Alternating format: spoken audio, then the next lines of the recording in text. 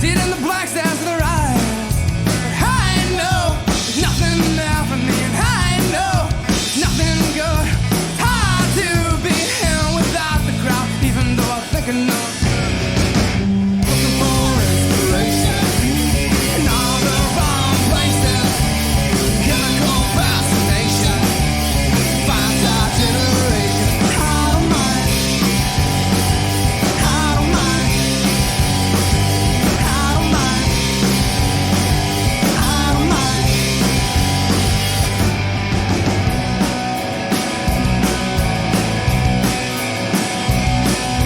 You know I said the horse is dead and flogging, beating bitter end. You realize in the curtain callers now.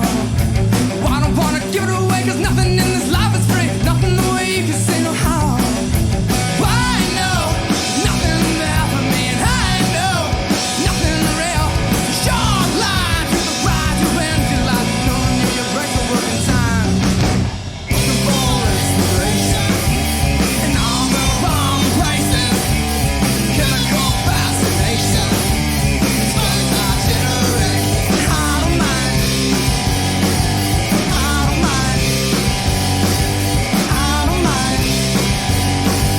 I don't mind.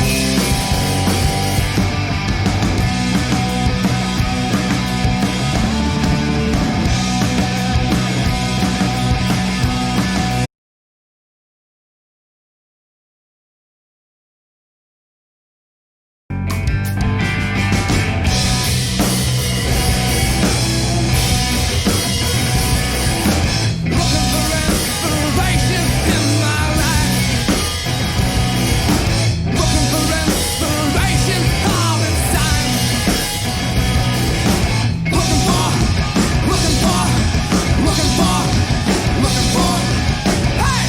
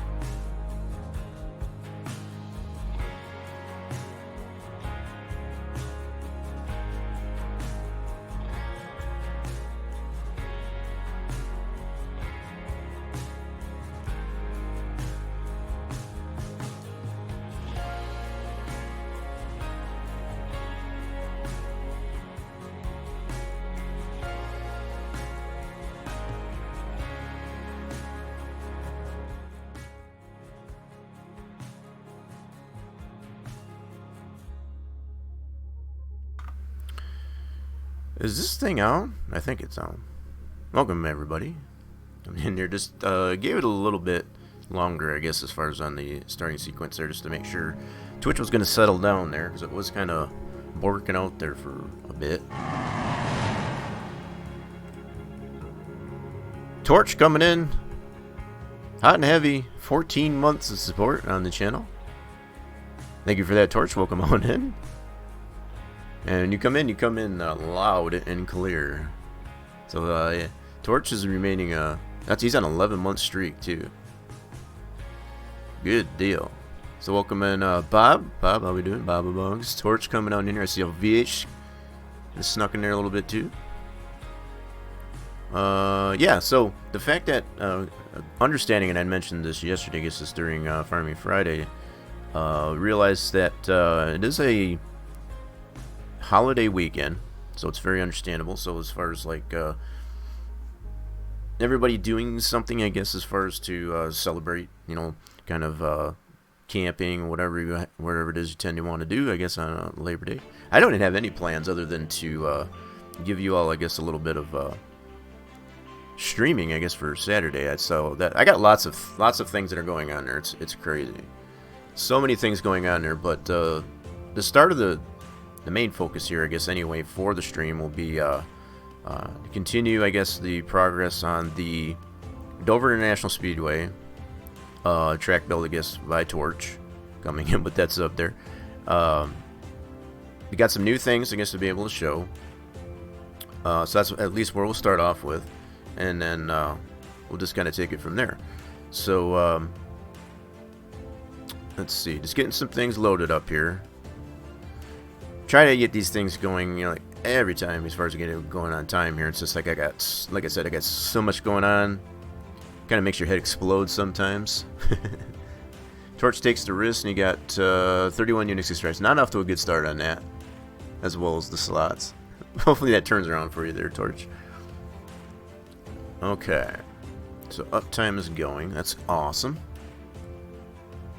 Okay, so for starters, at least anyway, this thing is just working out. Okay, so that's settled down. Cool. Let's bring this over here real quick. So, as I was saying, part of the thing we got here, we got some new things to go over that Torch has refined with the build, as far as based on some of the suggestions that I made from the last week's previous stream. We have fun going on. What do you mean? I always have fun going on. It's yeah, as far as like just many projects, I guess, going on. That's what I was referring to, if that wasn't unclear. But yeah, I always got stuff going on. That's for sure. Sometimes too much, but it keeps me busy. It keeps me out of trouble, and that's why I like to do it. So I tend to like to take the time on the Saturdays or whatever to kind of show some, if not all of the stuff, I guess, that I tend to go on. I can't reveal all my secrets, though, right?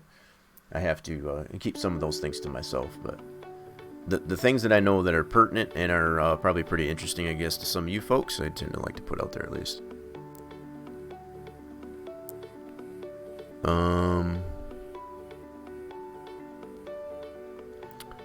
My end's muted? I don't know. It's showing it's going. Let's see here.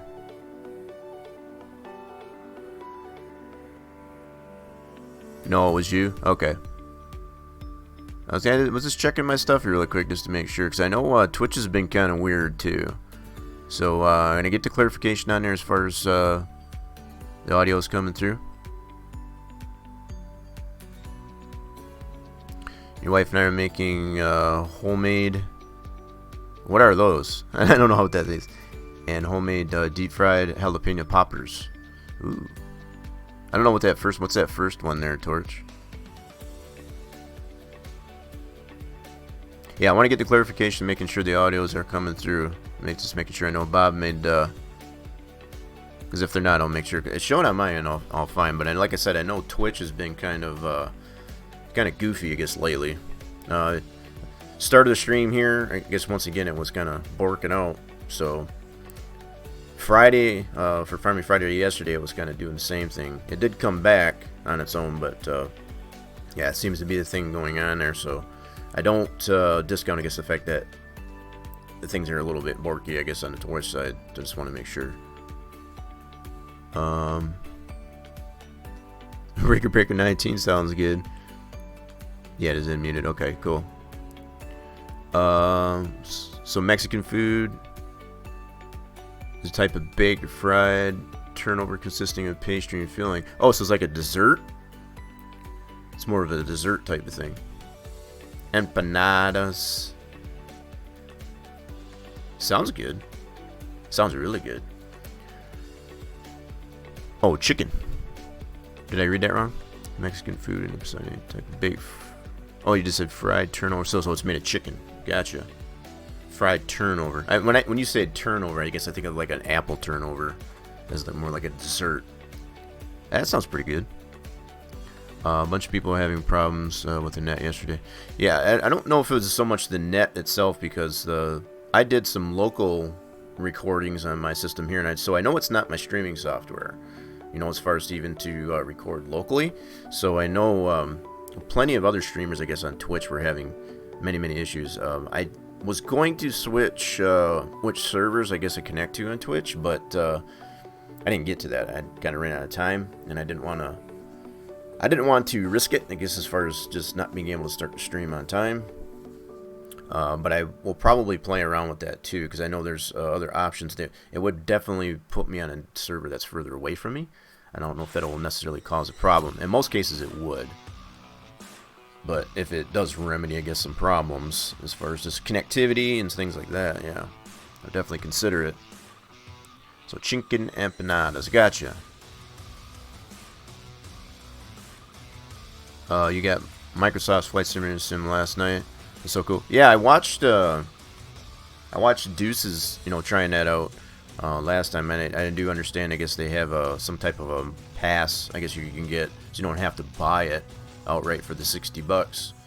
I know my system, as far as like just not only just the size of the game itself, but just the overall graphics in it. My computer would probably take a dump. So I'm not even going to bother with it right now, at least, anyway. But, yeah, being able to see it, there's plenty of streamers I've been able to watch to actually see it and witness it. It's pretty cool. I will have to admit, they got a lot of different aircraft, big, small, everything in between, as well as just the landscaping, I guess, as far as be able to fly it. So, yeah, but I know for darn sure, based on the specs that I've read and what I've seen on there, as far as just how much of a beefy game that is, that my computer would probably crap itself. So, probably won't be playing an online system here anytime soon. Alright. Oh, Xbox Game Pass only $1. Well, there you go. If you got an Xbox, I guess you can do it that way, I suppose.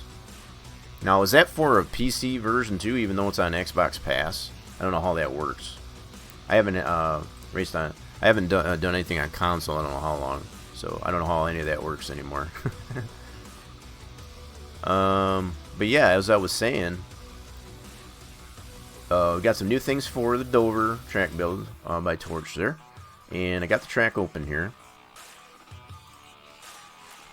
So I got it open right here, and I'm still noticing, I guess, still some lag, I guess, in the frame rates here in Sandbox, but I don't get it as much or as bad in the sim itself.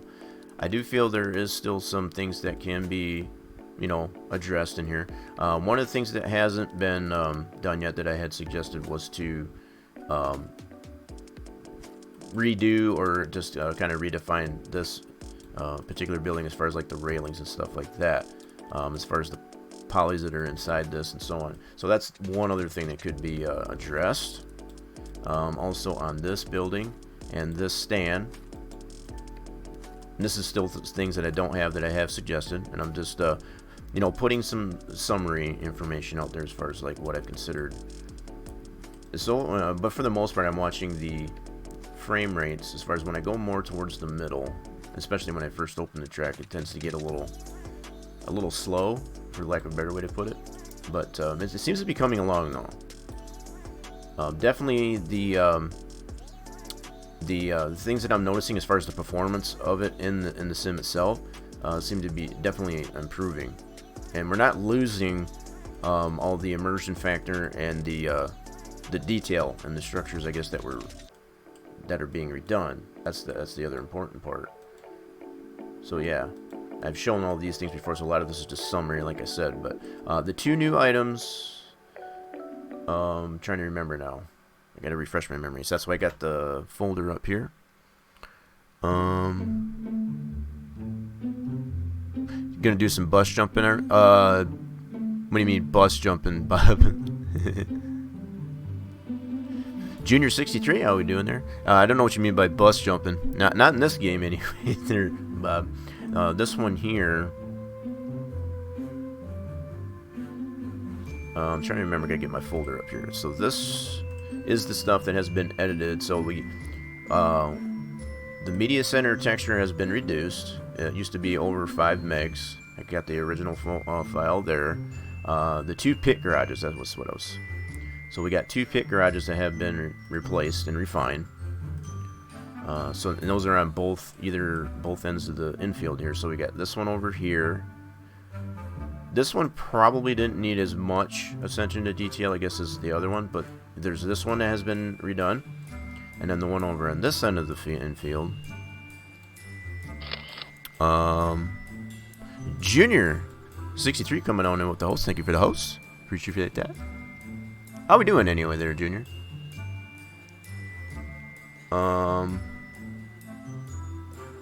Oh, you have all those lined. Oh, the buses. I got you. So the buses here. Yeah, these are the infield. I see what you're talking about. I was like, what the heck is he talking about? Yeah, so we do have some luxury buses in here as far as.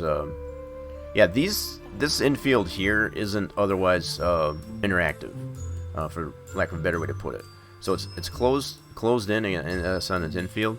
The only thing that's really accessible, as far as the infield goes, is the victory lane, and just up to this menu building. So the fact that there is this garage area, you can access this, right? We replaced all these haulers here. We haven't moved them back up to the wall. That's the only difference there. That was the only. That's still an adjustment that can probably be applied. That's minor details, I guess, with that. But the fact that Torch, I have been in communications with Torch. He's currently working on, and maybe you can elaborate, Torch, I guess, on updating these textures for these new haulers that we applied in the last stream to this new model. That's to conform to that. So as it is right now, these are kind of more or less a placeholder as far as the texture on that model. So yeah, so doing very well here, Junior. Weather's pretty nice. Are we working today there, Junior? I didn't want to be care to elaborate. I know you, when you joined in on the stream yesterday, you were on the tarmac as far as in your fueler. As far as on the job there, that was pretty cool. And the weather seems to be about the same as it was yesterday too here. So yeah, yeah, that's the clarification I want to make. And you can drive into the infield up to, where there's walls and stuff like that, I suppose. There's still some texturing issues, I guess, on these walls here that can be addressed as well. But again, just minor details. Minor details. Yeah, so anywhere where there is an opening in the infield can be driven into. To be honest, I have not really tried to drive up on this thing here, but I don't know if I'd want to. But I guess it is accessible. I believe that's all open there. The primary places, I suppose, in the infield would be the victory lane here and probably up to the garage area. I don't know, can you drive in over here? Let me check this out here. I have not gotten that far, I guess, to look at that. I've been paying more attention, I guess, to just which models in the infield need to be adjusted down. This is the other garage that has been adjusted and refined. Maybe a little bit of mapping, I guess, could be fixed on here, as far as the line of the blocks, maybe a little bit better. But again, just minor details, some of the minor refinements. But yeah, this has been, if we remember from the last model that I showed on this here, we had 3D structuring as far as these posts for the roof and whatnot. This has been refined, I guess, to reduce the number of polys. So just to kind of clarify where we were at before, so this pit garage, I think it was the 2. I think it was this one here. Let me open this up in here. Yep. This should be this one right here that we're looking at. do believe, yes. So this one here, if we remember from last stream, this had a lot more detail as far as in the railings and stuff like that. It was all 3D, and it had a lot of polys and whatnot in it. So we've got some information here as far as what has been reduced from. So we did have it before. So the original had 409 polys, 695 verts. We're down to 90 polys and 191 verts. So that's a huge reduction, and you can see just how much detail we're able to maintain in doing so. I mean, there's still plenty of detail in it, even by reduction of those, you know, the polys and the verts into it. You still get the, you know, impression that it's, you know, large and in charge, I guess, as far as just the look of it. So, oh, you're off today. Okay, gotcha, Junior. So, are you able to take advantage of this holiday? I'd assume there. I don't want to assume, but I take it there's plenty of other people I know that would normally be working today. And also there's some people I do know that have to work today, as well as over the holiday. But that's good that you've got it off there, Junior. You off of pit road there is a place by the small tower. That's right. Yeah, so just clarifying on that. So yeah, there is a couple different places that you can enter the infield here. That's what I wanted to show here. So right here by pit road, you can get into the garage area this way. You know, just for example. So there is some access into the infield, I guess is what. It is somewhat interactable. Now, as far as being able to, these buildings and such having collidable properties to it, you can drive through these, right? There's no collision or rigid body to them. So that's something, as well as most of these vehicles and such like that. So that's just kind of a product of NASCAR Racing 2003. That's just the way that works. It's like kind of like you can look, but it doesn't collide. So you do work tomorrow through next Friday. Ooh, okay. Well, at least you got today off. That's pretty cool. Appreciate you dropping on by the stream here to kind of see what we got going on here on your day off. Always appreciated. Trying to think of anything else. Maybe you can chime in there. That's the only two things. The two pit buildings and then that media center textures I was showing has gotten reduced as well. So there's still some things that still need to be addressed, like I said, as far as this tower and others. This has already been reduced to include the look of these. I still think it looks good. It still looks great. I mean, as far as what it would be used for, still plenty of detail has been able to be maintained, this even by the reduction of it. This media center, the texture for this media center, this media building has been reduced, as I was showing here. So let's go back.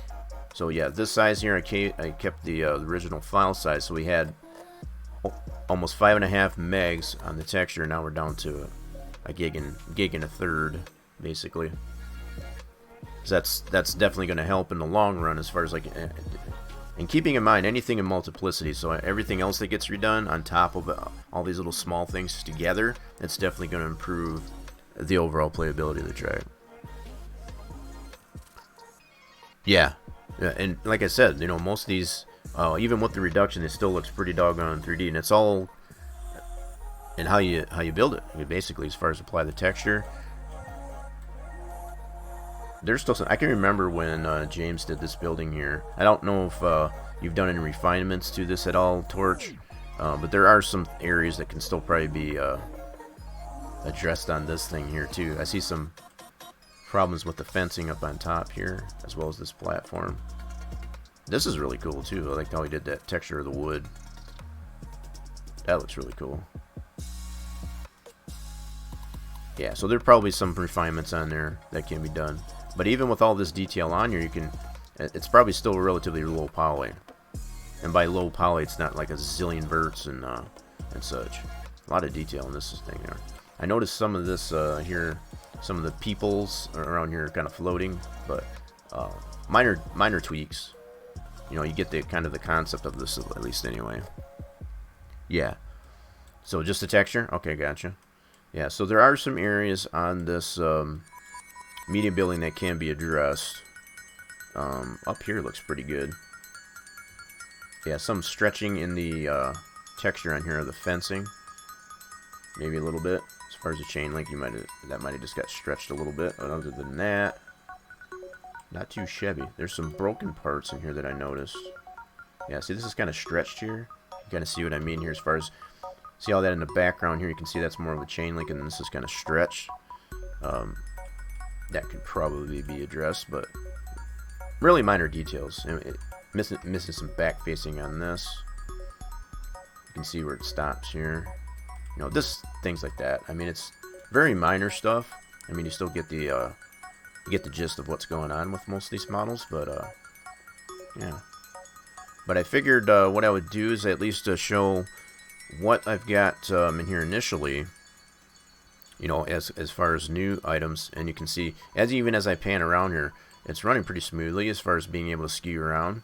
I'm not getting drastic reductions right now, at least anyway. It kind of was when I initially opened it, you know, opened the track up here in Sandbox, but for the most part, it's pretty smooth so far. So even without these minor adjustments, I guess, to move these haulers, this is based on the new model, as I mentioned again. It's running pretty darn good.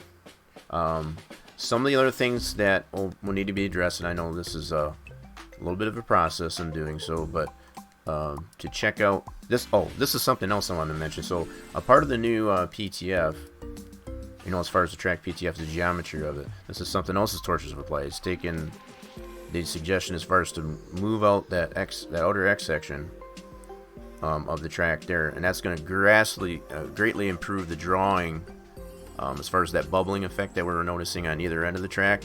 As far as it clipping into the grandstands, that's going to remove that anomaly. So that's another adjustment that has been made to the track on top of those models that I've already shown. So yeah, we're definitely moving in the right direction with this so far. Let's see here.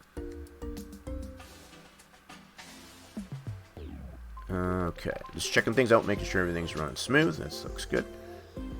What I want to do at this point, with everything that I've shown here, just to kind of give everybody a taste of how the track is coming along as far as like just the performance of it.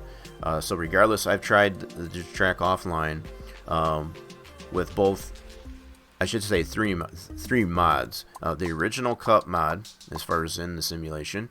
The Winston Cup 98, which I tend to privy the most lately, I guess, for by Splash and Go, as well as the Manx 19, as far as the Monster Energy NASCAR Cup Series mod, the 19, the last one that they put out, basically. I've tried them all out, and there is a progressive reduction in the number of frames, as far as the frame rate staying up there as I go from one to the next. And I think that just goes to show it's not crashing to desktop or getting any poly tearing or anything like that, so it's definitely a good thing, but there's still some improvements there, and that's kind of what I want to show. It may otherwise turn out at this point to look like nothing's really changed since the last time I showed it, but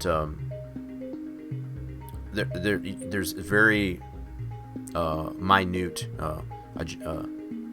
positive changes to the track. I guess I just want to make that clear. So once all these other these other things like the models and the texturing and things like that get addressed in the track, it's definitely going to bring it that much closer to be able to run that Gen 6 that has a lot of detail in the mod itself, as far as the cars and such. It's going to bring that frame rate up, regardless of what type of system that you're running it on. You know, I consider the system that I got here, it's pretty much a dinosaur. I'm running a GTX 970 NVIDIA card. I've got a 3rd gen i7. Currently still only have 16 gigs of RAM, and so that'll give you somewhat of a baseline or a benchmark, I guess, as far as how all this is functioning on a system like mine in comparison to what it might do on yours. So if you've got either lesser than mine or even more than mine, as far as like getting engaged, I guess, as far as what's going on. Okay. No problem there, Torch. I'm going to get this thing loaded up with the sim itself. I got to make sure that I'm set up on my profiler. Okay, that's going, I think. Is it going? Yeah, I think it's going. So I want to check these things out to make sure.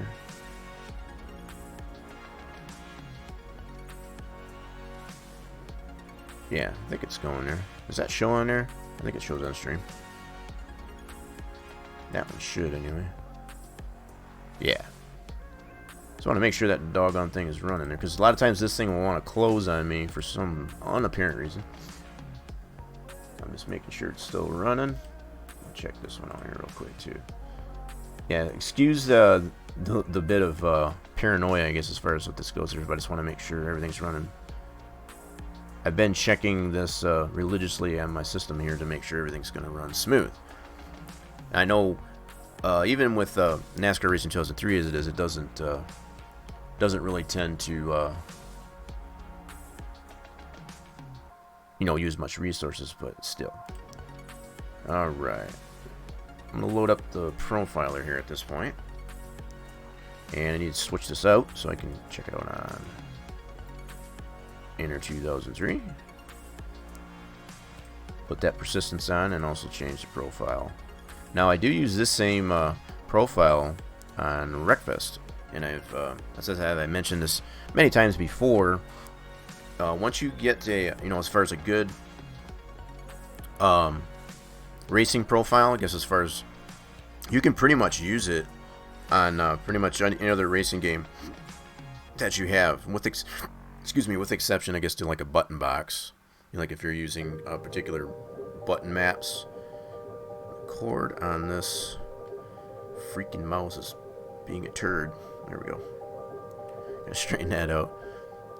Went to stretch out on me there. There we go. So now what I'll do is let me turn this on. I'm gonna swap these out here real quick. Let's do that. Turn this one on. Is that gonna come up? There it goes. There it should be. Alright, so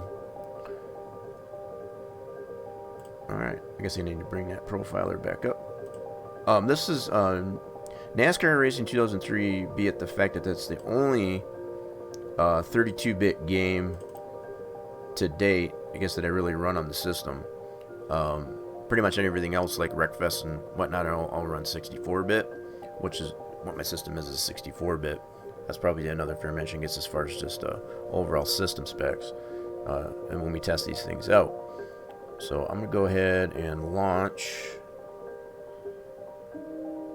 I'm going to mute the mic here for a second here, so if I do go silent and forget to turn it back on, that'll be why. Just to kind of eliminate any potential background noises that might come across. I do have a noise gate on the mic, but there's still some things that come across here. It might come a little noisy. I try to take into consideration that some people watching the stream might be on headphones or earbuds, what have you. So I'll be right back. I'll just mute the mic for a second.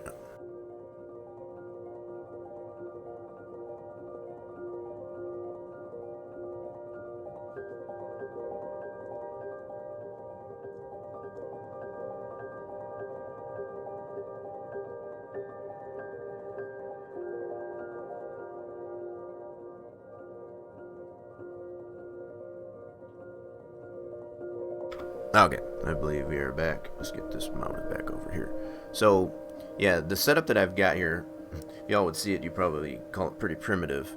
I'm trying to design, this is some of the things that I work on, I guess, off of stream, as far as to design a type of desk that is kind of somewhat multifunctional, so I can actually have like the wheel underneath it and kind of have that popped out and move it out of the way, I guess, as I need to. As it sits right now, I have to keep bringing the wheel over to the desk. So that's hence the reason why I had to mute the mic or whatever, just to kind of eliminate any potential loud noises that might come about with doing so. So with all this set up now, we're going to go into the sim and check the track out. You know what, though? I just thought of something. I did not make a new DAT file for this track, so I'm going to have to do that first. So let me do that first. Give me a second here. So what we're going to need to do with this new PTF and all that stuff, I wanted to go through that process again just to kind of do it as a refresher course, if anything else, to kind of keep that all fresh in our minds as far as like to anytime. Now it's not necessary to do that, and I've shown it a couple different ways. So at this point, what I can do is just take the files that have been adjusted. So there is that method. So in that case, it would be the PTF. So I'm just going to show this. I'm going to go through the motions at least anyway with it. And there's also the method of just packing the whole thing up into a DAT and testing out that way. Now, whichever method you decide to use, that's totally your own preference.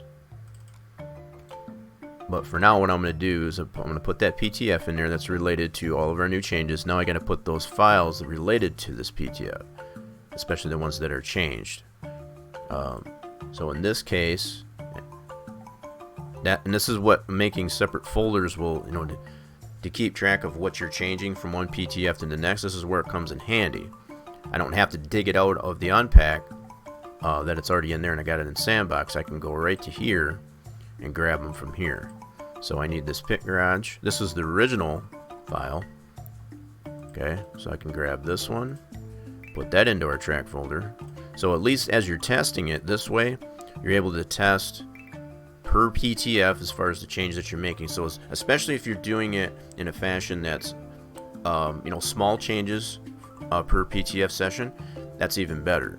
So the fact that this is only involving a texture change and as well as two models as far as these Pit Garages, to me that's almost perfect, because you're not applying a buttload, I guess, of stuff, I guess, in one PTF session. And by PTF session, I'm talking about just changes to the PTF itself within Sandbox. So all we're doing at this point is we're putting the new PTF related to all the files that are now changed with it, so that when we load it into the sim, it's going to read that PTF and all those changes that are applied to that PTF. So we're adding those files. So we got to put this media building. That's the last one. And I've got this all in this folder here. I can keep notes, keep a history, I guess, as far as what's been changed from one point to the next and so on. That way I got an idea going into it. It's like, okay, I made that change. This is what the result was. It's just, it creates yourself a meaningful type of test. It's just like, okay, I'm dating it. This is working fine. But to make a wholesale type of judgment as far as like, okay, these changes that I made did this to the track as far as the performance of it with this mod and so on and so forth. Now, if you want to go even further, I guess, to make a track record, pun somewhat intended, made these changes and I did it, I tested it with this mod and so on and so forth, you can keep that as a record too, to say like, okay, I know in this mod with these changes, the track reacted, I guess, in such a fashion. So it's just things to take in consideration. It'll definitely come in handy in the long run, as far as just to kind of give you a sense of accomplishment and improvements, to better, I guess, your track building experience, I guess, with the sim. So we're taking advantage quite a bit, I guess, on being able to add much more detail than has ever been added to the sim in its heyday. Alright, so we got all the files that we need in there, just making sure. Now this is just the one method.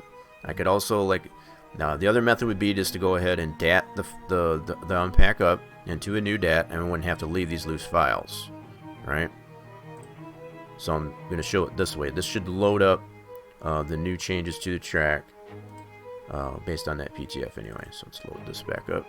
Now we'll relaunch the game and it should open it up that way.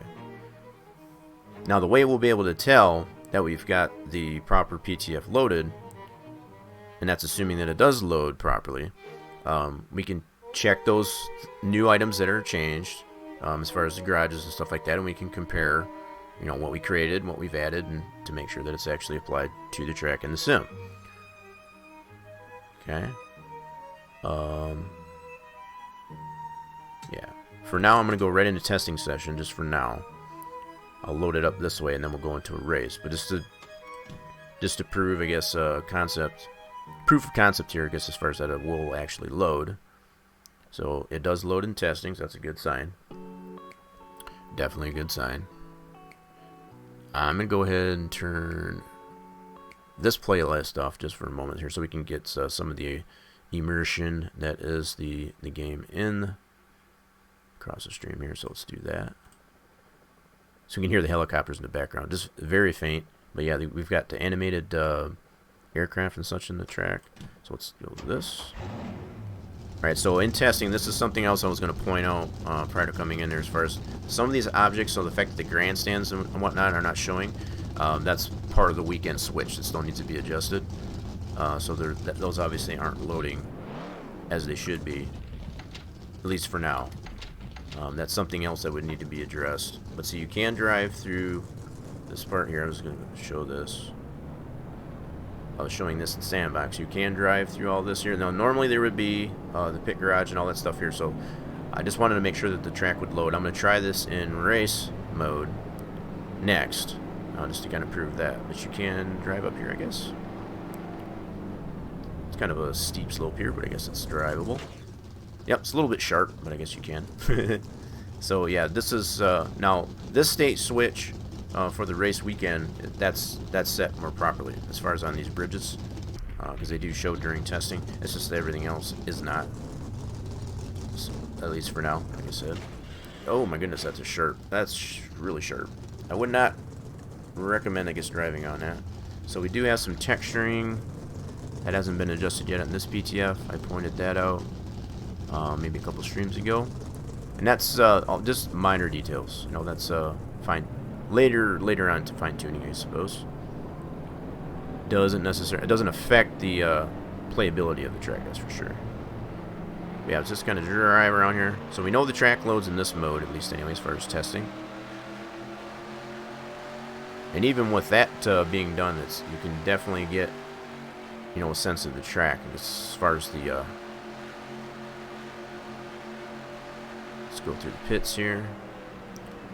Next thing we'll do is we'll load it up in race weekend. Let's see how these are lining up here. I noticed in Sandbox here, you have these lines here are kind of a little wonky.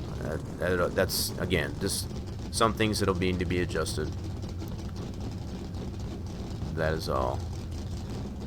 Okay, so let's get out of this one. We'll go into race weekend mode. Check it out that way.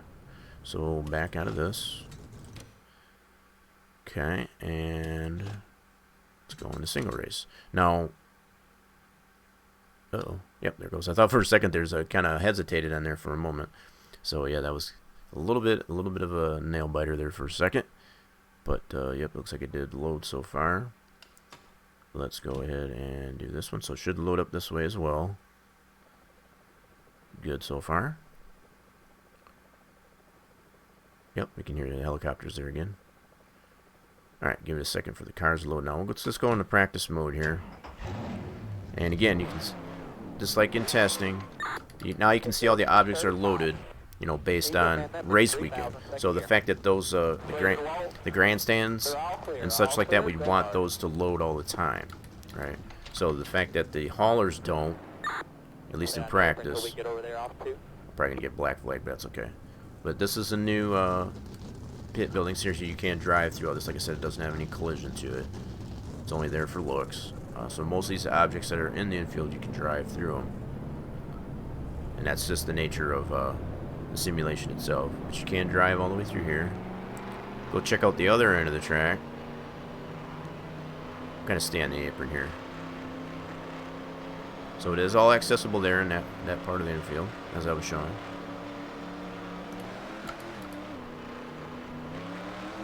Stay on the apron, stay out of those guys, stay out of all the other opponents' way. So let's go over to this end of the track and check out this this garage area. And I'll probably end up getting a black flag, but that's okay, just for the sake of testing here. So this is the new garage area. Pretty good. And again, like I said, you can drive through all this stuff. It doesn't have any collision on it. It's pretty bumpy in through here. Okay, bud, race is over. Yeah, there's my black Tell me flag. what you're doing, buddy. I expected to get that. Because I'm not going in the direction of the track itself, so that's automatically going to give me a black flag. But that's okay. So you can see how you can drive through all this, but this is the new garage. So you can kind of somewhat use it. It's kind of bumpy up and through here. I mean, it's not supposed to be driven on anyway. Honestly, it's more or less just for looks. Yeah, it's pretty bumpy through there. I didn't realize that was so bumpy through there. I don't know if that's got... checked it out in the sandbox there. I don't know if that's just set up on... It's pretty smooth up in this area. I don't know if that was done intentionally. Get some clarification on there from Torch, I guess, as far as how that's supposed to go. So we got some wall texture here. I noticed some of the numbering on here. So we got stall 40s in this spot. And you got 38 and so on and so forth. Oh, we got one guy coming down the pits already. Yeah, so what I'm monitoring now as I navigate around, you can see the frame rates. They're staying up in the upper 20s. Upper 20s, and it kind of fluctuates in between low 40s to high 30s. So it kind of fluctuates everywhere in between it, which is not terrible. What we really want to pay, you know, with all the additional changes that will apply to the track, we'll keep it above that 30 frames. You know, especially 32 to 35 frames consistently. That's what we want to be able to accomplish here, so that it doesn't get choppy on us. Okay, go, go, go. Okay. Just clear my black Clear flag. them all. They're all clear. All Clear? clear, go hard. It did not clear. I'm not really worried about it being that it's in practice anyway.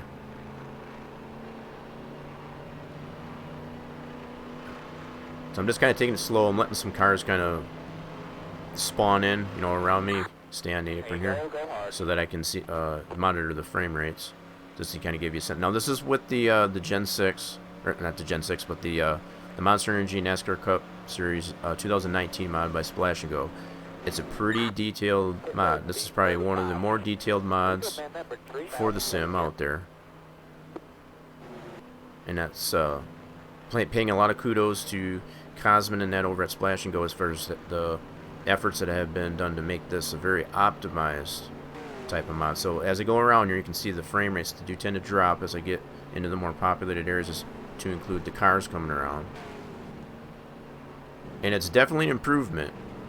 Don't get me wrong, that's what I'm trying to point out, as far as it's definitely an improvement from previous tests on the track, as far as the drop, you know, into the single digits even. So back for a sec. Okay. Yeah, so what I'll do next, as far as, you know, now that we've tested it in this mode, we'll go ahead and go to race, and we'll start from the back, and then just kind of work our way on there, and we'll do this short little 20 lap race, go from there. So we'll go return to pit, and what I want to do actually is go to get out of car, and I'm going to switch this right over to race now. Start from the back. And we are still on the back stretch, you know, as far as not the full pace lap, as that starting grid on the pit road is not set yet. That's still one of those other things that still need to be adjusted. Alright, so let's start from the back here. So right from the get-go, right on the grid, we're like in the low 20s. So what I'll do is I'll let the cars ahead of me go send off. And we'll see the frame rates slowly increase. Yep, so this frame rates as they move away. So from the back there, it's still like in the low 20s, which is, you know, there's still room for improvement there, right? We're out of the single digits, that's for sure. So that's definitely a huge improvement from our previous test. But I'll go ahead and run this through its paces from the back. I'll stay relatively in the back here just to kind of test the track. With this mod, and this is, like I said, this is the more detailed mod available for NASCAR Racing 2003. So it drops a little bit below 20 there, right off the get-go, and it's got the animated flagger spawning in there, so that's gonna add to it. So I'll just stick here in the back so it stays in the low 30s. Oop, I kind of tagged the wall there. So as I work my way closer to the tail end of the field, the frames will go down. So it tends to stay up in the upper 20s for the most part. So back here, and it's still loading all that library in there to include the cars, the models, the texturing of the track, so on and so forth. So the fact that it's staying well below 30 frames at this point, even way back here, that does kind of show there's still some improvement that can be made to it, just to kind of make it less choppy. I mean, it's definitely raceable this way, but I think it's there's definitely room for improvement. I think if we can get it to where, and again, just considering my system specs, right? Being on a GTX 970, 4GB card, 16 gigs of RAM, and a Gen 3 i7. For the most part, I can run the track pretty well without it crashing the desktop at this point, as we were experiencing, I guess, previously.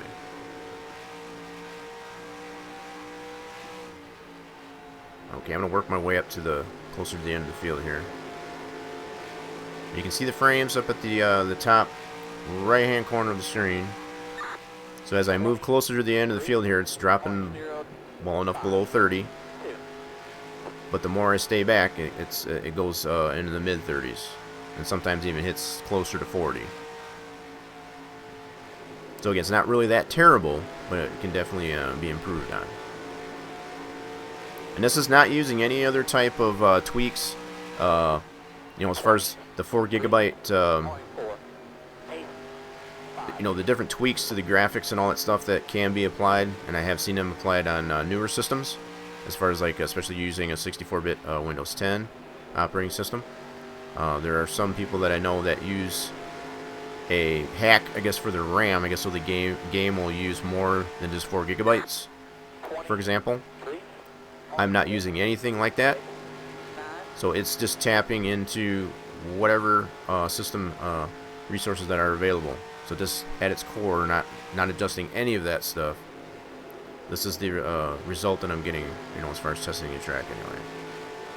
And this is what I consider to be a typical setup that most would have when they were to try to run a 32-bit program like Enter 2003 is on their system. Be right back again, no problem. I know you're in the process, I guess, of helping with making the foods. That's definitely got more priority than this. But the fact that you're multitasking, I guess that's the other thing I can definitely appreciate and respect. Speaking to Torch there anyway. Oh god, no god, got way too close to the apron. Okay, this will at least bring out. This will test the frame rates too, as far as to get some damage on the car. So I got no caution because I'm way here in the back. So let me get going here so I can not bring the caution out. But this will definitely bring out, you know, add some. You know, I'll have to load some frames here. So I got the cars coming around me. Stay here on the apron. Let's let them go. So it's. Even as the car's going by me, I got all the damage. It's getting really, really choppy. It's dropping a little bit, lower 20s. It's not crashing the desktop though. That's a good sign. But it did get super laggy there, even with the damage that I got on the car. And that's what I wanted to test. Kind of did that somewhat on purpose, just to test the mod with the track. And again, can't stress enough as far as, you know, considering this is system specs that I have, and no major modifications to the graphics or anything like that. It's all pretty much default. And this is the result that I'm getting so far. So being way back here with practically no cars in my view here, I kind of jumped up to about 60 frames there. So now it's getting up to the high 50s.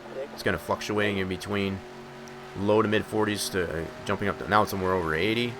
So you can kind of get the sense of what's going on here. The more that's in the picture as far as what's in my view, right ahead of me is what's going to reduce, and that's including the mod to include all of the library of the track itself.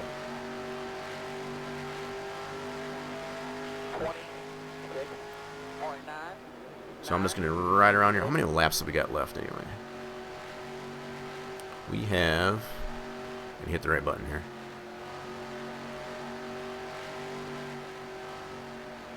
We got 6 to go. Okay, not too bad.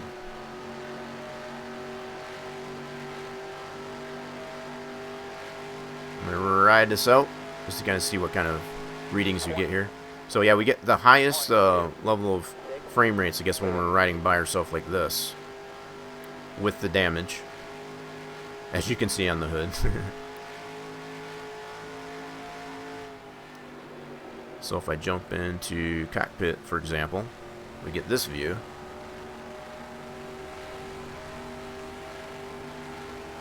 5 to go. 5 to go, okay. 5. Yeah, it makes it really tough to see with that hood all crinkled up. 4. Leaders coming up. Leaders are coming again. I'm going to stay on the apron. Let them go by. 1 outside. But this will... Again, this is another level of Clear. frames we can test. Stay low there. Go there. Clear. Yo, Steelcrafter coming in with that sub.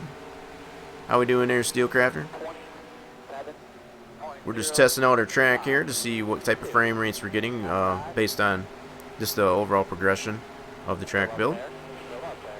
I got a little bit damaged on here. I'm trying to test out Clear. 1 outside. the graphics load Still up there. Still up there. of the track with the mod having, my car having damage on it. So far, it's a little bit laggy as far as coming through here, but it's 2 to go. definitely not terrible.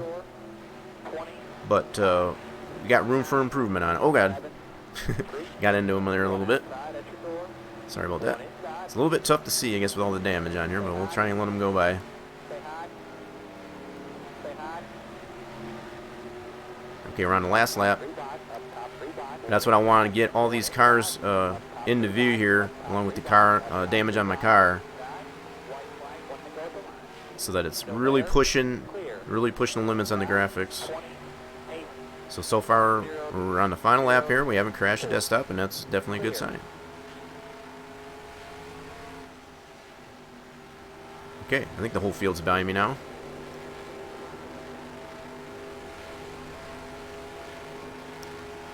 Yep, so we're still, in this mode here, we're definitely seeing, the frame rates being in the low 20s, low to mid 20s.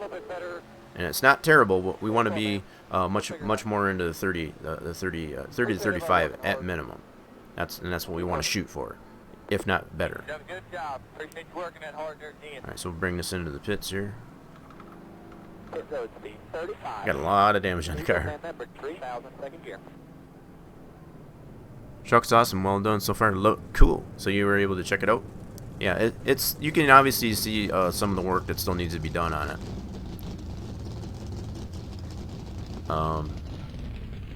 One of the things that I did notice, and I did post that into, I messaged you, I guess, about it, was the fact that the lights are messed up on it. I don't know if that was something I did, or if it was something that was already applied in the process of bringing the body in there. The working lights are in there as far as what actually turns on and off and all that stuff, what's cast on the ground and such, but it's not, there's nothing there for the okay, we'll get out of that. So that's a pretty solid test. Track did not yeah, the track definitely did not crash to desktop as we've seen in the past, and that's definitely a step in the right direction. So we'll get out of this, come back to desktop here. Yeah, so I don't know if you noticed that or not, Steelcrafter, I guess, about the lights, as far as the actual glowy parts and all that stuff. Those aren't there. That's something I either have to look at the original model for that Chevy body, or create some new ones. I guess depends on what you would like to do. I guess that's for sure. It's fine the way it was. So yeah, if you're not terribly displeased, I guess, with the way it looks, I know there's some definite improvements that I could apply to it, but I figure it is at least drivable. It's in the game. One thing I did notice, and I don't know if you did, I don't know what causes that. I don't know if it's just something with the shapes file in that particular model overall, but I did notice that once you buy one of the deals there in the store, it'll show in the store as far as being able to put the configurations of the wheels and stuff. Once you try to go buy another one, the options and all that stuff, but the actual physical model doesn't show in the store spinner anymore. I don't know what the heck causes that. I'm not really sure what's up with that. I don't know if that's it's just that initial buying of the truck in the store. You could probably try that out for yourself to see what I mean. But yeah, that's the only thing I noticed. It's still what's really funny is that it will still let you apply the changes to the model based on all the options, you know, in the but it won't actually physically show the model in the spinner in the store when you're trying to apply those. That's kind of weird. And then it'll let you buy it, and it'll actually spawn it into the store spot with the selection that you've applied to it. It just won't show it that second, you know, after the initial buy. That's kind of weird. I wish I knew what was going on with that so I could fix that. But I don't get any errors in the log based on it. So it's more of those types of things. It's just like, okay, it may have necessarily something to do with maybe too many rigid bodies in the deal. What might be happening when you initially buy it, when it does that new buy, based on it's still holding on to the original configurations that you had, so it might be just putting it up below the spinner in the store or up in the air. So that might be something I'll have to look at. That's something I've been thinking about as far as to potentially improve that. Because if you wanted anybody else to be able to get that truck besides just one person, if you were to buy it or if they were to buy it in the store, it wouldn't show in the spinner, and that's obviously an issue, I feel. Only one thing. What comes up on the server? Now that you've been able to test it up in the server, what's the error that comes up? If you can even DM me that, screenshot DM me that, I can see what the error is. Most of those server errors that come up, it might be a spacing thing, or if it's something like that, it's probably easily fixable. Oh, it had 3 before? Okay. Well, you see, and that's definitely what's going to be different between what I test offline as opposed to on the server. Because obviously, when you get on the server, it's going to show more or less, you know, based on that. See, I did have to start from scratch with it too, so that's probably part of the reason why it's only got 1 instead of the 3 as previously. Because I started from scratch, and I kind of already know from the get-go as far as what needs to be there and what doesn't need to be there, so that it doesn't potentially cause an issue on multiplayer as far as on the server. So yeah, if there is anyone that's left over, you can feel free to DM me, I guess, as far as screenshot it or copy that error, so I can get an idea of what it's all involved there, and I can take a look at that. Buy one at a time should work though. Oh, it's a space and sound. Okay. Yeah, if like I said, if you can DM me, I guess, that message as far as what it exactly says on the server, so I can see which one's going on with it. I can definitely correct that. Oh, you need to change the motor sound. So you're going to change the motor sounds. I know you'd mentioned that too in stream, as far as you want to adjust the motor sound. I mean, that can be done. I would need to get some files, I guess, for which sounds, but other than that, that's most cases pretty easy. Because the motor configurations and the sounds that go with it, those are 2 separate things, I'm sure, as you know. Yeah, you can change the pitch and all that stuff to that via XML, or just adjust the sound file itself, I guess, to get it to what you want. But I think you were mentioning you had the one drag car, the Chevelle drag car, that you wanted to put that onto the Slayer, if I remember right. So that would be probably just a matter of swapping those files from the Chevelle drag car into your new monster truck Slayer with the 57 Bel Air, and whichever one other ones you want to do that, and put the appropriate sound XML section. based on those sounds from the Chevelle dragster. Yeah, right. That would be the first step that I would take anyway. And then if it ends up being the same as what you're taking it from, then you're probably good to go. And if not, you would have to make further adjustments, I guess, to the XML of the other truck. Okay. Just even as I'm speaking here, I'm very leery, I guess, about how the stream, just crapping on. I know Twitch has been having issues, but I've been also having issues myself, so I get a little nervous, I guess, sometimes. So far, it doesn't seem to be too bad. Good deal. All right, so we've got the track all tested that way.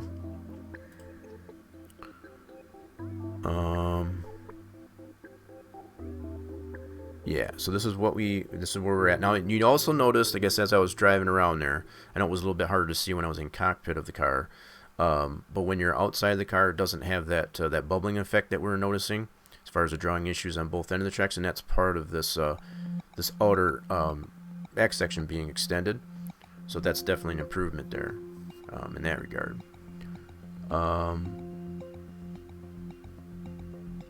Welcome back, Torch. Yeah, no problem there, Steelcrafter. As you know, I get very involved, I guess, in doing these types of things, especially when I know a little bit about it. It's a little bit leery, and I'm more than happy to help, I guess, as far as for you to get all the fun toys to play with on the server, that's for sure. I know some of them are a little bit wacky, but I mean, it's like if it helps you to have a good time and enjoy the game, I guess, a little bit better, then why not? I think some of them are pretty somewhat realistic in a fashion that they can definitely be created, I guess, in reality. So I kind of keep that in mind, I guess, as far as that goes as well.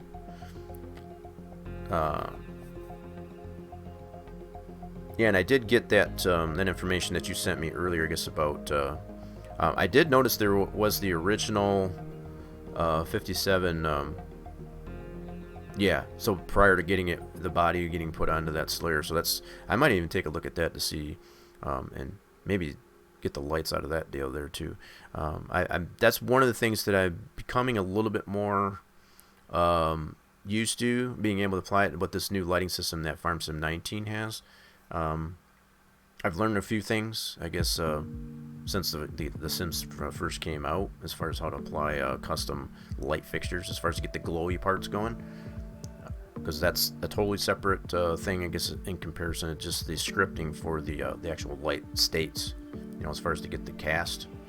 So, yeah, I definitely have gotten some more used, I guess, to being able to do that for sure.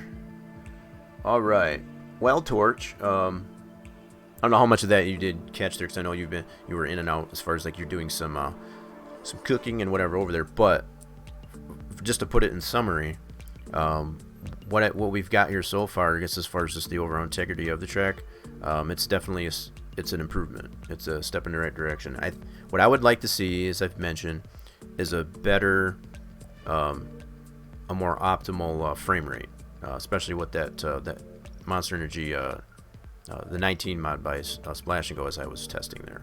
That would be my only other thing, and I think if you get all the other things applied as far as the optimization of those models that I was pointing out there, I think that's going to do it. So there was at least 3 things there. There was that tower. I just want to point these out again here really quick. Any thoughts on the light tree? That's funny that you mentioned that. So I did kind of show that, and I did put that together. In fact, I do have that as a side project here. So I'm going to be all over the place here today, I guess, in the stream today. And for anybody that may offend, I apologize, but I've got so many things that are going on here, and it's hard not to pick just one thing, I guess, to go over. I'll just put it that way. Now, as far as the light tree, I did share you a picture that let me put this over here. I don't want you to get any sneak peeks of what's going on. Alright, so I've got this deal here, and I've shown you that. Now, I've got 2 different versions of this thing, right? And the 2 different versions that I have one that has the glowy parts on the lights, I'm going to switch this over here, actually. Let's do that. I've got the glowy parts on the one, and I'm still working on that. As far as to get it on a timer, per se. I might have come up with an idea, but I don't know if it'll work. But let's see, I'm currently working on the vehicle transporter, and almost.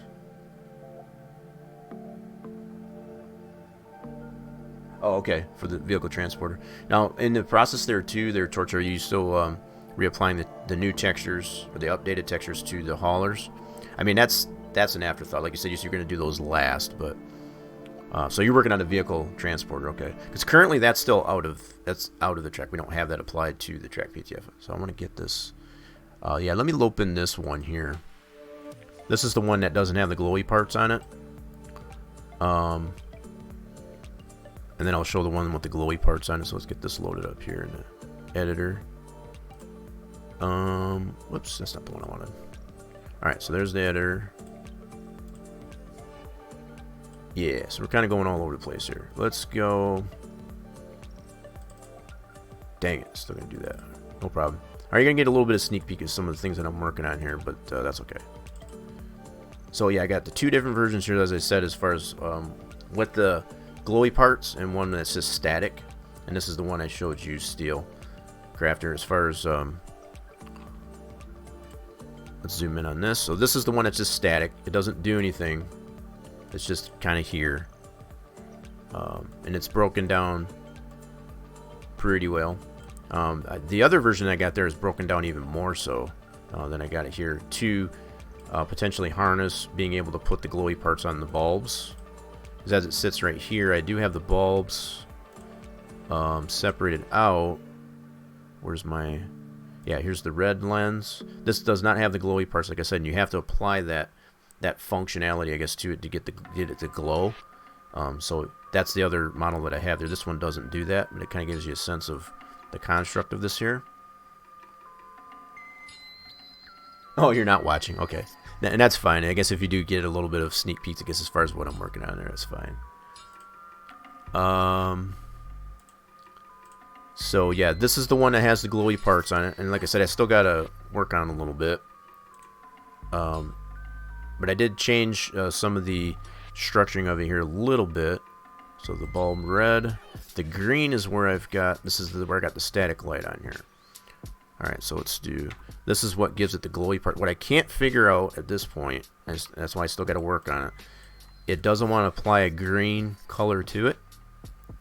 Now, when I applied the what's considered vertex paint, in the vertex paint, that's where usually you might notice this. Whatever, if you're in GE, when you try to make something glow, as far as to add the static light based on the vehicle shader, it'll come up that error. I guess as far as the vertex aren't, or whatever it comes up with.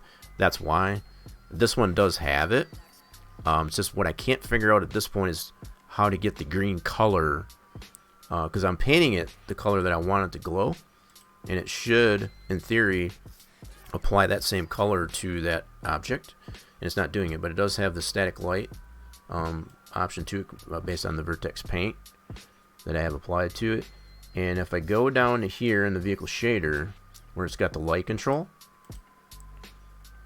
I can adjust that so you can see the glow on it. Now on the other version there that I was showing previously, it doesn't do this. So this is something I'm still working on. So it does have the green glow, but it doesn't have the doesn't leave that static solid green color on it when it's not glowing. So that's going to be the different states that the object would have. So that's something I'm still in the process of working on to get it to still look green even though it's not on. So that's at least a step in the right direction anyway. I know nothing, I see nothing, so it's kind of like no monkey see, no monkey do. So that's just to kind of give you a sense of what I'm working on with this, at least anyway. And what I potentially want to do is get all these separate bulbs to function, to get the pre-stage to work. Those will all light up, then these will light up, then all these will go really fast. And then either a red, I don't know how that would work as far as to get the foul light to light, but at least get the green to go so that it tells you to get the jump off the line. But all these bulbs potentially I want to get them to where they'll light up separately. So these all light up, then all these will go really fast, and then they'll go either green. And if I can get it to some type of scripting to work, it'll be a foul as far as if you jumped it too early. But in any case, to at least get it to work, just goes green. That's the idea anyway. That's the concept. Whether or not I can get it to work, that's still another thing. This is for Farm Sim 19 there, Torch. As far as what I've been, yeah. So all this I'm showing here at this point is all for Farm Sim. To get something like this to work in like Enter 2003 is probably impossible, as far as to get all the scripting in there, at least anyway. The only thing I would be able to do, as we know up to this point, with what we know as far as scripting wise, is be able to just get caution, which really isn't the whole idea, I guess, behind this drag tree. As far as to get some lights, I guess, to actually, I could make this look like a, function like a caution, track condition light, as far as to blink caution and then go green and things like that. But that's not the whole point, I guess, of this drag tree, like I said. So if anything, we were to put this into a track, in Enter 2003, it'd just be static. And that's the other model that I've got there. We wouldn't necessarily need to have all that function in there. So that's one other thing I guess I've been working on. And I figured, yeah, since you brought it up there, Steelcrafter, I figured I'd show it to you at least anyway. Yeah. So that's that model. I don't need to save that. I think that was the only other thing. I don't know if you want me to show. That's up to you, Steelcrafter, as far as if you want me to show that what I've been working on for you there. Because I kind of wanted to show, I guess, a little bit as far as what issues I feel I want to still adjust based on what I just showed there too, as far as with the lights. But that's up to you. I'll leave it up to you if you want me to show that or not. If you want to leave that on the low down. Pretty neat drag racing game. Okay. That was the only other thing I needed to show there. Okay. If that's the case, what else do I got here? Yeah, so that's about it. I'm looking through my stuff here. Alright. Oh, show it off? It's all good? Okay, cool. I do have that. I got your own little folder on my deal here. Let's close that out. Alright, let me minimize that. Just gotta move something. I've said this many times before, and I'm still gonna say it. I need another monitor. I got 3 as it is, and it's just not enough. Okay, so yeah, let's go into this. So this is something that I've been working on for Steelcrafter, and it is a bit wild, let's put it that way. Oh, it did load right away. Cool. I wasn't sure. Sometimes it won't load right away. There it goes. So this thing here, yeah. So as as I was pointing out, it doesn't have the actual glowy parts as far as the lights. It does have the original casted lights as far as for the Slayer, the original Slayer. That's what all this is, right? That's only the lights that are cast. So if you turn the lights on, it'll actually cast, but it doesn't have the glowy parts. So based on what I've just shown there with the green lights, and I'm trying to get, what I cannot figure out up to this point is why it doesn't apply the color that I'm painting it when it's not turned on and glowing. That's the only thing. I need to work on that yet. But yeah, that's this thing here. So it doesn't have, one of the other things, and I already pointed this out to you as well, Steelcrafters, the inside here, and I think you had pointed out it would probably be better, I guess, to leave it that way so you have a better visibility when you're in the cockpit. But that was something I was considering, was to put some type of inside planes, inside panels onto this here so it doesn't look like it's hollow. But if that's the way you want to keep it, I don't have no problem with that too. I don't think it would be that difficult to be able to put some back facing on these body panels to be able to have some type of interior, some inside panels onto the body anyway for it. Yeah. So this thing works pretty great too. I do have a video clip based on, and again, since as long as I got Steelcrafter's permission there. One of the things that I did adjust on this, on top of what we see here, is to apply the exhaust particles. It only had it on the one pipe initially there. So I've got this one set up to where this will give you somewhat of a clue on how that works. So I set up a transform for that, and then was able to put all the individual sets here. Got two sets, one for the left, one for the right, and it's got all these individual ones here for each pipe on each side. And then you have to node those to script it, so you can see where those are. And I do have a video that shows how that, not real hard, I guess, to be able to apply that. It's a little bit of work, I guess, to get the nodes where you want them to show, because there's no way in GE, I guess, to get that to show. So there's a lot of testing in that regard. So it's just basically putting this gizmo into the spot that you want that particle to show. And like I said, I do have a video. Yeah, so the hitch, that's probably another good mention too. That was something else I adjusted. I didn't know if you wanted to keep that on there or not. So I figured I'd give you a chance to try it, to see if that's where you wanted it. Here, let me put some light onto this thing. Let's adjust it this way. Hold on.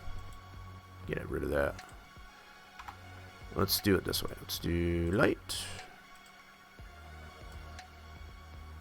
There we go. Let's put some light on the subject here. So yeah, I put the hitch, the Reese hitch, it was up on top here. That's not very practical to be able to pull your trailers if you wanted to.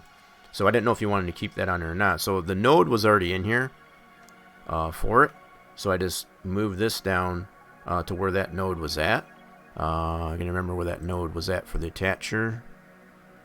Trying to remember where it was now. I think it was in the guts here, I thought. Nope, it wasn't in the guts. It was in the frame and engine, I believe. Nope, it wasn't there either. Where the heck was that darn thing? I'll find it. Maybe it was in the body here. I'll find it. There. Yeah, here it is right here. That's the visual, at least, anyway. Yeah, here's the Reese hitch. I was looking for the original attacher that was in here. I may have to look in the script. Let me look in the script here real quick. That's another good way to find it. Let's do this. We'll get down to the bottom of it, so I'll do a search for... No, not right now. Attach. Search it this way. Nope, not that one. Yeah, so here's all the joints. So as far as for the trailer, trailer low, all that good stuff. This is on trailer to its back, so let's highlight this. Let's close this actually for a second. This is the way I do it anyway. So this is all i3D mapped, as opposed to just using the raw nodes, right? Cool. So if that's the way you like the hitch, I'll leave it that way. That's why I figured I would send it to you to at least try it, to see if that's what you wanted. But just using the node that was already in there for this, for it, I just went ahead and applied it. It was already in here, so I just went ahead and applied it. So let's go search, find. Go down to the i3D mapping, so it's on 009, right? That's the way i3D mappings were as far as being able to use the text instead of the actual raw node. It can still be done either way, but from what I found in this this original Slayer, it had a lot of i3D mapping to it. So this is something that this is what bugs me, I guess, about some mods that are out there. The fact that the node is necessarily used instead of the i3D mapping, even though most of everything else is i3D mapped. When it gets mixed that way, it's just like, that bugs the hell out of me. It's just like, if you're going to i3D map it, then i3D map it. Don't put the raw nodes, I guess, in the nodes that are up above there, for example. That is so annoying when I find mods that way. But anyway, we're in 009. So we're going to be in this node, and there it is right there. Now, this is something else, I guess, while I got this open here. Just because this says the same thing that it does in the node here, that does not mean it's going to automatically read that node. What you have to, what's really important as far as i3D mapping is this part right here. And you can get that number once you're on that part here. So just the naming of this in the scene graph does not mean that it's going to read that node, right? Just because you put that text in your scene graph into the script, that's not how that works. So to make it easier for yourself, I guess to script it, you can apply that same name in your scene graph, right? You can copy that. This is probably what was done originally. Paste that in here. And then the other piece to that i3D mapping is the node, which is right here. So this is what actually, when you apply the text to it up above, it's what the game is actually reading is this node, not the text. It'll read the text initially as far as up above when I move this back up here, but it's actually, this node is what's being read, right? So instead of putting the raw node up in here, it's using the i3D mapping. That's hence the whole idea, I guess, behind the i3D mapping. So you're using text instead of the actual node. Now, in some cases, depending on if you've got something that has some animation to it, it's going to make it easier applying i3D mapping as opposed to using a raw node. And that's part of the reason why FarmSim went that direction anyway. Yeah. So just for anybody that was wanting to know this, and I think this is part of the confusion that I see as far as like why the raw node gets put in here, it's not entirely incorrect to do it that way, because that's basically the way the sim reads it, is by the node. But when you have other things that are in the script that are already i3D mapped, like these things are, you want to apply that same i3D mapping throughout the entire script so that you don't have any potential errors. Because sometimes that's part of the reason why we do get and that might be what's going on with this. It could be something as simple as that. I haven't gone entirely all the way through this to see if there's still any raw nodes as opposed to i3D mappings in here. That could be part of the problem as to why it's showing the way it is in the store as far as that initial buy, and then when you try to buy it again, the physical truck isn't in there. That could be why, for simple things like that. So that's just kind of some of the nuances that are involved, I guess, with FarmSim, as far as like, if you're going to see, like I noticed this object chain, for example, this node, that could be causing an issue. The fact that it's using a raw node instead of an i3D map, that could be why. I think my playlist just ended here. Just a second. I'll get that back going. There we go. So, yeah, it's just little things like that can necessarily throw the game off and not understand what you're trying to do, is because it's having to go back and forth between i3D mapping and raw node, as far as in these areas that it would read it. So, bottom line is, I guess when it's all said and done, as far as the moral of all that explanation, if you're going to i3D map the script, then i3D map the entire thing. Don't half butt it in raw node different parts, and not if you're going to i3D map, or you're going to use raw nodes, use raw nodes, and don't bother. Now, in most cases, the way the structuring for i3D mappings with FarmSim 19, it uses i3D mappings right from default. So it almost automatically behooves you, I guess, to apply i3D mapping right off the bat instead of using raw nodes.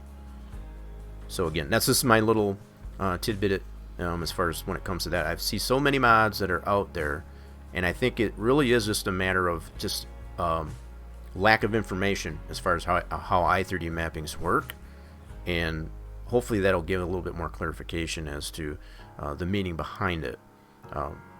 So like I said, the fact that FarmSim itself will use i3D mapping. If you look at any of their default vehicles and implements that are in the game, every node that you have as far as applying up in here is going to use i3D mapping, right? So the fact that some of us are still kind of, I was there for a while, I'll be honest. I was for a while as far as to continue to use the raw node, because it's easy to pull that out from here. Once you get the spot in the scene graph, you just copy that and slap that node into, where it needs to go here in the scripting. And it's a common thing. So for most of us, it basically creates an annoyance, if anything, I guess, as far as to have to I3D map it and just kind of get lazy. But when you really think about it in the long run, that's creating problems, I guess, the way the functions of the mod will actually work in the sim. Because when it gets to a certain part, like with wheels and stuff like that, that's why, is because you have a raw node instead of the I3D mapping, which by default, like I said, is what the sim is looking for, is an I3D mapping. When it sees a raw node in a spot that it shouldn't otherwise be, it can be, it won't necessarily throw an error, but it might cause a problem with the functionality as you're trying to use it in the game. So hopefully all that makes sense, I guess, as far as I know in my head that made sense. But one of the other things that I did adjust on here, this kind of goes along with the I3D mapping. This is something else that kind of bugs me in a way, so I'm going to get on my soapbox here for a little bit more again. These functions, for example. Instead of putting the raw text right in here, and it very much works, don't get me wrong, but as far as to keep it clean, to create an actual function that's related to the mod desk, right? So by the mod desk, I'll open the mod desk up here really quick. So what you do is you can put anything in there that you want. What it basically on here, so like I got this function flip. This is in a 110 section of the mod desk, right? So basically you can use this function now in your vehicle XML. So if I go back to the XML, I can use this function flip right here. The only difference is you got to put this $110 so the game knows it's got to read the mod desk, right? So this is kind of another thing that kind of bugs me when I see just raw text in these function areas. Use the functions, I guess, that Giants necessarily gives you. So apply that to that. This will also show in the mod desk, right? When you put this in here properly like this, anything that shows up on the when you go into your mods list in the game, as far as which ones you want to see that are installed prior to starting a new map save up or whatever, these things will show properly, especially when you're using your C data and all that good stuff. So having good construct, I guess, of your mod desk, it's kind of taking a more professional approach to that. So with the credits, the same thing. All these different functions that I got here, I've been able to apply that to the XML. So you put the raw text in here in your mod desk instead of directly into your, instead of directly into here. So it cleans up the all that text that would show up in here, number one, which definitely does potentially create an issue when you've got too much verbiage in these functions. You're kind of reducing that in that fashion. That's part of the reason why Giants has it set up that way, so you're not putting all that paragraph of information in the function, and it's reading it more from the mod desk than it is directly in the vehicle XML. So that's another thing on top of the I3D mapping I was showing, as far as just to keep that nice and tidy in the XML and not create any potential problems based on that. So again, that's just hopefully some branding. That's another one I can probably go over. If you want to apply a custom branding, that's pretty easy to do too. So you always have to keep your branding in your vehicle XML as capital, and that's also based on what's in the mod desk. So in the mod desk, you create your brand. This is the capital letters that is mandatory. It has to be in capital letters. Now, as far as the title goes, that can be in any case that you want. Now, what will show in the sim is the capital letters. So when you load this in here, and this is probably, you might have noticed in the when you tested this out in the game there, Steelcrafter, when you go into the game, it's going to say Steelcrafter in the motor configuration. So if you've got it on race tune, it's going to say I don't know what let me look at. So the motor configuration, let me check this out really quick. So what shows in the game when you get into the vehicle, right, will show your motor configuration, your brand, and then the motor configuration. So let's go down to motor configurations here really quick. So motor configurations, I forgot what you had them named as actually. So you've got stock, race tune, and good luck. So what'll happen is it'll show Steelcrafter, stock, race tune, or whatever when you get into the vehicle. by applying that way. So really the only two important things I guess to take note of is this has to be capital, and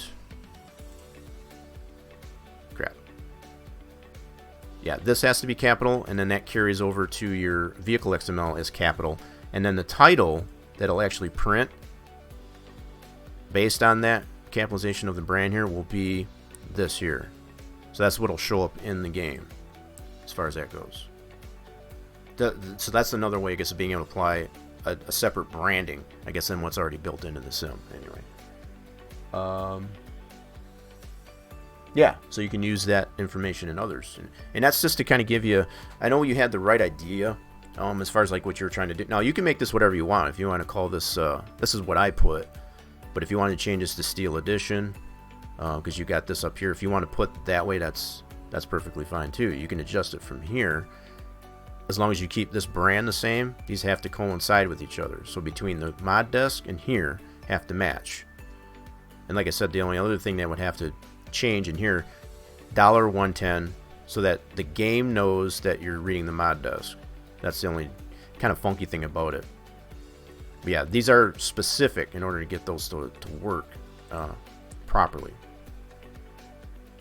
And that keeps, like I said, that's just keeping everything tight and neat. This is what they require if you're going to do that, as far as to apply a custom brand. So I always, when I build these mods, for example, I always try to understand, I guess, as far as what Giants requires when you try, if you were to try to submit this officially to the mod hub. Even though we're not going to do that, I still always follow that same approach for every mod that I do, in consideration of the fact that what would Giants need to have it look like in order to officially submit it.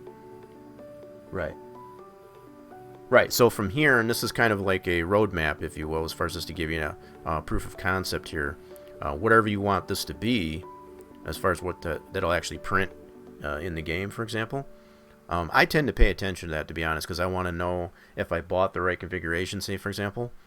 So I want it, another thing that bugs me, I know there's plenty of things that do bug me. Another thing that does greatly bug me is when the brand is actually included into the name here. So it'll actually print the brand twice, as far as when you get into a vehicle. That's another very irritating thing. So if you were to put in front of this Steel Edition 1970, it's already going to have it based on the brand. So you don't need to put it again in here. Right? That's another thing that I see commonly done with a lot of the mods that are out there that I've seen. I've seen plenty of them.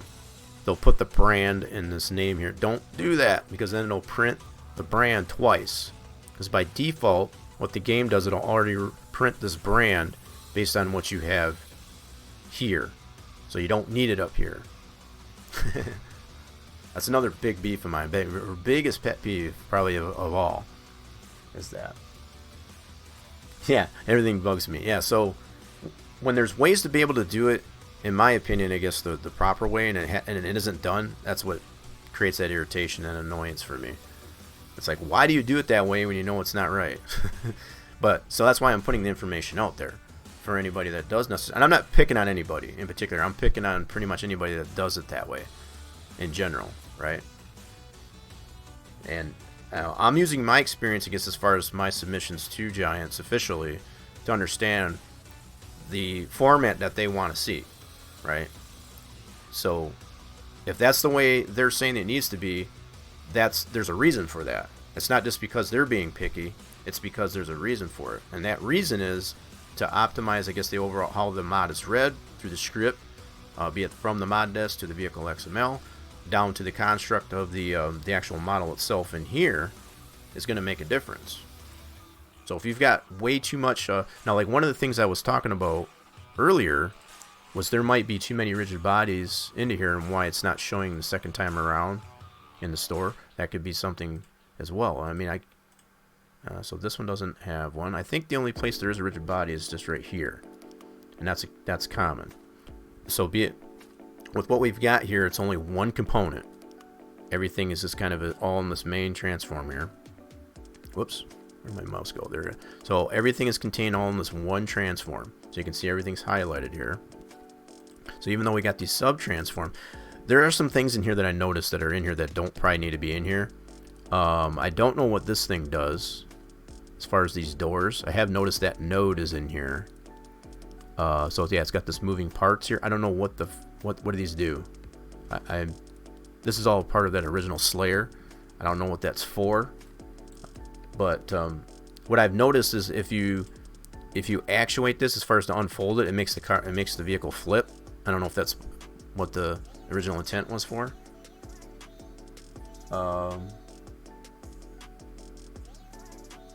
Yeah, I like it right. And that's yeah.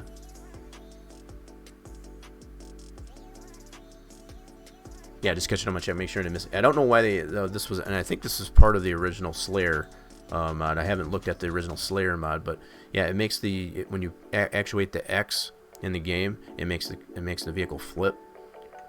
I don't know if you've ever used that before. If that's something that you necessarily want to take out, it can definitely do that. I would have to make sure. Now, this is something you take in consideration. I see this done quite a bit too. Things get left in here and just get, like this one here, just get turned invisible.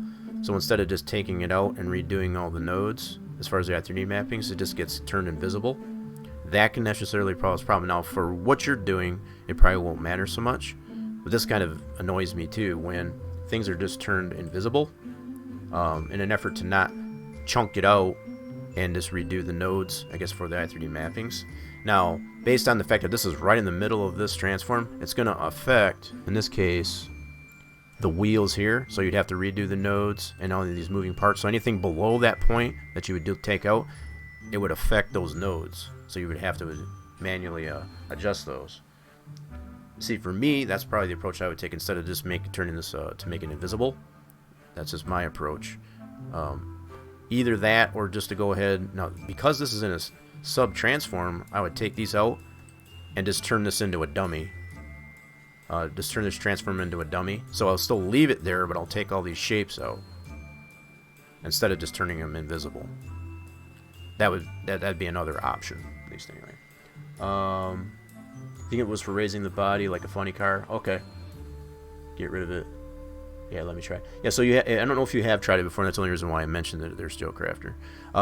One of the things that can be done with it, again, just like I mentioned there, to remove that node for this year, it's got 2 back doors, and it's got some sub-transforms here too. Yep, so it's an invisible thing. It's non-rendered. So basically what it does when you do the X to unfold the vehicle, it flips it. So I don't know if that was what the original mod creator, I guess, had done it on purposely, I guess, to do that. But it can be removed if that's a option here. And the way I could do it, just to keep it simple, chunk all this out, they're physical. Now, if I render these, I can render this, for example. Let's see here, go into shape. Right here, it's got it as non-renderable. If I turn it non-renderable, you can see it's actually a shape. Like so. I just turn the non-rendering off. Yeah, so it's just made like that. So it's got a rigid body to it, so it creates that option. When you actuate it, it'll go ahead and actually flip the vehicle. So you can't see it in the game, but it's there. So when that flips or whatever, I guess the way the rotation is on this, it'll flip. I don't know how it works, to be honest, but that's what I tried it out. There's like, what the heck? And I noticed that node in the script. There's like, I gotta see what's going on with that. But anyway, that's what it does. There's this here, and there's also, let me see what else. There's this little wheel on here, so I don't know if it's that back door that's doing it, or if it's this tool. Let's see if I can get to it. Nope, that's the mirror. Crap. Gotta remember where it was at here now. Frame engine. Nope, it's not there. Just a second, I'll see if I can find it here. Trailer attacher joint, that's for the hitch. Moving parts, nope, that's that. Can't remember where that darn thing was again. It's electric back. Exhaust particles.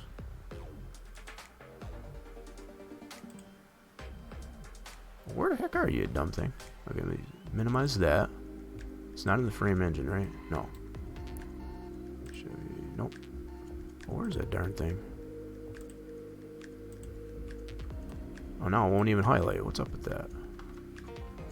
There's a little thing that flips around on the top here, and it's unrendered as well. I'm just trying to find it. I know where it went now. Cameras. Oh, yeah, this was probably something else I could have mentioned. I think you did. You said you did figure it out on that one car there, Steelcrafter, to adjust the camera. I don't know which method you took on it. You can do it one of two ways. One of the ways that I was going to mention, and I'll just mention it anyway, just for anybody that cares to want to know. So the indoor camera, if you wanted to adjust the height on that, what I suggest, this one's got a sub-transform here for the outdoor and indoor. If you only want to adjust just the indoor camera and not the outdoor camera, as this one's set up, just highlight the indoor camera like so in GE and adjust it up or down. I'll leave this one alone, I'll put it right back, but just to kind of give you an idea. But that's one way to do it. Another way you can do it is in the script itself. So you would look for that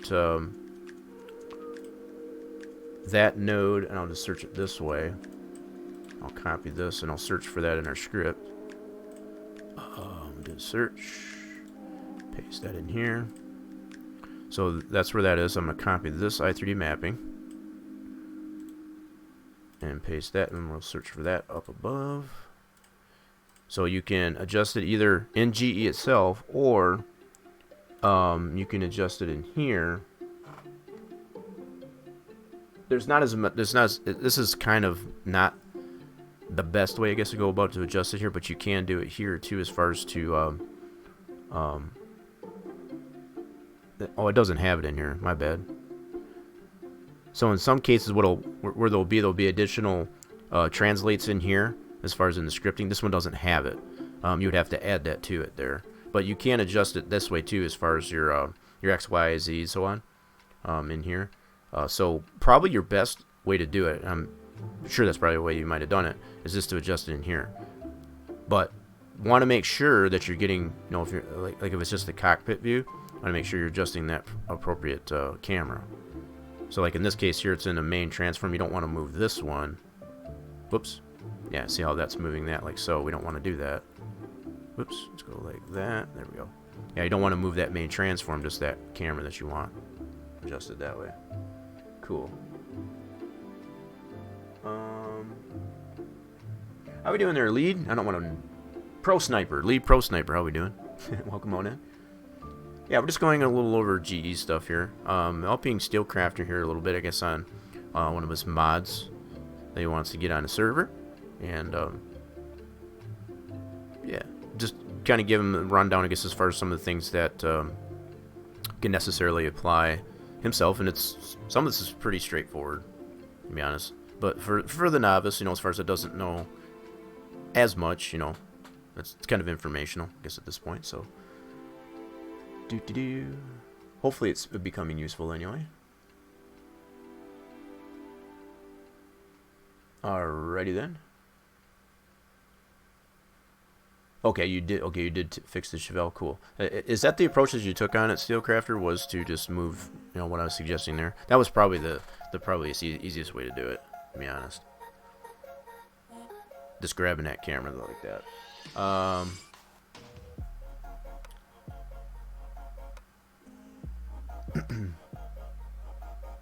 It's teaching the whole man.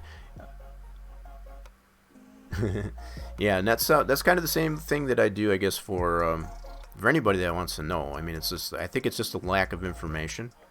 And really, you know, with this, I've been doing this, I guess, as far back as FS15, at least. So it's like a lot of the same concepts still apply. Some things are kind of new and adjusted from previous renditions, I guess, of Farm Sim. But a lot of it's still the same, you know, as far as the scene graph construction, the scripting.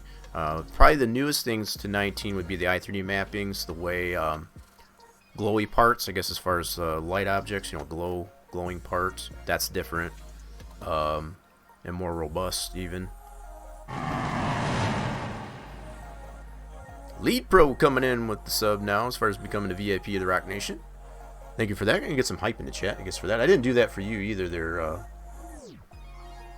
for Steelcrafter. I appreciate the subscription to the channel. I hope you continue to enjoy it here. Exclamation point hype in the chat. If you got the emotes, go ahead and spam the emotes or exclamation point hype in there. I also got a exclamation point heck yeah, just to kind of get everybody involved. So if you, even if you aren't a sub to the channel, you can feel free to use those if you so choose. I definitely appreciate that. Lead Pro coming in like a boss with the VIP. I do consider, I want to make some clarification, I guess, on the channel. I do consider everybody that comes into the channel, regardless of, you know, subbing monetarily, just like you did, Lead Pro, but everybody's a VIP. So if regardless if you want to monetarily, I guess, support the channel, this is very much appreciated. But also to redeem your channel points right below the chat there. If you've got the channel points to be able to redeem that, I guess, for a VIP for the month, that's also another way that you can contribute, you know, your support for the channel. So any level of support that I get on the channel, I like to, you know, basically show my appreciation for that. And that's kind of why everybody, regardless of status in here, is considered a VIP, regardless of monetarily or just redeeming the channel points. If you got those channel points, obviously you've been here long enough, even if you are lurking in the chat, so you have that option to be able to redeem those channel points to become a VIP for a month. Much the same way as you can for subbing to the channel, you know, the traditional way, I guess you could say. So I like to kind of explain it a little bit, because sometimes that gets confusing to people as far as like you know, being a VIP. So you won't necessarily have that badge next to you, but I've got a couple other people that are in the channel. Torch, I think, being one of them, and also Richard James, if he's hanging out there. They do have the VIP badge as well as the sub badge as far as subbing monetarily. I don't try to make this required at all, but I very much appreciate it, and I always put that right back into the stream as far as the support I get on the channel. So just to make that abundantly clear as well. Thank you very much there. If that, I know I kind of blabbered off there, but I had to make that abundantly clear as far as all the appreciation that I have for those that support the channel in any which way you can. It just helps me to be able to do and continue to do what I love to do, and that's not only mod, but also like to play with the mods, I guess, once I create them. You know what I mean? So very cool. Alright, so I guess in hindsight here, Steelcrafter, I'm not sure what else. I know you pointed out, possibly, did you test out that, maybe I missed that, did you test out how that, but if you want that, those types of things that come out there, you can always let me know as well. That's for sure. But one of the things for sure I want to get back in here, I would like to anyway, is to put some lights in back in this thing. So regardless if I get the original 57 body or create my own, I can make my own here to color them in a different fashion here. You know, to put different colored lights here as well as the headlights, and have it, you know, like glow blue instead of the white, for example. And you know, so we got some options there. The one thing I will point out, just like I did earlier, I'm still trying to figure out why the color of the painting of the object that glows doesn't want to hold that color. I'm assuming it's just something that I'm doing wrong as far as the way I paint it, because the way I paint it, and I can probably even open this up in, I'll go back to the drag tree. I'm not going to save this. Nope, I won't do that. We'll keep it just the way it is. Alright. Alrighty then, let's go ahead and let's look at, I don't want to do this. Yeah, I think what I'll do is, now, I've done this both ways as far as with Blender, which I don't like to use as much, I'll be perfectly honest. I just don't like the, I don't like the navigational features, I guess, as far as what Blender has. I'll be perfectly honest, that's one of my biggest pet peeves is Blender. But I'll kind of go around through the motions here. So I don't have this set up like most users of Blender have, as far as to... So you just have to excuse my ignorance, I guess, as far as setting it up. the way most other Blender users do, because I don't use Blender on the regular. I tend to use 3ds Max more, but what I've come to find, I've tried this function, this feature, this application of vertex painting in both Blender as well as 3ds Max. I get different results in both of them there, so I think it's just a matter of my own application of it as far as to actually apply it that I'm doing it wrong. So oh, you need color choice. Now the whole color choice, are we on the light still or on the actual body panels? Because applying the UDIM, which is involved with the color change on it, that's a totally different thing too. The only way that I've been able to find that is possible to do that is through Blender. And because of my qualms, I guess, with the functionality of Blender, is the only reason why I'm a little leery about it. I've watched plenty of videos as far as how to do that, and you got to use a particular plugin to apply that material selector and all that jazz. To this point, I'm not that fluent in it yet, right? I understand the concept behind it, but as far as being able to get it done in much the same fashion as most more proficient Blender users are, I'm not quite there with it. So I'll just kind of put that information out there. I'm working up to it, but as it stands right now, it's just not an option. So I'm gonna take this out. I'm gonna take some of this stuff out of here. So I know there is a way. I've seen and watched plenty of other streamers, I guess, with Blender, do this in a much more proficient fashion. As far as to start out with a clean slate on their workspace, I have not figured any of that out yet. So again, you have to excuse my ignorance and my lack of yeah. So in case it wasn't aware, in order to apply color change to the body of a model, you know, as far as like we'll just consider the 57 Chevy there, in order to apply that, to make that possible, you have to apply UDIM. And basically what UDIM is, it allows you to put the texturing, as far as the UV mapping of that texture to the bottle in a different area, so that you can have that happen. I guess that's just putting it in a nutshell. So you don't use the natural grid that shows up in let me see if I can remember how to do this.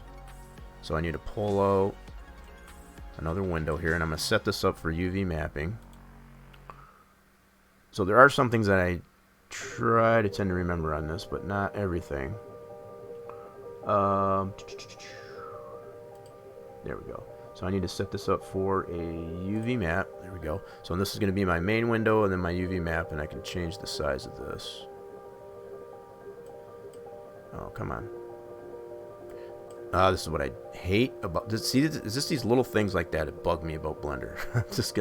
So this is would be where the UV mapping is. So if I bring in a model, let's do this. So if we go import, I'm gonna import.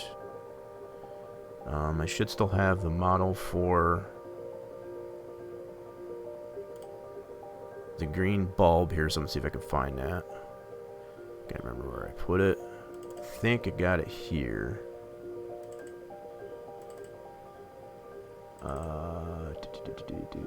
Nope, that is not it. Crap.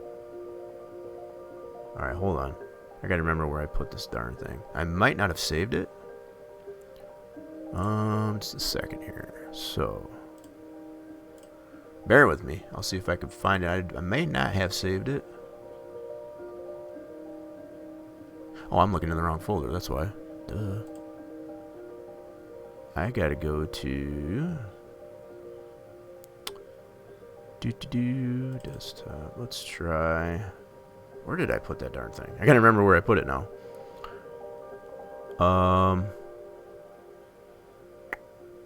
Drag tree. Yeah, I think that's where I put it. Looking at my other monitor here as I'm looking through my list here. There we go. So we'll go here, here, drag tree stuff. There we go. So, crap, I don't think I saved it.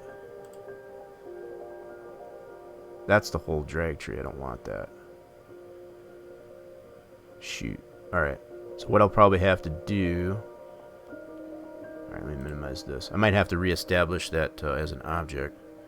I don't think I saved it once I got it done. So I figured I can... with the model that I have now, I have the option of being able to, let's close that for now.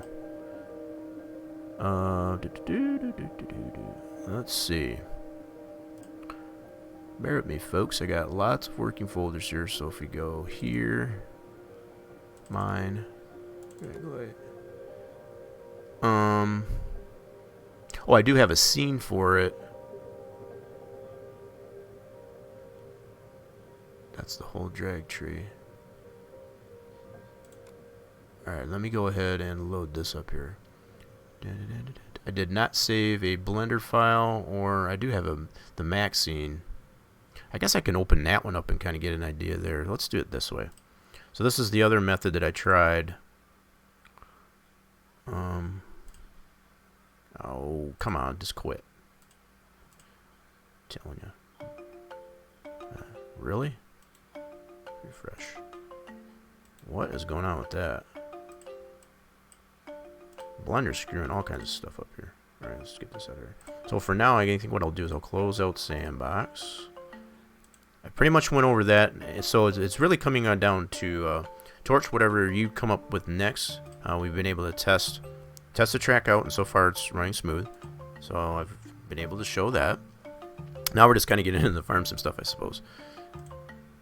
And I hope that's not too much of a problem for anybody, because like I said, I got a lot of things that are going on. Lots of little things like that. What I want to get to, let's go here. Alright. Yeah, I want to get back to this Dragolite I opened earlier. And let's open this one. This is the one that has the glowy parts, as far as at least the one bulb, the green bulb. It's supposed to be green anyway. The fact that it doesn't really present itself as green in the editor here, but I'll open this one. And then what I can do, and I think that's part of the reason why I figured I didn't save one. I could probably still do that. I can pull it back out this way. So this is the one here. I can go ahead and export this out, and I want to do this as an OBJ in this case. So I'm going to put this right to the desktop, and let's make this an OBJ. Alright, that's what I'll have to import into Blender. And I'll just make this green. Doesn't matter the name of it. Okay. Now I've got that there. This is as an OBJ. And now I can open that up in Blender. Now, what's really funky, I guess, with the texture mapping when you export out, and I don't know why this has always been the case with Giants things. They don't maintain the mapping. As far as when you bring, if I bring this in here, the mapping, especially when you bring in a 3ds Max, it gets all goofed up. With Blender, it's not so much an issue, but I'm gonna have to reestablish this. That's okay though. All right, no problem. We'll get this back going here. So let me get this all out of here. I don't need any of this junk. And like I said, I know there is a way to be able to open this up to where you don't have all this stuff populated in here. It's just a fresh canvas. I haven't gotten it set up that way. Whether or not I will, that's still yet to be seen. I don't know, because I just don't really care for using Blender. Can't say that enough. I know that is the #1 3D modeling choice, I guess, as far as farm sim goes. It's just not my thing. I know there's just particular things like the UDIM that is only evident, I guess, in Blender. That's the only downside to it. So I'm gonna import this OBJ. Go to the desktop. So this deal right here. Now I got to reset the scaling of it, and this is normal. Wait a minute, I got to select the model. There we go. Why is that not? The heck? Why is that not coming out here? There should be a menu that pops out here. This is something else that I've noticed with Blender. There's supposed to be a menu that pops out here. It's not doing that, so why is it not doing that? Hold on here. This thing's like bugging out. What's up? Uh-oh. Why is that bugging out? Yeah, see, this is another problem that I've been having with Blender. It tends to bug out. I don't know why. Let me quit out of it. It's not letting me do a squatting thing in there. So that's another problem that I've noticed with Blender, as far as like, it tends to be buggy, and I think it, to be honest, I feel it's just got way too much going on with it, to be honest. That's why 3ds Max runs a lot more smoothly for me. I just wish a lot of these functions to be able to apply in the farm sim stuff there was, I could do that in Max as opposed to Blender anyway.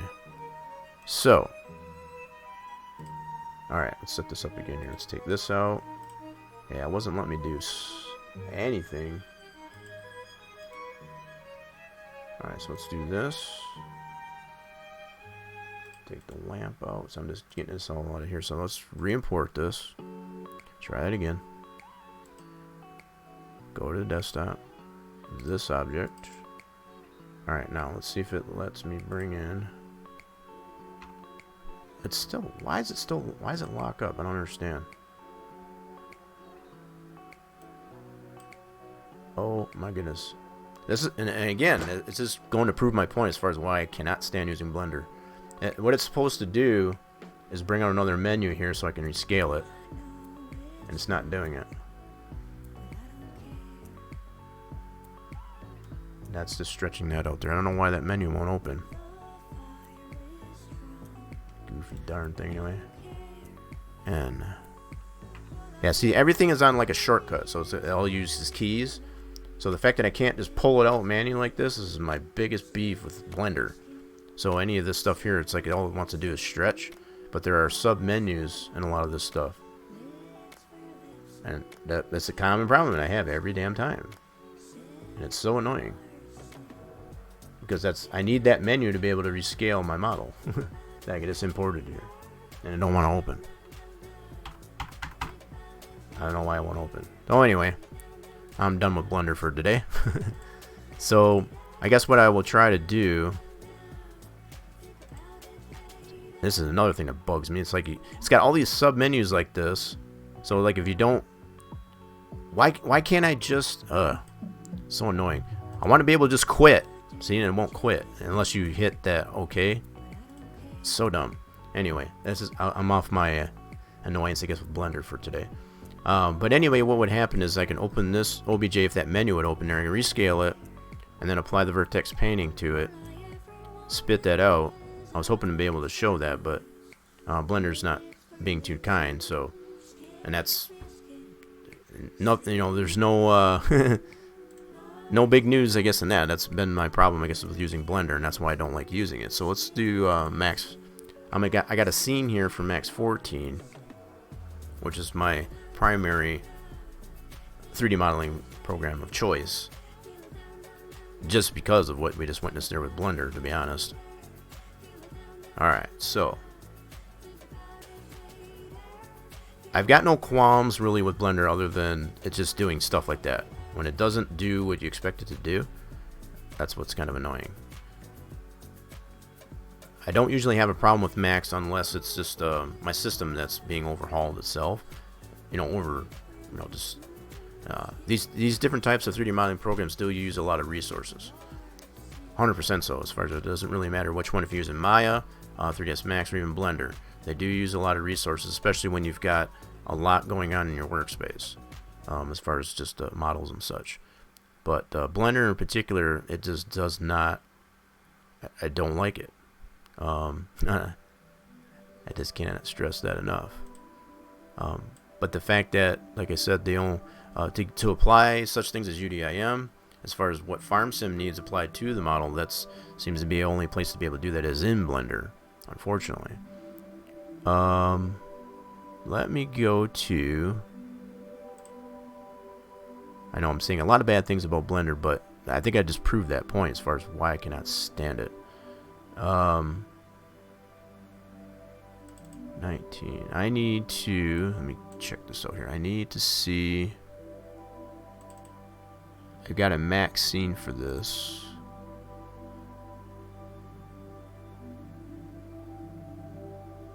In fact, what I can do even better Let me open this one up. If it'll work. There we go. So here's the model in its entirety in 3ds Max. Right? So this is prior to i3D export. Now the only thing I would have to do, and I do have it grouped. So this is how the grouping works here, and I'm pretty sure it works the same way in Blender.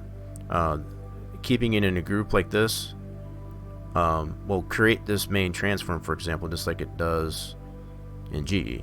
So in GE here has this main transform with all these subtransforms, right? So that's the same thing I got in Max here. So zoom in here a little bit. So this is the model, like I said, in 3ds Max, and it's all broke down. Right now it's currently grouped. I'm going to ungroup this here real quick. So I need to highlight my items list here, make sure that's highlighted, and then ungroup it, and then it'll have relatively the same construct as I have in GE. But this way, only what'll have, this won't have the main transform. This is all the individual parts. So to include the green bulb, for example. Now, what's applied on this one here is the diffuse. So let me open up the material, and by that, it's got an actual texture to it. It's not painted in this regard. So I want to show them differences at least anyway. So this texture here, it's got that texture applied to it as a diffuse, and I can kind of probably show this in here as well.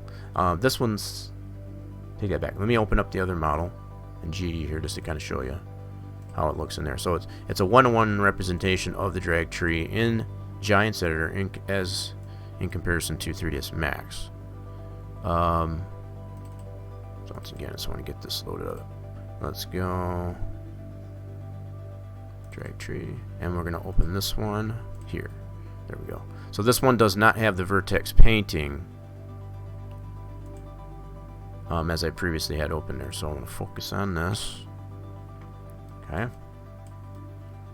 There we go. So this one's got the diffuse on. I'm going to create a light in here. Actually, let me zoom out.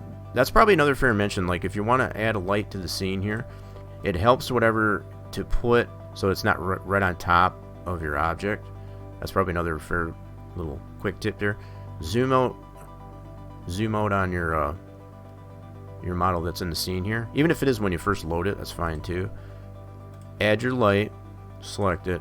That way you can adjust it from further out as opposed to being right on top of it. Let's see.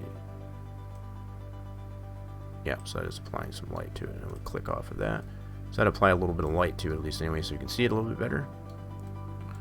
I always make sure I take these out too prior to saving i3D. In vehicles, you definitely need to do that. For placeables like this, it's not so much of a big deal. But definitely in vehicles, if you're keeping a light in your transform there, you're going to get an error to show that it's got script is only showing so many components, but it has 3 type of thing. And that's why, because you've got too many things. It's reading the scene graph based on the shapes file once you export or save your model based on a vehicle or an implement. If you've got an extra light or a camera in here, it's going to read that and throw an error. That's why. It's because it's not scripted or anything in the model, and because of that, it's going to throw an error. For placeables like this, as far as static objects, even like that, it's not going to be so much of an issue. But I always like to take these back out, at least anyway. So this one here has the green lens, and this has a texture to it as far as a diffuse, and that's this texture. So this is what we see in Max here, right? Now, what I want to do is be able to take this green bulb, and that's all separate from the housing. So I got the housing is separate from the bulb as far as what I want to be potentially a glowy part. I don't want the whole housing in that to be glowy, right? So I want to export this out as an OBJ. Alright. Export selection. And I'm going to overwrite the one that I've got currently on there. That's fine. There we go. So now this one here is going to be based on this model in here that I got open here. So I overwrote. Well, where'd it go? I think this is the right one. Did it save it right? 9.5. Sure did, I think. Wait a minute. I don't think it saved it right. Let me refresh. Yes, I had to make sure. Just had to make sure. Alright, so this is the model I want to open up in. So I'm going to show at least in the in 3ds Max here, as far as how I would apply that, what I was trying to do in Blender. Right? So what I'll do from here is reset this. Just again, I just wanted to show that model. So now I'm going to import this OBJ, and it's going to be anytime you bring in OBJ, doesn't matter if it's in Blender or in any 3D modeling program for that matter, the OBJ is always going to be overscaled, and by that it's going to be like huge, right? So you always have to rescale it. So right now you can see the grid. If I zoom in on this thing is huge in here. Here's the grid. This thing is like gihungus. So what I need to do is scale this. So go down to here, and I'm going to put this down to 1. And you would have to do the same, relatively the same thing in Blender. Just get it back down to 1. Right? So we got that. Now I want to redo this translate so that it's zeroed out. Okay. Now we got it to scale as well as at 0. Okay, from here I can do one of two things. It already has, excuse me, this mapping onto it. So let me go into the material editor. I'll apply a standard diffuse to this, and just to show you where the mapping is, and I'll also apply the UV unwrap just to kind of give you an idea of what that looks like. Okay, so we'll apply our texture, point to that texture, and in fact I can bring that right over here. Let's go to desktop. 19 9. I got lots of other things going on here. So my drag light model, and then this green flood. That's the texture we're using there, and I want to apply it like so. And I don't know why it's showing that way. The heck? Let me render that real quick and see what this looks like. Oh, it's actually showing. See, and this is what I was talking about as far as the mapping tends to go away when you export it. This is common, right? This sometimes will always happen as far as like when you spit out even a piece from Giants Editor as an OBJ, that mapping goes away, and this is what's happening. So you have to reestablish that mapping. So the fact that it was showing black. Now I've got the original model, right? So I have that to fall back on as far as that goes, but at least I've got the actual model here. It's just the texturing is gone. This is going to be a #1 issue, I guess, as far as when you export, like I said, either the whole model or just a piece of it as an OBJ. That texturing is going to go away, and this will happen in Blender too. It's just that OBJ format, but the fact that that's the only format that we have to be able to export other than i3D and GE. That's what we have to work with. So if there was any other format like a DAE or even FBX for that matter for 3ds Max, we probably wouldn't have this problem. So that's probably something on Giants end that they would necessarily have to correct in order to have more formats other than this OBJ available, so that we don't lose the mapping. So what I'm going to have to do, with that all being said, is I'm going to have to reapply this UV mapping to this model, because as you've seen there, when I tried to apply that there, it's no longer there based on that. So I'm going to do my shortcut here for the unwrap, and it's turning it green only because I've got the texture applied to the model, right? But it still needs to be mapped.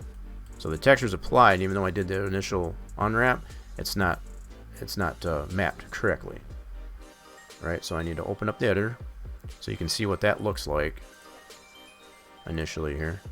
So they'll bring our texture in here.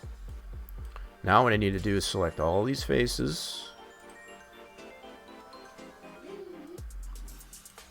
I'm going to do it just on the one here. I'll probably do them independently maybe. I might be able to do them all at once. Let me see here. Let me see how this looks if I do that. So I'm just drag selecting all these parts. You get them all selected. It looks like I got an issue with some back facing here. Why is it not selecting all those? There we go. Make sure we get all these selected. Don't know why it's not getting it all. That's interesting. Now, there is a little bit big difference. I know I've shown these problems before, like when we're taking an existing 3DO, say from NR 2003, NASCAR Racing 2003. When you spit it out through 3D SimEd, it'll add polys. That's not the case when you spit out even a piece, either this whole model or just even a piece of the model as an OBJ. That doesn't necessarily become an issue. So that's a little bit different. I know I have, like I said, I've shown that type of problem before with the simulation like NR 2003. So yeah, I want to make those comparisons, I guess, as far as that. When you export OBJ of either this piece like I've done or the whole model, it does not add polys to this, right? It just it just removes any UV mapping, you know, as far as your texture and all that stuff. That's really about it. Other than the scaling issue, which is easily correctable just by changing it to the 1 like I was showing. That's the only other issue anyway. Alright, so I just want to make sure I got all these. Now I can do it either from the viewport here, this way, or, and it's probably going to turn out that way, I'm probably going to have to make sure I got them all selected in here. So I can do it either from the viewport here or in the edit UVW window directly. So from what I can see in here, I think I got everything. So what I'm initially going to try here, I'm going to do a flat map. I do not like that one. That's not too normal map. That's a little bit closer. I don't like the way it's separating all this here. I might have to do them independently, and that might give me a different result. This is pretty close to what I want. Let's try an unfold. That's definitely not going to work. Let's also try quick planar. That's actually not too bad. Now it still has, because I'm highlighting all the polys together, it's kind of got that tilt in there. It's kind of hard to see it a little bit, but it does have that skew to it. I may not want it to do that, right? So probably what I'll do is I'll probably try to do this independently as opposed to both together like this. That might give me a different result. So let's do it this way. And I can actually see, yeah, so let's go like this. We'll highlight it all like that way, and then we'll apply flatten map there. Nope. Normal map. What I'm looking for is something to have that circular effect here that's all in one, it's kind of all contained in one circular pattern there, and not separate like this. Let's try an unfold. Nope. Let's try a quick planar. That's probably going to be my best option right here. Right, so I'm going to filter out the ones that I don't have selected. This is probably the layout that I want right here. So now I can apply this to the texture. So the quick planar map is probably going to be our best option here. So I'll just get it fitted onto our texture over our lens.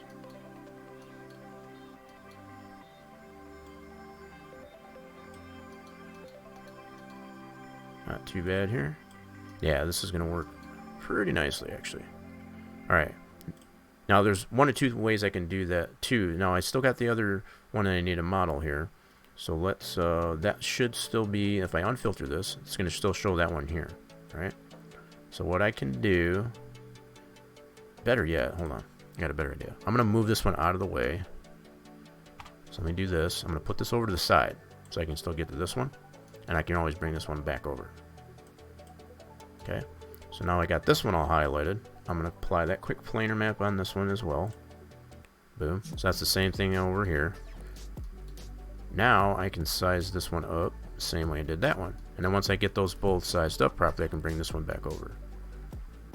And because we're not applying anything like ambient occlusion or anything like that to it, we don't have any, there's no problem with overlapping these polys with the two, essentially two separate models of these bulbs here, right?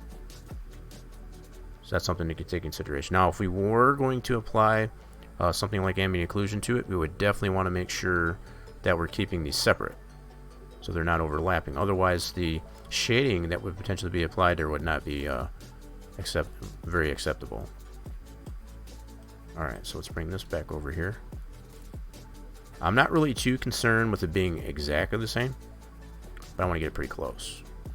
So I can kind of line this up over the previous one that I set up here. Now, if I really wanted to get picky with this, I could probably try to like grid snap it, or just map one of them and then clone it and then actually put that back into position. I'm not going to be that picky about it though. One of the best ways would probably be to map one so I can make it sure it's identically the same as the other. I could flatten down this mapping, keep that mapping here, and just clone this and then put that into the other position there so I know they're both identical as far as the mapping goes. I could do that, but like I said, I'm not going to get that picky about it. I got it pretty close. I need to put this in orthographic.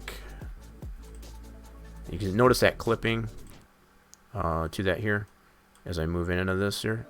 To get rid of that, put it in orthographic, and then I'll remove that.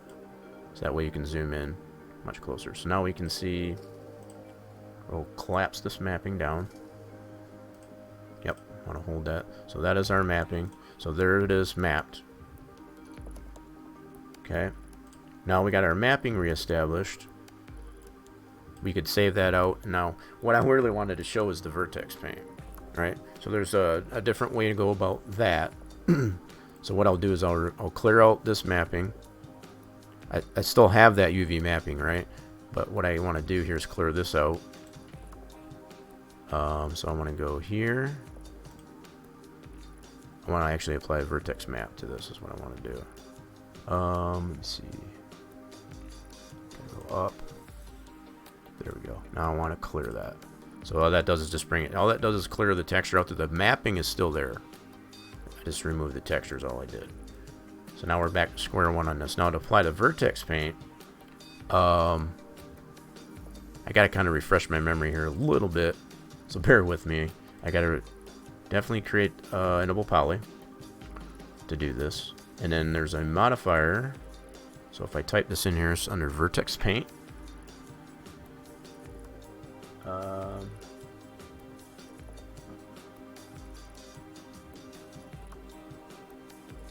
don't know why it's not showing for me here. Hold on a second.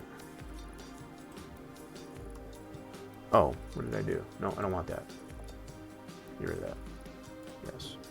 I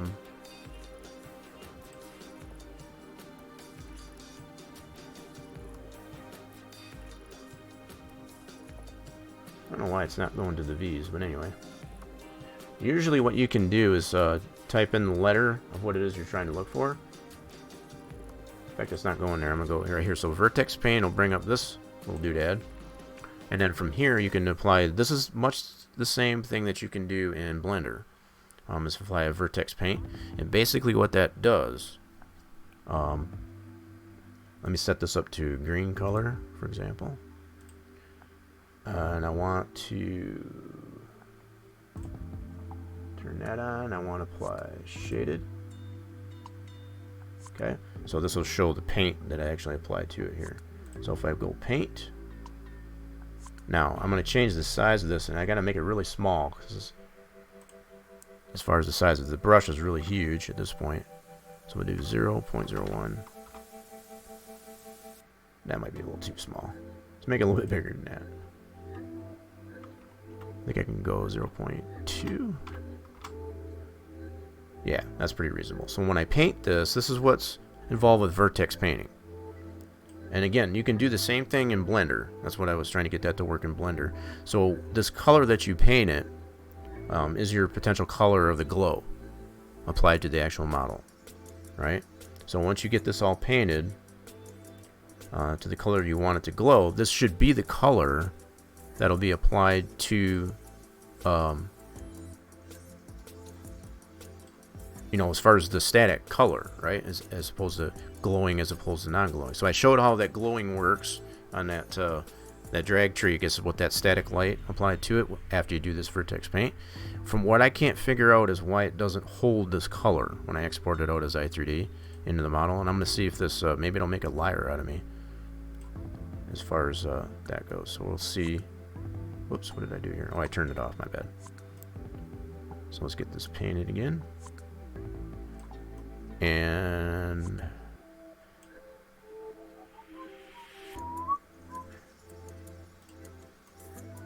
so just want to make sure I get this all painted. Now, I haven't quite figured out, I know there's a way to do it, and it's still kind of a new concept to me. I need to figure out, and this is what I need to fine tune on it. I haven't figured out how to flood fill all these polys that are on here, so I get them all painted the color that I want it there. But yeah, so that's another thing I need to work on, at least anyway. Yet. So that's loosely all painted. That's all vertex paint. That's not a diffuse. It's not a material color. That's vertex paint. So basically, what you're doing, if you've ever worked on a map in Farm Sim, it's kind of the same concept of like painting a masked area, like for your tip collisions and or your seasons mask.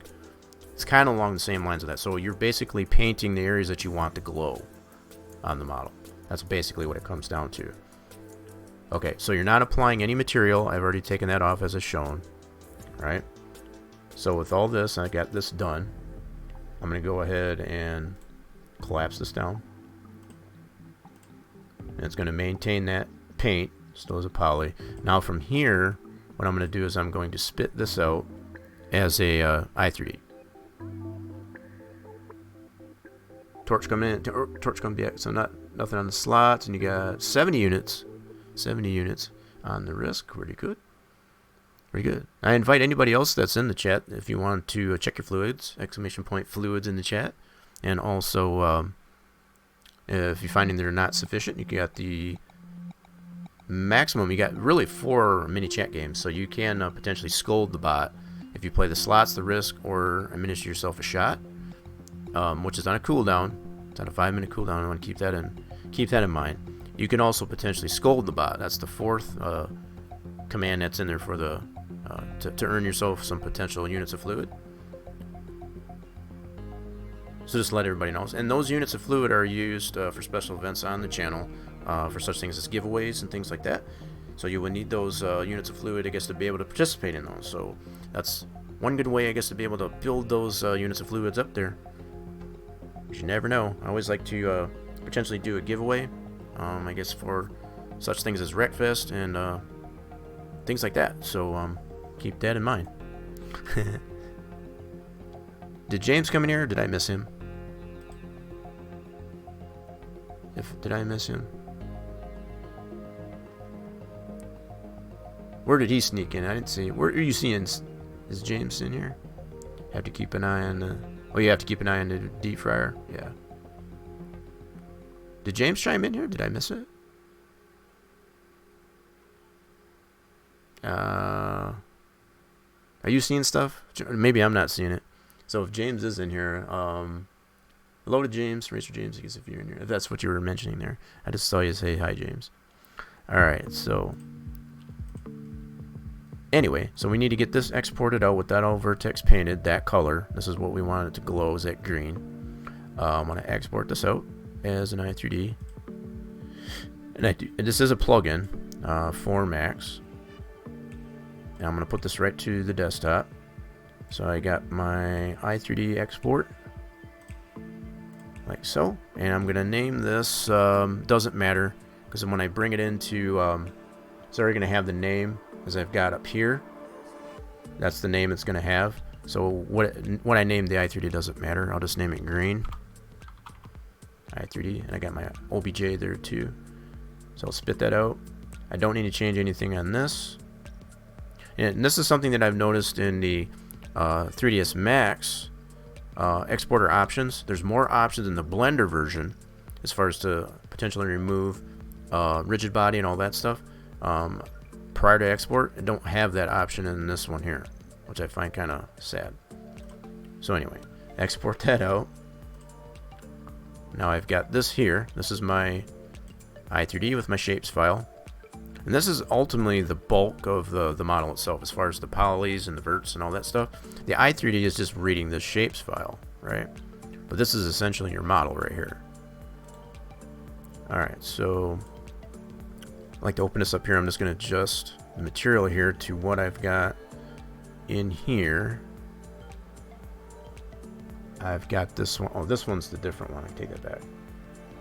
Alright, I'm going to apply a material name to this one. I can do this within Max too prior to export. I just didn't do that, but I can do this right here in the i3D. I'm going to call this green lamp matte, just to separate that from any other material that would be in that model, at least anyway. Right. The other thing that's going to happen is because I spit this out based on the OBJ here, I could have definitely taken what I've already had. I'm just trying to show what the issues you would run into if you were going to try to retexture or do the things that I'm doing from an original model.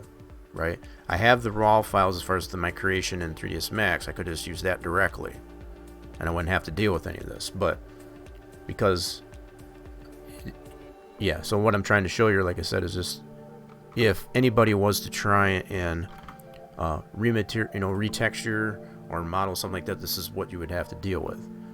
And this is using Max. Obviously, I was going to try and show it in Blender, but obviously Blender. The other thing that's going to be some of an issue, and that can be corrected once we get this loaded up in Giants Editor, and I'll show that, is the scaling. There's no way to rescale it in 3ds Max, just like you can in Blender. It maintains that scaling once you rescale it. So that's another reduction or lack of function, I guess, as far as the i3D exporter in Max, which again I find very sad, but it can be corrected though. So I'm going to adjust that material. And the only reason why I redid this material is I don't want it to step on any potential materials that are already in our 3D model, our model here in Giants Editor. So I've applied something that's unique to this here, so I know it's going to be different, I guess, than the thing that's already in there. That's the only reason. So save that, and then what I can do from here, now that that's saved, I'm going to put this.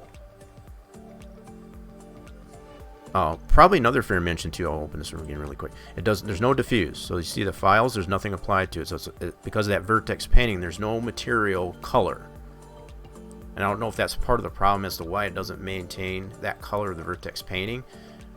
Hopefully it doesn't make a liar out of me, I guess, as far as what I've been dealing with, as far as it not maintaining that green color that I painted the actual model based on the vertex painting.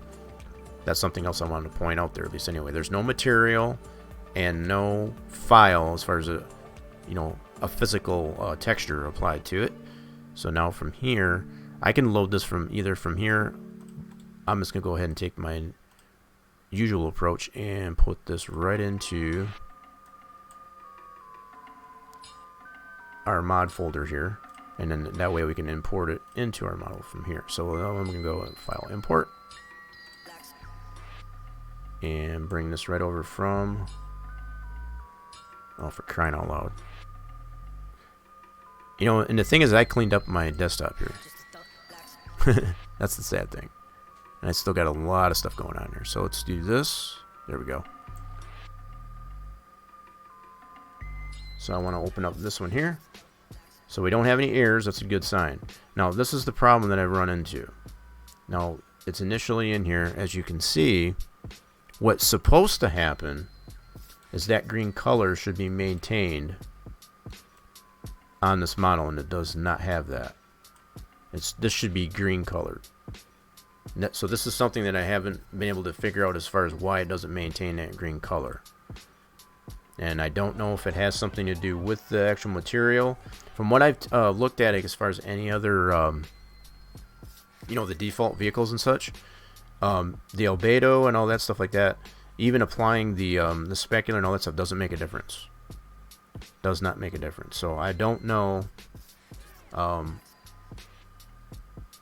what else I'm doing wrong as far as to maintain that color anyway. So that's what I'm dealing with as far as being able to apply. Now if I go ahead, just for clarity on this, so it doesn't have that, just double checking something, I should be able to apply the specular, the default specular and all this stuff. Let me go ahead through the motions here, at least anyway, of what I would do.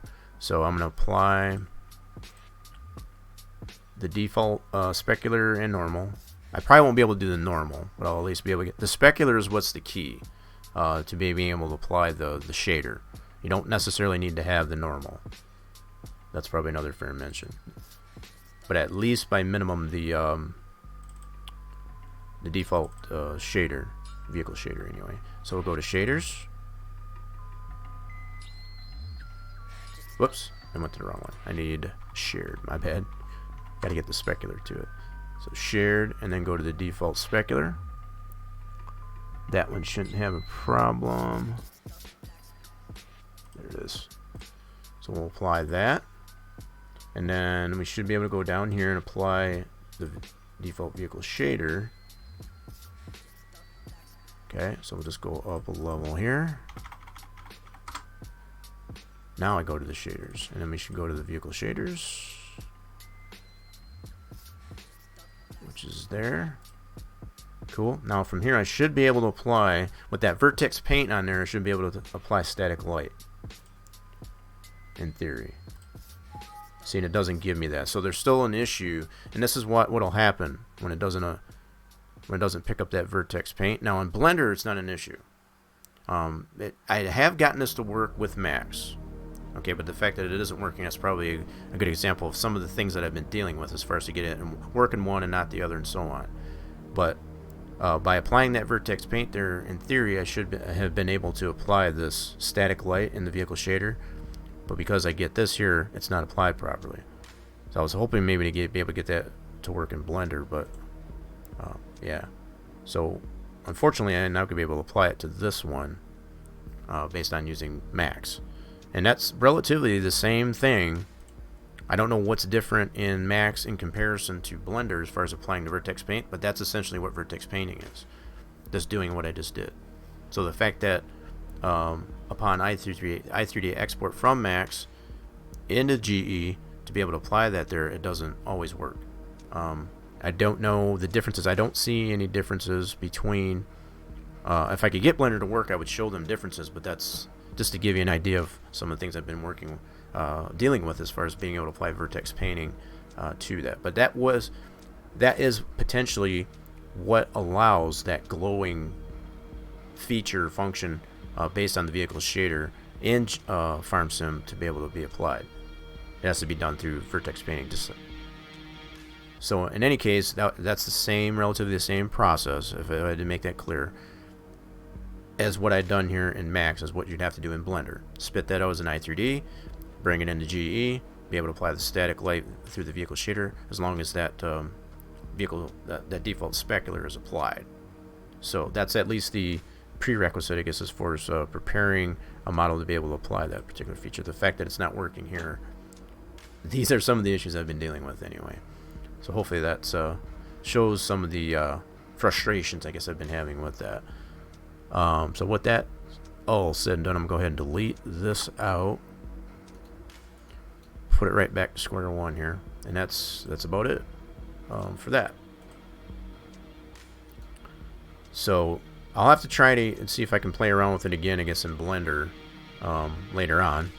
But hopefully, at least, like I said, it gives you some idea of what I've been having to deal with there. The fact that Blender's reacting the way it is, that's, I hate not to, to really give any bad press, I guess, to Blender, but it is such a pain in the butt when it comes to that, as far as just not doing the things that you expect it to do. You see these other Blender streamers are just like, oh yeah, just do this, this, and that. It's like, sure.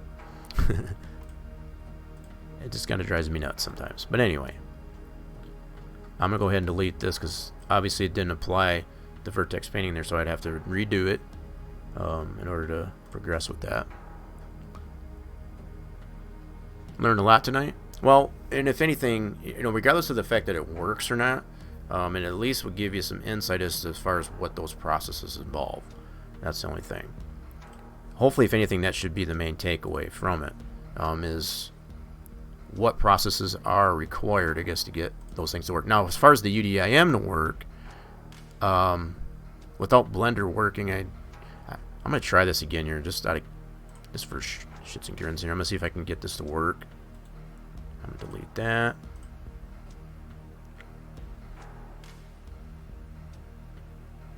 You have to get going? No problem. Yeah, you know, I will eventually figure it out. It's just a matter of getting things to cooperate. Really, is what it boils down to. But hopefully that does give you some insight as far as what some of the things that I've been having to deal with to get these functions and features that it is. But yeah, oh my god, just gotta stretch there a little bit. No problem there, Steel Crafter. Yeah, I'm looking forward, I guess, to whatever other products you might have for me. I'm willing to give it a shot, but just keeping in mind I am somewhat limited on what I can get applied, because some things will work in Blender as opposed to 3ds Max as far as that goes. So if I can get it to work, absolutely, I got no problem with at least trying it. But in some cases, if it doesn't want to cooperate, there's not much I can do about it. Unfortunately. Where are we at now? Man, we're already closing on 3 hours in the stream. I think we've gone over quite a bit of information here. I guess what I will go into next, it still involves maybe a little bit of farm sim. But it does involve a little bit of 3D modeling as well.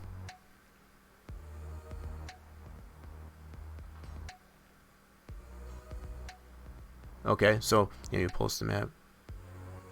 Yeah, I sent you the links here. Cool. I'll check that out. I'll check that out there post stream there, Steelcrafter. Yeah, so I think what I will do, I've got the startings at least anyway for some new stuff I want to apply to. So I'm gonna leave this way for Dover, at least for now. I did hopefully explain enough, I guess, as far as this would be the quick way to be able to do that, and that's keeping everything separate. I already explained all that. So you could also take the approach of just dadding up your track with all the new stuff. You can do it that way as well. So I've shown that method, I guess, more ways than one. So I think I've shown enough on that. That's pretty much all I have, unless you've got any additional information there, Torch. But I've at least got to test the track with the Monster Energy 19 mod from Splash and Go, because that is the most detailed mod. So I felt that was a pretty reasonable test. I've shown all the optimizations that have been made to all that stuff. So I think we're all good there. I'll close that out.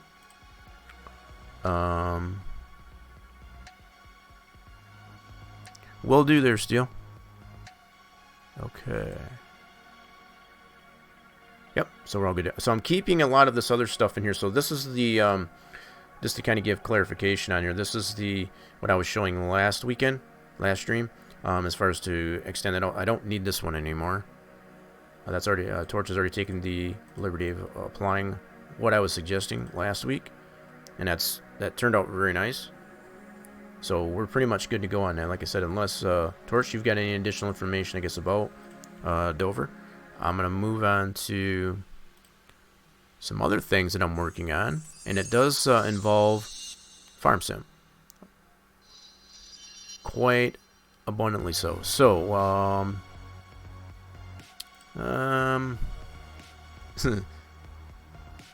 see what I want to get to here. So I gotta go.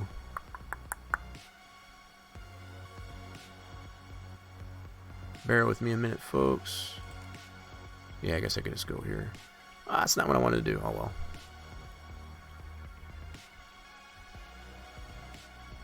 I gotta remember where I put this stuff. Yeah, I think it's in here. There we go. It's all a part of the global company stuff. Yep, here it is. Alright, this is initially, at least anyway, what I'm working on here. So, what I'm potentially figuring out here, and this is a little bit of a teaser too, I want to apply a yogurt palette. I already got this one here I'm using as a guide.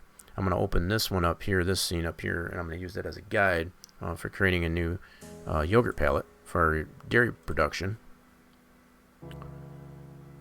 So I figured that's what I'll do next, just to kind of keep things rolling here, I guess, with the 3D modeling theme that we usually try to do here on the channel on Saturdays. Alright, so let's open this scene. that should be here. Mine.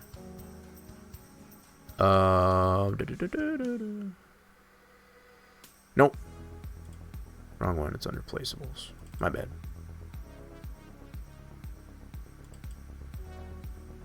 There we go. So there's our... I want to actually open this one here. I got the scene in here. So what I'll need to do is I can use this as a guide. Okay, that's fine. Continue. Oh, shoot. I see what I did there. I thought I had this as the entire... Okay, no problem. I can still use this. So, yeah, this was just the... I wonder why it's not applying the texture. Let me go into my material mapping here and see what's going on here. Well, I'll see what's going on.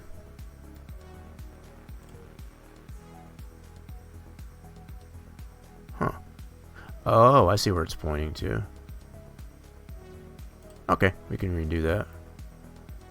I think.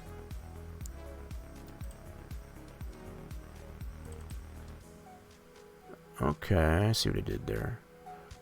Hold on a second here. Gotta look at my construct here. I thought...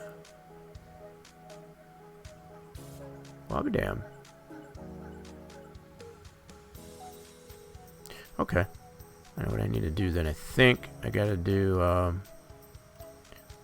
gotta go to another location here and get that texture. So that texture should be... Huh. Interesting. It's kind of a little bit of review for me as far as to get this back where it needs to go. So where was it showing? Okay, that's when I had it on the desktop. Gotcha. So what I need to do is I need to go to my other folder here. I moved that off my desktop, that's why. I'm trying to clean up my desktop there, and that's... See how that gets kind of messy. Alright, let's go in here. We'll get this way.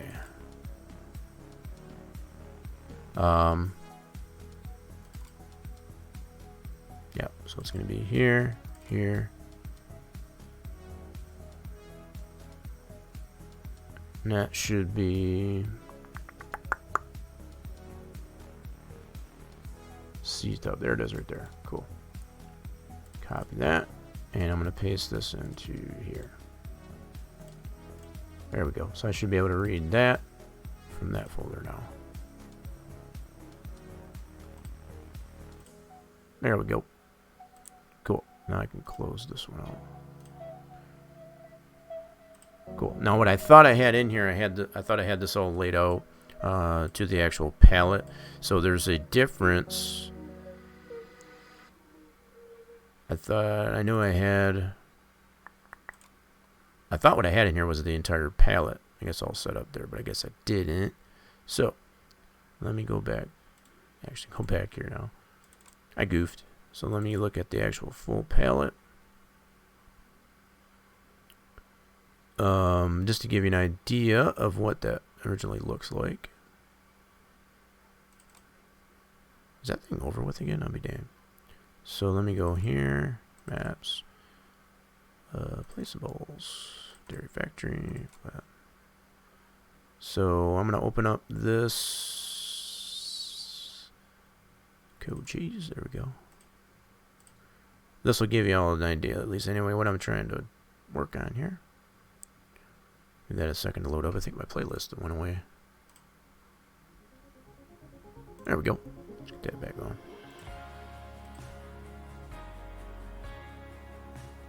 Alright. I hate when Giants Editor does this to me. Hopefully it'll go... Nope, still in that folder, so that's okay. So we gotta navigate to our folder.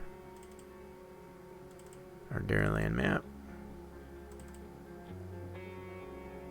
Placeables, Dairy Factory. And we want to load up our coat cheese. That's our cottage cheese. There. So this is the entire palette. And I wasn't sure how I had that set up in my scene. There we go. So you can see how the cottage cheese tubs are on the palette here. I was thinking it was the whole palette here, but it's just actually the tub. So what I want to basically do is use that at least for a measure of scale based on how these are designed in max here. So I got this tub here as a means to be able to tell how big I may have to have those anyway. Okay, so these are all the individual C-tubs here. And it looks like I might have scaled these up a little bit. But at least it gives me an idea of size. So what I want to do is actually make crates of yogurt. You know, as far as like a carton of yogurt. Not one singular carton, but like a box of carton of yogurt, I guess that makes sense. So I can use this as a guide at least anyway. Alrighty then, so with that, so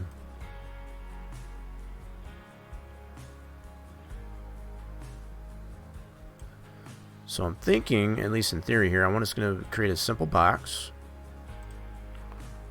So let's go like this.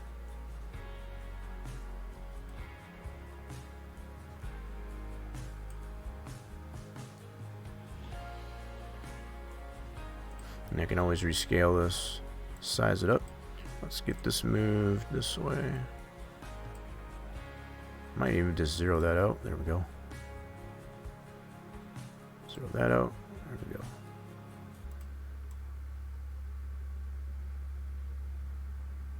Yeah, so okay, I want to make it a little bit thicker. So let's go into here. So let me see if I can find. I don't think I lost my reference picture here. Let me bring up a search here for a yogurt carton. I don't think I bookmarked or anything like that, but I figured it would probably be pretty easy just to go ahead and Google it. See if it brings up the one I was thinking here.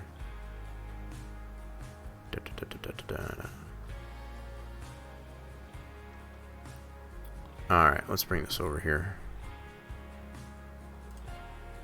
So y'all see what I'm dealing with here. So I had an option here. I didn't bookmark it like I said, so it's not a carton of yogurt. I want to do a case of yogurt. It's all in the query, right? Yeah, so something like this. Something similar to that. That's not quite it. Let's see here. So I'm not going for any particular brand, so something like this. That's probably a better idea here. So I want to create a carton of this here, and I've got a texture already applied too. So I'll bring that up. I'll bring that up there just to give you an idea of what I'm going for here. So that's the yogurt tub. So I think this one is the one I want here. There we go. So I got this makeshift of a carton, so you kind of get the idea. I don't know what I'm going to do for this one here, but at least I'll have a top, bottom, and the sides. You know, with appropriate logos and stuff on it. So it's just going to be a really thin box. Not really thin, I guess, but a box like this, similar to like that. And whether I have the cutouts or and whatever, I don't know yet. But I wanted to at least get down a concept here of it. So here's another type of... Yeah, so hopefully it should give you somewhat of an idea of what I'm going for. So it's got like individual curtains of... and like I said, I'm going for a Dairyland type of branding on it. So this is just the makeshift for it, at least anyway. So I'll be able to apply, like I said, the sides. We'll have that on it. The top, and then probably the bottom. Might not even need a bottom on it, so we'll have to see how this works for us anyway. What is the size of this texture? 1024. That's not too bad. There's a lot of wasted space here, I feel, maybe. We'll have to see how it looks there. Okay. So, anyway, this is where we're at. I'm kind of using this tub here as a guide as far as how big I want to make each individual case of. So I want to make this a little bit thicker, obviously. So let's do height. Oh crap, that's not what I wanted. Wrong one.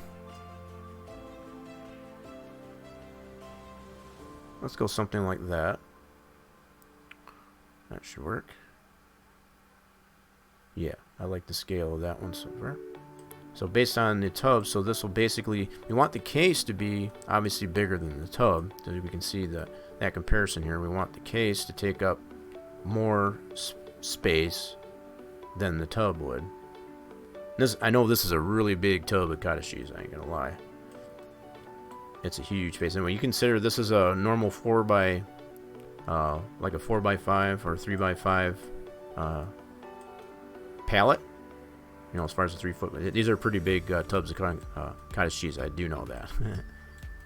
And that was kind of by design. I wanted them that way. But I can definitely use this as a guide as to how big I want to make these cases of yogurt. That's something I don't have. I got the cheese, cottage cheese, ice cream, and the butter, but I don't have a yogurt. So I want to get some yogurt applied to this production. So I think that's a pretty good start right there. Alright, so with that done, we can delete this out. We don't need that anymore. And we can start from here. So from this point, at least anyway, I'll go ahead and convert this to an editable poly. Got a very good base for that, at least anyway. Very simple structure. Now what I want to do, I don't think I made a texture yet. Let me check this out. Based on my template. I did not. So what I can do is make a texture based on this template that I got here. And I got all the layers here for that. So it's very flexible in that fashion. Whoa, you used the slots there with authority. I just saw that. All in caps there. It's like, slots, you son of a gun. And you missed it by 1. Have you gotten the slots there yet there, Torch? I wasn't paying attention there. So if you did, feel free to use those audio commands in there if you do. No units of fluid. Nope. The bot hasn't been too kind so far, huh? So anyway, I got all these layers in here. I'm going to go ahead and flatten this down. Merge all flatten. Alright, so I'm going to save this as a DDS. Just as yogurt. That's fine. We don't need any alpha channel or anything like that. So DTX1 with bitmaps. So I'll spit that out right there. And that's the texture we'll apply to this box. So in our material editor, we're going to replace this one with our new DDS fixture right there. Now it's going to show up here pretty wonky. That's to be expected. Now what I want to do is apply an unwrap to it. Okay, we'll go into the UV editor and apply our texture. There we go. So right off the bat here, I'm gonna do these one side at a time, and probably just use quick planer on that. Let's filter that out. Alright, let me see if I can get these both in here. So if I do this, I'll toggle that off so you can see actually how that's applying to our model. Yep, you can see that's orientation's even correct. Let's go to this here.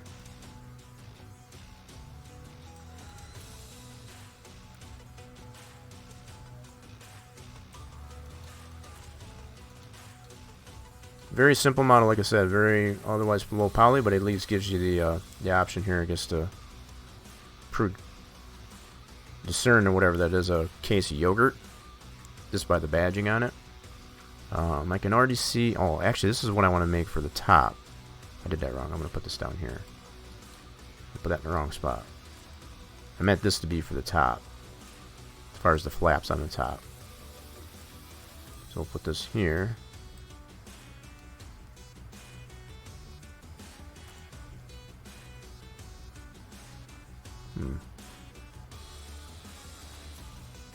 I can already see I got a little bit of problem with the texture there as far as some overlap and whatever. I'll have to fix that. That's no worries.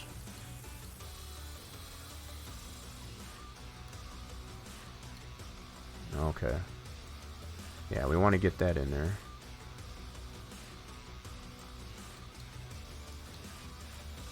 Okay, I think I see what it did here. I'm going to do it this way.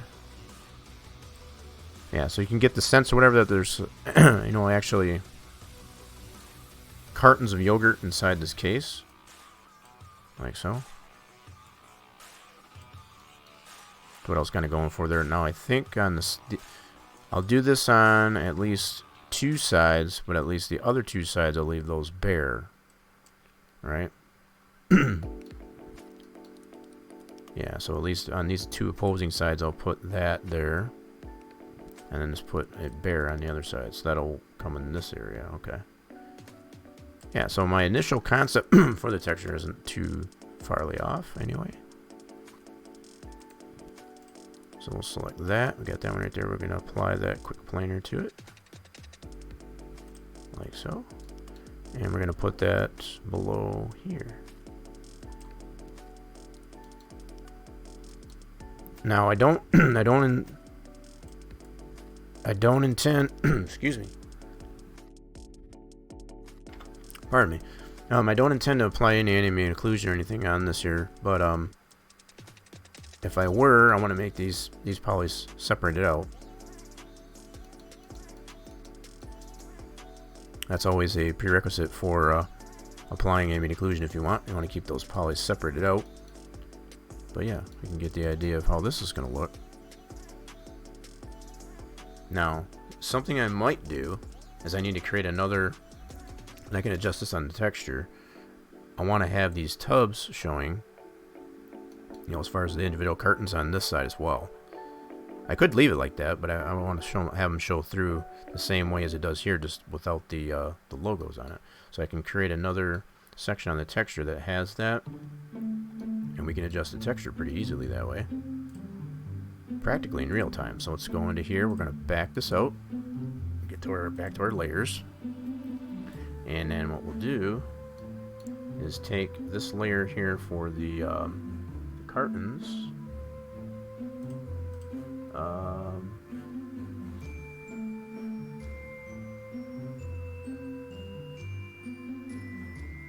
Oh, there they are. I was like, what the heck did I do with them? They're there.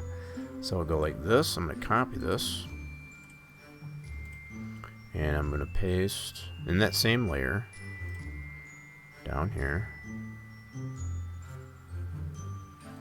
So yeah, now I get the marquee. So that at least gives me the silhouette where they're at.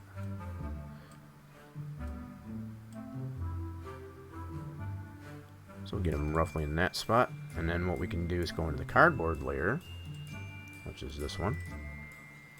And then we can cut those appropriate areas out that we want to be exposed. I think I still got this on a feather. Yes, I do. Let me turn that off. Yeah, I want to turn all that off. Oh, 247 hours on the button. 247 on the button. It's almost like you knew that. Alright, so let's I'm going to cut this cardboard out here so we can expose a little bit of the top portion of those cartons. There we go. Yeah, that's pretty decent. And then I also want to get... here, I'm going to do this. So I'm going to stay in this one here, but I'm going to turn this off.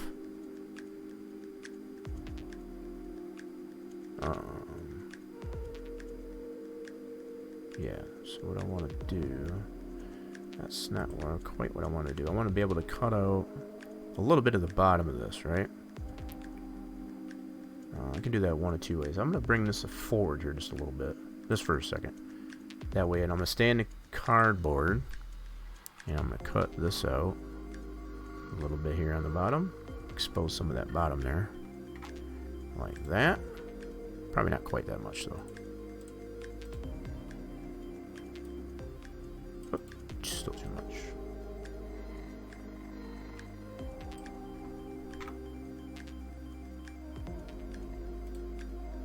Yeah, it's still too much, dang it. And let me go this way. I don't know how I did that, I guess, the first to go around there. I think I just pretty much put, Yeah, I think I got an idea how I did that. We'll try it that way. So now I'll move this back. That way. That's a little more than I wanted to.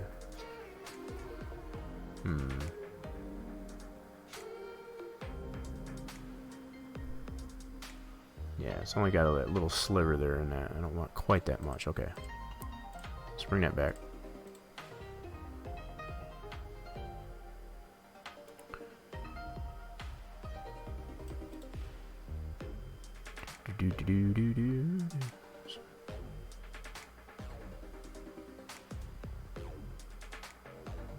Let's try like that. What does that give us?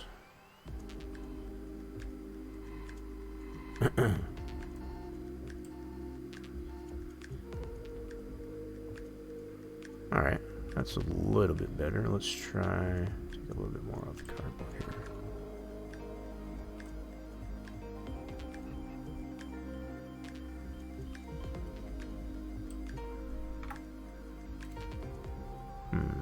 Alright. It's maybe a little bit more than I want to, but I can also adjust. I only wanted that little bit there, so I don't know if I want this much here or that much. So if I do this much here, I may want to add back to this cardboard a little bit. So to do that, I'm going to take this bit right here.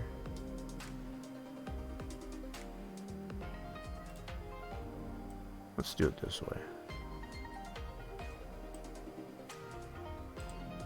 I'm going to add back to this here a little bit.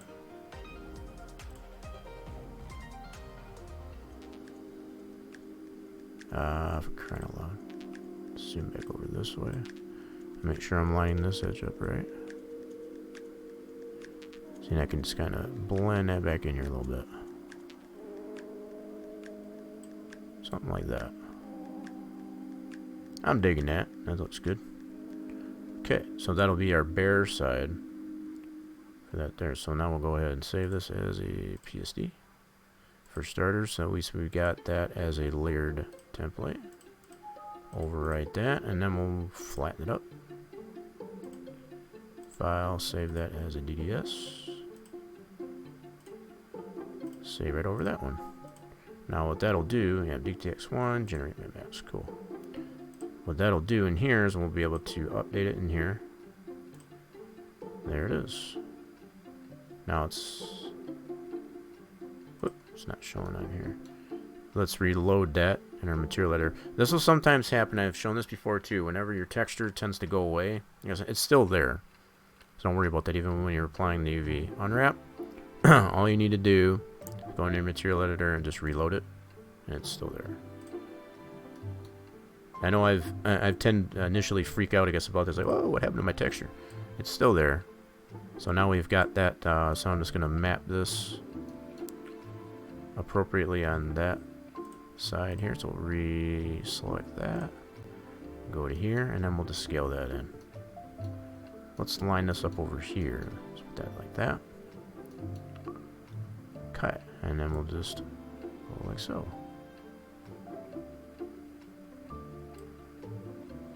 There we go.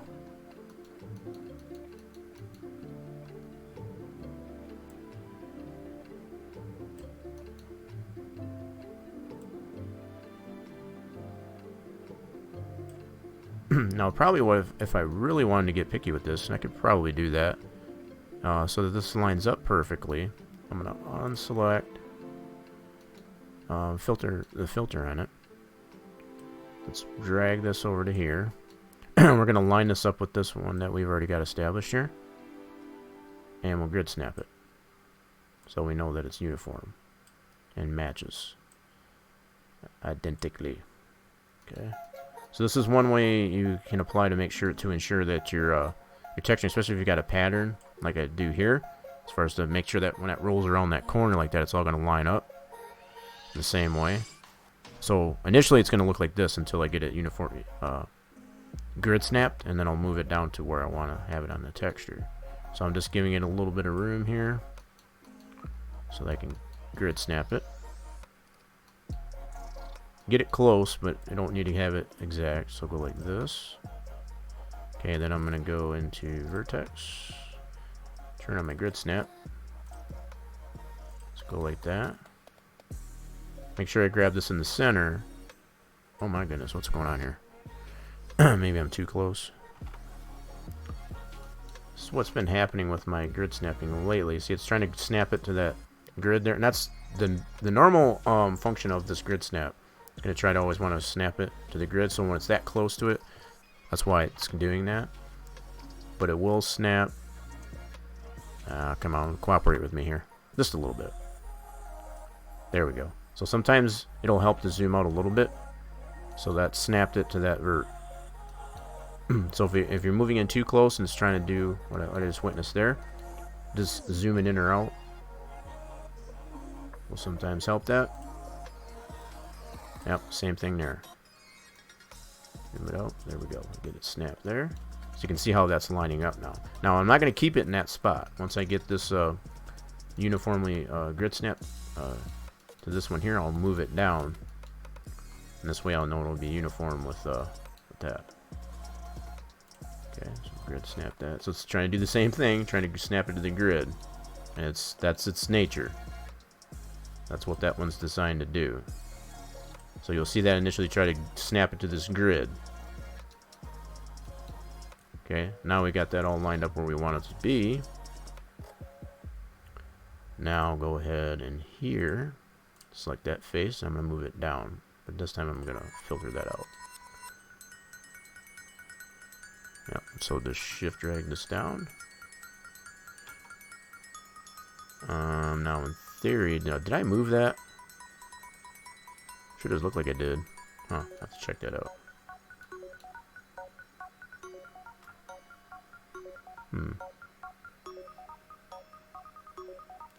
Okay, I think I see what's going on. So that might be a little bit of texture adjustment I may have to make to it again. Oops, my bad. Why is that not? Hello? Oh, there we go. Just clicking on the wrong thing. Alright. Yeah, so for some reason I don't have as much exposure on that. So let's go to the back of this face. Yeah, so I'll adjust that texture a little bit more. So you can expose a little bit more of that bottom so that lines up. So it does line up on the top. Just not so much on the bottom, so I don't have as much exposure as I do on this part of the texture. That can also be easily adjusted. Okay, so we'll go ahead and do that. So let's go back to our texture. We'll undo it. Get back to our layers. Okay, so we just want to expose a little bit more on this part here. Excuse me.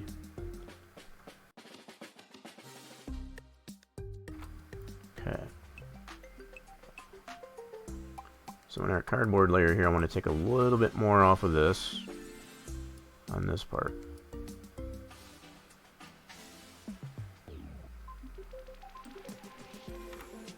That's too much. Not quite that much. I wanted it.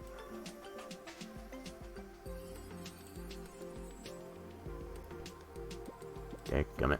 I'm taking too much off now. Look, let me make sure we get all the way back here. Another way I could probably do this instead of trying to do that drag select like that is I could probably set up a line here. Let me do this. Let's do something that stands out so they can easily spank it out here. So let's go to draw. Let's try thickness of 3 on that. Might be still too much, maybe not. Okay, let's go 4. So if I draw a straight line across this within that layer like so, and then I should, oh, I didn't quite get it down all the way. Yeah, I'm gonna have to zoom in here a little bit better. That almost might be still too thick again. Okay, let's go back down to 3. Let's try it this way.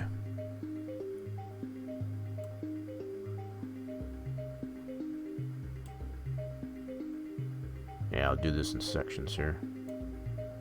A little bit tougher to do it this way, I feel, but...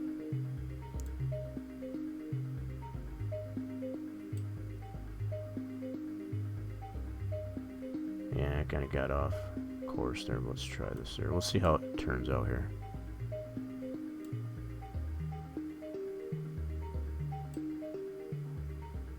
Got a feeling that's going to be too much. We'll try it. Ah, dang it. Went too thick there. Got it all crooked. Alright, let's try that. So I'm going to do magic wand. Okay, and how did that turn out? That's not too bad. I like that amount of exposure. Gosh darn it. Yeah, that's pretty decent there. We'll try that out. I gotta fix this here too, I notice. Fix that spot right there. I'm gonna do a clone.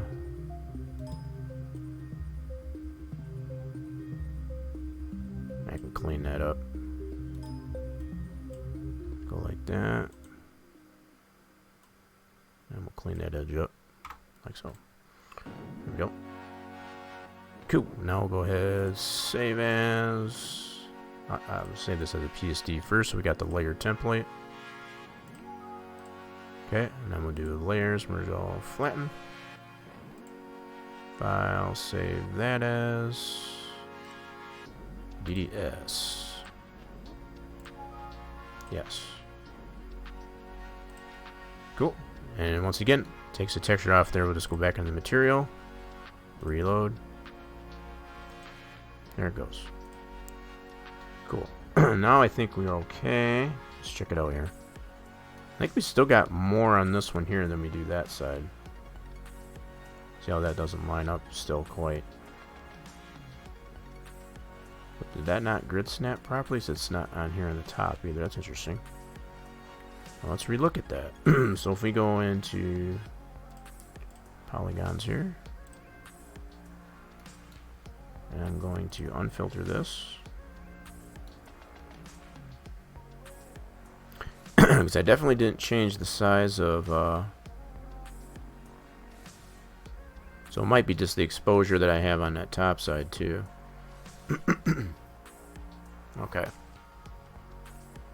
Now, I guess what it really comes down to is how much exposure do I want to have. I think if I add to this side here, and add to that side there, it should be good. I think that's what I want to do.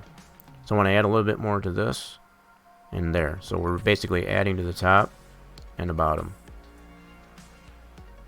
Yeah, just kind of float that out there. So we know it's already grid snap, so we know as far as the polys from this side to that side, they line up. The only thing that isn't lining up is on the texture, based on how much I got exposed in there. So this is more of a texture issue than it is the mapping applied, because we know those are grid snap. So that's one good reason, I guess, to go ahead and grid snap it, so you know your polys line up. As far as the texture being applied to it, it's the texture that's off. Okay, that's a benefit of being able to grid snap, I guess, anyway, to your UV texture. So now we're back to our layers. So all on this side, I'm going to add to the bottom as well as the top on this side. As far as this one here that we established, we don't want to do anything to this part here. We only want to go from here to there. So we want to add to here and add to there. Alright, so in that cardboard layer, let's see what the best approach is here. So what I'll do is grab a little sliver of this, copy that, and then we're going to add that to, we're going to pin that on there. Get the marquee. So we need to add, we don't need to add a lot, just a little bit here.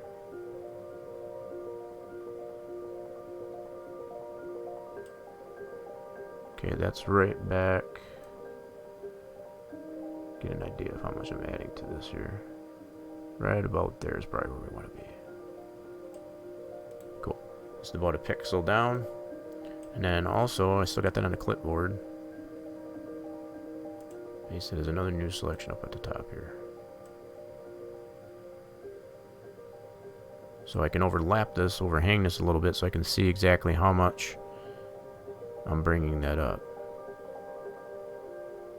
So in this case, we're bringing it up a pixel.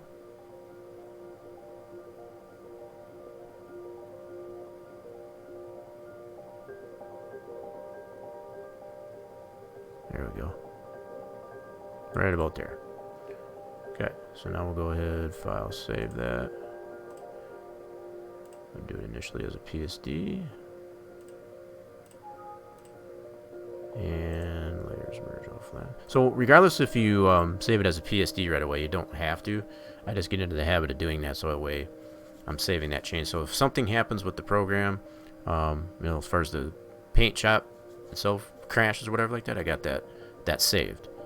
Right? That's part of the reason why I guess why I do that. I try to get in the habit of it. I don't always do that, but it's a good habit to get into as far as to save your layered template so you don't lose all that progress on there prior to then flatten it and go ahead and make your texture.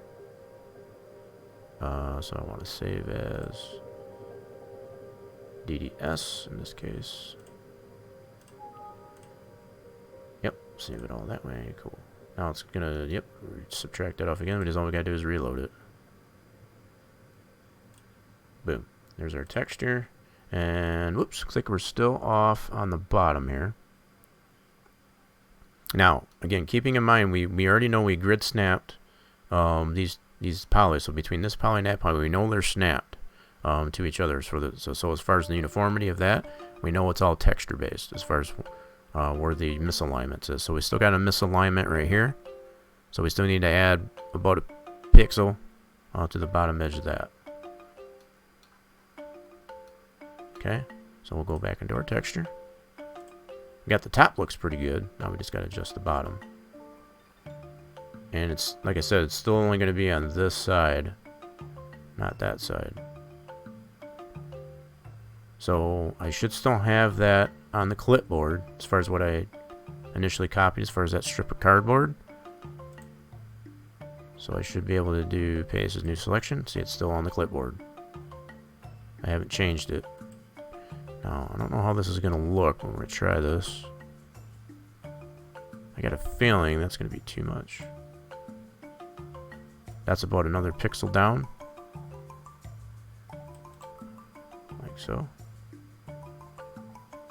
Now, from when I look at this one here, at least this way, it's... I'll have to see how it looks though anyway.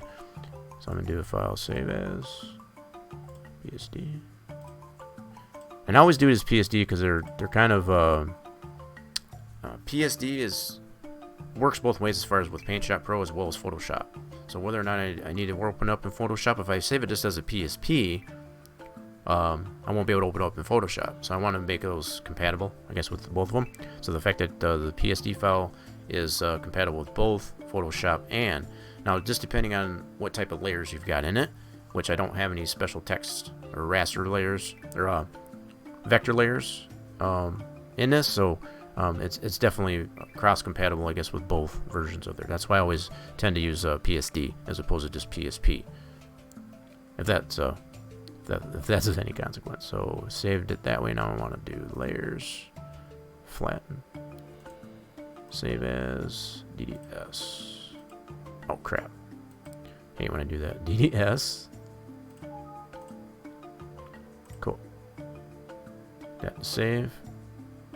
And then all we gotta do is reload it. Boom. Alright, so let's see how we look now. It's still a little bit off, but it's not terrible. I can probably live with that.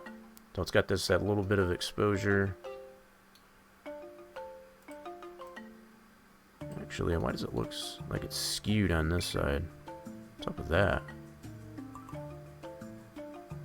What is going on with that? There's something else going on here. I gotta check that out. Yeah, it's definitely wider on this one end. I don't know why, though. Alright, we're gonna have to check the mapping. We might have to straighten that out as far as the alignment of it. It's definitely skewed. It's like wider on this end than that end. That's kind of weird. I did not do anything special to the box. as we saw, all I did was just adjust the height of it, as far as just making a simple box. So, I need to take a look at what is going on with...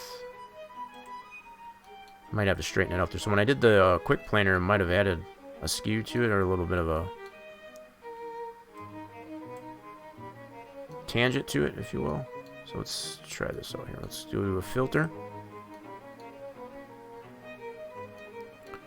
Yeah, so it looks like, from what I can tell here, it looks like that's what's going on here. See, it's lower on this part than it is on this part.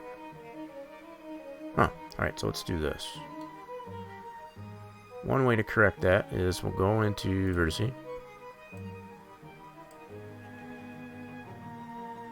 Straighten that out. So yeah, it did have a little bit of crookedness to it. I don't know why that is, but... You okay? Alright, so that should be straight now. So now what we should be able to do is go back into poly. So we'll probably have to regrid snap this, basically. Now, let's see if we're the same all the way across here. Yep, so for some reason or another, it did apply a little bit of a tangent on that line. So we'll have to probably, let's check on the top line here. Make sure that's all the way straight across. That looks pretty good. So it looks like it was more or less just on the bottom. That bottom. Okay. So now what I'll do, let's unfilter. We'll go back into this one. Move this back up here and we'll regrid snap this.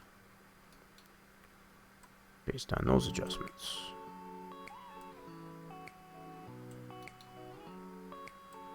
Yeah, I think that's going to be... Okay, just giving it a little bit of room anyway, like that. I'll go back into vertex. Oops, I got a grid snap. I do. Why is the grid snap not working? Oh, there it goes. Oh, she dancing. Oh, she dancing. There we go. There we go. Yeah, so the fact that I haven't had as many issues with the grid snap as I was previously, a lot of it I think was just due to my mouse. As far as it just cleaned it out and all that good stuff, and it's been working good now. I think that was just a big part of my problem. Alright, so now we got that all grid snap. So now I'm going to go like this. I'm going to grab it from here. And then filter that out. And bring that down. Whoop, you know what I didn't do? Hold on. I want to shift drag this down.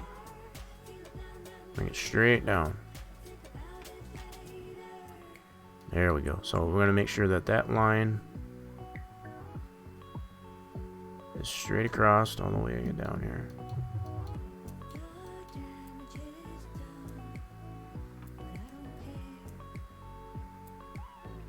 There we go. Okay. I got a little bit more I noticed on the cardboard. On this end here, you can see all this excess that I have here. I don't have it there. I might have to adjust the texture on that. We'll see how it looks. Okay. Check and see how we look now. Let's see, now it's probably going to be the point. I got too much, all the adjustments that I made to the texture is probably going to be... Yep, so now I need to take that back out again. So we're a little bit off there.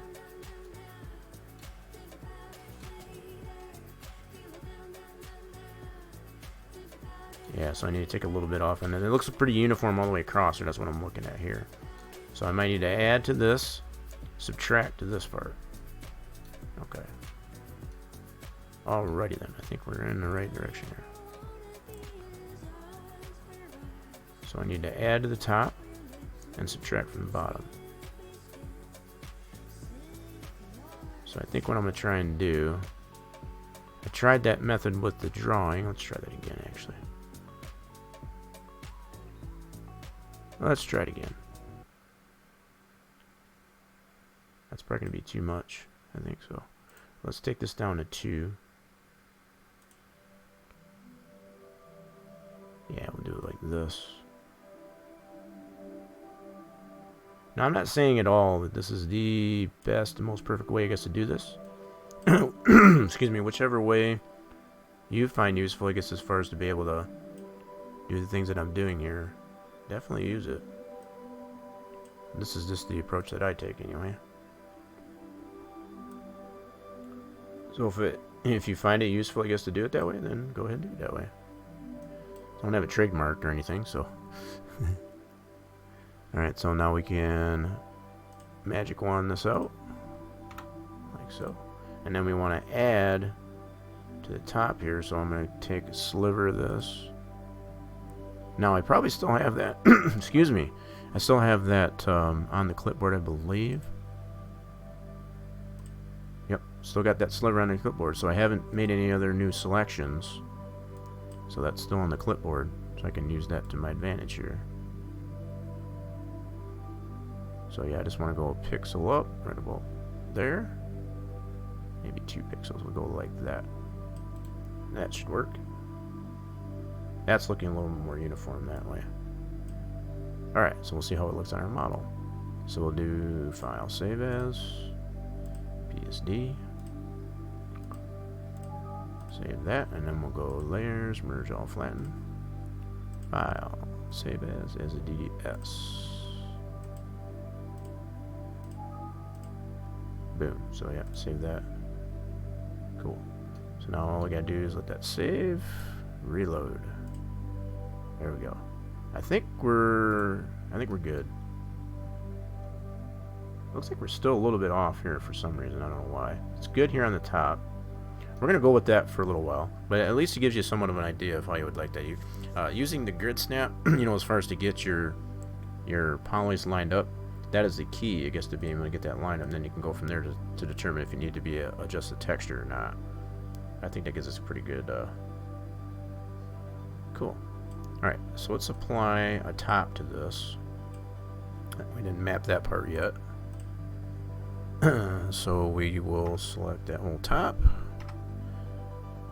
Alright, and we'll go here. And we'll do our quick planer on this. And I don't know if I want to make this part bigger or not. As far as for the top, I don't know how this is going to look. I may want to put it down here. We'll just have to see how it looks here anyway. Let's put it on this part here first, and then we can always go from there and adjust our texture accordingly, if it so calls for it. I felt in my head anyway when I was laying the texture, I was like, yeah, that seems to make sense. But doesn't necessarily mean that's yeah, I don't like the way that's stretching like that. And probably the other thing I would do is probably put a line in here to have it make it look like you can you know, open the flaps on it. Kind of the same idea if we go back to our deal here. Now they've got it, the flaps are basically long ways, so we can work that in there as far as to have it, you know, the flaps go this way or just down the middle here. I guess it won't matter. But we have that at our disposal to be able to do so. But I don't like the way that's stretching. So probably what I'll do, there's a couple different ways I can do this. I can move where this is mapped on the texture to down here to where it's bigger, or I can make I can split this poly. Yeah, split this poly, say this way, and then I can map one flap with that's got the logos and stuff on it, and one that doesn't. So that's a couple different ways I could go about it. If I do that, I'm gonna have to collapse down this unwrap so that I can make that cut. I think that's probably what I'll do. I'm going to split this down the middle, roughly, and make the 2 flaps as far as down the middle. I think that would work. Alright, so we'll leave that way just for now. We'll collapse this down. And then make sure that's an editable poly. Cool. So what I want to do... let's put this on top-down view. There we go. don't know. In theory, this should work for me. So all I'm going to do is just do a cut. I'm going to grab, let's see here, snaps. I want to do an edge snap. I'm going to turn the vert snaps off. So I'm going to do an edge snap. Go to cut. I should be able to get right on this edge. Now this is probably not going to be perfectly center, and I can always move it once I get after I get it cut. So just like so. Let's get out of that. Did it cut it? It did not. Okay, so let's try that again. Let's make sure it didn't cut anywhere else. Nope, so it did not cut it at all. Let's go back down to top-down view.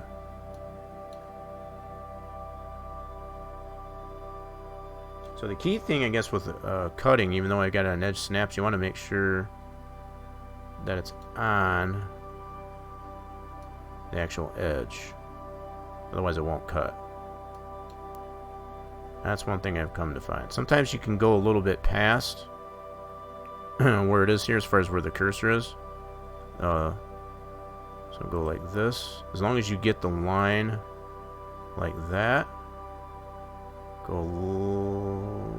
Try to line that up. There we go. So now we got a cut. So that's sometimes the only tricky part, I guess, as far as the plan. Let's make sure we're completely out of that. Now I know it is crooked. So what I can do is I can do some calculations here. So from here on the X, and get real OCD on this. So on this here, on the Y, ends up being 0.322 meters, and then on this Y, 0.32.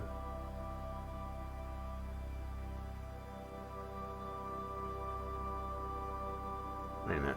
Hold on a second. So from here. Alright, let's type this in here. We're gonna go like this. We're gonna copy this information and put it in our calculator. So we'll paste that into here.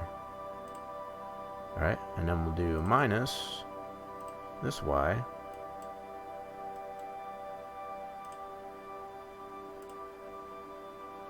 Okay, and then we'll do a paste, and then equals 64. No, that's not right. Did I add that? What the heck did I do? Let's clear that out. I did something wrong. Let's try that again. So let's do like this. So that's on the Y. That's this way. So what I'm basically trying to do is get the distance between this vert, and then split that into half. So I can line that vert up in the center. So 322 here. Oh, I think what it's doing here, this might be minus 322. That's why. Gotcha. So that's 322 on this one here. So that's a difference of, so overall, that's going to be 644. So this would need to be at 0, and that's all I need to do is zero that out. Okay, that makes sense. So we'll just zero that out. It's fair enough. So that basically straightens that up. So that's equal on both sides now. That's all I wanted to check, though. So yeah, the fact that I've got this entire thing there, if you remember, when I set the box up, that was all at 0, 0 on X and Y. Right? So the fact that it was showing negative, positive 322 on this side, negative 322 on this side, that just concluded all I needed to do on this cut here is just to make it 0. So anything on this side is positive, anything on this side is negative. So I don't, hold on, did that move? Oh shoot, hold on a minute. Why did this move here? You can see that's all jacked up now. What the heck happened there? Hold on.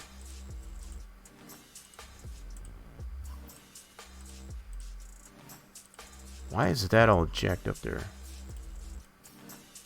Maybe it's just my eyes.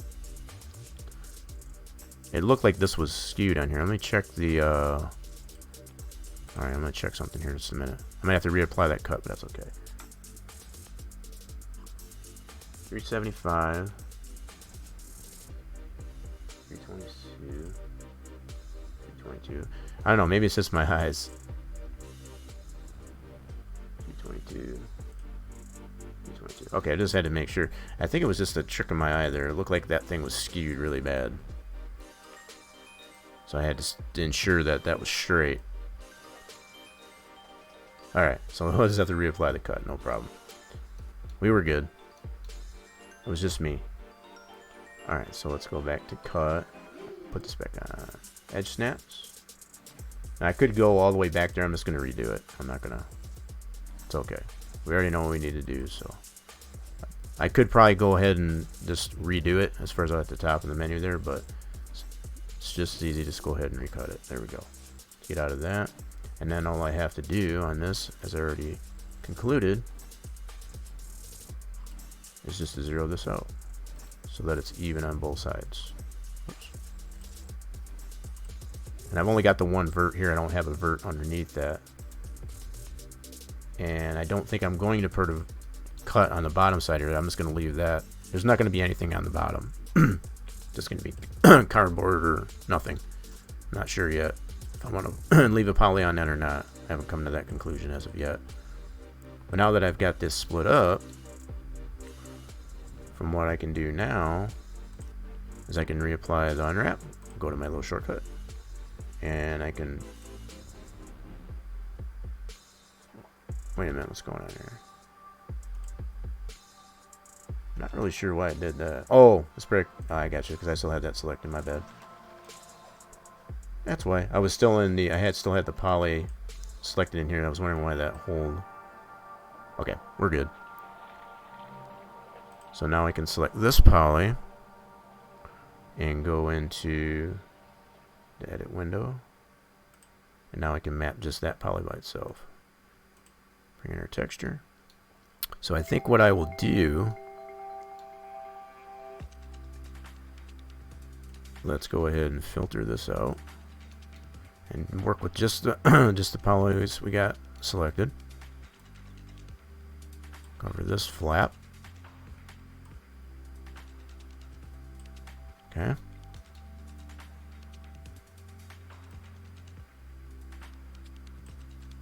And then the other flap won't have anything on it. That's going to be goofed up, but once we do our quick planer on that one, that should go away. Not too concerned with that. So now we got that on that side. I'm happy with that. Now we can adjust the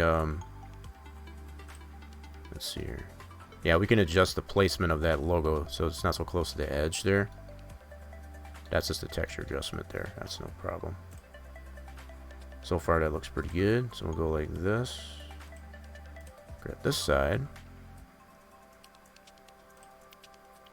Back in here. So yeah, because I did that split there like I did, that's all it really comes down to is I gotta apply another quick planer. And then what I can do is line it up with this flap here, but I'll move it down here into this area so it doesn't have any logo on it. So I only want it on the one flap. And again, we don't need to be concerned about overlapping polys because we're not going to be applying any ambient occlusion or anything to it. So that is not going to be any worry. Okay. I know a lot of this is review stuff, but hopefully it's a good refresher, if anything. I know sometimes I find myself having to do these refresher courses, at least anyway, just to keep my wits about me. Alright. So now that I got that there, I'm going to bring it down this way. Put it on this flap. This will be the other side of the flap. So now we'll have one side. Now, to go even further with this, if I want to apply a line on that, to give it more definition in there, I could probably apply that to either the bottom half of this flap on the texture or on this one, doesn't matter. Just to create a line going through there to make it look like it's got actually a slit in there, if you will, without physically putting a slit into it, if you will. So far, I don't think that looks too bad. So we got a little bit of texture adjustment to move that over a little bit. That's No problem. I got the arrow there. Now we'll get these other two sides. And I'm still not 100% sure if I want to leave the bottom on it yet. I may want to.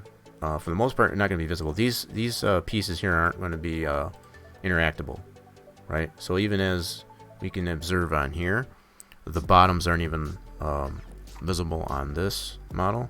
Although, on each of these individual tubs, I do think I did leave the bottoms in it. They definitely probably don't need to be there because you can't see them. So I made us keep the bottoms in there. It's not really going to be that much of a reduction in polys, and the fact that the farm sim is much better being able to handle even something like this, even though it's got polys on it that don't belong, that we don't need.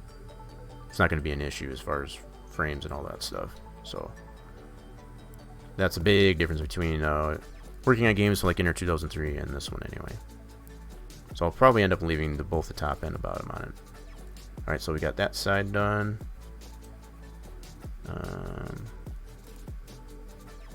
Yeah, so those two sides. So all the way around here. So on this side here, we want to put the logos on it. So let's do the same thing here. Go there. That's there. We're going to do a quick planer. And then just line it up in here. Now, probably what I'll do is once I get this roughly in position, I'll leave a little bit of room on it so we can grid snap it to the one that's already there, right? These here would definitely require, if you want that all to line up properly, you would want to grid snap it. Okay, so now that we got it close, we can go and do vertex, turn our grid snap, select that vert, and snap it in.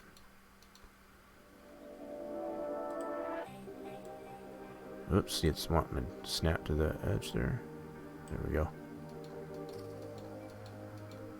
Now I'm already noticing. See, and I got the same problem as I did there. It's got a little bit of a tangent. You goofy son of a gun anyway. Okay, so we're going to have to straighten those out. Yeah, we can do that. For some reason, it's got a tangent in those. I don't know why. Those should have been fairly straight edges.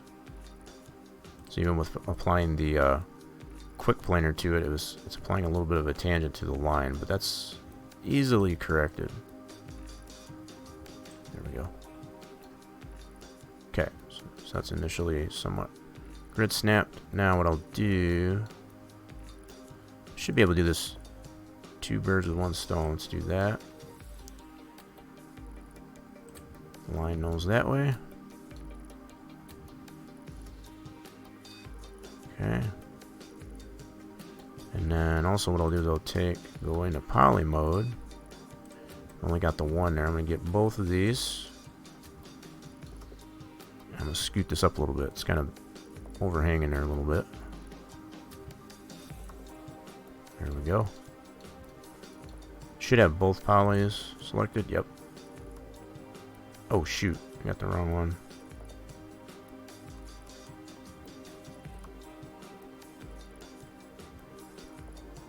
Wait a minute, what did I do there? Hold on. Oh, Jesus, I know what I did. Okay. I put that to the wrong side, that's what I did. What the heck am I doing? Alright. I meant to put that on this part. See, that's what's kind of confusing me. Okay, no problem. No problem. So let's go select from this viewport, that side. I was putting the top side, I guess, on this side. That's not what I wanted. I want to put it in this area. Let's drag this down here. So I'm lining it up with the wrong side. I need to grid snap it to this one here. Alright. We good. We all good. Alright, so let's do that. Go into vertex. Grid snaps on. There we go. But there did happen to be a bit of an issue with, whoops. There we go. So I guess if anything I did correct, whoops. A little bit of a tangent that there was on this. Oh, there's some of it Yeah, so that's overlapping there. Okay, cool. We should be alright. Yeah, it's a little bit more straight across. So if I can probably adjust the texture if I wanted to add more to that there. But we're within where we want to be, so that's okay. Should be good there. So that lines up there. Yep. So now that's applied to that. Cool. That should line up. Yeah, we're still a little bit off here on the top there like we was over on that corner. That's not entirely too terrible.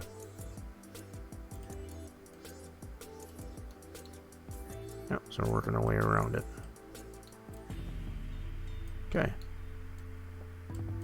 Now let's get this side. This one will have just be blank. Go to poly, just like that. We'll do our quick planar. And then that we put in this area.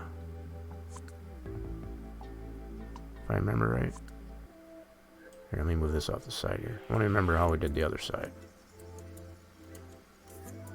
Where did we put that?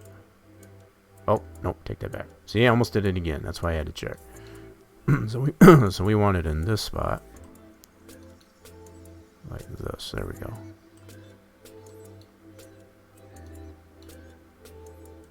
Same as like we did the other side. Just kind of give it a little bit of room so we can grid snap it. Getting it somewhat close. We don't need to get her dead on.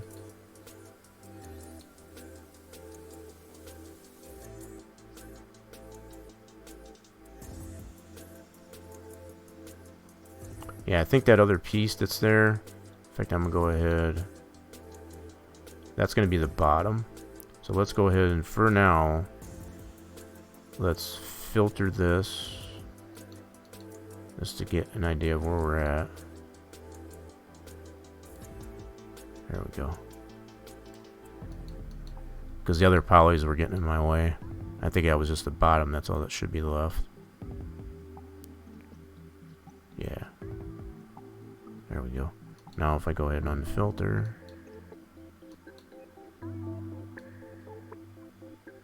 Why in the hell is that not showing? Okay. Alright. So I guess I did have it pretty much right there, just like that. So we're lining it up with that other side. I want that to line up. I think that's about right. Alright, cool. Alright, now let's go into vertex. Snap that there. Snap that there.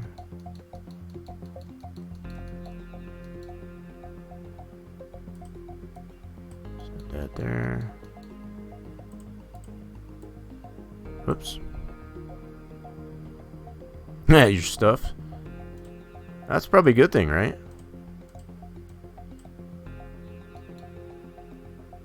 Okay, did I get this one over here?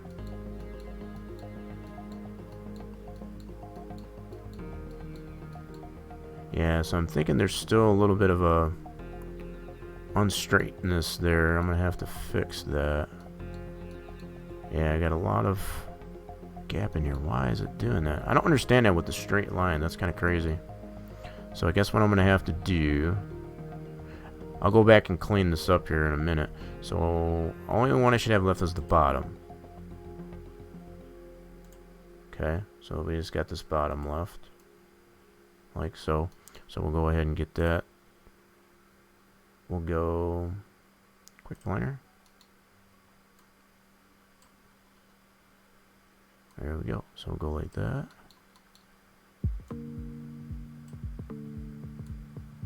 Put that right there. Yeah, so I'm keeping some of this, pretty. So this is going to be the bottom.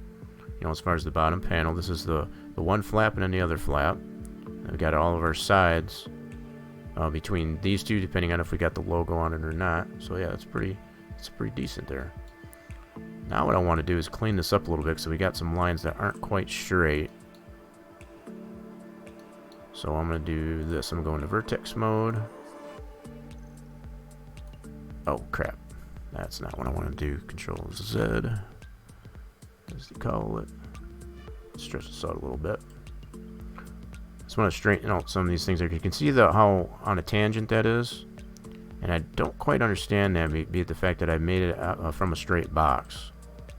So I'm just going to take the initiative, I guess, to go ahead and straighten all these out. That's causing a lot of our misalignment from each side and so on.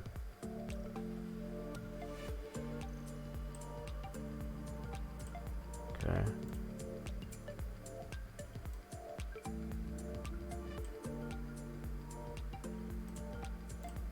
Alright. Yeah, so yeah, see the gap that's in between here? That shouldn't be like that. It should be relatively straight, but it's not. It is on the ends as far as the vertices themselves on either end are straight, but it's definitely not. Crap, that's not what I wanted.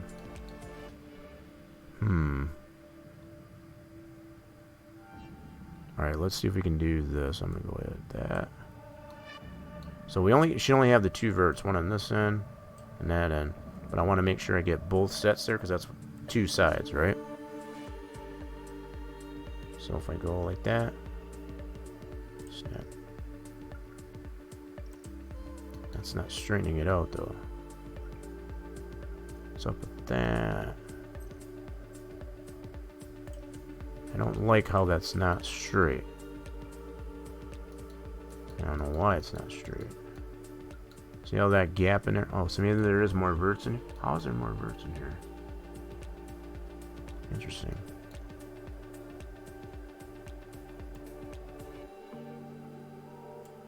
Okay, is that getting... Should only be the two sets of verts there. I don't know why it's Okay, let's try it again. There we go. That should have straightened it up and taken out all that gap there. Okay, that's all I wanted to do. So yeah, apparently there's more verts in here. I don't know how that is, but anyway, I'm gonna get that straightened up anyway. That should be better. So I think most of our mapping is all done. So that was our bottom. And there we have it.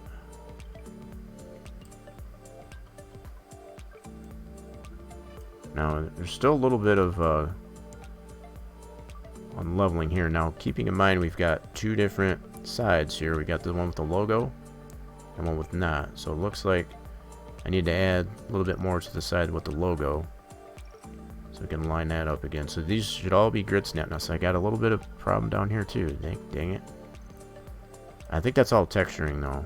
That's all part of the texture. So I need to add. Let me check on this end. Yeah, so it's uniform on this end as well as this end. So I need to add to this bottom on the logo side on both sides. I need to add to it because it's pretty uniform on both all the way around here. So even on this side. So on our texture, now that we got everything grid snap and uniformly aligned, we can apply our much more adjustment to our texture itself. Now I guess maybe the other thing, let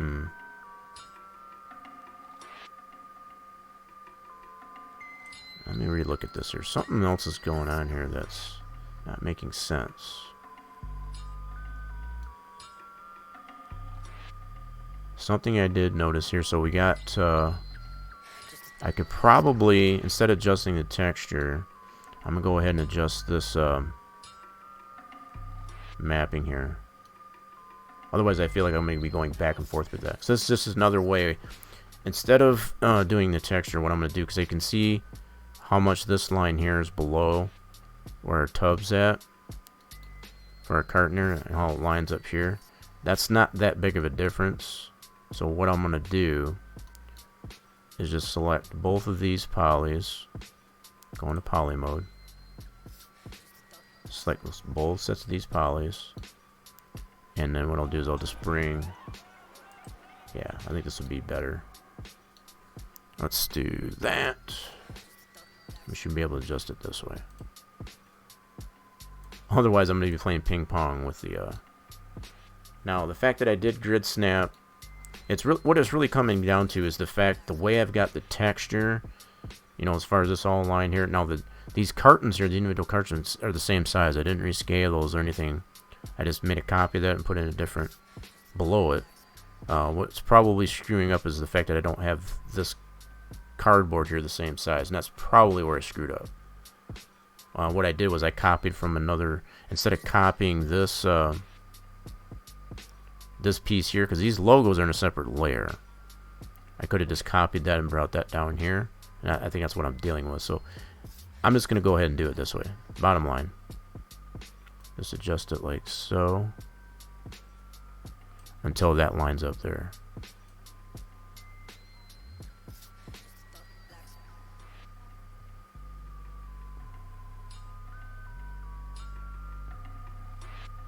Like so. There we go.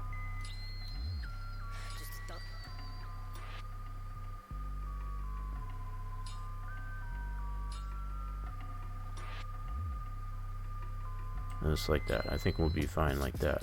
Now you can see there's more black, more darkness on that set. Let me see here. Yep, so again, I can do the same thing probably here. That might be a matter of just being able to move the carton, but let's try it this way, just for kicks, just to see what happens here.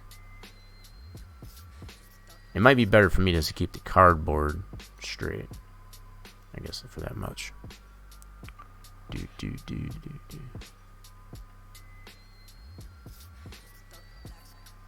Look out, Dash, and that's J-Rock. How we doing there, Road Train?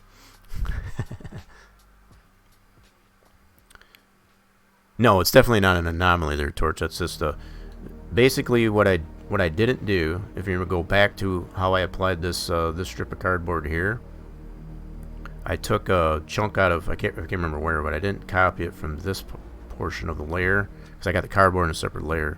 So probably if I was to adjust that and go back and redo that, it would probably line up a lot better.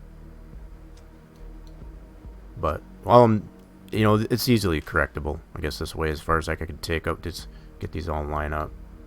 It's very minute changes anyway. Yeah, I hope you're doing well there, Road Train. What's up, Road Train, anyway, these days? Let's see. So what I need to do is adjust that. I think if I adjust this at this point, what's going to happen is it's going to throw the cardboard off. I might just leave it that way. From that point, I can probably adjust the layer for the cartons, or the individual cartons on that layer. Yeah. I guess the cardboard, I think, is the key part. Get lined up there. But I can probably... what'll probably even work better for me is once I get a wire frame for this, I can bring that into the texture itself, and then I can adjust it that way too. That's another thing I can do. That's probably what I will do. I think we're good there for the most part. We got our bottom, top, on all the sides done. Yowza! All kinds of subs today. There's another one. Yay! Appreciate that sub there, Road Train. Holy mackerel. So he says not much, huh? So do you all, in your neck of the woods, do you celebrate the Labor Day, just as we do here in the States? I know that we're on a Labor Day holiday here, weekend. So some people they have the time off, I guess, as far as on upcoming Monday. I know you are already on Sunday, right? Labor for what? Yeah, that's what some would pretend to. That's the running joke, I guess, with the holiday. It's like, labor what? It's like hardly anybody's been working, right?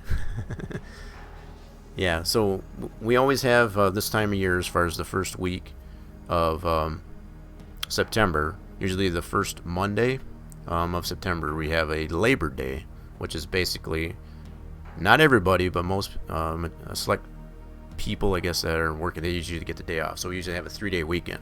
So you get a Friday, Saturday, you get the, excuse me, Saturday, Sunday, Monday off, and then you don't have to go back to work till Tuesday. So yeah, just wondered if you guys had that same thing there. By the way, I appreciate that sub there for anybody's still out there. I got the hype command. If you got the emotes, spam the emotes or use the hype command or the heck yes. Yeah, let me make sure that works. There we go. I gotta test it myself. There we go. Yeah. So regardless if you've got the emotes, I guess for the subscription, you can either spam the emotes that you have available or just use the commands. Yeah. Appreciate that subscription there. That's the man. How many subs did we get today? That was from Steel. For some reason, Torch, I didn't get yours. Did it come through here? Yes, it did. That was 4 hours ago. Man, we're already at 4 hours into the stream. God, good lord. Time flies when we're having fun in this. I've gone all over the place, I guess, on stream today. I guess as far as showed a little bit of progress on Torch's. Oh, there you go. There's the commands. Yep. So yeah, most of those commands should be all active in there. Some of them are on timers too. So, but a majority of those you can manually type in as well. But yeah, I've been all over the place today. I guess with showed off the progress as far as the assisting Torch, I guess, with his build on the Dover International Speedway, and he's been in the progress, I guess, of applying additional adjustments to that track build. And for the most part, I guess I've gone quite a bit over and farmed some stuff. So this here, in case you were wondering here, Road Train, what I'm working on here is a new production output for the dairy production in Farm Sim. So I'm creating this based on a palette like this. So I want to be able to put these boxes or these cases of yogurt in place of cottage cheese. I'm still going to keep the cottage cheese in there, but I want to add an additional production on that. So it'll have 5 productions on that dairy production. It'll have the cheese, cottage cheese, ice cream, butter, and then yogurt, all in the same thing. Your edit of the T908 needs more horsepower. I didn't adjust any of that. The only thing I did was just to get that hitch to work. And I made a couple of other cleanups on it. It had some errors in it, but other than that, I didn't touch anything with the any of the the motorized parts. I didn't adjust any of that. But if there is some adjustment that you need to it, I've got many other projects to work on, but I can see what I can do anyway.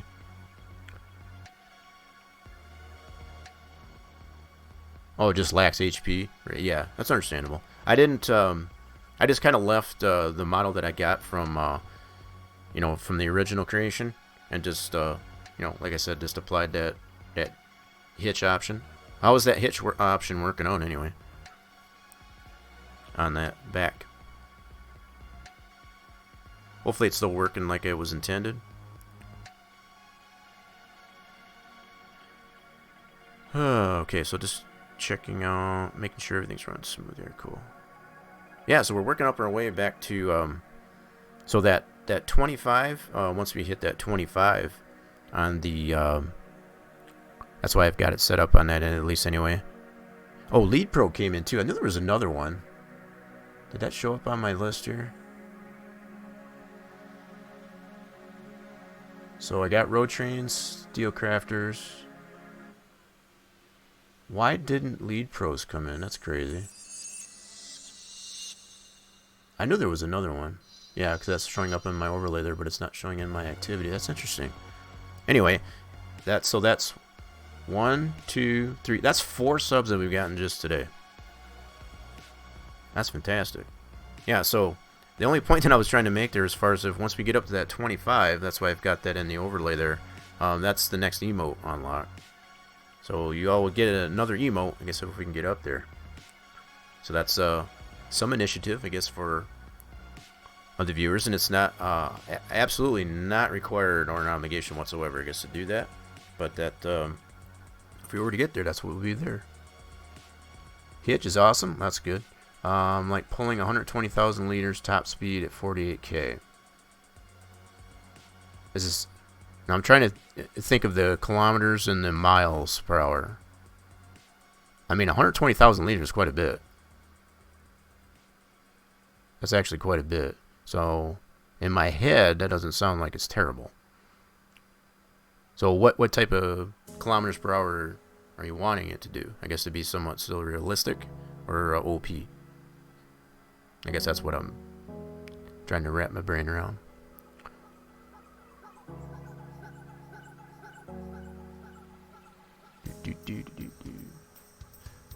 LiDAR? Am I saying that right?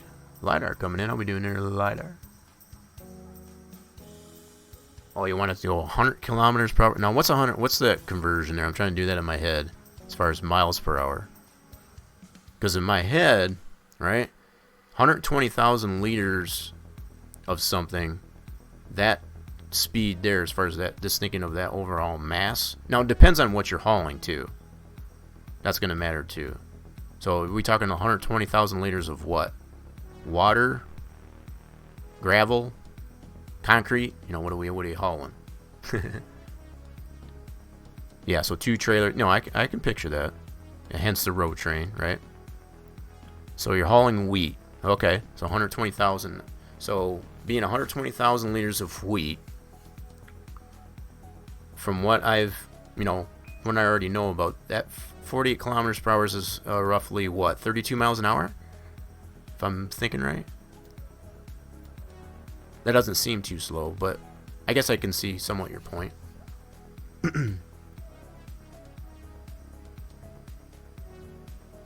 60 miles an hour? Okay. Oh, thank you for that clarification there, LiDAR. I was trying to do that in my head. So top speed empty is 76. And it goes down to 48 with 120,000. Okay. I'm picturing that. So what you're saying is you want it to be able to go 100 kilometers per hour full, basically. Never seen this software before. Which software do you mean? This is the Giants Editor, if that's what you meant. It's a pocket road train. So 62 is 95 kilometers per hour. Gotcha. So you want it to be able to go roughly that while it's full. No, I need power. I'm hearing you. I'm hearing you. Yeah, it doesn't sound too OP, I don't suppose. So yeah, this software, LiDAR, if you weren't aware of this, this is the Giants Editor for FarmSim 19. I've been kind of all over the place, I guess, with the creativity today. So I've gone from NASCAR Racing 2003, helping out a good buddy of mine, Torch, I guess, with his track build at the Dover International Speedway. And for the most part, I've been showing off a lot of FarmSim stuff in this latter half of the stream so far. But this here that I'm working on, just to kind of clarify, is this is some global company production. And what it involves is these are the pallets that would spawn based on the inputs to the production. So this is one of them, and I'm using this kind of as a guide to create a yogurt pallet that would spawn based on the inputs, I guess, to create those items. And it's all based on global companies. So this yogurt here that I'm trying to create here, this is going to replace, not really replace, it's going to be an addition, but I'm using this as a guide to put this in the same spot as what shows here in the cottage cheese. So instead of cottage cheese, we would have yogurt in these spots. So all these individual spots here will have yogurt as opposed to, so I'll have cottage cheese, yogurt, ice cream, butter, as well as cheese, just plain cheese, rolls of cheese. So yeah, I wouldn't mind some more notes of other mods. Like what other mods are you thinking of there, road train? I know I got a lot of things going on. I'm getting a lot of requests, I guess, for mod edits and even brand new mods. So you can always feel free, I guess, to DM me. You can always message me, I guess, as far as what potential, as long as you're giving me some insight, I guess, as far as what mods you're trying to either edit or create. I've got no problem with at least trying to take a look at it, see what's going on. But as far as you know, taking on brand new stuff, as far as like this, that's might take a bit. I'm in the process of many other big projects, so just a fair mention, I guess, about that anyway. But yeah, I'm always free to hear, I guess, about anything that you might potentially be looking into adjust anyway. Just letting me know in the DMs there. You've got my handle on the Discords. Alright, so let's get back into... We got this all mapped. I think what I want to do is I'm going to get a wire map of this thing. Now that it's all the polys are mapped of our model here. While this is open up here, I'm going to go ahead into this. And I'm going to my tools. I got to select all the polys though first, that's what. So let's do it this way. Let's go into poly mode. Select all those polys, go to tools, and I'm going to render UV template of this. And I do believe I do this have it at 1024. Let me check this out. I think that's what I said. So what ended up happening is I ended up using all this information here. We got this as a flap. We're using this entire texture for all the sides between the bottom and the other flap and all that stuff. So this actually worked out pretty good at the end of the day. So yeah, this is a 1024 by 1024. So by default, that's what I got it set up as. So in order to get the UV mapping, I guess the same as my texture, I want to make sure this is set the same, which it is. So I'll spit that out. That's going to put that over here, like so. Now I'll be able to save this file, and I'll put that in our working folder here as a PNG, so it has a transparency in it. And we'll save this as a wire, because we're going to put this in our template, our layer template, right? So we want to do this, and we want to have that alpha channel in it, right? So 16.7 million with the alpha channel. Alright, we can close that out. Now we can go to our paint program here. I'm going to back this up and get back to our layers. Okay, and then open that wire up, which will be second here. Got to get back to that folder. 19 placeables, global company, Dover factory, yogurt. So there it is. Should be right here. So this is the wire that we exported, and now we'll be able to put this. Now the fact that it's the size that we needed already, I just want to make sure I always take the initiative to put some little alignment blocks in. Who are we moving at? You gotta run. Thank you for all the help. I will be in touch with. Yes, absolutely, Torch. You have a wonderful rest of your evening. Appreciate you sticking around, I guess, for that. I know you're probably full, and you mentioned that earlier. You had lots of foods. There you go. Yeah, those audio commands are freely available for anybody in the chat. Sometimes I do get focused on yapping my gums, so those definitely do get my attention, I guess, as far as when that happens. So those are freely available for any of the viewers to use, regardless of status. You don't have to have a subscription or anything like that to use them. So exclamation point audio will give you a list of all the audio commands. Yeah, we'll be talking to you again, Torch. Just keep in touch. Alright, so all I'm doing here, like I said, is just putting these alignment blocks so I know that it'll line up 100% when I bring it into my template. Alright? And the fact that it's not really going to cause...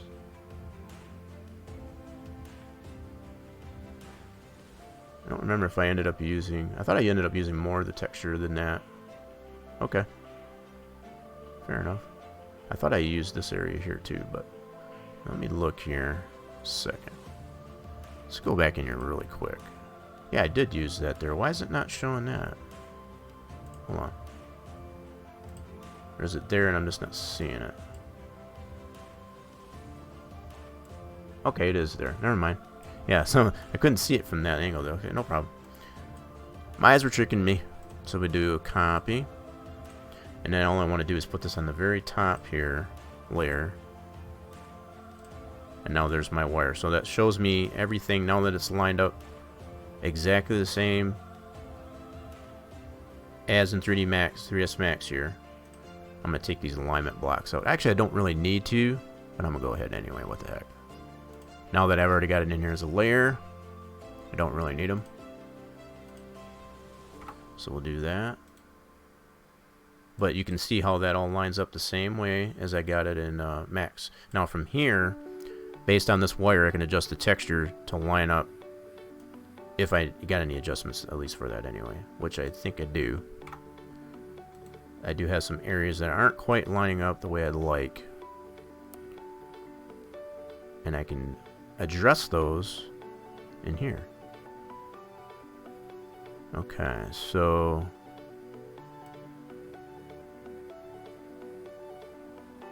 now when I look at it this way, it doesn't actually look too bad.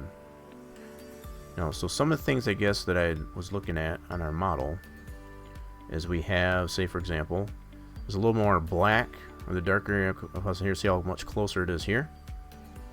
So I can probably adjust that layer a little bit better so that it's closer to the actual wire, right? Yeah. So it's still not straight there. That's what's crazy. I may not have put these individual curtains, I guess, very straight in there either. That's probably another thing. That's probably what it is. Okay.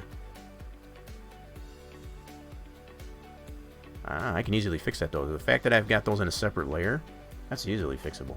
Alright, so let's go yogurt tubs, which is that layer. Now, even though I've got these all 100% collapsed together, I guess you could say I can always separate these out. So let's turn the cardboard off so we can get at that, and then we can still got the wire. The wire is where it's going to become most useful for us in this fashion here, so we can get that these all lined up properly. Okay, so what we can do, I'm going to do my handy dandy. I might be able to do it this way too. Let's try it this way. So our yogurt tubs, let's go like this. Cool. And then we can move that now. Like so. So what we want to do is get these lined up the same way as we do on this side here. You can see how tight the top of these yogurt curtains are to this wire. We want to do it the same here. So that'll be uniform all the way around on our model. We can probably adjust some of these too, probably. These here aren't too bad. Okay. Alright, especially this one on the very end here. I want to get that one. That's for show. Okay, so let's do this. Now I'm going to select this one. I left a little bit of gap in there. That's probably good reason that I did. So now I can adjust these individually. So I can select it like so. Let's move that one up. Yeah, it's just little, you know, minor imperfections here. I mean, it's very, you know, it kind of gets to my OCD when some things like that don't line up. But it's easily fixable. Yep. That's pretty much it. Just getting the spacing right. And all I'm really comparing is how much spacing there is based on this wire. So this green line is basically the edge of our polys on our model. So like, let's bring this back up here. What those green lines represent are the edges of our polys that we're trying to map our texture to. So like for example, this here, this red area here is going to be that area on the texture. That's what that green line represents, as that boundary. So by bringing the wire into our texture here in our layer texture, we can actually see where it needs a little bit of a tweak to it. So we're just adjusting, and because I got these all in separate layers, I have the ability to do that. Which corners look funny?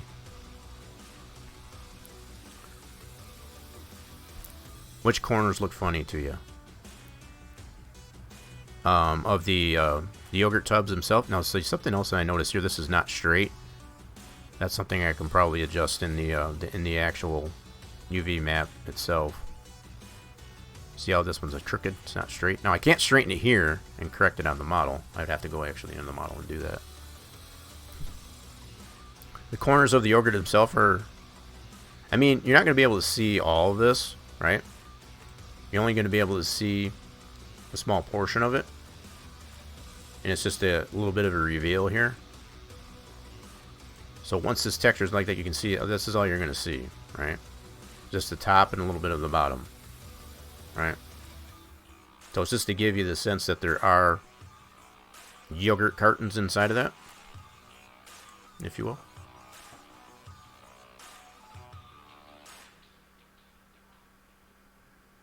We'll see the lids? What do you mean we'll see the lids?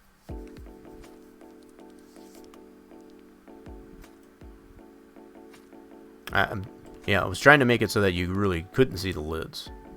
Right? So this is part of the problem that right here, as far as all this spacing here. So by adjusting that tub so it lines up with that, so they're all evenly aligned here, so that it's not got that gap there. Or are you mentioning it should be able to see the lids like that? So I can make that happen too. I think it looks better personally to have it tied up against the top of the cardboard case.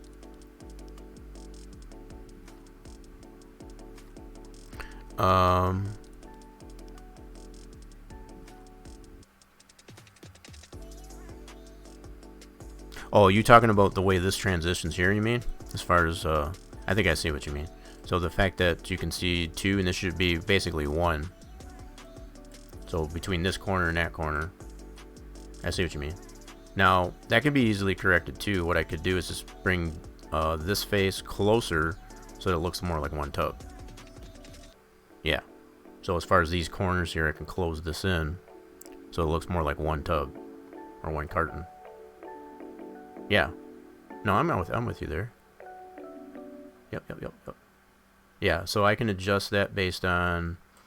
Okay, so I've already made that adjustment to the texture. So while I'm at it here, let's do this. With that suggestion there,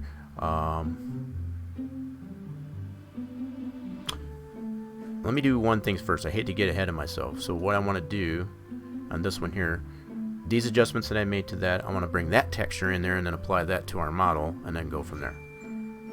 Alright? So that way I'm not... so let me save this here as a new texture, as a PSD layer template. So we're going to do File, Save As. Save this as a layer template. Whoops, where's my PSD? There it is. Save that, and then we're going to do Layers, Merge, All, Flatten. And save this as a new DDS.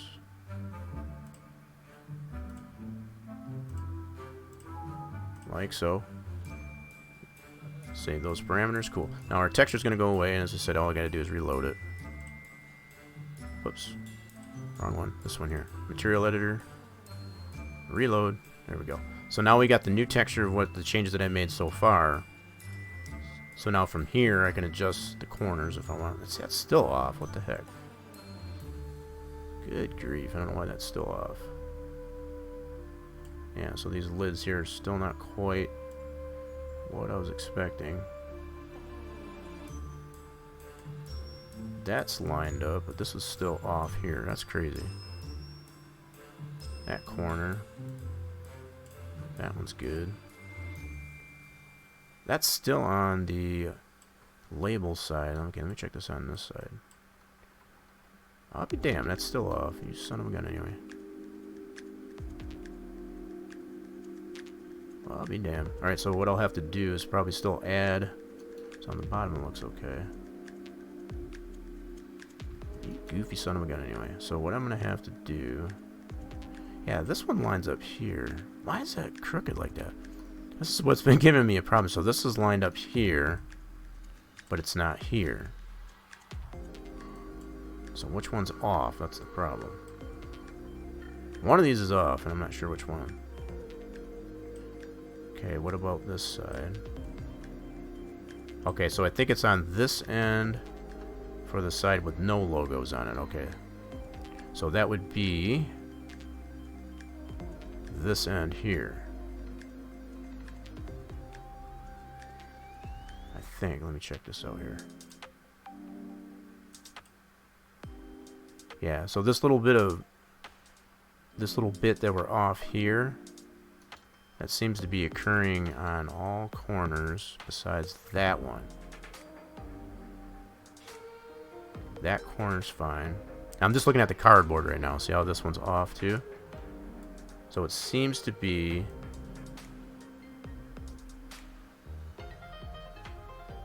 Yeah, if I'm looking at this right, see how this has got the black here, or the darker there. So yeah, on this end, so that would be this end, is off. Okay. I don't know how that would be. That should be straight. That's interesting. Okay. Let's undo this so we can get back to our layers.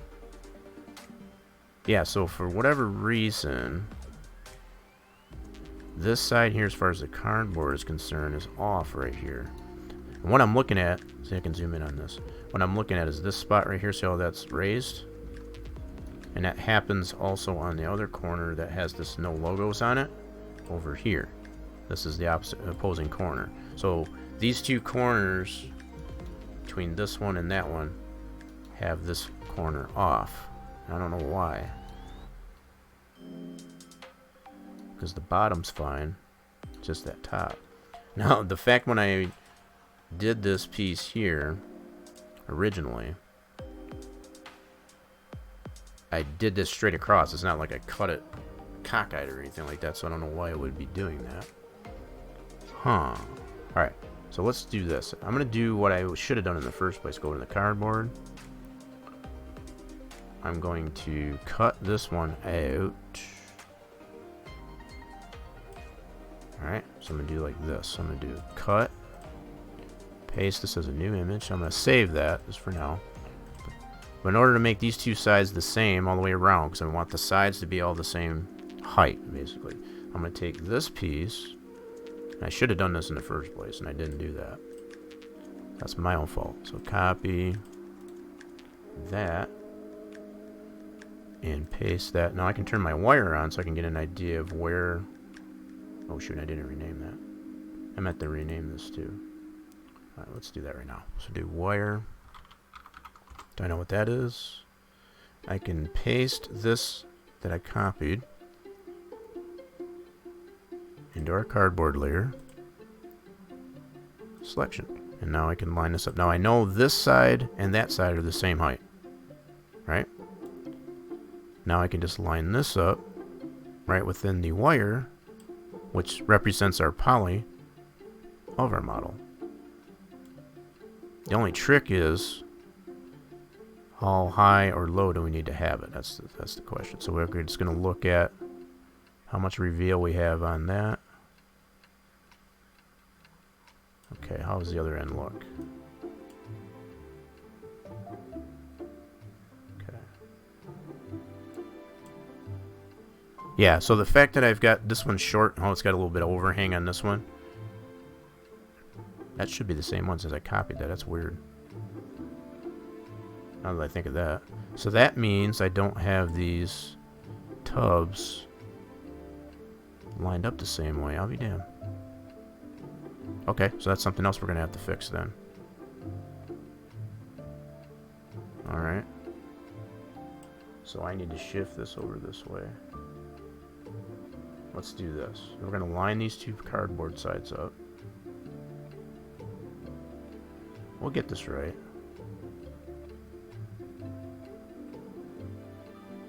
We're going to get this right. You opened a can of worms? No, you didn't. This is something that I would have probably, somewhere down the line, I would have noticed. And I would have probably done this very thing that I'm doing right now. Okay, so now what we have, I'm still not sure why that's not lining up 100% there. Okay, maybe I am a little bit off. Okay. We'll get this right. So we'll go like this.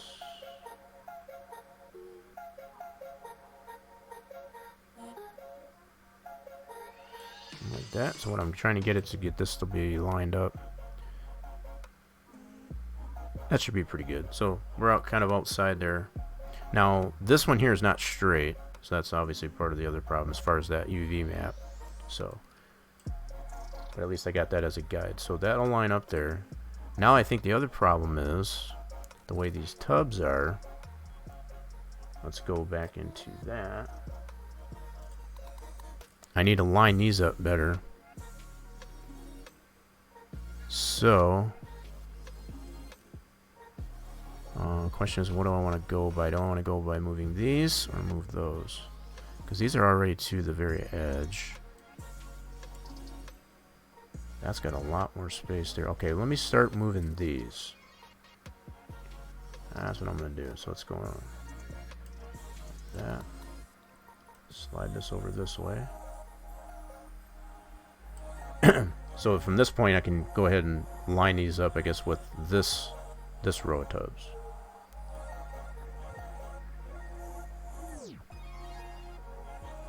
Like that. And the fact that I did leave a little bit of spacing in there, that's definitely helping. So I can select it and then just get locked down like so.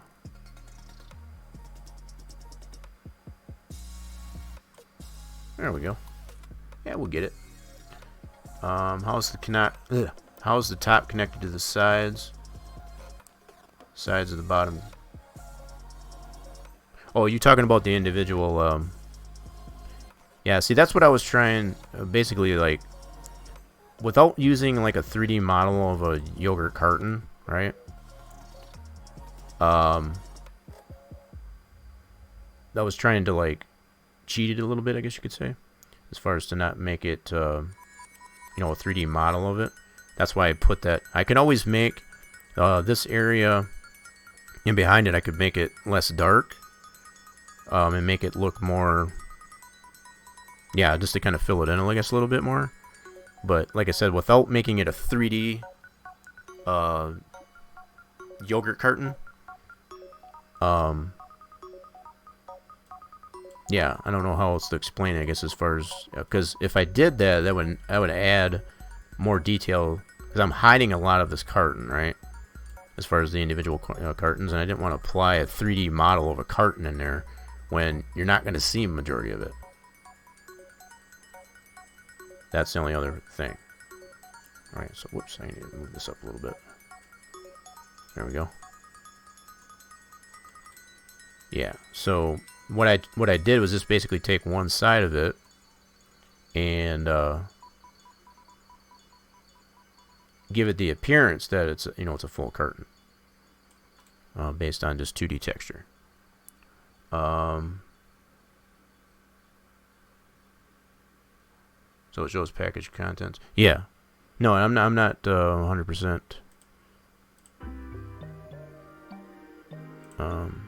Yeah, I know exactly what you mean, I guess, what I was trying to say. And I think really probably what I could do is to change the background color so that it's not. I use this as one solid color that makes it look dark. I was trying to add shadowing, and I'm not saying it's perfect. That was kind of the effect I was going for to make it.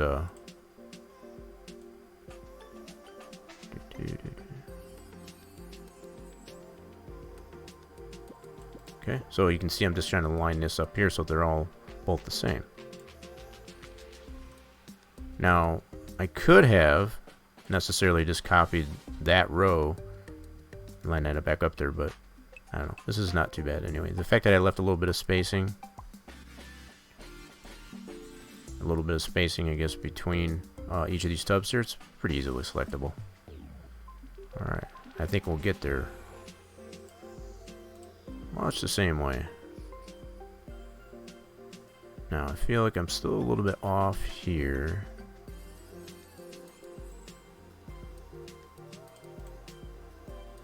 Yeah, so it's still got a little bit more light there, but that's pretty much, that's a lot closer, I guess, than it was. Let's put it that way. Okay. Yeah, so as far as, yeah, so let me do this on the background texture here. So all I've got right now is just this one solid color here, right? So what I can do on this background color, I'm going to chunk this out.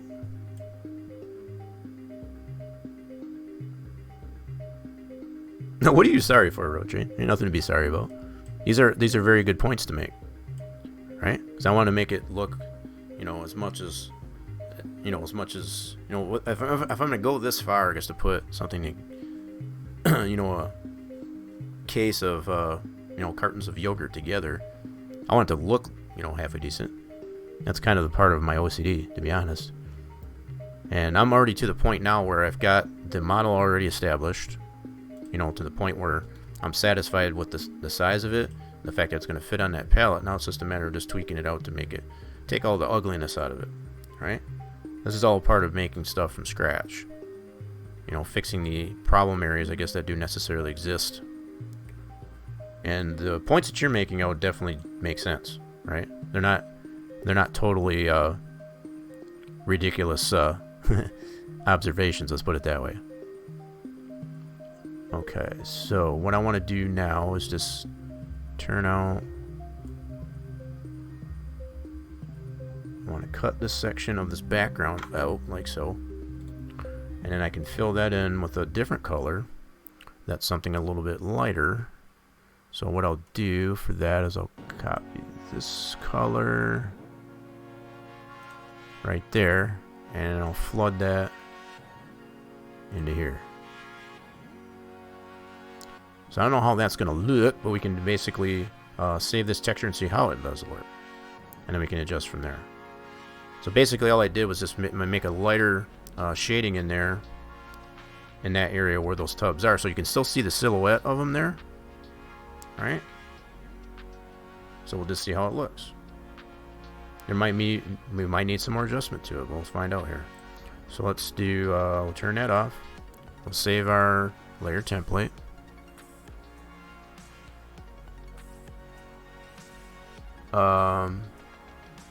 Carton cardboard bridges on corners in the middle of the package.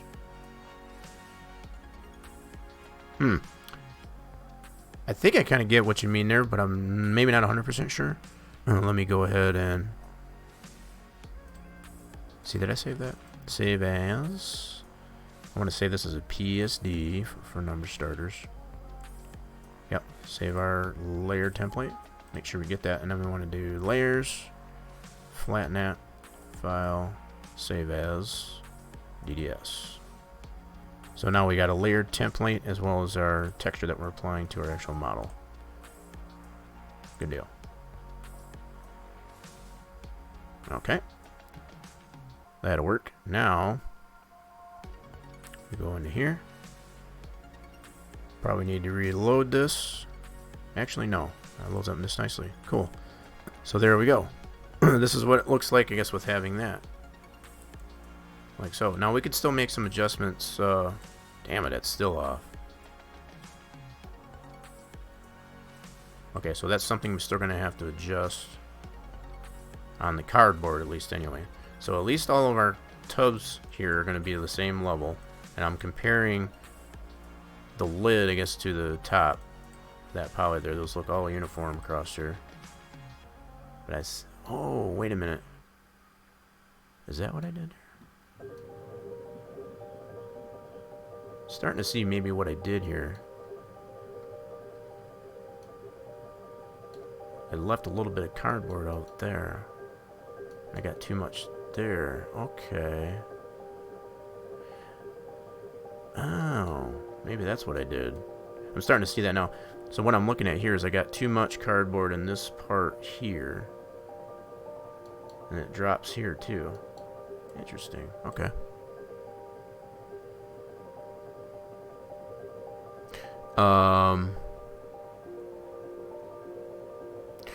Oh.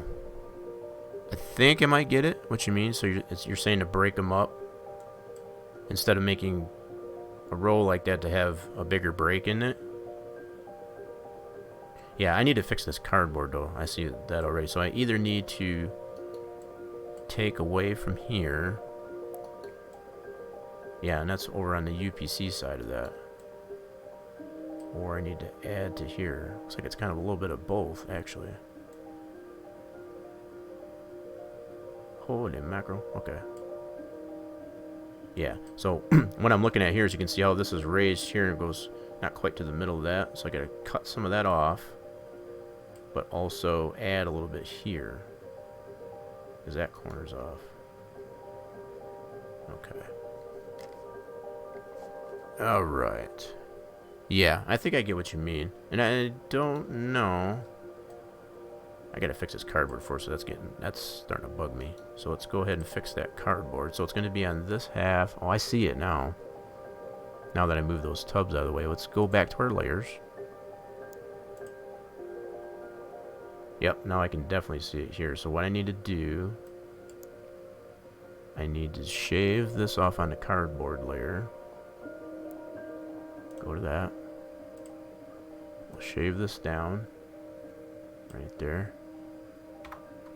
That'll fix that problem. Now on this end, I don't know why it's needing to add, because there's no drop off here anywhere. Okay, let me see here. Yeah, because you can see how this side here is low.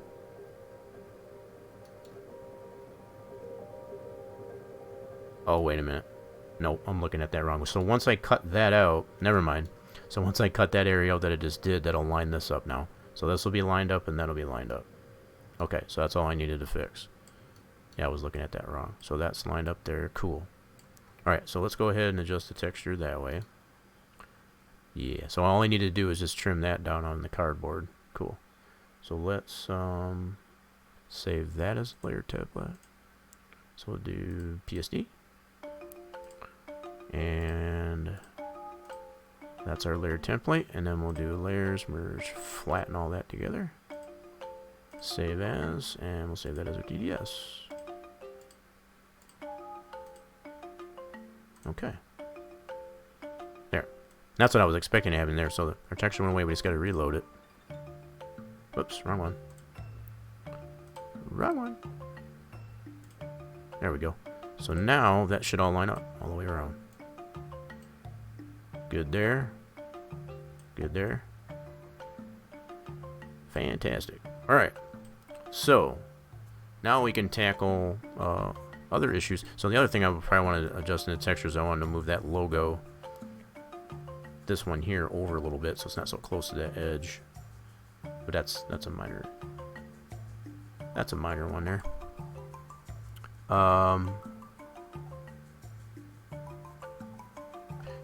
Let's see, when you shave tops, will it be tiled carton? What do you mean shave the tops? Oh. Okay, I think I see what you mean. So as far as the bridges there, I think I get what you mean there. What I was trying not to do, like I said, is to... So what you're suggesting is to create like flat planes in between. You know, like that way you've got something that looks like see-through type from one side to the next on the tops. I guess I could do that. I was trying to keep this a relatively simple model. I don't want to make it too complex, but that might not be a bad idea. Yeah, I think I'm following what you're saying as far as to make just bridges in between each of these rows to make it look like it's going all the way through here. So you would still have some see-through in between each of these tubs.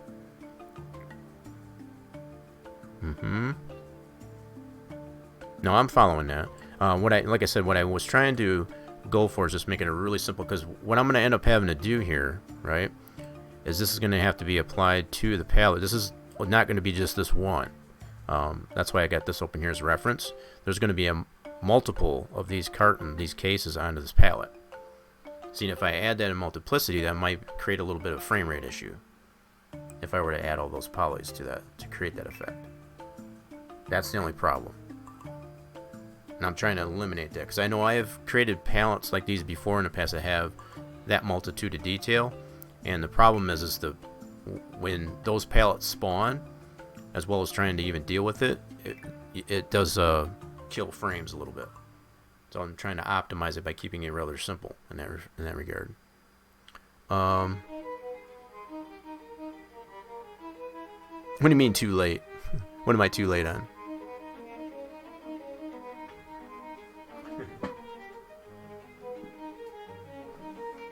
What was I too late on anyway? But hopefully, I guess hopefully that makes sense. So once I bring this out here, I'm going to leave it this way. I'll spit this one out as an i3D, so I can kind of give you an idea of what I'm dealing with. And I can always adjust this model later on too, based on what I have. One other adjustment I want to make here is move that logo on that flap. I want to move that one. So let's do that first. In fact, I can close some of this stuff up. I don't need it anymore.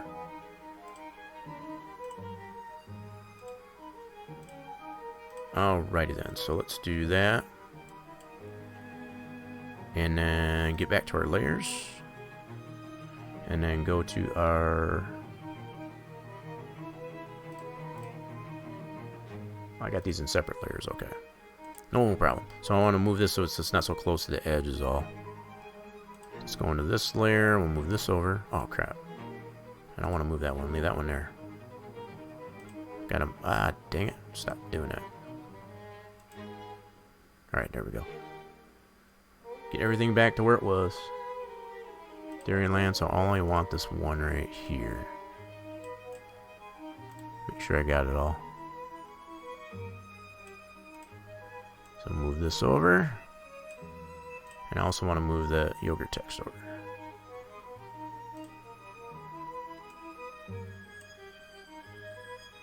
Oops, gotta make sure I get it all.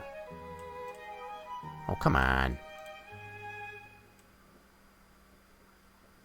Oh, that's the no cut logo. What the heck?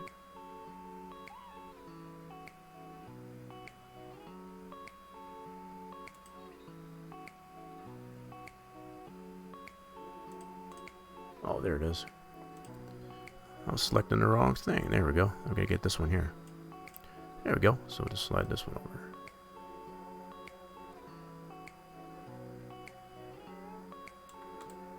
Boom. There we go. So now it won't be so close to the edge. So now it's on that one flap there, at least anyway. OCD kicked in overdrive. Yep. You're not wrong. So now I'll go ahead and save this as a new PSD. Yeah. Layers, merge all, flatten. I'm gonna do a file, save as DDS.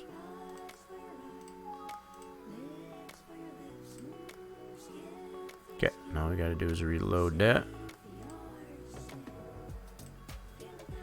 Boom. Yeah, so now that's just moved over from the edge, so it's not quite as close to the edge now. Cool. So what I will do, at least for now, and like I said, I can always make fine-tune adjustments to this. For now, this is kind of what I was thinking about. This is what we see here. Just to give the sensation that there are tubs or cartons of yogurt inside of a cardboard box, right? And my reference for this, if I didn't show that already, this was kind of my reference for it. Somewhat to that effect. Granted, this has a lot more badging to it. No, that's not what I wanted. This has a lot more badging to it, but you know, it kind of gets the idea. Let's see more. What other options do we have? So like something like this. You know, that was kind of my premise, I guess, for what I was going for. Just a real simple thing that has some labeling on it, and have a little bit of a reveal, I guess, as far as the cartons themselves. Now, I didn't even have to do the reveal of the cartons themselves, right? I could just make this a simple box that just says yogurt on it and be good. Could have went that way too. Do a top view. What do you mean ski yogurt? You know, as far as the top view, you mean like that? So that's the top. Now, the other thing I want to probably do And it's just fine tuning. I'm gonna go ahead and drop this down, collapse this all down so you can see get rid of the lines there. Yeah, so this has a line right here as far as the flap here. What I want to do is put an actual line on the texture, so that will show that it's got a slit in there. So I could probably do that. So I can either apply that to either flap as far as this shading line there, because it shows that's got a flap there. Let's do that actually. Now I'm thinking of it. OC and overdrive, like you said. So let's go wire, and I could probably put it so this other flap is going to be right here, and I can put just a shade line right on the edge of that. Let's see, how do I want to do this? I think I want to add a separate line above the cardboard. Yeah, let's do that. And we'll call this shading, just so we know what it is. Okay, and then what I'll do is, let's do it this color. And I'll draw a line all the way across the edge.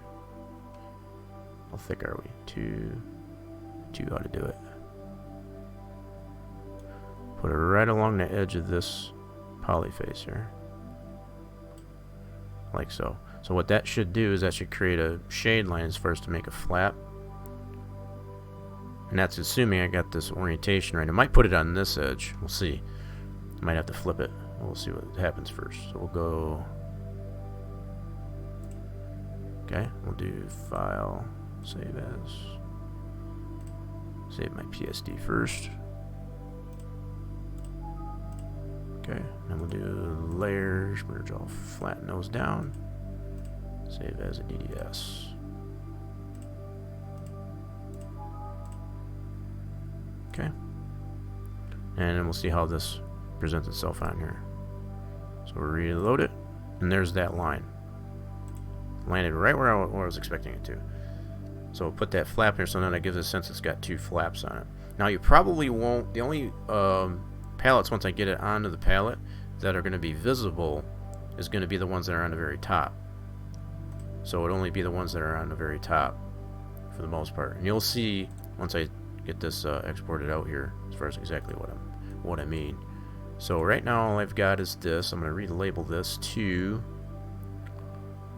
I'll select it. I'm going to rename this. All this was based on is just a simple box. So with a level of texturing, it gave us this appearance, at least anyway. So we're going to label this as yogurt. Or let's do this. I'm going to abbreviate a little bit. I'm going to do yogurt case. That'll work. Now I'm going to do File. Save this as a scene. I'm going to go into our working folder here. And we'll call this CASE. There we go.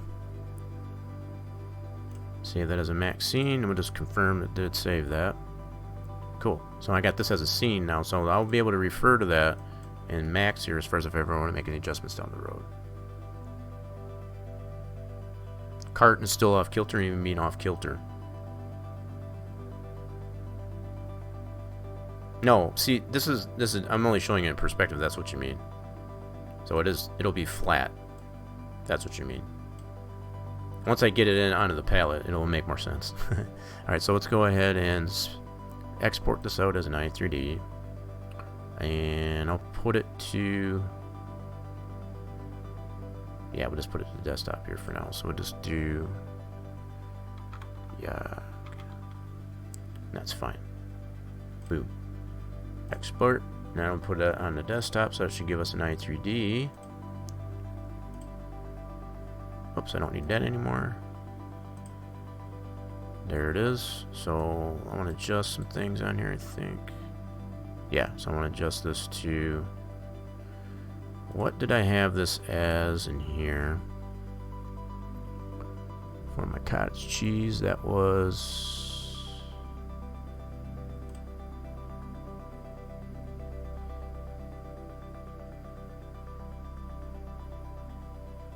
CC tub. So I'll just do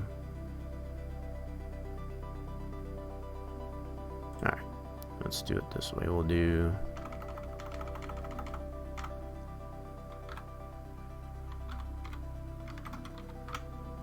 That works good for me. Yep, that works. We'll save that. Get rid of that.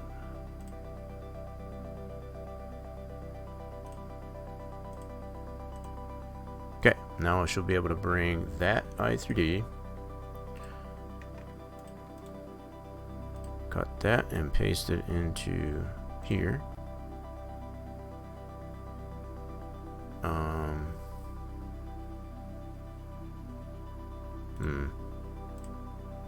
Alright, let me double check the texture paths on this too. That's always usually an issue. Oops. I have a notepad. Yeah, I need to adjust this too. So let's bring this down. To just that. That was another issue, so we'll do save. Gotta get it prepared. Alright, so there. Now what I need to do...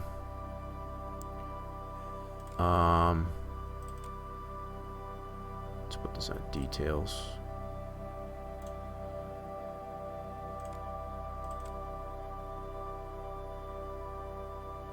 I need to create a folder based on... Okay, so let's do this. I'm going to take my... let me see here. Take this one here. Copy that. I'm going to paste this out onto our desktop. Okay. And then I got to relabel this. So this one's going to be yogurt palette.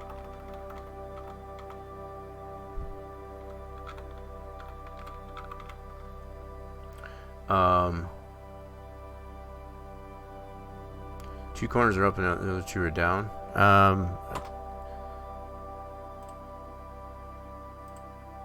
What do you mean two corners are up or two corners are down? Well, if I zoom in on this,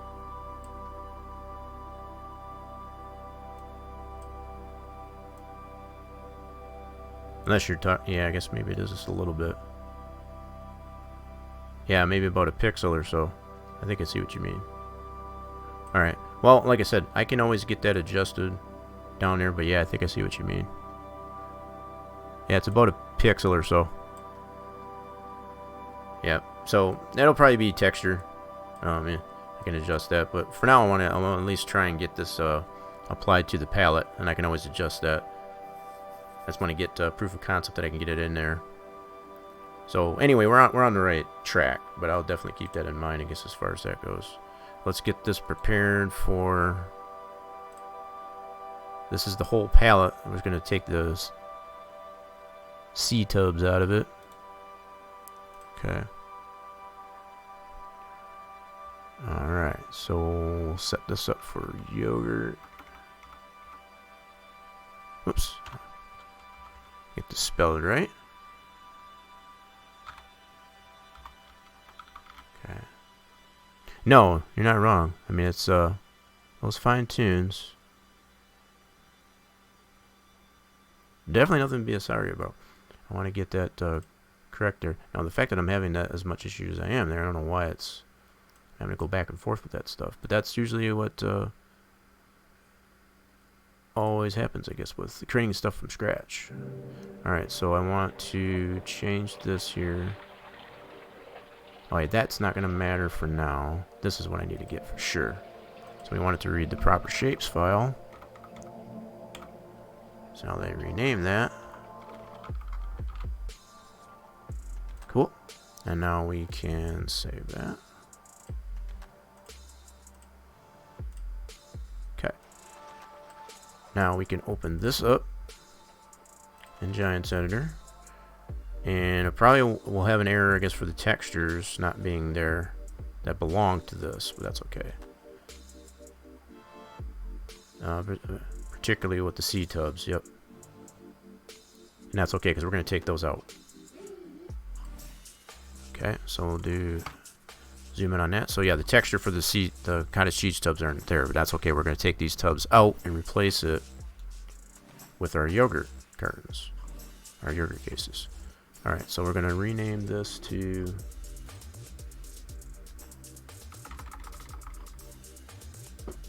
yogurt,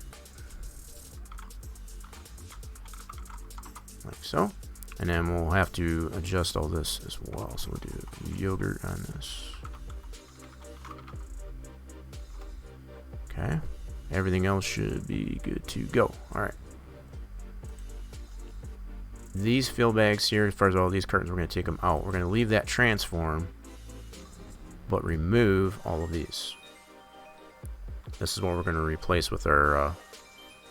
so we'll take all these out.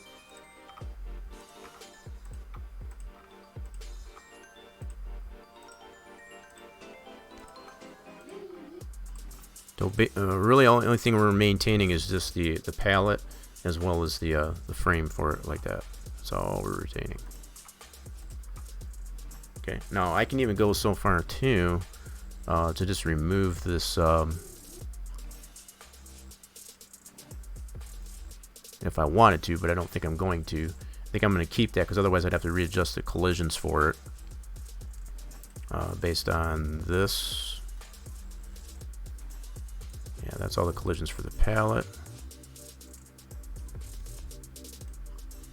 Yeah, I think I'll just leave it like that. I'll put our cases of yogurt right into this here. I'll just leave it just like it is. But we're going to put them all in this place where our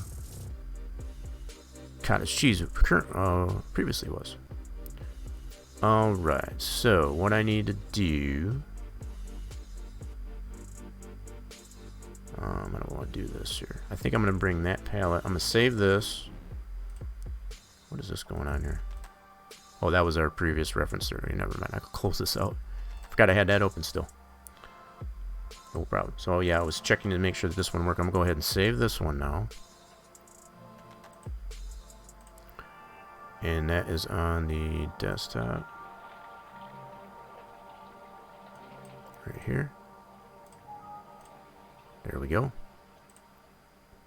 Close that out. Now I'm going to take this, cut that, and put that in here. So basically we want to work with it all in one folder, so we're not going from one folder to the other and have potential errors for where files are located and such. So, no, so it doesn't work in that fashion. What it means by refillable is what happens is it'll have an animation to it. So as the production goes, it'll fill like one case at a time, for example. It's not going to be refillable in the sense that you'll be able to put stuff into it yourself, right? So that's all based on the production. So being refillable means once it's filled, that's all it is. The fillable part comes in as far as adding the animation to it. So it's just not once the pallet spawns, it's full of cases of yogurt at this point. It'll bring it in one at a time as it produces it. If that makes sense, over a period of time. So that's basically what that means. Like not, yeah. So it won't be right. So it won't be ownable pallets. No, it won't work that way. At least not in this case for the global company stuff anyway. There is a method to be able to apply that, that's for sure. But this is not the purpose we're creating this for. Alright, so let's refresh that. So now that we got everything in one folder to work with here, we're going to open this back up in GE. Yeah, that's a whole nother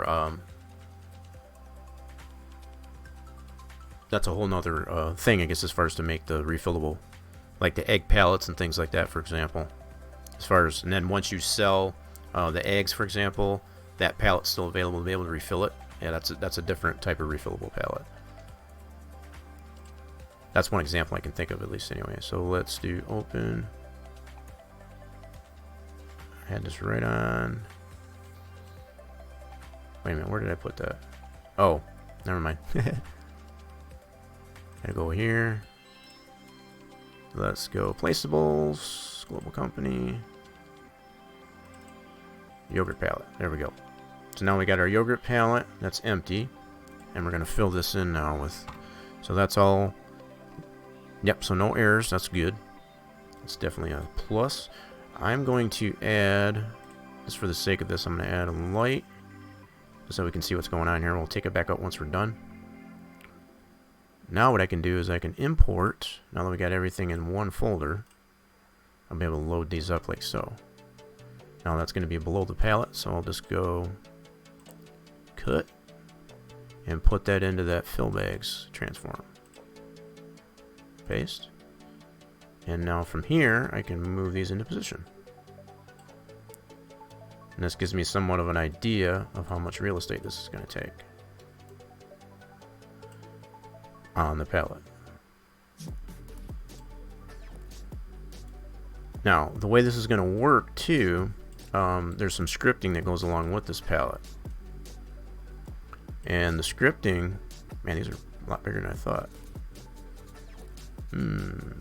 Okay, so let's try turning this. Let's go this way maybe. Yeah, let's put this at 90. Make sure it's at a true 90. Whoops.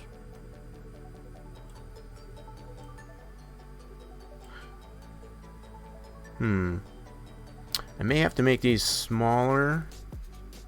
I can do it in here if I wanted to, but I would hate to do that. I would like to do that actually in but this at least gives me somewhat of an idea of how much real estate it's taking on the palette, right? So from here I can adjust it in max as far as the size of it, if I want to go a little bit bigger or smaller. I'm almost thinking of what I want to do is make it a little bit bigger so I can put like so it fills up more of the palette. So that's what I'm thinking anyway. So if I make it a little bit bigger. Now one way I can tell as far as the size of this, what I might end up doing, I was thinking about doing this in the first place, but if I go into here,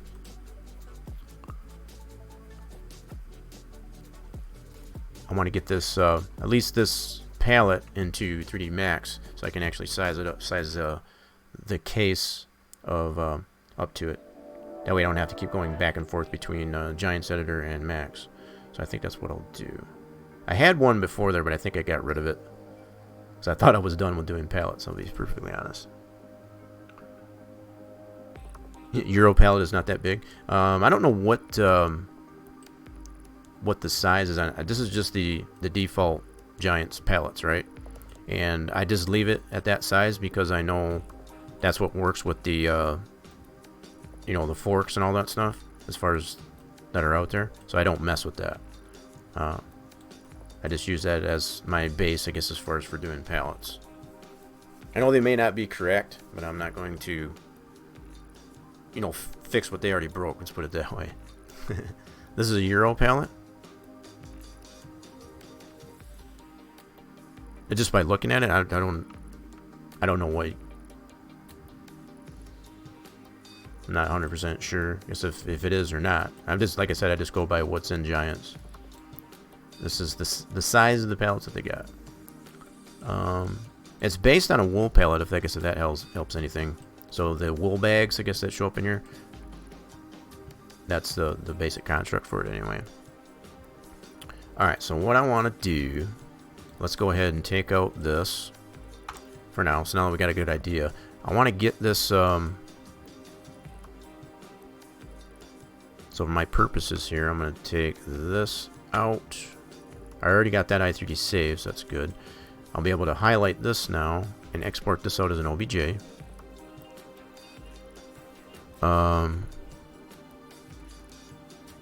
Right. No, yeah, I guess I know what you mean.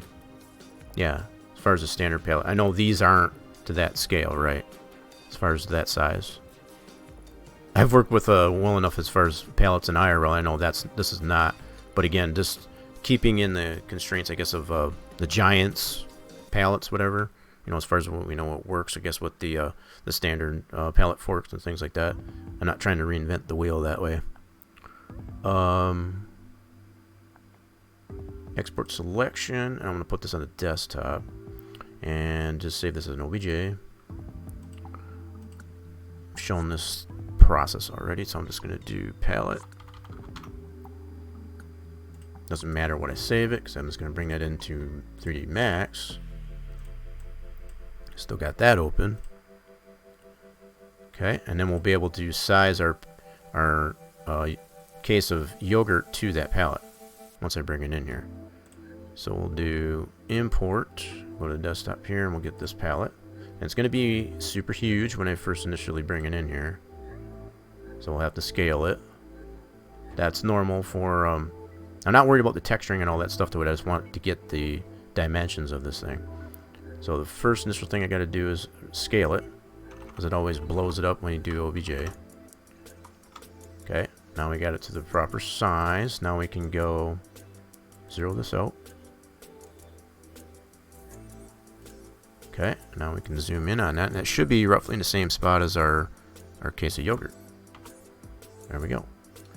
So from here I can adjust the palette size, not the palette size, but the positioning of this palette like so, so it lines up with our case here. Now we got a better idea of how to size up our, so it fits on this palette properly.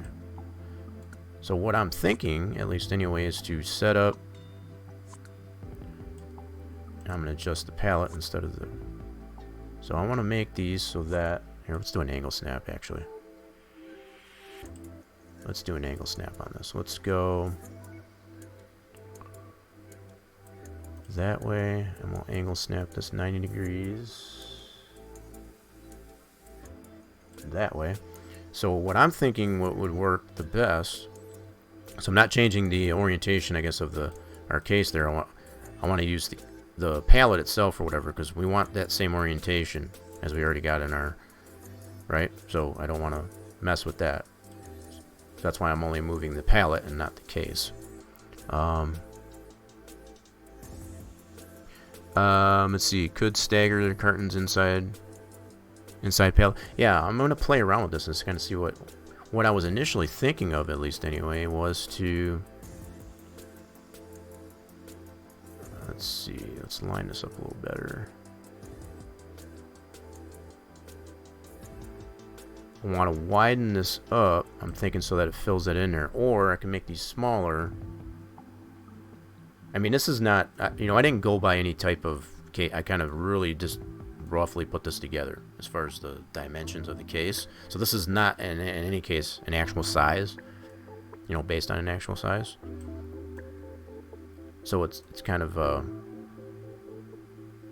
easily enough, I guess, to rescale this and whatnot. So let's go to the actual case. All right. And then we'll scale this. Let's go this way. And we only want to do it on each one. So if we scale it up this way, have it fill the width of the palette there like that. I'm not disliking that. Just out of curiosity here. If we reset the X form on this, so anytime you do that, as far as, you know, scaling or adjusting any sides or whatever like that, you always want to reset the X form. So I want to do that. So let's do reset X form on the selected. Okay, that's good. Then we'll go ahead and collapse that down. This is what I was thinking about anyway, and I think this might not be a bad idea, because then I can put two opposing cases to it and then just stack it up all the way to the height of that wire.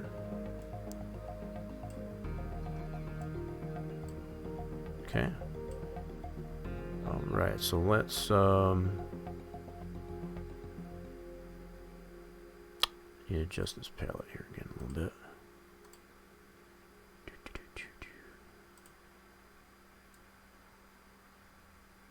There we go. So now just for in theory here, so if we duplicate or clone this, see how much room we got in between these now. So if we go to yogurt case, we're going to clone this. Copy. Now we should be able to pull this out like so. That's actually not too bad. I can deal with that. And then see from here we can actually make it so that they stagger. I might even be able to go a little bit bigger that direction too. So I widen it that way, I can actually make them a little bit bigger so it fills up more of the palette. Yeah, I might do that. Alright, so let's take this clone. Delete that. Okay, so let's size it a little bit more this direction.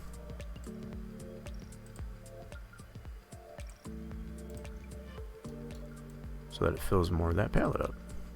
Alright, so let's go scale. And we'll scale it this way.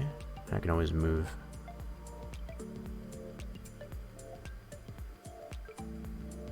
Something like that.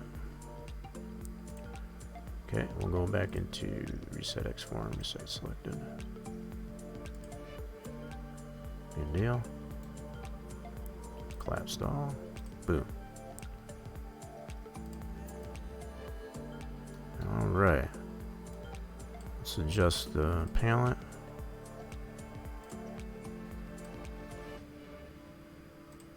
I don't know if it's just me or if it's adjusting.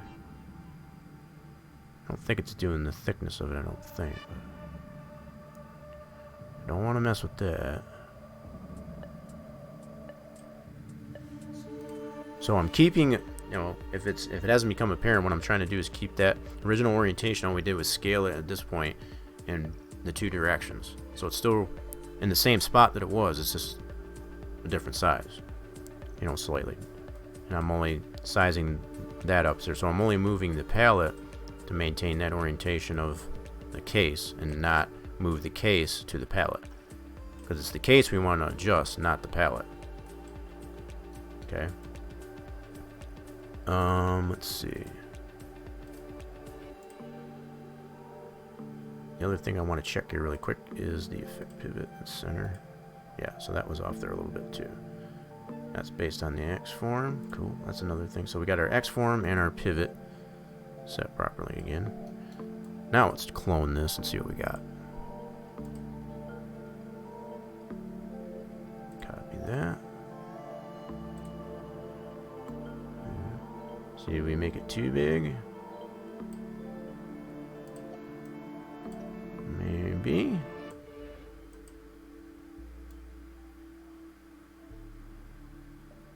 Maybe a little bit too big. Yep. I scaled it maybe a little bit too much. Let's see here.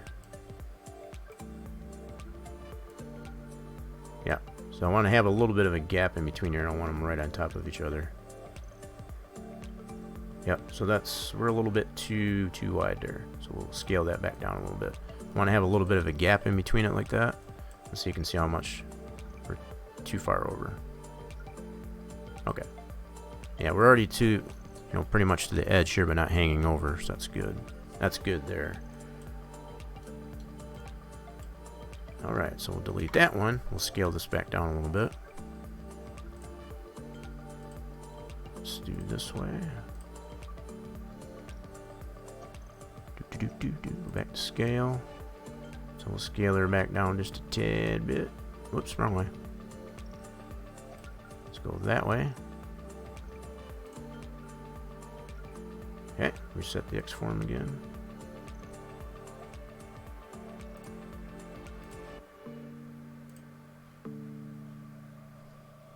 I know that's hard to see on there, but because of that cardboard, but as I'm looking for that orange box that's around there, it's keeping that tight up in there. Anytime you adjust the model like that, you always have to reset that point. Otherwise, if you bring it into Giant Setter, it's going to be out of whack.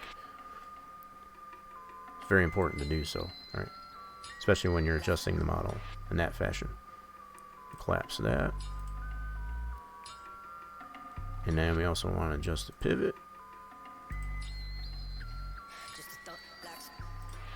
Shouldn't change that much. That's cool. So now we want to adjust our palette again.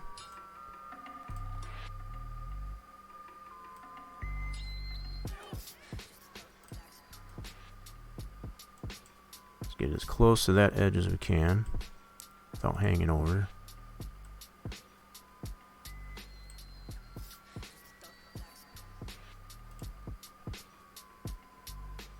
Cool deal. Alright, so now let's clone that yogurt case.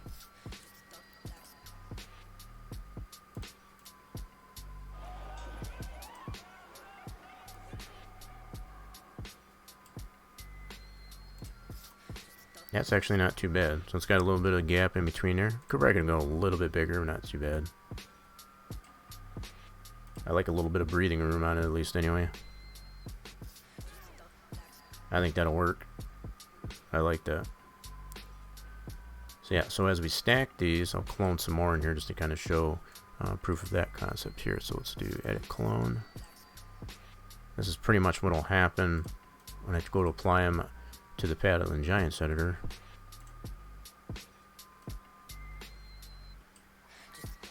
We'll do them much the same way, just like this.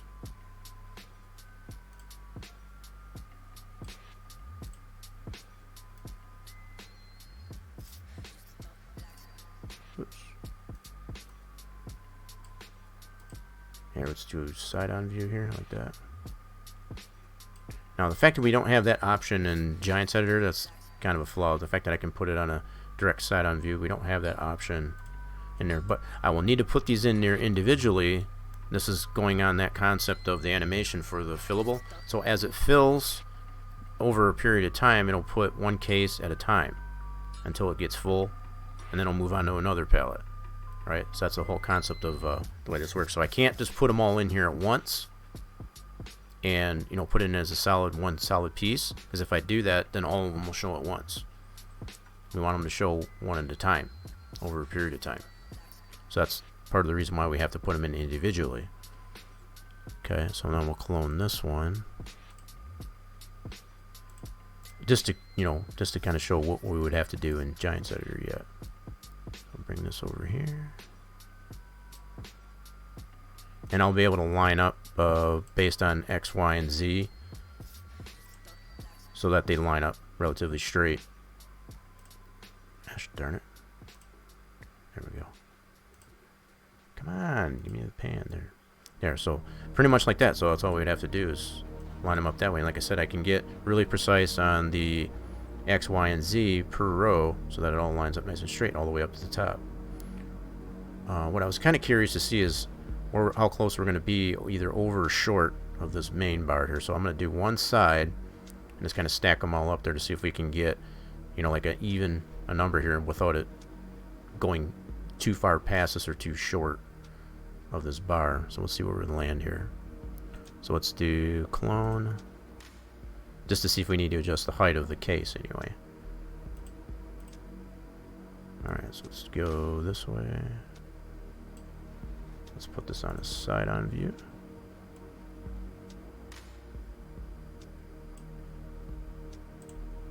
Clone that. Yeah, so we'll just do one side here.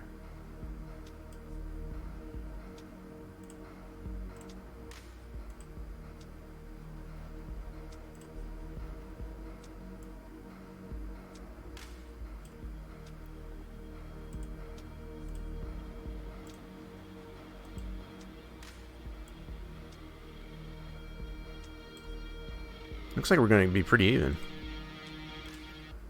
from the initial look of it here. Oh, that's perfect. I like it. It's got enough breathing room there, so it's not tied up against the wire as far as this wire frame, but it's not overlapping it either. That turned out pretty freaking cool. I like it. So yeah, that'll look on both sides. That turned out pretty cool.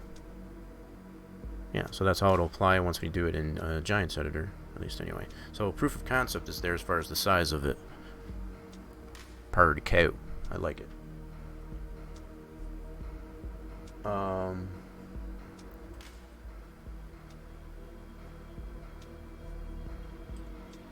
Alright, so we can be able to take out all of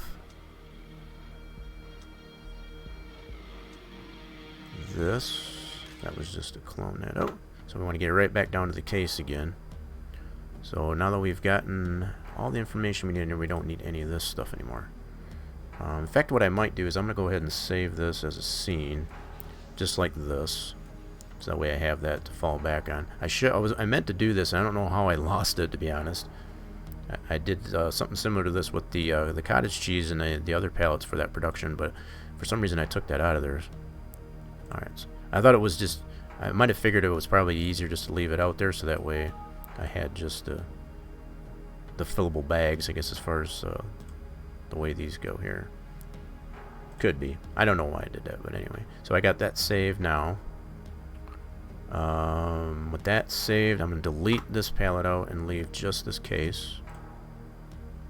Perfect. Now I can export this out as a new i3D. So export. I'll just put this on here. I'll just call it yogurt. Wait, what did I name that before, just out of curiosity? I named it Yog. Yep. That's fine. We'll do that. Export. And put this right to the desktop.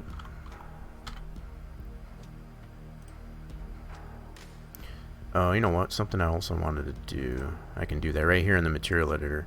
What did I do as... Hold on. That way I don't have to do that. I don't have to edit it. Just Yog Man. Okay. Fair enough. So what I can do is I can go into here, change this material name here to Yog Man. Cool. Alright.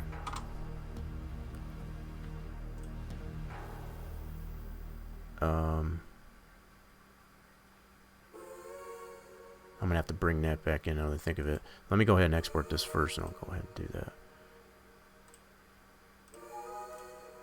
Export. Yes. Now what I need to do is, let's do a reset.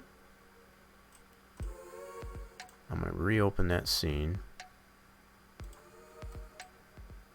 Global company, dairy, yogurt. I'm going to reopen this scene. I'm going to adjust that too. So I still got all that. I just want to adjust this material. And this way too. So I'm going to put this a Yog mat. Then save this one again. Before I forget. So Yog mat. Cool. Now I'll resave the scene. There. That'll match what I got in my exported i3D. Cool. So I should not have to adjust. So we'll cut this out. Paste that one back in here. That overwrote it. That's what I wanted. Okay. So now we're starting right over from scratch. So let's do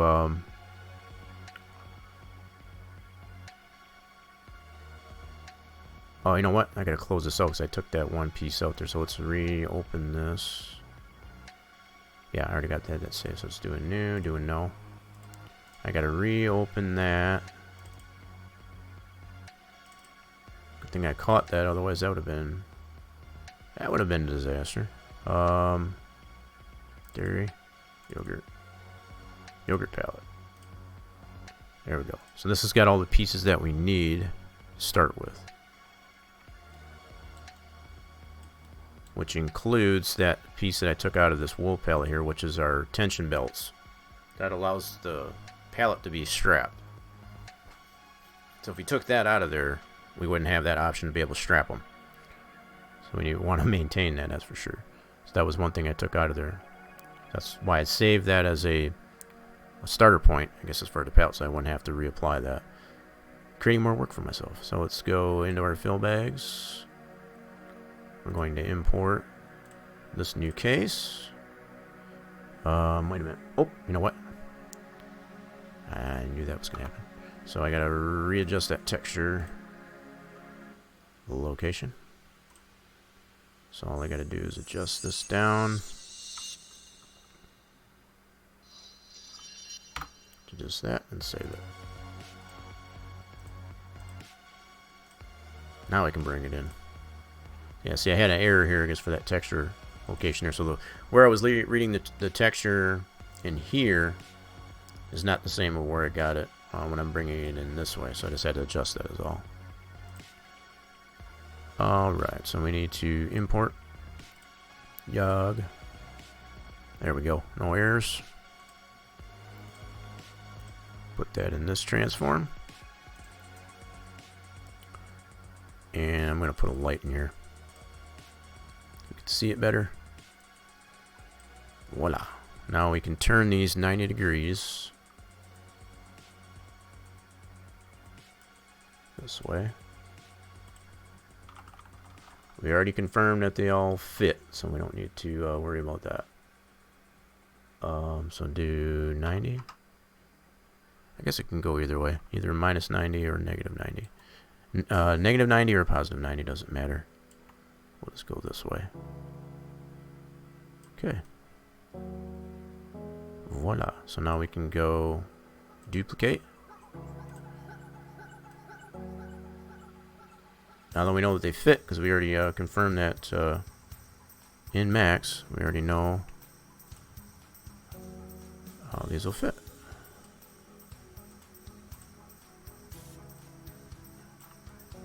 Voila. Okay, and now we do another duplicate. Now this is what I was talking about as far as being able to put a true side-on view. There's no way to do that. We don't have any way to select that like we can in Max, but so we can kind of play with that a little bit as far as making sure there's not too much of a gap in between these.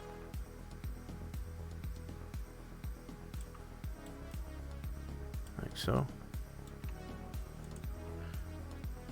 Yeah, let's duplicate that. Slide that over this way. Then, as I was saying, as far as to be able to get this one lined up with that one underneath it, I can get that on the... That's going to be the X. So if I copy this X, go to this one and paste it to that X, so I know that lines up perfectly. I wasn't too far off there. There we go. So all depending on which direction I duplicate it from, the other direction I would have to align, set it so that they all line up. It's only downside to that, so we do duplicate up here.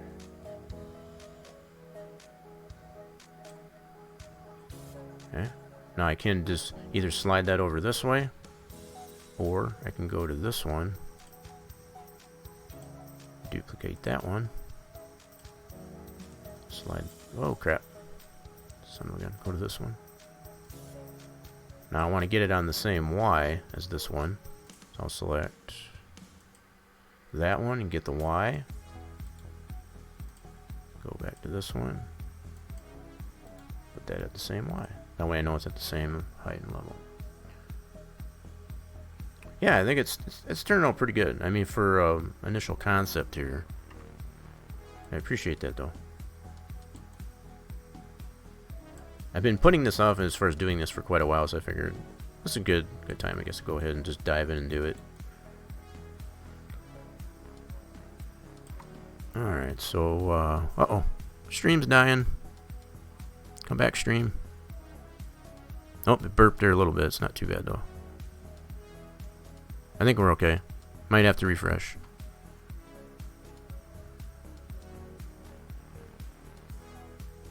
Let's see here, so we may need to refresh. Let's put that.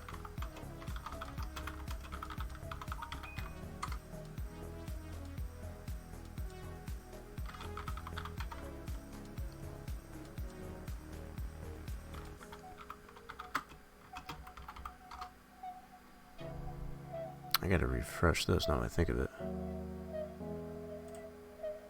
Yeah, let me refresh this here real quick.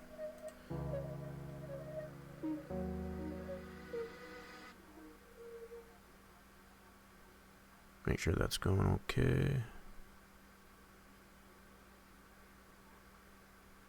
Okay, I think we're back. Just making sure I had to refresh the thing there. And I think my playlist is over again. So let's go ahead and play that back. Oh, what the heck? What happened there? Hold on a second.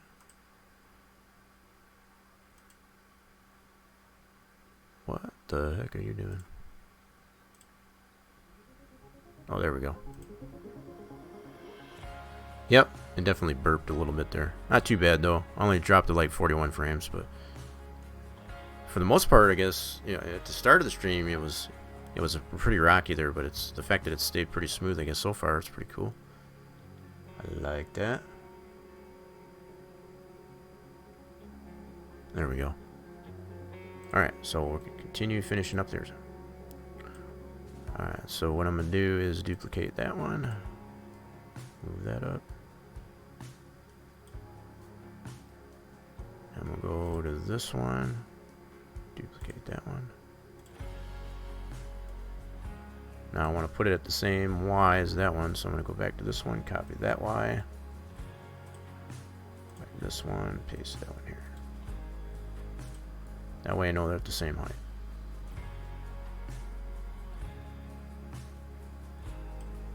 So we got at least a couple more rows to do here.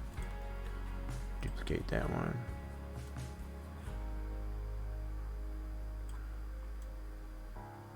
Okay.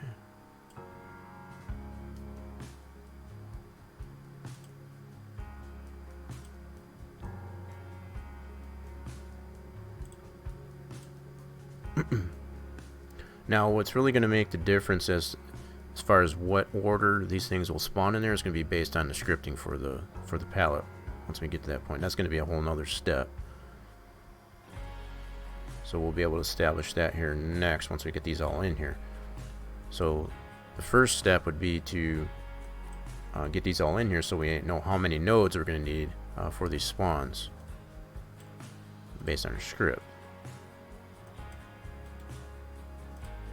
Because just because these are in here visually and how I'm putting them in here as I put them in here, that's not the way they're going to spawn. The way the game will read it is how you script it, as far as based on the XML. So I can have these spawn in any way I want. So if I do, say, like just one side at a time, so if I do one side, that fills up and then the next side, or I can do alternating as far as this one spawns, that one, this one, and so on. I can have it spawn however I want. And so the way I initially think of it is I would put probably one row at a time. So I do this one, this one, this one, this one, this one, this one, and so on. That's the way I think of it anyway. That's what makes more sense to me. Alright, so I do edit, duplicate.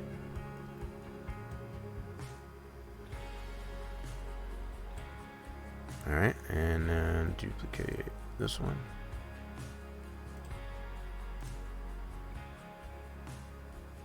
That up. Okay, we'll go back to this one, get this Y. Paste it to this Y. There. Now we got a full palette. Now from here I can save this as our palette with all of our bags in here. So let's do File, Save As, and I want to do this as an i30. And we're going to save right over this one right there. Yes. That was what we started off with as far as with no cases in here. Now we've got the cases in here. I also want to get rid of this light. So I'm going to resave this here without that light in there. We don't want to have that kind of stuff in there. That'll cause issues with your palette spawning in. Yeah, so I want to keep that light off there. So that's creating a component in there that should not be there. So I'll save this again without the light. We only had the light in there just to see what we're, just so we have some light in here to be able to see what we're doing. So now we've got our palette established. Now it's coming down to the actual script for this. So what we need to do is we're going to use our cottage cheese one as a guide, as a sample. So we'll copy this over to here. And then we're going to rename this to Yogurt Palette. Now, the naming of this script is only for, how do I want to put it, as far as just for identification purposes. That doesn't mean just because I put Yogurt Palette that's going to automatically establish it. Oh yeah, it's going to apply it to this tab. We still got to tell it via, you know, as far as putting it into a map or into a placeable, we still got to tell it to use this script for that palette. right? So just by naming it that way, it doesn't automatically say, oh, it's gonna read that that I3D for this script. That's not how that works. I think a lot of people confuse that with that. Okay, so I'm just gonna rename some things in here. So we're gonna name this as yogurt. Most all this is just informational. It's not really. These aren't buyable pallets, so this is really, hence the false as far as can be sold and shown in store. These aren't buyable pallets; they just spawn based on the production. So this one here I had available for the the dairy production in our Dairyland map. But probably what I'll do, I'll probably leave that alone for now. I'll just change this I3D. This is where we define which I3D the script is gonna use, as I was just previously mentioning. So we want it to use this I3D. So we're gonna copy the name of that. And like I said, for now, I'll leave this location as far as where it reads this tied to our map, at least for now. Oh, okay, so I see how I did that. So I can just do this. So that's the I3D that this script is gonna potentially read. Now it's a matter of setting up all these different nodes. All these are one set. So as far as like where it starts and where it ends. Alright? So what we basically need to do, we don't need to really change anything up here. We might need to take some out. So how many cases do we have? That's what we need to look at. We ended up having 1, 2, 3, 4, 5, 6, 8, 9, 10, 11, 12 cases. So we're going to need 12 sets of these. Alright? So probably what we'll be able to do is just take some off the bottom end here, because as you can see, the way these triangulates go, they increase as they go up towards the end here. So what we want to do is see how many we have here and subtract to get it to 12. Subtract or add to get it to 12. So right now we've got 1 set, 2 sets, 3 sets, 4 sets, 5, 6, 7, 8, 9, 10, 11, 12. So we only need this many right here. So all these down here we don't need. Those we can go bye-bye. So these are our 12 cases that those will be related to.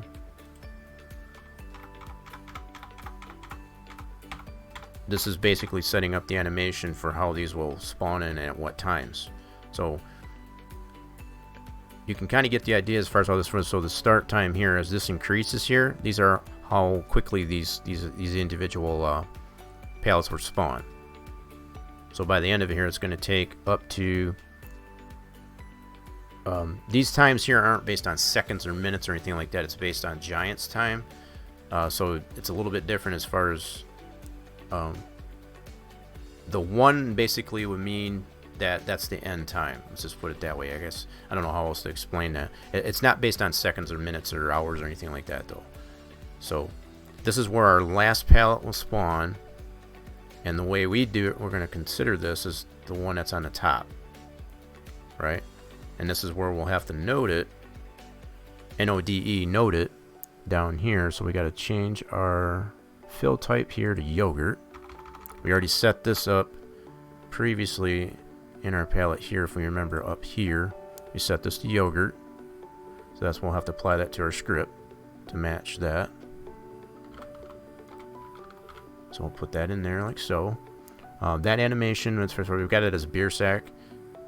That doesn't really matter just as long as it's going to read this animation here, and that's all these here. As far as the namings of these, it doesn't matter. All that means is, so down here is where our I3D map is. So here's our nodes. So this milk can 1, that's going to be the first node. So that's going to be, this is where we want to, so in this case, I want to have this one be that node here. So I need to copy this node to that, and it should already be the same. But just to make sure, yep, that's the same node. So we can actually kind of compare this as we go along. We only need 12 of these. So it'll probably end up being up to 11. So we'll just split this up here. So all these, if you look at the last one to spawn, which will be 0211. Yep, 0211. That's our last case that we want to spawn. Right? So we don't need the rest of these. Anything below this we do not need. So just like we did up above, we can eliminate all these here because we don't go beyond that. So these are all of our nodes for our cases. Now to go back up to the animation, as far as the way these will spawn in, so milk can 1 to milk can 2. Milk can 1 will spawn in first, which will be this spot. That one will spawn in first. The second can right next to it. And again, if you look at milk can 2 was the one right next to it. So that is 2, 2, 1. So if you look at what 2, 1 is, 2, 1. Whoops. 2, 1 is the one right next to it. So this is the one that'll spawn next. That's how these will spawn. So they basically spawn one right next to each other. So yeah, hopefully that makes sense. So milk can 1, milk can 2. If we go down to these nodes, milk can 1, milk can 2, milk can 1, milk can 2. And that's based on the node. So they will spawn in like this. They'll go this, this, this, this. Whoops. That one, then that one. Whoops, I screwed up. Alright, so let me see. Let me check out this last row. So 10 and 11. Let me double check this just to make sure, because it might have made a live mirror at me. Let's double check this. So 210 and 211. Milk can 11 and 12. Yep. So it'll go 11. So 10, 11. I might have screwed up. Yeah, so the way I placed these in here, I might have screwed this up. So I might have to redo these a little bit. That's okay. So those two are fine. Then the next one is 2, 2. So that'll spawn next. 2, 3. Okay, I see how I did this now. 2, 4. 2, 5. I mean, I'm looking at my script here as I do this. Oh, I know it's kind of hard to get these both in the same screen here. So basically the way they're going to spawn, let's see, 2, 4, 2, 5. Yeah, see, they're all in order here the way I did it here. So yeah, they will spawn exactly just as I placed them here. So they'll go this one, then that one, then this one, then that one, this one, and that one, then that one, then this one, and then that one will be last. So that'll be the order in which they actually spawn in, based on the nodes on this animation here in our script. Cool. So this script is all set. Good to go. So we'll go ahead and save this. Close it. Okay. Now it's just a matter of getting this built into our map. In this case, this is the way I have this one designed, at least anyway. So what we need to do from here is get it into our map.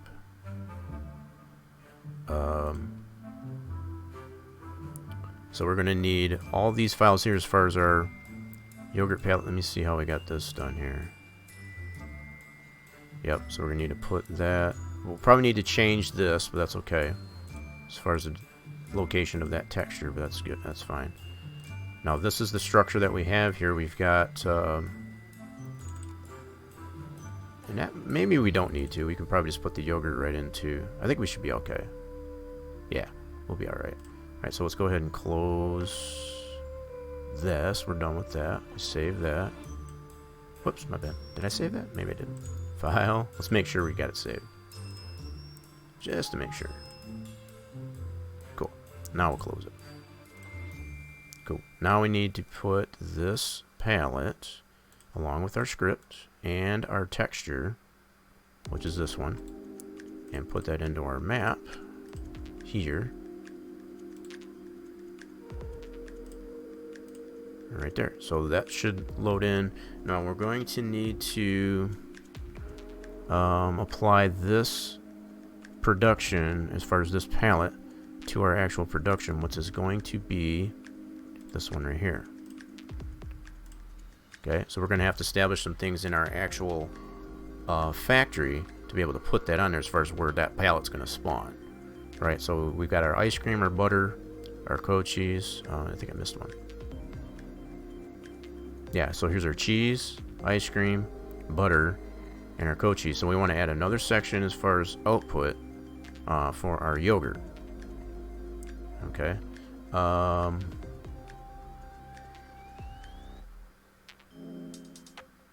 Yeah, so our inputs are going to stay the same. We're just adding in an additional output. That's all we're doing. Okay. So I think we can go. We're safe to be able to put this right on the end of their cottage cheese here. I'm going to need all of this section right here. So we're going to copy that.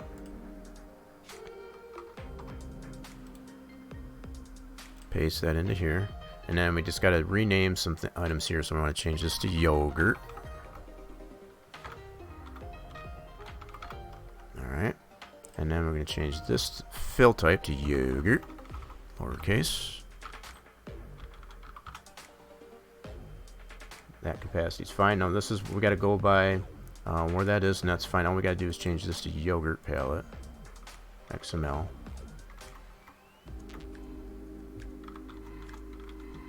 And basically where we get that from is right where we've got our yogurt palette. Whoops, I get on the right. So right in our maps placeables, dairy. Well, this one here is going to go to this directory. That's what we're pointing to. And then that XML, which is right here. So this is, we want to tell it where it's pointing to read that information for this particular. Okay, we also, I don't know why, for some reason, that's the way the global company is. It has these two different fill types here, but we're going to go ahead and put that in there as well. So how many pallets do we want to spawn? This is the other question. We're going to have to look at load up the map and actually see how much room do we have and how many spawn points do we want to have for this. So all the other pallets that I got there, I think there's 5 of them. 1, 2, 3, 4. I got 10 of them. Okay. So the question becomes, do we have enough room to be able to put 10 more pallets of yogurt in that area that we want to put them? That's something you need to look at. So we're going to need to change this node, I think, for the OP display 3. Yeah, this is going to need to be changed as far as that node and all that good stuff. So we still got some other things we got to adjust. Let's see. So there's the cheese out, ice cream. Yeah, we got to do some i3D mappings. Yeah, so these pallet spawn points, we're going to have to make additional spawn points in there. But once we figure out how many we can actually have, we'll be able to add another section for the spawn points for those, and then we'll have to apply these i3D mappings to what we added here for our yogurt. So these will have to change, otherwise we'll get duplicates, I guess, at this point here. If we use these same i3D mappings, we're going to get duplicates of cottage cheese. We don't want that. So let's go ahead and open up our map. Go from there. Let's see here. Let's go back this way and get to our map, and we'll open up our map up. Let's see what we got here.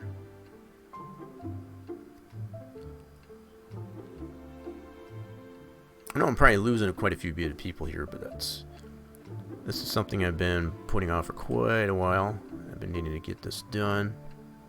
So I figure, well, a better time, I guess, to be able to do it. So we need, whoops, go to our maps, Dairyland, maps, and go to Map US. Here we go.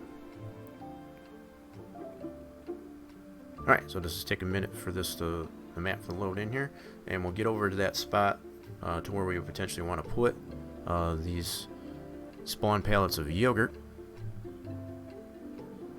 I got a pretty good idea of where I want to put them, but whether or not it's going to actually be feasible there, that's still yet to be determined. We'll find out here in a moment.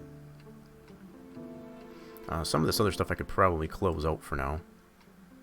This we're pretty much done with. Yes. We'll close some of this stuff out here while we're waiting for that to load.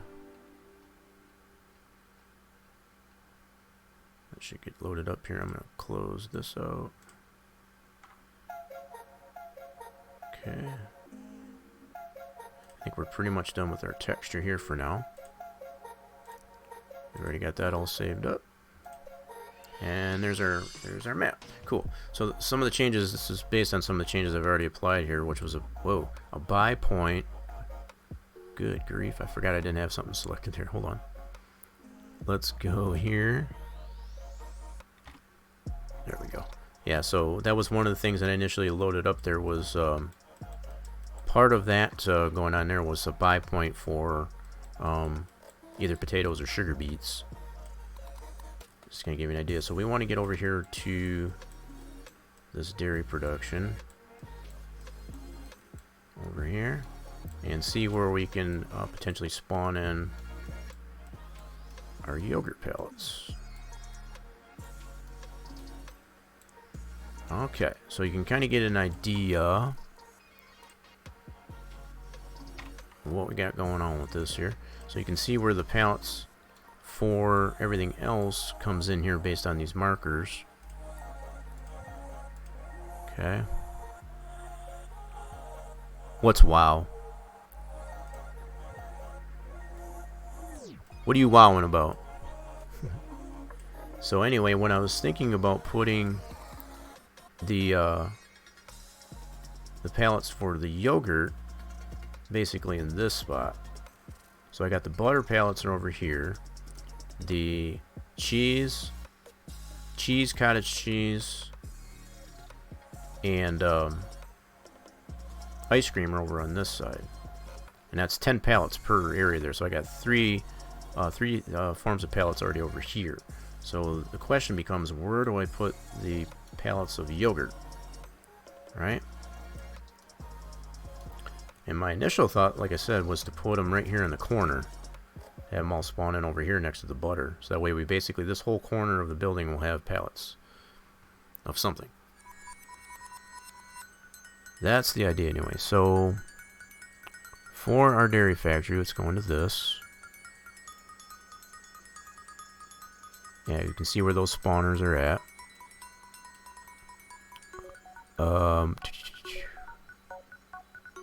Visual.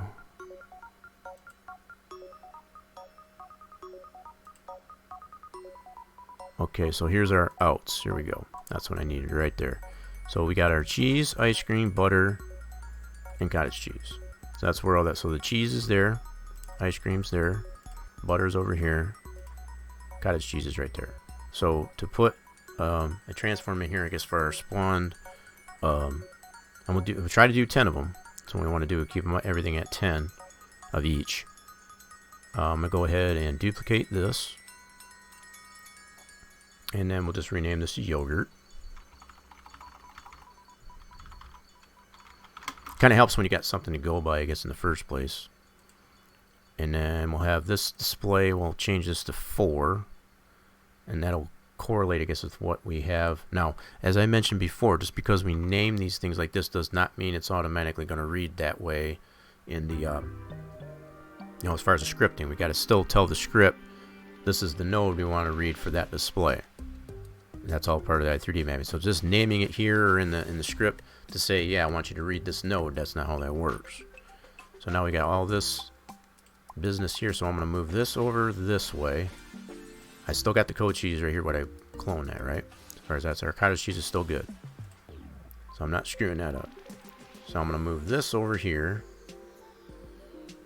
And then probably just realign as far as where these, all these little squares here are where the pallets will spawn. Right? Now, which pallet is which? That's the other question. So this pallet is the first pallet. We'll have to relabel these two. So we're starting with, yeah, so we'll go up from 40. So we'll probably do 41, 42, and so on. That'll probably be one of the first things I'll actually adjust here. Just for reference, these are only for reference. These don't change what we still have to adjust in the scripting. That's basically over here. As far as the i3D mappings, we're still going to have to adjust those in here too. From here, as well as the i3D mappings down below in the script. So I'm going to at least get these renamed here so we can, you know, coincide these with what we have in our scene graph. So we know if we look at our scene graph, we can compare that to our script here and those will match. Okay. So let's renumber these. We'll go 41 on up. So we'll do that.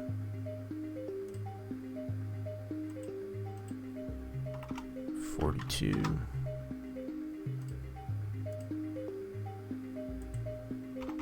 43.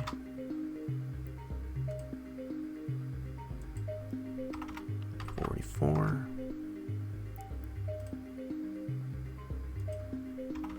45.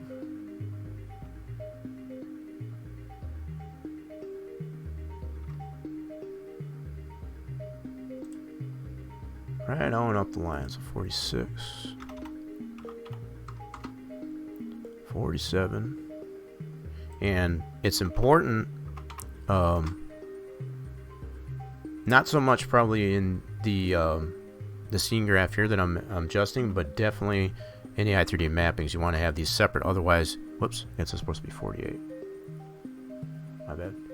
Otherwise, you're going to have duplicates, or you're going to have cross confusion, I guess, as far as it. Now, if I had any other palettes that were on the map here that had these same numbers, those would be a conflict. But I'm making sure by doing it this way that I don't have that happening, because I do have other productions in here that. So I've kind of numbered all these palettes as in the same order, I guess, as I applied them to the map in this case. So that's gone up consecutively, I guess, from one factory to the next. So I shouldn't have any duplicates.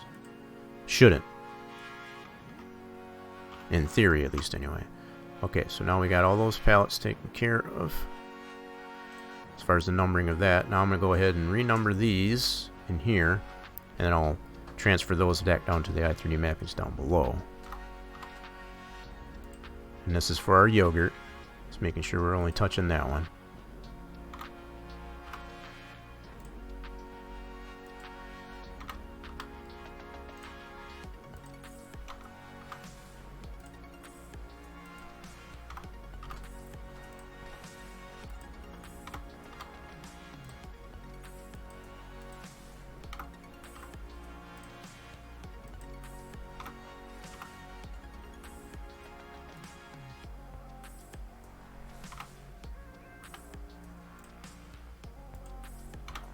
Okay, so now these coincide with what we have in our map here. Now we need to move these down to the i3D mappings down below, and I'll have to copy a section, so we're starting with 41 and ending with 50, which ends up making us 10 pallets.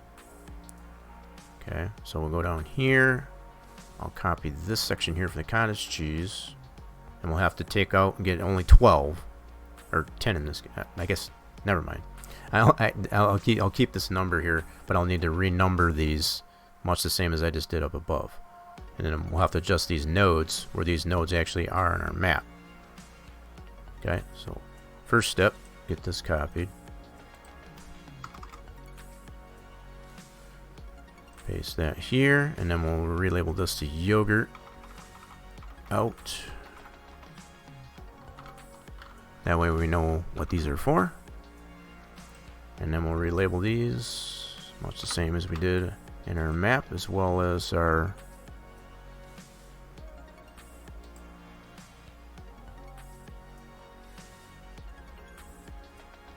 and we've got two of these because we've got the trigger and then the actual pallet spawner itself. So there's a trigger and a spawner. So in this case we're going to have two, but when we move those up above there, these will be the same numbers. So we got sets here basically for the trigger and the pallet spawner. Okay, so that's probably another fair mention. So 42. Let's go through each one of these. 43.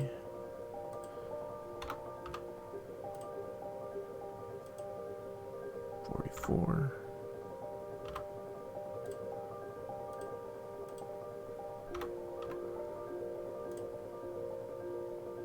Okay, 45. So I would, at this point, I want to get it to the point to where we can actually test this in the map. There's not much more we need to do, actually, once we get this all set. But this is probably one major adjustment, and will require, unfortunately, for anybody that does have the map previously here, will require a new map start in order to get these productions to work properly, as far as to have these yogurts palette spawn. But this is kind of the thought process I have as far as I'm going to apply edits to the map based on what I previously had constructed there. This is kind of a wholesale change, and it kind of just like if you want to have that yogurt production, I guess, out of that dairy production anyway, then you're going to need to restart. So there's no way around that. So now all that's done. So all of those i3D mappings are good. Now we got to change the nodes. And these nodes are going to be the same regardless of where I move them.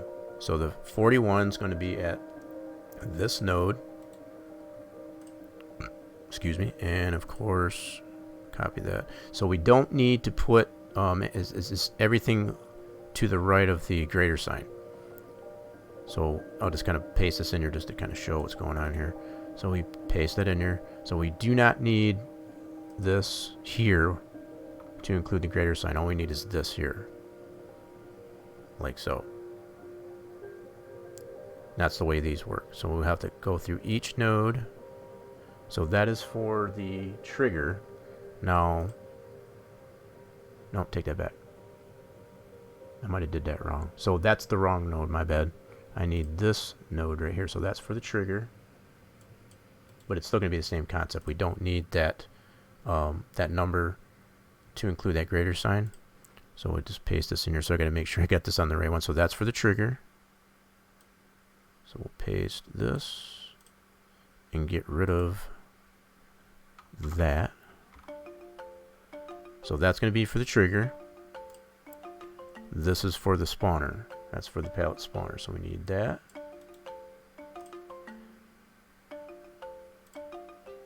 This is where it can be somewhat tedious, I guess, as far as this part anyway. But you got to get these correct, otherwise your pallets aren't going to spawn correctly. So that's for the first pallet. Now what I'll do is I'll just put a space in here so I know that one's done. In fact, for right now, I can put a space between all of these, so I know which these are sets, right? I already know that first set's done. So looking like, just by looking at this, the only thing that's going to change is going to be this first number here. So instead of a 2, it's going to be a 3. So that's going to save me a little bit of time. I don't have to keep copying that node, but it's to give me an idea of what my nodes are. So I only have to change this 2 to a 3. Since and that kind of coincides with the placement of this. So the fact that this one here is at 2. It might be kind of hard to see. And then this output here is at 3. So that's really the only thing we have to change. Everything else is going to remain the same as far as the sub transforms after that. Okay, so the only thing I need to change on these are just the 3. 2 to 3. That just eliminates as far as having to at least copy that. Now, you can do that way like I was showing as far as just to copy that node to ensure that the node is correct. But if you kind of understand the structure of how these nodes work, you won't really need to do that. You can just do what I'm doing right now. Yeah, I'm going to separate these out just for now so I can tell which ones are what. So all these are set. So let's do 3, 3. Just changing that first node, that first number in the node. Okay.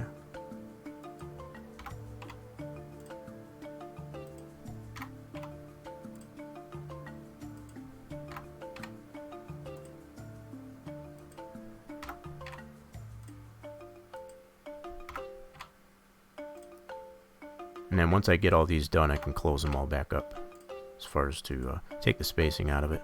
I more or less just do this just to make it a little easier on my eyes so it's not all clustered together.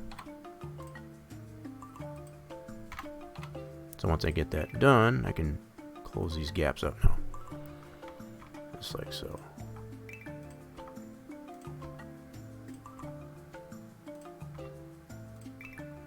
That just makes it easier on the eyes, like I say. So now we've got this for all of our yogurt. So that's pretty much already done. Want to check a couple things out here.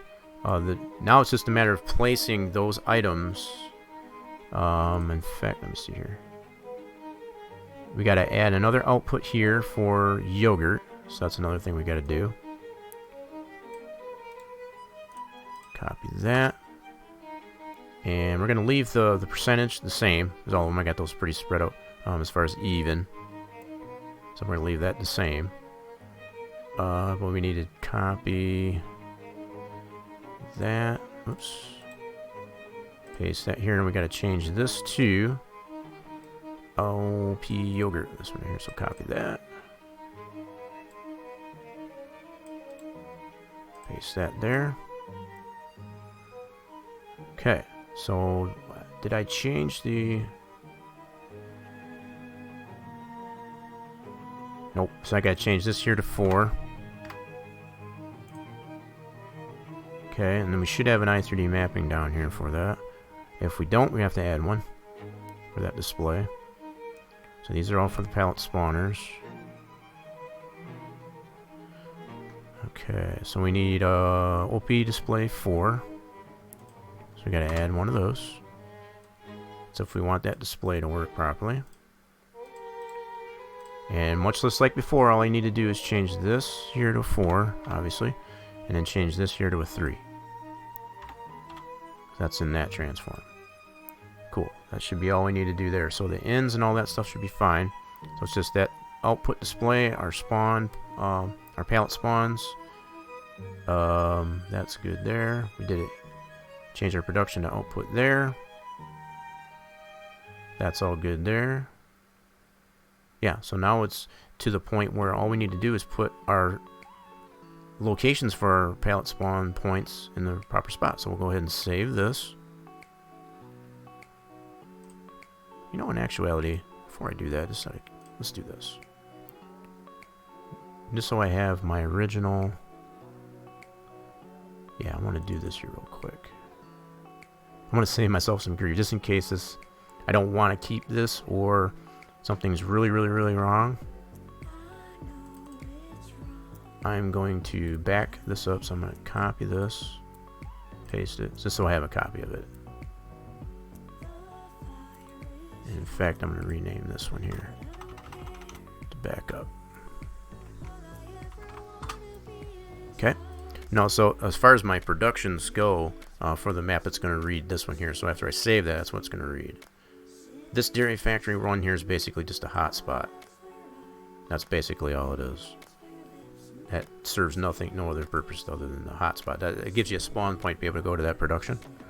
So we're going to save this XML. And confirm that that's saved. That did good. I think the only other thing I'm going to need to adjust, and that's going to involve in the mod desk as far as this 110 here, I need to adjust this in here. So we're adding another output here for yogurt. So we got to add this. We got to add that line for that to our dairy production. So let's copy this. And basically all that's doing is reading that XML, that output 4, it's going to read as yogurt. Now it starts off with cheese, ice cream, butter, cold cheese. So we got, this is going to be 5. So we're going to end up having 5 outputs. And once they're all said and done here, these are for our input, so that's good. I will need to adjust this as well. So ice cream, butter, cottage cheese.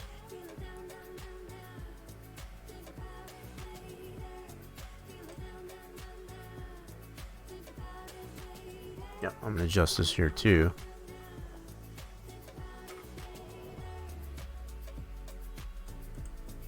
And I'm going to put and yogurt. Now basically what this information serves for is when you go into the global company factories, when it makes that list in there as far as the description for that, and I'll show that. I guess once we get in there, that's the information that'll populate as far as what that production's all about. As far as what's going on with it, what inputs you need and what outputs you will receive, I guess, once you put those inputs in. So I'll do the same thing for this, is to copy that, paste it, and I'll make a backup of this. Okay. Yep, I'm going to take this off here. I've always getting into the habit, I don't trust the fact that it just puts copy under that. I always like to put that in front of it, because I've had in the past or whatever where it's still reading that file, or any of these files like that, when it doesn't have a different name on the front end of it. So I always make sure, I don't know, it's just a paranoia I guess I suppose I have as far as to always name it this way instead of just leaving it as copy. Because in some cases it just doesn't work. It'll still read that file in some cases. So I just got into the habit of always putting a backup onto it as opposed to just leaving it as a copy.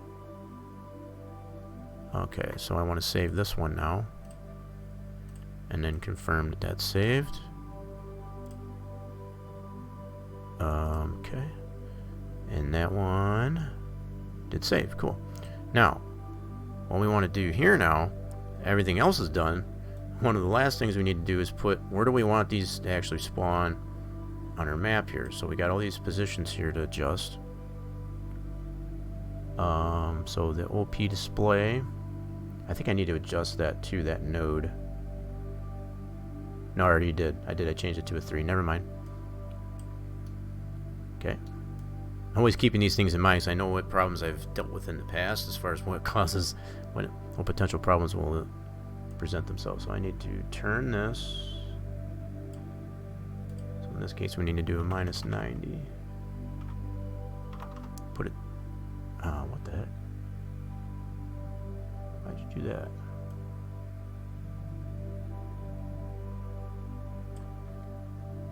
Okay, that's going towards 0 then, my bad. Cool, so put that at true 0 that way. And what I'm thinking, at least anyway, initially is going to put this on this wall. I don't know what's going to look better as far as to put it on that side or this side.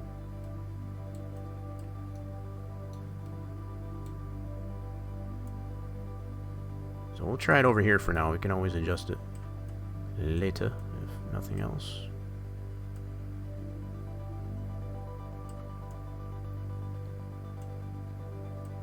So I'll put it here initially. Okay, but that's going to give us our display as far as how many liters, I guess you could say, based on the pallets that are spawned. That's basically what that'll serve. Not that we can't see the visual pallets. We probably don't even need that display, honestly, because you can walk up to the individual pallets and it'll tell you what the percentage is full. So really, this is kind of redundant to have that there, but we're going to keep it just for now, at least anyway. All these other productions work much the same way. So, okay. So now from here, we want to move each of these spawn points. So we got 1, 2.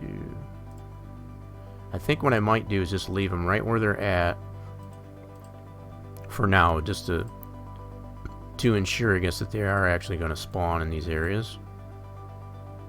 And then I can always adjust, so we know at least when we go into the map that they spawn in this corner, right? So once we can confirm that they're spawning in that area, we'll be able to determine, adjust the markings on the ground as far as where the pallets are spawned. We can move this out or move that out, either way, or create a different set of markings and things like that. I'm not going to get too picky with it right now. I'm going to go ahead and save it just like this. You can make those adjustments post fact. So let's go ahead and save the map this way, like so. these are eventually these are going in here regardless, in some fashion. Whether I keep them in that spot or not, it's still yet to be determined. I'll just put it that way. I may end up putting them in a different location. We'll try it this way, at least for starters, and see how that's going to work or not. So we'll give this a second to save on up. Alright, good to go there. So we'll go ahead and close this out. Now, what I'm going to do is set up my mod folder for my game. Actually, let's go details. Go into my mod folder, and I'm going to pull out this one here for now. Oops. Yeah, let's cut this right out. I'm going to put this onto my desktop. This way I don't have to zip it up. I can just put the loose folder in there, and that's, you know, for testing purposes at least anyway. I can take this entire map like so and paste this into my mods folder, because I don't want to run the packing tool, because it'll crunch the system down pretty good, especially when I'm trying to stream this. So let's go ahead and put the loose, unpacked, unzip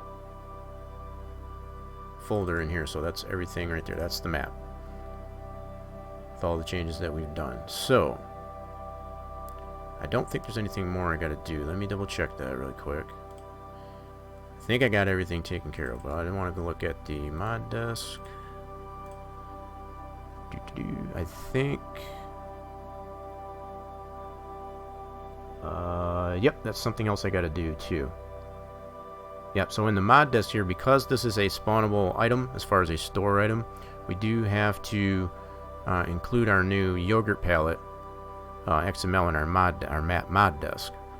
So that's one of the last things I'll have to do. So let's go ahead and copy this line. Whoops, I don't want that one.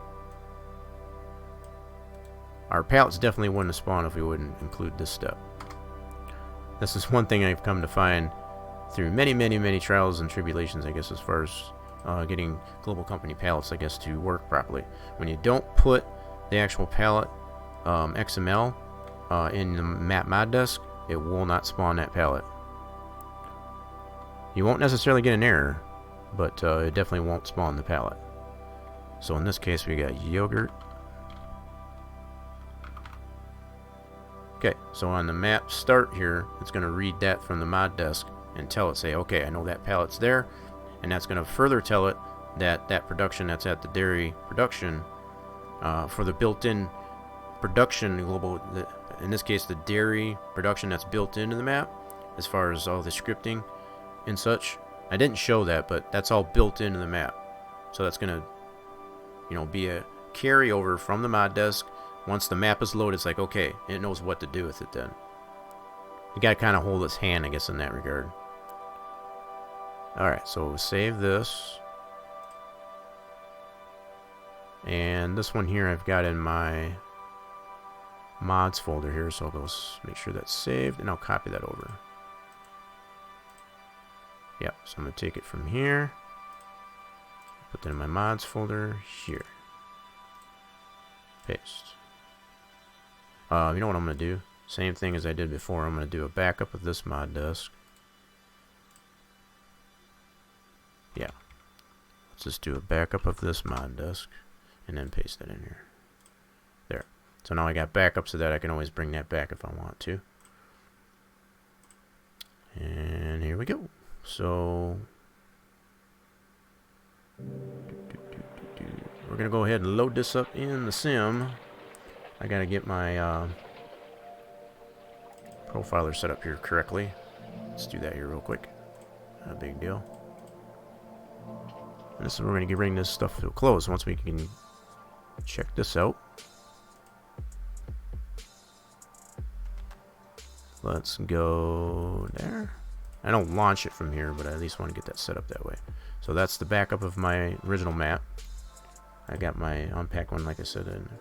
So now let's load up Farm Sim. There we go. So that'll load that up there.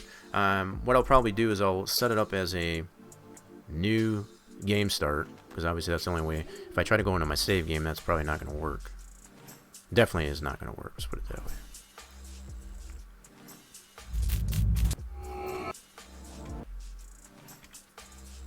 Alright, let's give this a second to load up. So I'm going to go to career mode, and I'm going to do a new save here. I do have that based on that map, so it's still reading it, obviously. I won't load it that way. More likely, I said that production, for that palette that I just added there, it's not going to work on the save game. It's going to require a new save game.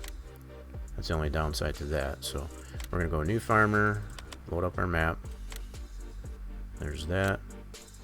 And I'm going to turn a couple things off here. So I'll turn that off, that off. We don't need all this stuff, but I want to have global company. We need that for the map for those productions to work. We don't want seasons to load either. So I think we'll turn seasons off for now, as well as that. And that should be good. So we'll go ahead and load it up this way.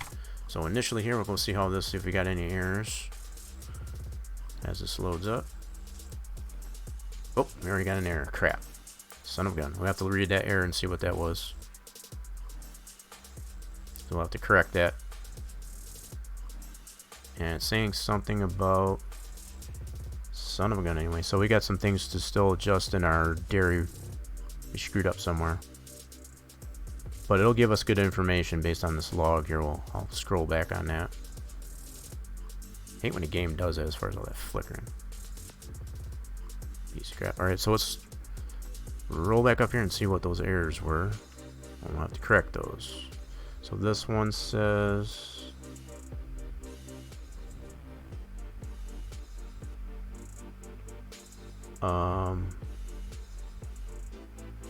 key containing dairy. I mean, what? That's saying it can't read the dairy factory XML.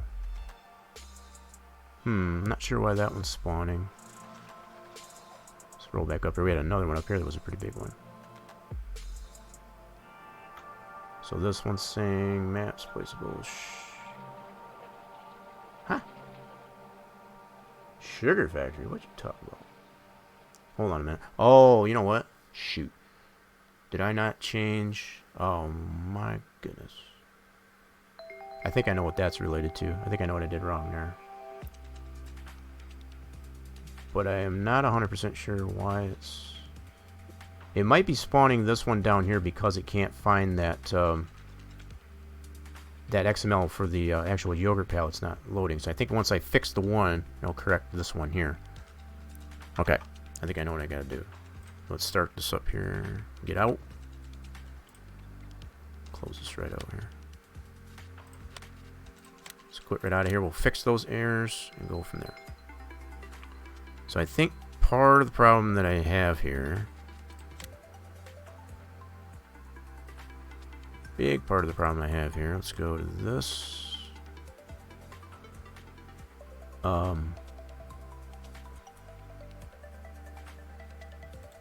Is in here. So I think what I did wrong. Oh, yep. So this is why it's doing. So I think once I fix this one here, so it's still reading. I forgot to change this one as far as this directory. So this has got to be dairy factory. Okay. I think that's why it's doing that. Pretty sure. So it helps when you put this in here correctly. But that gave us some pretty good information in the error log there as far as the console. Yep, so now we should be good there. So we'll go ahead and save that. Cool. So I had the right idea, I guess, as far as that. I just didn't correct it all completely, is all. Alright, so let's load that back up. Yeah, so the fact that I had the two errors, I think that was just related to that error in the mod list there. There goes nothing. So what I'll be able to do, I'll be able to cheat that stuff in there as far as the productions and all that. Not necessarily go through the whole long process as far as producing the sugar and all that stuff.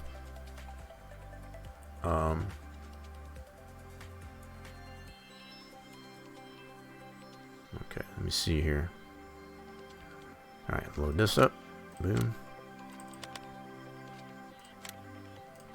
Okay, so turn that off, and definitely seasons. We do not want to load seasons just yet. So that, and that one. Cool. Alright, now let's see what we get. Shouldn't get any errors this time. Okay. Oh, still got an error there. God dang it, anyway, what the heck's that error for? Still with that dairy factory. What the heck's going on with that? What did I miss? Alright, still missed something. It's still on the dairy factory here. Let's see what I missed here. So...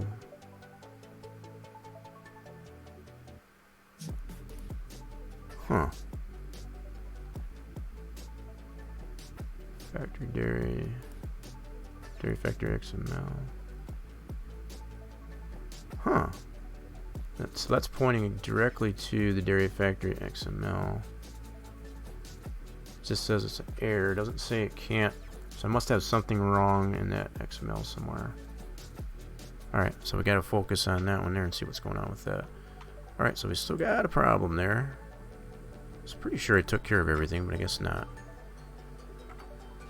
Take a look and see here. Let's close this back out. This is sometimes part of the process. This will happen. As much as you want those to work all right away, it doesn't always work out that way. So let's go back to here and check out maps, placeables,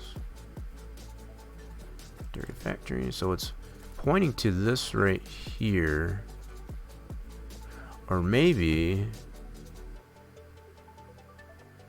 no, saying this one here. I might have to take this one straight out.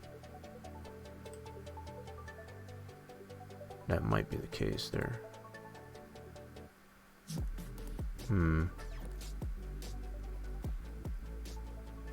Yeah, because it wasn't pointing to the back up here.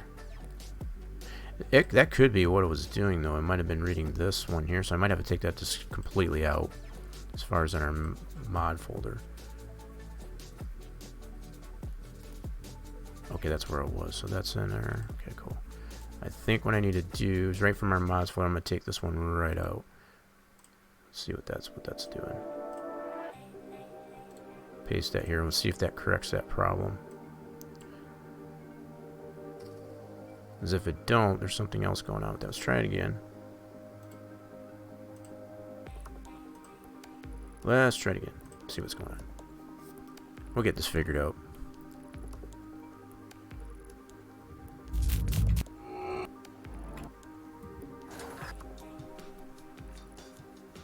Yeah, because if it still brings up that error for the that XML for the dairy factory, then there's something else going on inside that XML that it's reading. Let's see what it does here, though.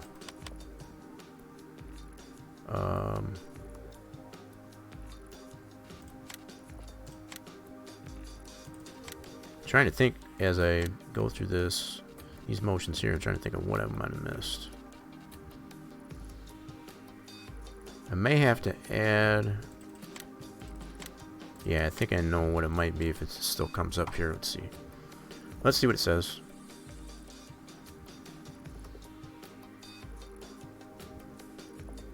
Yep, I think I know what it is now. I'll have to go into that, directly into that. I think there's a problem with... I thought I got everything, but I guess not.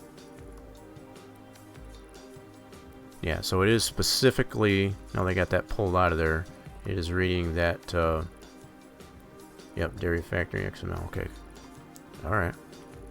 Fair enough. So let's go ahead and start this. Get right back up.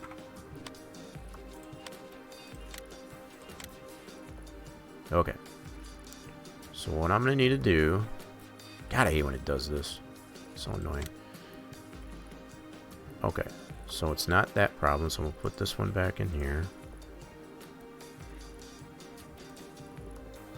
That's in our mods folder. So what I need to do is go right into this, and I gotta go through this top to bottom. So the only thing we added to this, cheese, ice cream, butter, something I missed on the notings or something like that. Goat cheese,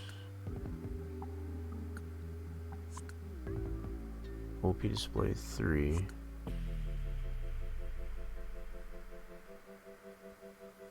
Oh crap, I think I see what I did wrong. The interaction trigger here. So I did the spawner, but I didn't do... Okay, that's probably what's wrong.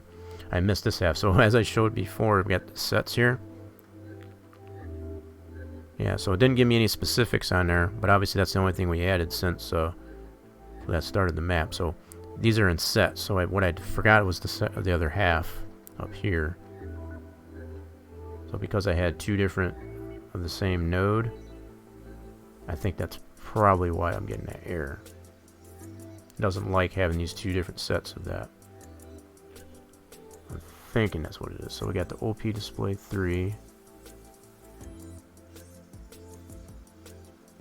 That is for our cheese. This is for our... Okay. And then we did our yogurt here. Yeah, I think that's all it is. I'm hoping that's all it is. We gotta set these all. 41. 42. 43. Yep, so this is going to coincide with our i3D mappings down below as far as what we did previously, as far as to have the set of here. So we got the trigger as well as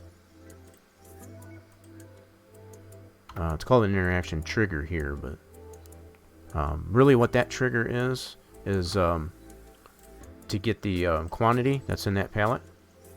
When it brings up that little window for how much is in the pallet, that's what that trigger does. So the spawner, as far as what brings the pallet in there, is based on that XML for the pallet itself. And then you've got this interaction triggers that shows you, I guess, as far as how much is in the pallet, as far as capacity wise. That's why we got the two different triggers, or the two different nodes there anyway. Alright, so let's try that. This one's in our... Save that. Now I'll go ahead and load it that way and see what's going on. Now if we get an error this time, I'm not 100% sure what else it would be. And I'm thinking that's probably what the problem was, is because we had two different... two of the same type of node in there. That's why you've got to have them separate. It doesn't like having two of the same type of nodes as far as i3D mappings go. It'll have a fit like that. So alright, so do that, turn this off, that off, and seasons off. The only reason why I guess I turn seasons off is because it's just a lot to load. For that I don't need all that jazz, at least right now for testing. Everything else would be fine though. And I usually turn the third person off there because I don't like it spawning, I guess, as far as third person there, I guess, as far as... God, I hate when it does that flickering. It drives me nuts. So once I can get this working here and get this tested out, I'm good to go. I need to get some food. I'm getting hungry. Oh, I forgot to look to see. Did we get any errors? Let's check it out here. Yep, still got an error. Son of a biscuit. What is that error for? See, it doesn't give me any specifics on it. That's what drives me nuts. Obtaining index name dairy. Why is it giving me that error? Wish it would give me more specifics on it.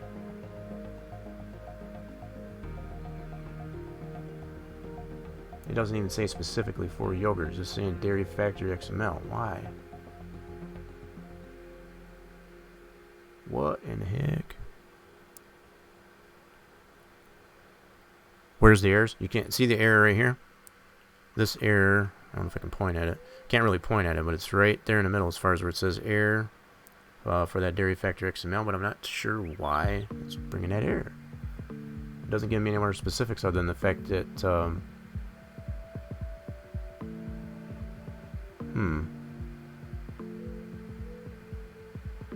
Index dairy. Could not be found in XML. Maps placeables. All that's already in there. What the heck? I don't understand what that's saying. That's a weird one. Okay, let's get out of this. It's basically telling me that it, let me see. Let's get out of this and we'll take a look here. It's basically telling me that, like, I don't know if I want to say that XML doesn't exist, but that's not quite right. It's telling me there's something wrong with that XML, and I don't know why there would be. Okay, let's open this back up again and see what's going on here. So this here is saying this index for that.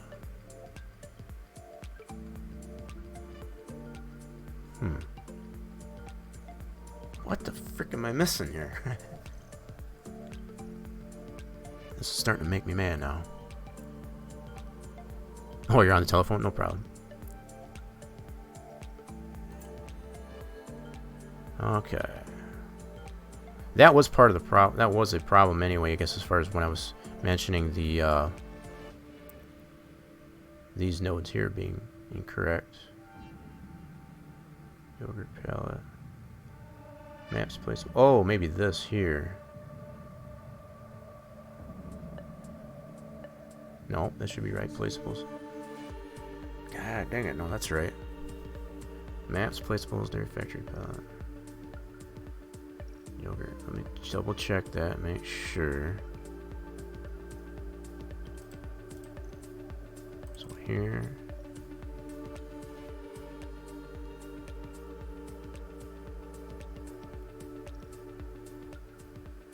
Yogurt palette XML.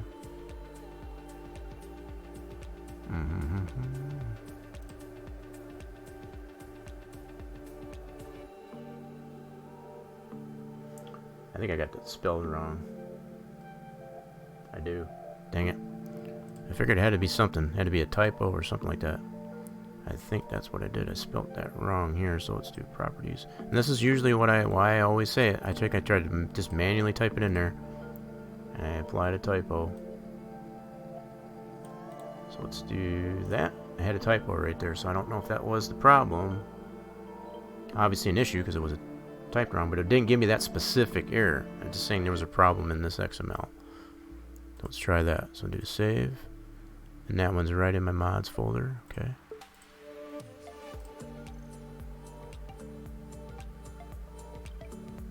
Okay, now that was for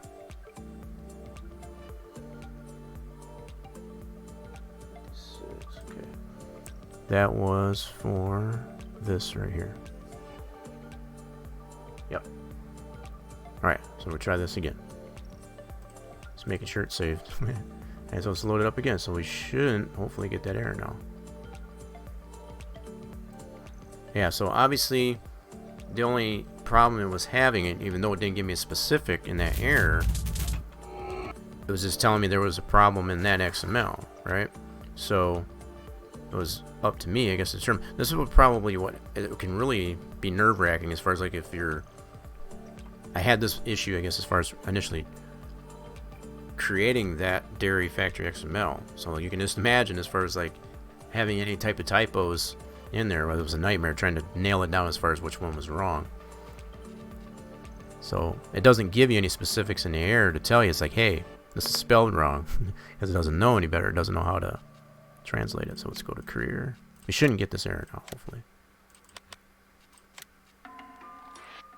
That.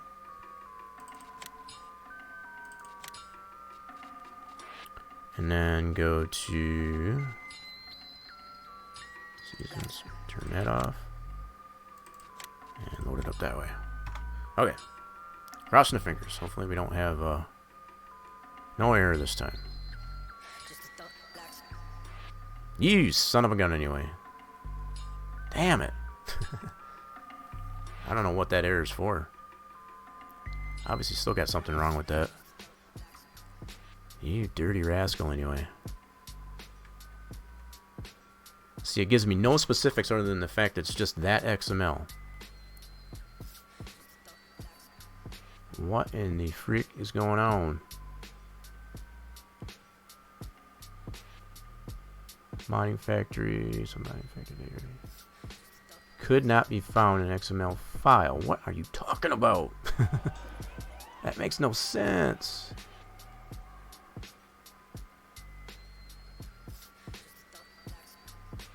Oh my god. So I can be willing to tell you if I were to comment all that stuff out for the yogurt, this would go away. So it's got to be a problem with the those additions that I made to that, but I wish it would give me more specifics. God dang it, global company. You son of a gun, you. Alright. Let's get out of this anyway. I'd be willing to bet, though, that if I was to... God, I hate all this frickin'... That pisses me off when it does that.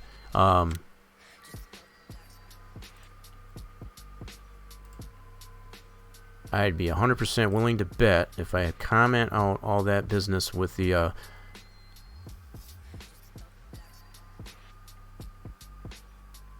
yeah, all that business with the yogurt, we wouldn't get that error. So I know it's got to be a problem with that section. Yeah, it's pissing me off because I've got everything correct. I know I did have some errors. I did have some problems and typos and stuff in here, right? But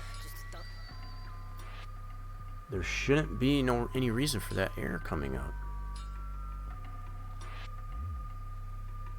Because what the error that it's giving me, it's telling me this index isn't in here. And this has always worked prior to adding the yogurt to it. So why is it bringing that error up? It's referencing this index being wrong. And that's ridiculous. Alright, so... let me double check this yogurt here just to make sure I've got everything correct. So ice cream, butter.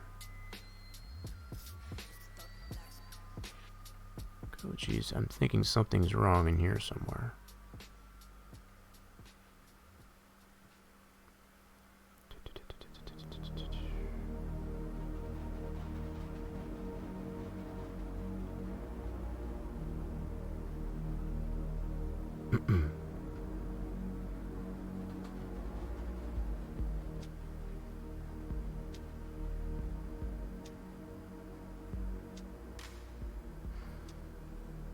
Yeah, it's a global company here. It's saying there's something wrong in here, but it's saying in the error, see if I bring up the log, that's what I can't figure out. The error that it's spawning there has nothing to do, it should have nothing to do with, so it's giving me a bogus error in the log, and I don't understand why, because there's nothing wrong with that index. That's worked up until I try to put the yogurt in it anyway. So let's, where's my log at? Here's my log. So if we bring this up here, and yeah, so this error right here, all that's saying is that there's a problem with that index for dairy. And that's baloney because that's always worked up until I tried to add this, yeah, so where does it say for... where the frick was it again? Yeah, this right here. So modding factory containing index name dairy. So it's referring. It says it could not be found in XML, which is crap because it's right here. This is the index name. So it's saying this is not in here. So I'm almost thinking maybe I goofed up somewhere with the, hold on a second. That's why I call it a bogus error, because it's saying that index name is not in the XML for that there, and that's crap. It's totally in there. So it's just a matter of figuring out why is it spawning that error. No. It's not that. It's a matter of figuring out why is it spawning that error. I know it has probably something to do with the yogurt, but I think it might have something to do with... Let me see here. Give me a second.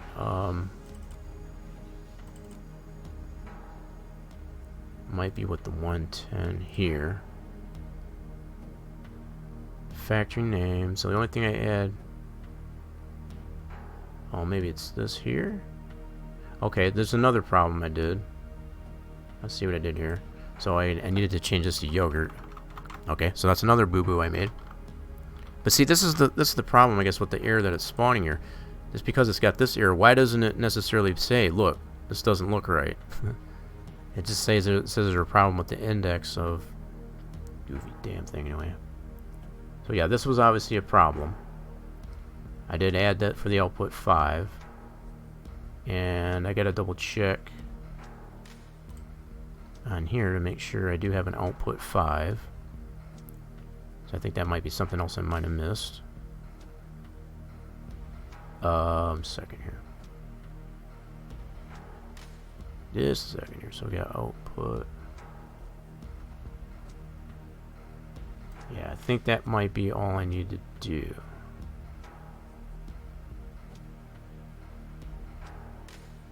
Just double checking this here. So output. OP yogurt. Yeah, I think that might be what it is. So OP yogurt. Yeah, so the fact that this wasn't in here, this is what uses this in the 110 as far as for OP yogurt here. So we'll put 5.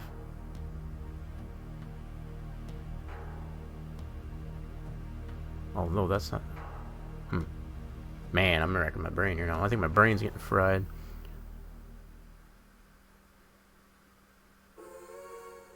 Okay, we're gonna save this anyway just to try it. I think that's part of the problem here. I'm gonna save that. Let me look for this. Second here. Copy that. I'm gonna search for that in here. I don't think those are directly put into this, but it needs, the global company mod itself needs that information in the 110 to understand what it needs to do with the information that's provided in here. So find and paste that here. Yeah, so that's not in there directly, but I think, I don't remember if that, I'm trying to remember going back. It's been a while since I had to put this together.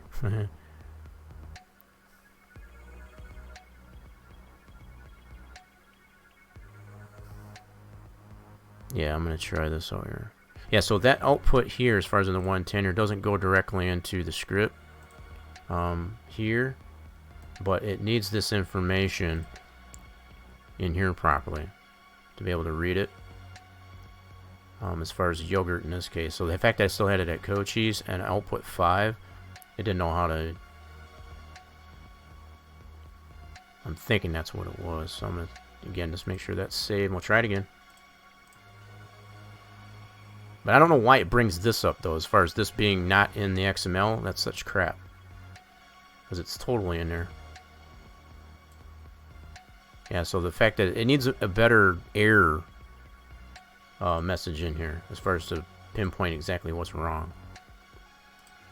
So I would have had no idea as far as the look there with having that. Alright, so let's try it again here.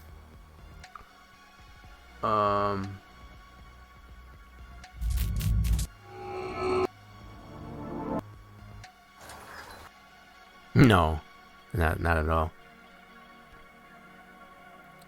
No, I'm not saying like that. I just want them to give a better error as far as to pinpoint as far as exactly what's wrong. The fact that it's pointing towards that index name in the XML, that has nothing to do with the problem that exists. Nothing to do with it.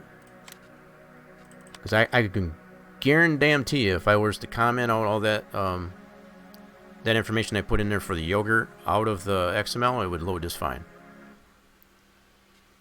So the fact that anything that I'm putting in there that's really related to the yogurt, why doesn't it specifically tell me, look, these lines that you just added, something, I don't know. And it needs to be better reporting on that is all. I don't know how else to explain it. Got to sit here and rack your brain. Now, the only thing that I can go by is the fact that I know I've added the yogurt. And the fact that I'm getting the errors that I am. I can get some of an idea of what I need to check. But if that's just going to be a general error that they put in there, how does that give me any clue as to what I need to look at? It's too general of an error, for lack of a better way to put it. So let's load this up again and see what we get. Now, if we still get it, I don't know. I'm going to be lost. And they're still there. You son of a gun, anyway. I'm confused. I don't know why. I don't get it. Alright, so am I getting any errors, I guess, up above here? Let me check that. Maybe there's more information up here, because there's additional information for the global company here. I've never had that happen, though. That's such a general error. That's ridiculous. So what's up here? So as far as the global company stuff up here, that's still giving me... Yeah, that's positive there. There's no bad information there. Okay. I don't know. I don't get that. That is really weird. I've never had that error come up to be so general. I mean, I've had it coming up initially when I first started to apply this, but that's because I didn't have the index set correctly, which in this case I do. But the fact that it's bringing this garbage up, that doesn't make any sense. Why does it say...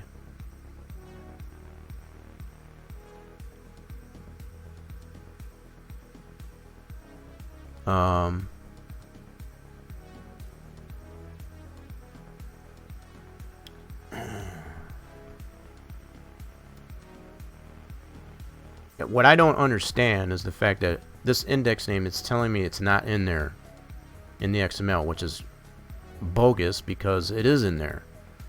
So why does it put it this way? That's what I don't get. I'm going to go ahead and look at this to see anyway how this production actually loads. Let's go over there and check it out. Let's shut this off. I'm going to have to look into that later, but I don't get it. That's a... you know, I understand as far as like when I first initially put the error up, or the XML together for this production, I understood that coming up there, but the fact that that is all set, the only thing I've added is the yogurt. So I haven't touched any of the other parts of that XML. So the fact that it's telling me that index isn't correct, that's baloney. I don't know how else to say it. I would expect that type of error, I guess, as far as, you know, creating a brand new XML for a new production. I'm only adding to the production. Alright, so does this come up at all? It doesn't even come up here. Let me see.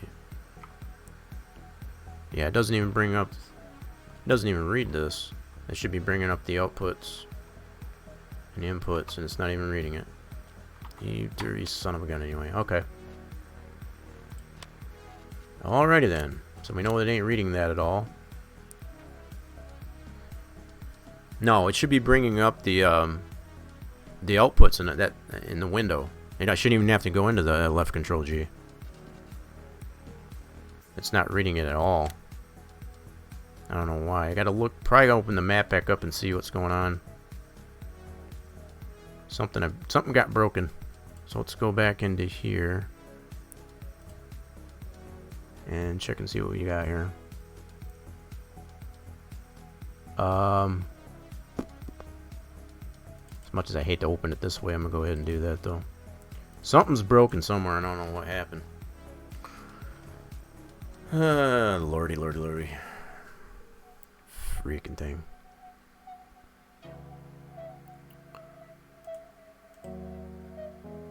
It definitely wasn't reading the...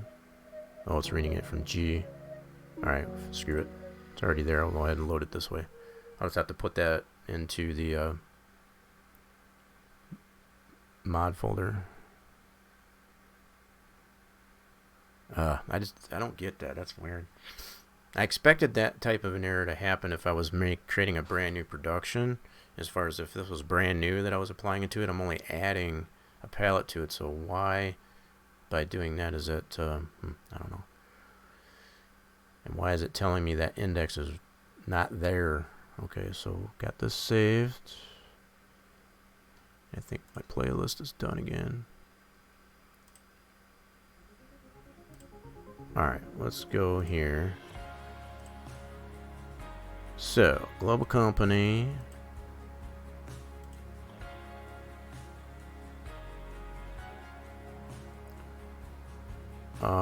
Where's my dairy, right here. So again, here's my index name. So I just wanted to maybe had something to do with this. So there's the index name that's in the, so this is one other thing that it'll be reading on top of what is in here, that index. So these two have to coincide, and I've had that. I haven't done anything to that part whatsoever. So why is it bringing up an error that this is not in here? That makes no sense. So the XML file, make sure that's in the right dairy factory XML. That's all correct. I didn't touch any of that. None of it. Okay, so that. The only thing I messed with is down here. There's no reason for that. So yogurt. I mean, there were some obvious errors that I did have in here that I needed to correct as far as typos and things like that. I don't discount that, but beyond that, okay, register. Okay, so that's the end of that tag. Outputs. Oh, I think I see it. Okay, I think I see it. I got two end tags here for, so what I did, I got two end tags here for and registered outputs. This one and this one here. So the fact that it's reading this one, the fact that these two are in here is probably why there's an error. That makes more sense. But again, why wouldn't you put that in the error to say, okay, there's a problem with the end tags as far as registered products? But see these two end tags here? See what happens is, so I got the end tag stops here. So that's it. When I copied this over, as far as to make this yogurt section, I copied this as well. So I only need this one here so I can get rid of this one. There we go. So now that should be this tag all the way up to that. I know it's hard to get that all in the picture there, but now I've got a proper closed tag here. So basically what it come down to, it didn't know how to translate in the error as far as to say you got two end tags for registered output products. So again, I'm not discounting as far as all the other problems that I had there. Those definitely still need to be fixed as far as my typos. But there needs to be better error reporting, I guess, in that for global company, I guess, to say, look, yeah.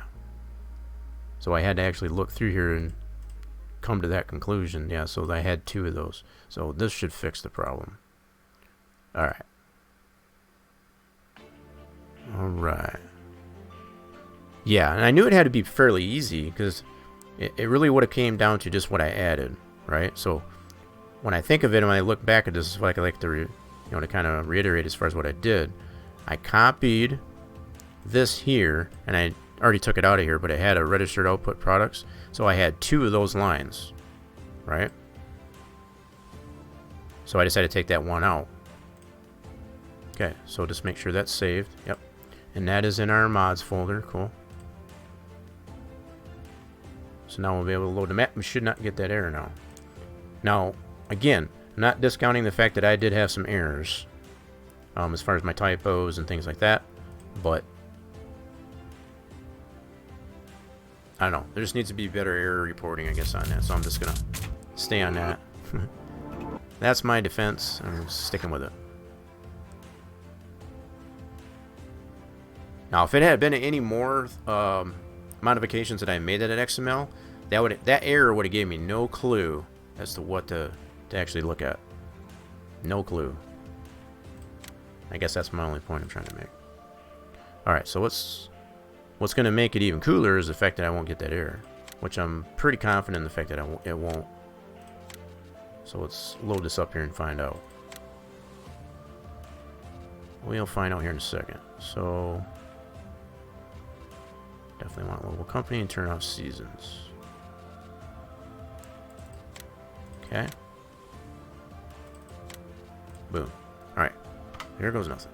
So we should not get that error this time.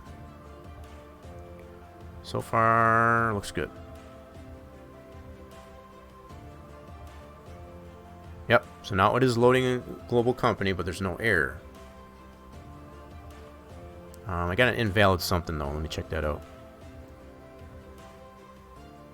Yeah, it said invalid something. I'm going to look at that real quick. Let's see, what does it say? Let's see here. Invalid fill type yogurt given global company factories. Okay, so I still got a problem. Now, see, now that's more specific. See, this is what I was hoping to get. So now it's saying this fill type is for yogurt is insufficient here. So output product 4. Yeah, so this is giving me more specific information. Yeah, this is more useful. So it's telling me I got the number of that output product wrong for register output products. Alright, so we'll take a look at that. See, this is more specific. This is actually more pinpointing. Alright, so we'll have to look at that and see what we did. I think I got the numbering of that output wrong. So we'll have to look at that and see. But at least we're in this, we're moving in a positive direction, I suppose. Is the real dirt mod and real dirt fix? Yes, those two work together. Yes. The real dirt, if you don't have the dirt, you don't have to have both, right? So the real dirt you can have on there, what will happen is, whatever type of field that you're in, be it dirt or grass, it'll apply that to tires, but once you drive off the field, it'll clean automatically. Like you've washed it. What the dirt fix will do is it keeps it on the tires until you actually wash it. So that's how those work together.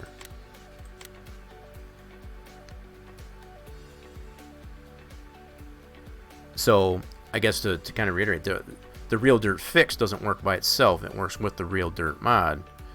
So you can use the real dirt and not the fix if you don't want to. If you want your tires to be clean, to clean automatically, I guess, once you drive off a field after they get dirty. I don't like that. I like it to stay on there. You don't have to have both, no. You can have just the real dirt by itself without the fix. But I feel the fix actually applies, I guess, to keep the dirt on the tires from the field that you come off of, be it grass or whatever. So,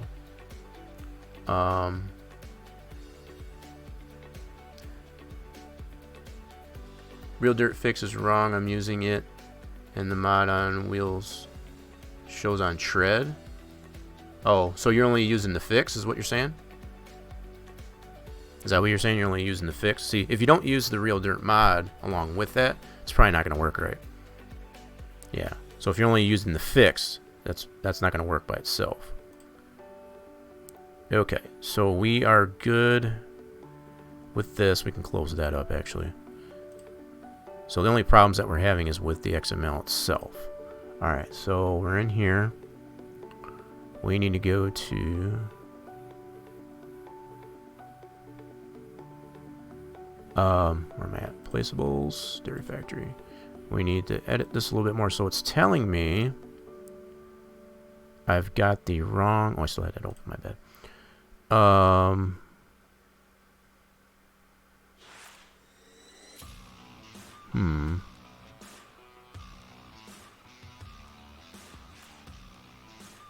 Alright, I'm gonna have to open up the log and see what's going on with that, because I don't know. Let's see here. Let's open up your log.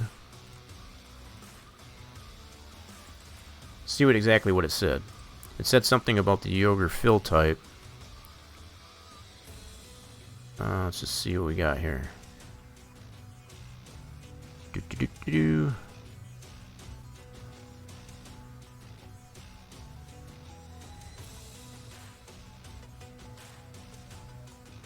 Yeah, so we got the cheese, the ice cream, butter.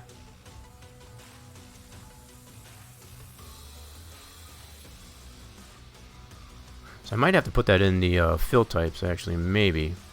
That might be the other thing I'm missing. Yeah, I think that might be the other thing I'm missing, is I gotta put that in as a fill type. That wouldn't be too hard. Where's that error? Where'd you go? Oh, it's up here. Yeah, right here. So it's saying invalid fill type, yogurt given at global company, registered output products, output product 4. So is that going back to the 110? Hold on a second. I think I gotta put that into...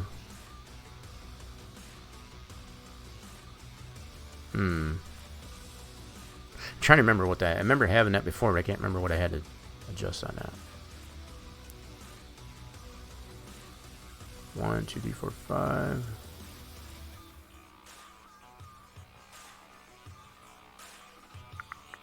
Alright. Son of a gun, I'm trying to remember now.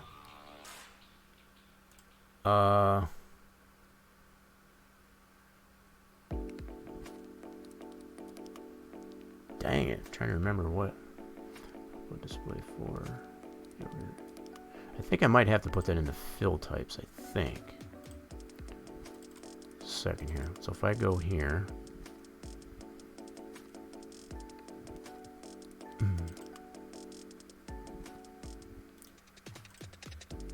Yep, I think that's what it is.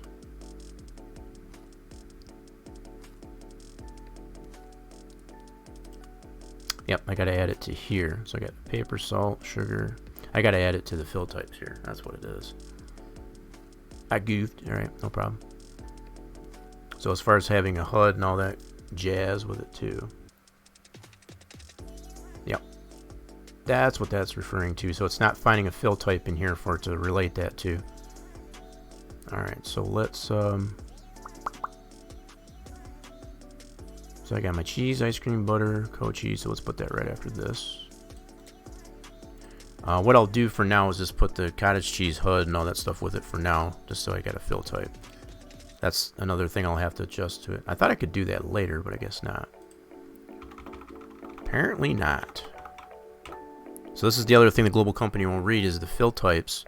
To actually find that in here. So it doesn't find that. That's why it's giving me that error. See, that's more specific, like I said. Alright, so we'll do yogurt. Leave that the same. We're going to change this. So this is all in HUDs. So these I don't have established yet. I'm just going to keep it on the cottage cheese for now. And I can adjust that later. Yeah, so we got to change this here to yogurt. G-U-R-T. This is where it reads the, as far as the fill type in here via this here. So it's reading this, that's why it's spawning that error. It's not finding this in the fill types. So that's why it's giving me that error. So for right now, what I'm going to do is just leave the placeholders for the cottage cheese in here for the images, you know, for the HUD. As far as the image that it'll show, as far as the fill type and all that stuff in the economy, just for now. I can do that afterwards. I just want to get this working here. So yeah, that should be all good. So let's do file. Save. Okay. That is in our mods folder. Cool. Now let's go in here and try it. We got to close this log. It's going to spawn a new one. Let's go back in here now and try it. Lots of little things that you got to take care of, I guess, as far as to get these things to work. Yeah, that fill type 4, that's just a code. And I've got that before when I initially started, and I couldn't remember what the different codes stood for. That I was trying to rack my brain on it. Oh yeah, yeah.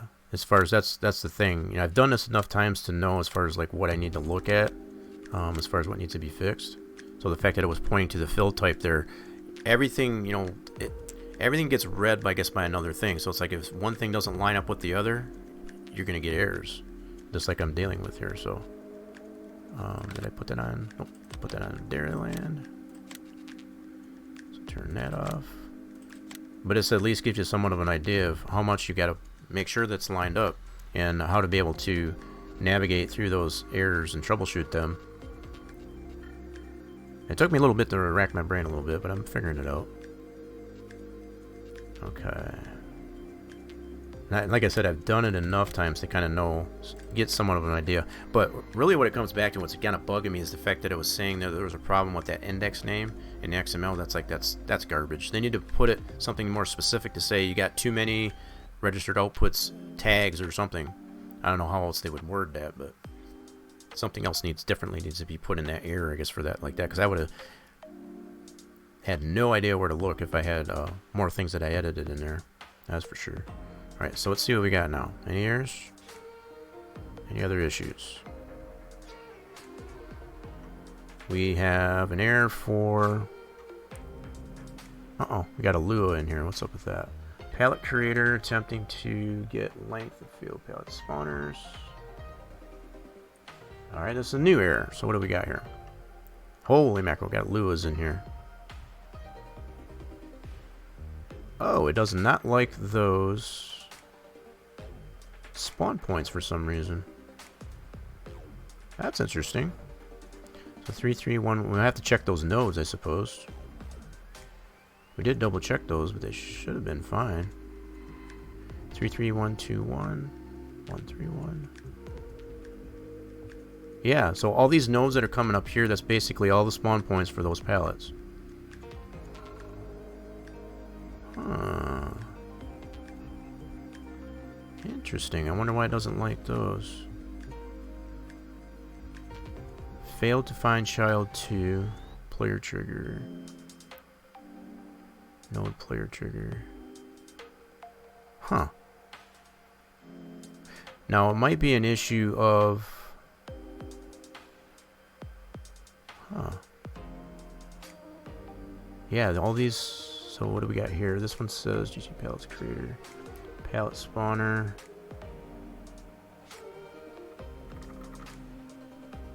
Lua 161 attempt to get length of field, blah blah blah. Yeah, basically all this is relating to is just the all those spawn points for the pallets. And it's starting all the way from the first pallet, I think. 3, 2, 4. That's the first one. So 3, 2, 4, 101.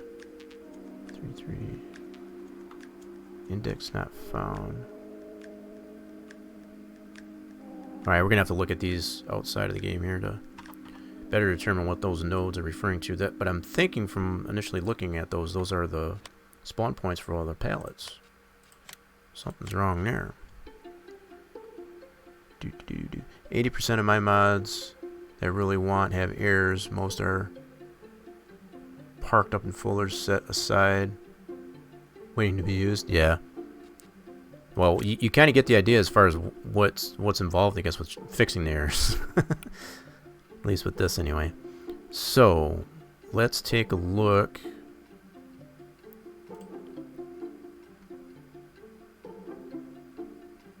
Alright, so we did fix this. This was definitely an issue. I'm going to copy this into... Ah, I should have backed that up too, actually. Damn it. Crap. Alright, so what else did I back up here? Just want to make sure. Nothing, okay. So there's some things I gotta go back here and double check. So I got the fruit types. So many different files I had to adjust here. Okay. So majority of the stuff is in that placeable for the dairy factory. Okay, so I know. Mod desk. 110. Yeah, what I forgot to do... I'm kicking myself now. I forgot to back up this one here before I did that, but alright. I just have to remember. Crap. Alright. We're going to need to reopen the map so we can check those nodes. And I'll have to open up that...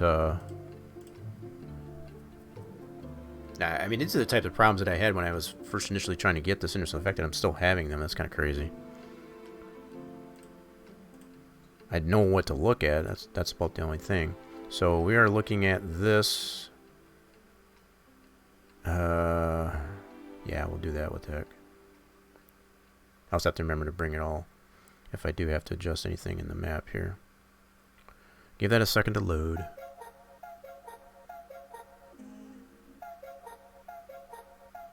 We'll get this figured out.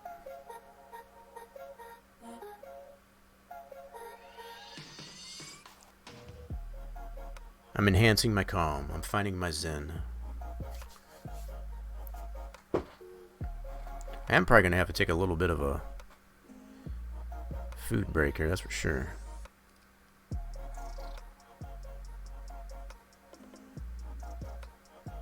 Okay, so now what we want to do is go into global company.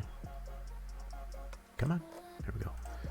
Go to our dairy factory, and then we want to check out all these outs and double check all these nodes for our pallet spawners here. Okay, so this was one of them I think that it did bring up. Alright, let me bring up the log here to see what's going on there. We'll read all these up here. So let's see, we got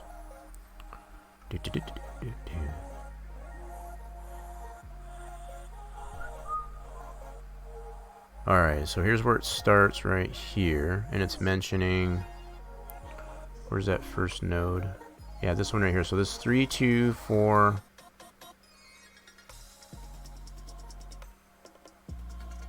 3, 2, 4, 1, 1. That's this one here, I believe. Huh.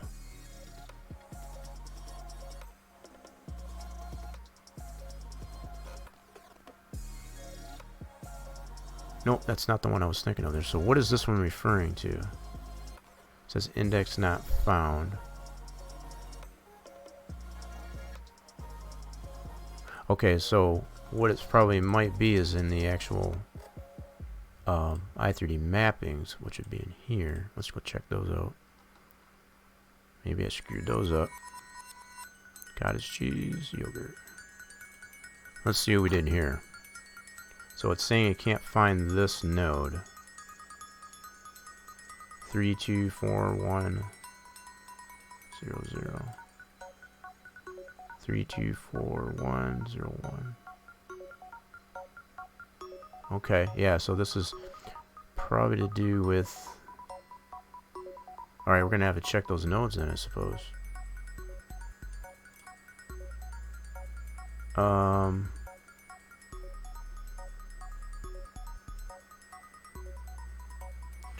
3, 2, 4...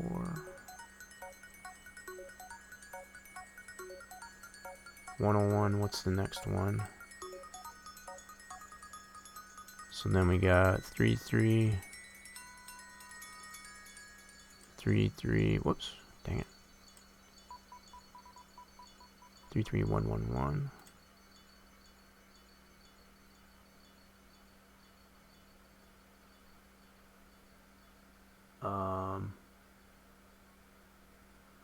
That's this one here. So it's basically saying it can't find these spawn. Okay, so we're gonna have to double check those, I guess, and see what we missed.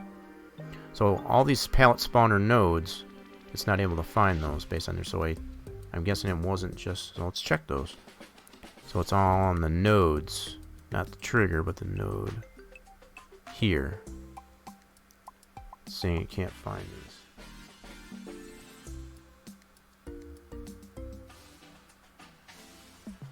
3, 2, 4, 101. That's peculiar, huh? So the trigger's fine, it's just the node here.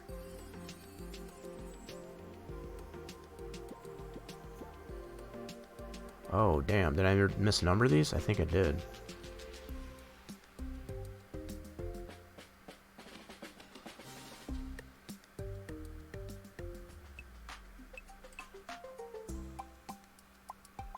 324101 is right here.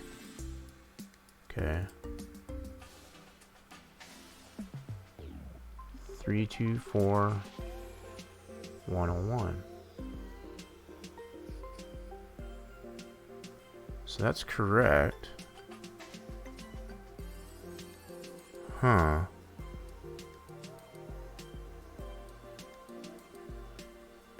You dirty rat, you. Yeah, I'm looking at things that in the log here, so I'm trying to put this side by side. So basically when I'm comparing this 324101 that it's saying it can't find happens to be this node right here for the pallet spawner, 324101. Okay, but if I look into the map, that's exactly that node. So I'm not sure why it's not finding it. And that's all the errors that are coming up in this error log is for the node. So we got 33111. So if we look here, 33111, that's the node for the next pallet. It's right there. And if I look in the map for the next spawner,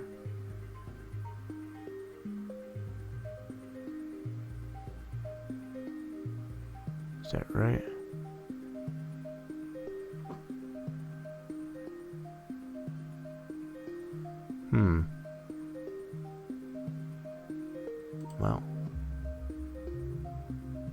Well, the 324101 is correct. I guess this one's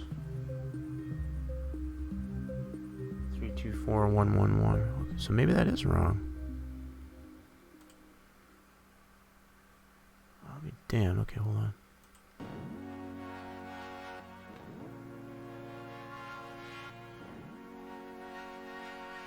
Okay.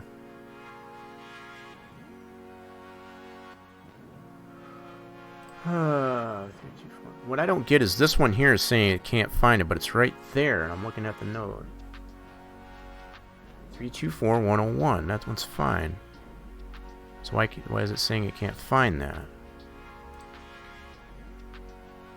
324101. Right here. That is weird. Huh.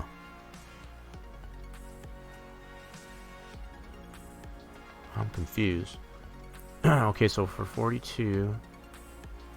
This was another reason why I felt it's important, I guess, to make your... Now, the fact that I didn't change this one here, that's no consequence there. What's important is the node. The name of the node here doesn't matter. It's the node that counts as far as what's... So I guess I'm going to have to go through these and double check them and make sure they're all correct.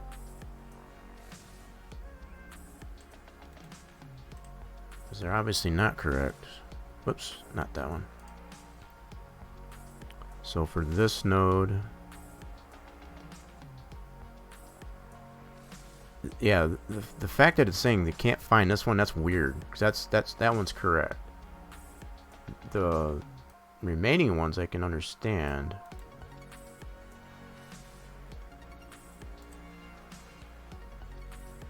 Okay. So maybe I'm going to have to edit all these. Okay, cool. Shouldn't have had to, but I guess maybe that is the case.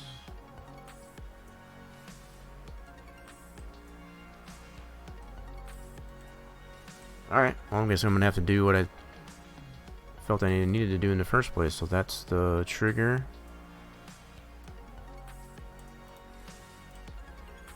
That's that node.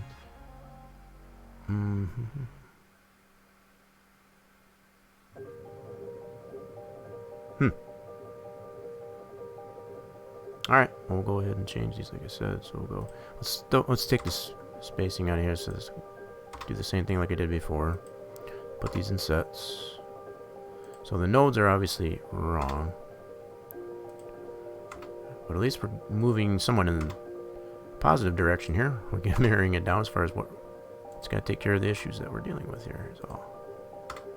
Okay. So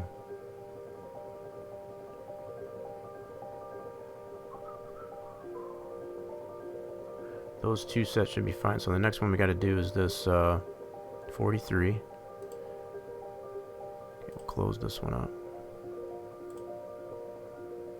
So this one here. So the node, we need this pallet spawner. Good thing there's only 10 of these. Whoops. God dang it. So that's for the pallet spawner, which is this one. Gosh darn it. Yeah, so the fact that it was more than just that first number. And then the trigger, which is that.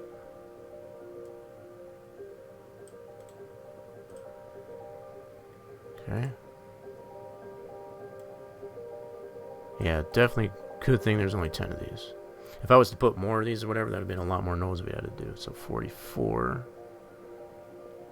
Okay, move on to the next one.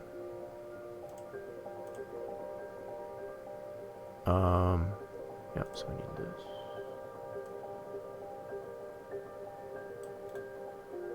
So I'm going to copy these all out to make sure we get them correct. And I should have done this in the first place, to be honest, but that's normally the way you want to do it to make sure you get the right node.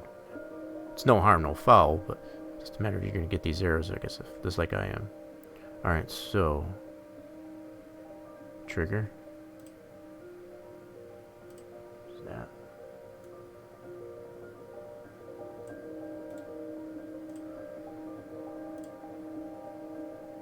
Trigger. Yes, there we go.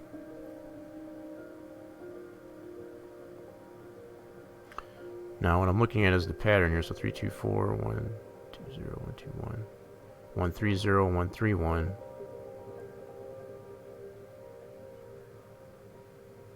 Okay, so yeah, I'm seeing that progression up there. So this is 120, 121, 111, 110.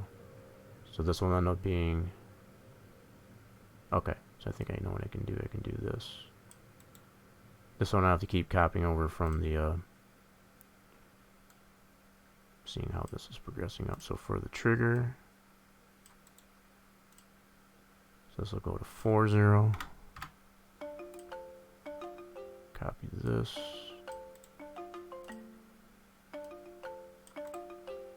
Paste, and this will be 41. Like so. And then we'll increase like that. So it's still increasing on this, and that's what I'm seeing, that same increase here. Everything, this prefix is still staying the same. The last three, as far as the 130, those increase incrementally. So I can basically just copy this, paste that, change this to a 5, copy this,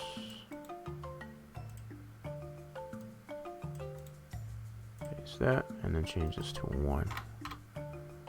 It's basically our progression here. Okay. This will be a 6, 0. Yep, and then copy that.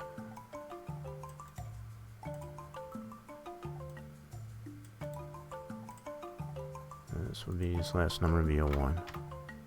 Cool. I'm glad there's only this many of them, that's for sure. Now there is a method to be able to get this i3D mapping done a little bit more efficiently. I've not been able to get it to work. I don't know if it's just my system or whatever the deal is, but there's a way to get these i3D mappings. You can assign which i3D mappings to particular nodes that are in your scene graph. I haven't been able to get it to work for maps in particular.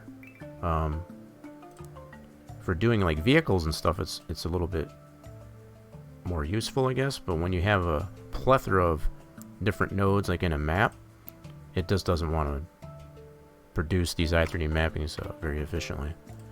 So it does make it very necessary, I guess, to do it this way when you're dealing with the map i3D mappings anyway. We're getting there though. Almost done.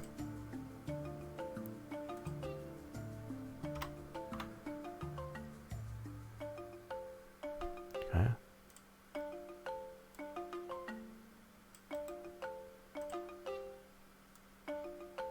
We're gonna get this thing working. I'm bound and determined to get it working now.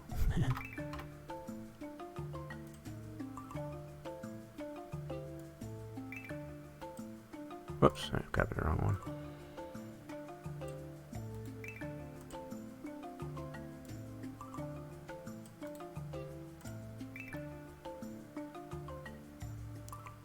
Okay, so this one's going to be in 9. Whoops. Deleted out the wrong thing. Hold on. Make sure I get the number, not the little divider there.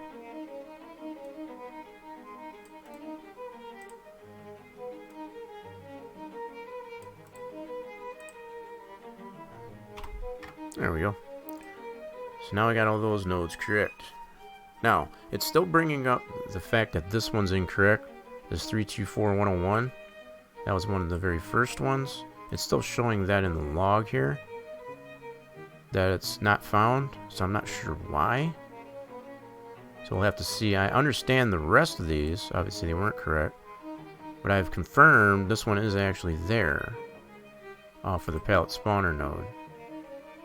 And I can double check that again just to make sure, but 324101, which is this one right here. And that's for this very first pallet here.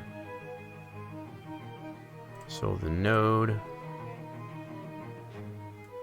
I'll go ahead and copy this over just to make sure.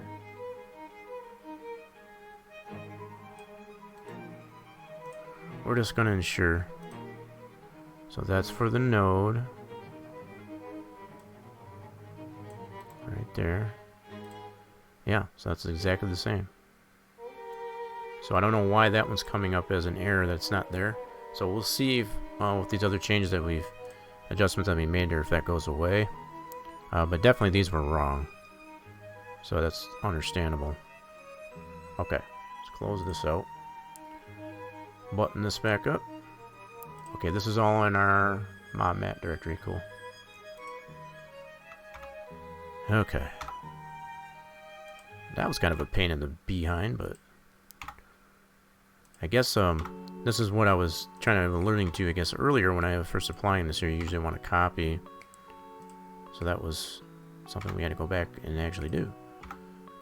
Because those nodes weren't correct. Alright, so let's save that up. That is in our map mod directory, so cool. I'll have to remember to copy all these files over to, once I confirm all these are working, I'll put that over to my map edit folder, which is this one. But I want to confirm all these work first, so here we go. Let's check this one out. See what we get now. I think we're making, you know, positive strides here, because the fact that it's moving on to different types of errors, as frustrating and annoying as that is, it's actually forward. I guess we're not stuck on that same error as we were. If we were stuck on that same error, I'd really be frustrated. Okay, so as I definitely did, so we'll go with that. Third person off. Don't need that, and turn the seasons off.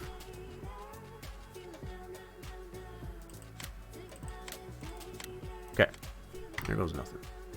So if we get any more, I'm wondering if I can still get that error for the one pallet spawner.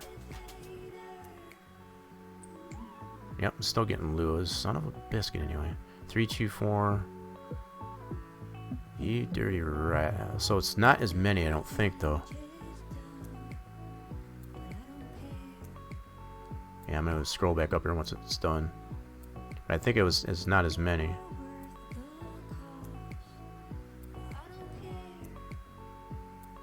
Okay, let's go up here and see.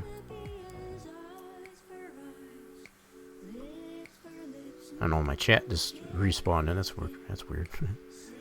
Just restarted on me. So we got, which ones are they giving me now? 3241. No, it's still giving me errors for those nodes. What the frick? Oh my god. So the ones I just put in there, it's still saying those are wrong. Index not found. What? Yep, 141, 131, 121, 111.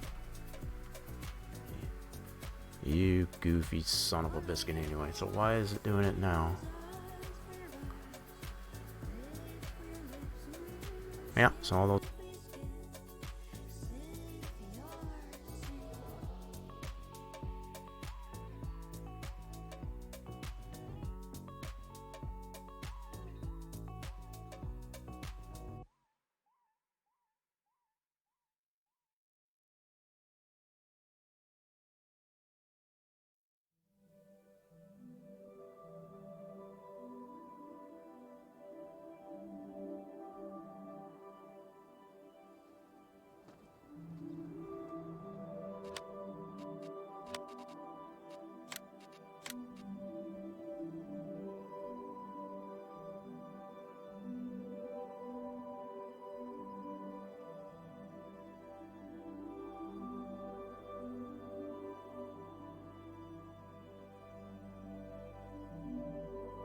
Whoops, my bad.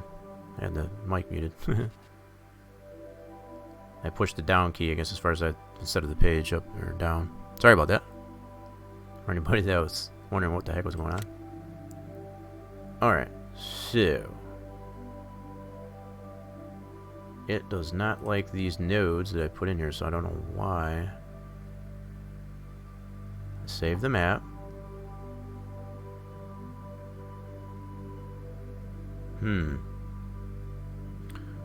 It's probably going to come right back down to the...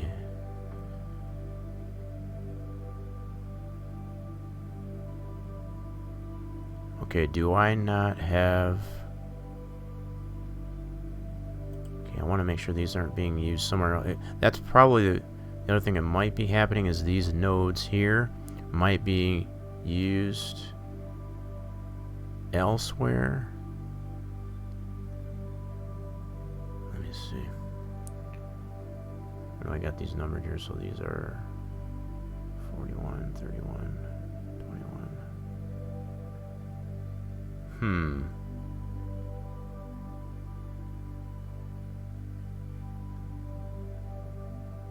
Shoot. I'm stuck again. Dang it.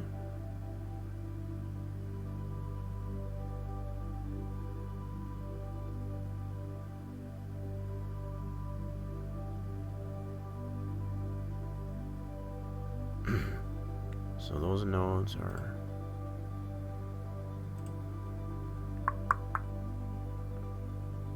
Now, I guess what I gotta look and see here is, do we have to be on this?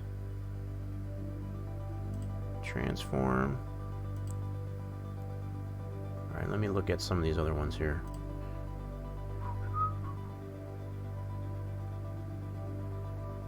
Because the errors that I'm getting there, it's basically saying these nodes don't exist in the map I3D, which is baloney, because they're right here. But I'm wondering if it just doesn't like which ones I'm pointing to. So let me look at cottage cheese here. So 23100. 23100. Whoops. Dang. That's for what's going in the cottage cheese here. So 231.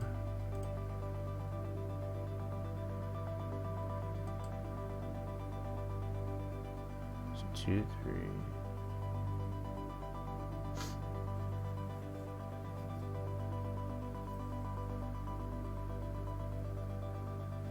32310.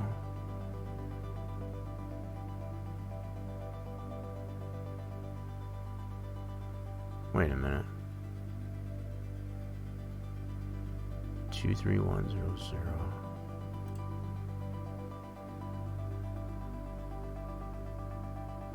Okay, maybe I've got too much. 23100.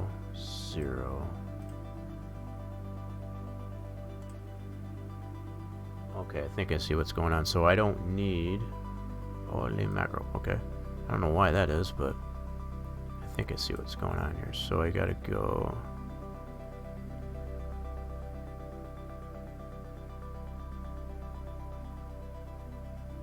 So it's not including everything to the right of the greater sign. That's interesting.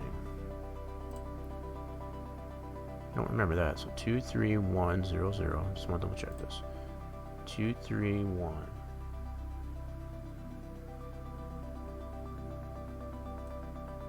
That's only up to that part. Okay, so following that suit.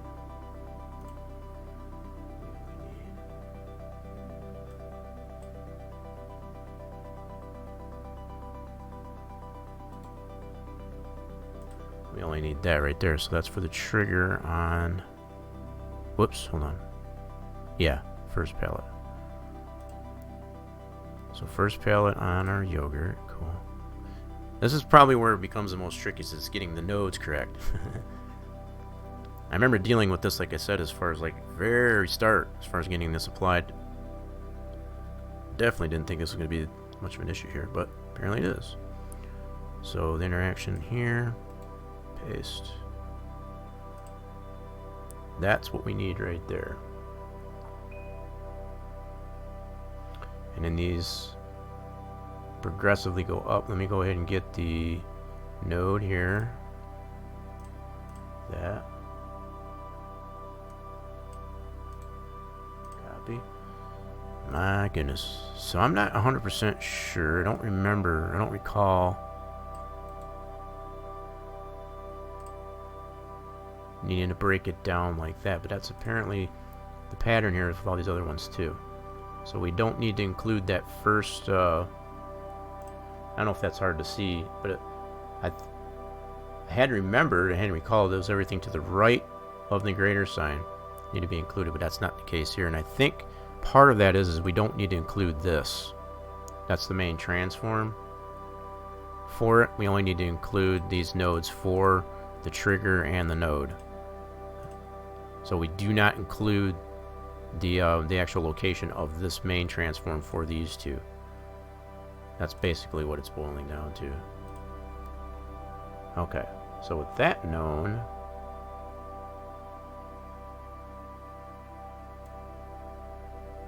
I'll copy this one. Guess I gotta separate these out again. Just make it easier on my eyes. Let's do it again. I think we're getting used to this part. It's kind of easier to do it this way.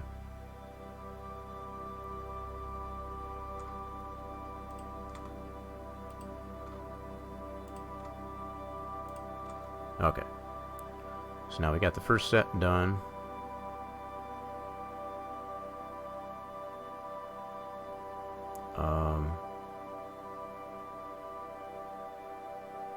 Wait a minute, did I do the wrong set? I did. Dang it! That was a cottage cheese. Son of a... Am I messing with the wrong one? Okay, never mind. I just gotta put the... Jesus. I'm starting to get tired. I had to really jack that up. So that's for the cottage cheese. We don't want to mess with that one. But yeah, this first set here for... That's what we wanted. Okay. These are what we want to mess with. That would almost been a big boo-boo. We're going to get this figured out. Alright, so here we go. So we need to copy this to here.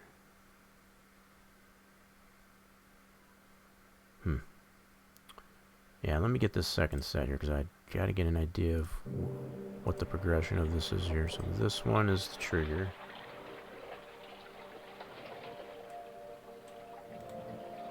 So that is this. Okay, that's the trigger. Now we need the node.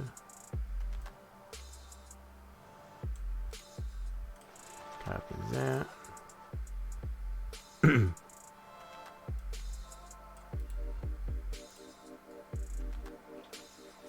Okay, so 241.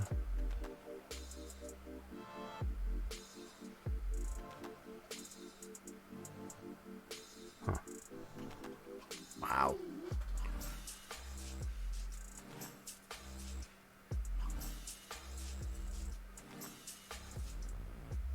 So it's the last two that are changing. Okay, I think I get it. That would make some sense. Let's do this. So this will be a 2-0 and a 2-1.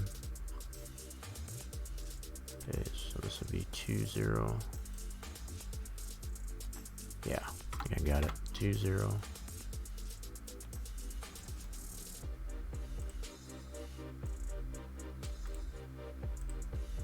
Oh, you dirty rat, thank you.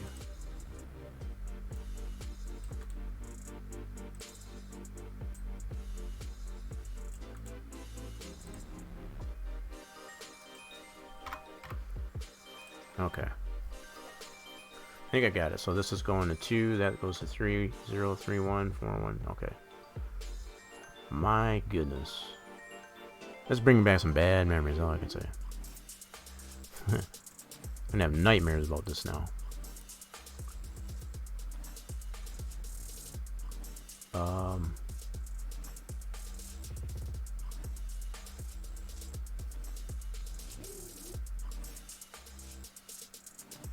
Wait, is that one 24101? Yeah. Good grief, I'm telling you. It's gonna make my eyes go cross-eyed. Yeah. This is gonna be 301 in. Okay, so 30.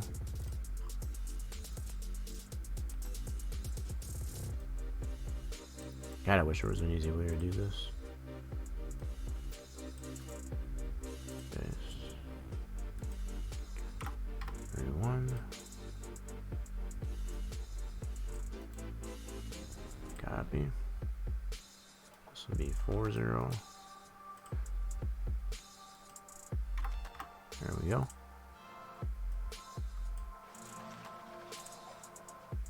I'm just getting to the point where I don't get this daggone thing to work. I'm just gonna tell you that right now.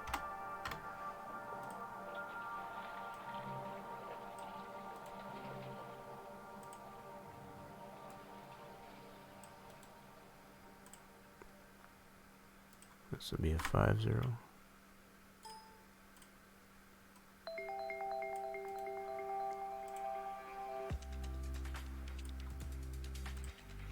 Five, 1.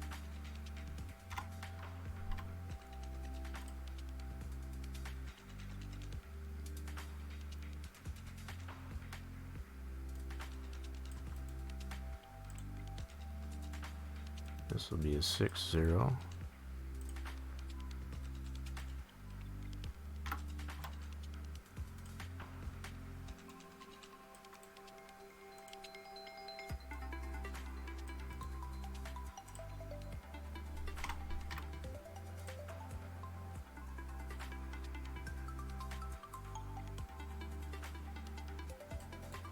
I should have noticed that, I guess, from the beginning there, as far as just the pattern of that in the first place.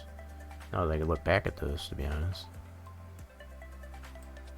But this kind of eliminates the necessity of having to go back and forth between G and this. Once you can pinpoint, I guess, the pattern here, you can just do all the editing right here in the XML.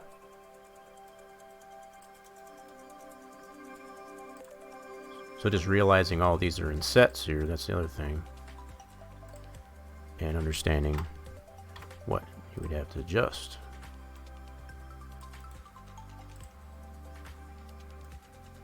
This kind of coincides, I guess, with just everything you do, as far as everything is XML based. You don't get one thing lined up there, everything else just doesn't work. It's got to be lined up properly, I guess, in order for it to work properly. Copy. And people wonder why mods are so hard to create. Well, this is a big part of that problem. Lots and lots of scripting.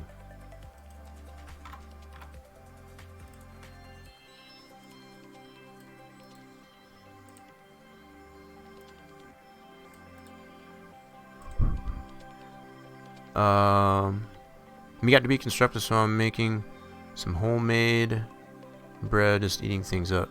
Well, there you go. I'm getting hungry myself, actually. So I just want to get. I'm just want to get to the point and get this working, and then that's where I'm gonna call it good. That's for sure. Stomach's been growling here for the last hour or so. Plus, I need a potty break.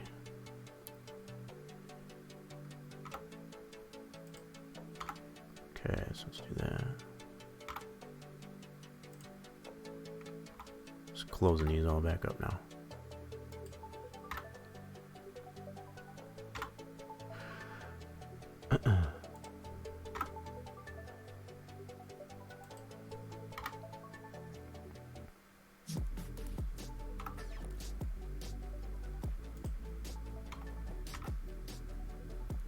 Alright. That should all be proper nodes now. Yeah, so basically what it comes down here, if I would have looked at these other patterns here, I would have noticed it wasn't including...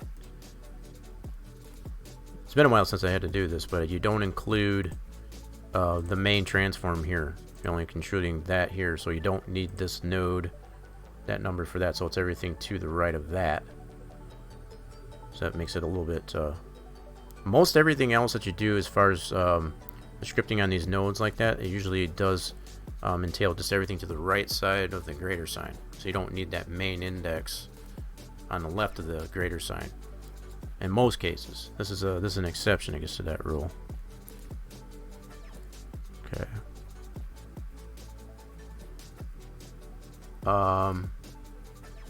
Time for me. Mods are harder to edit or to make, and Giants pushes it.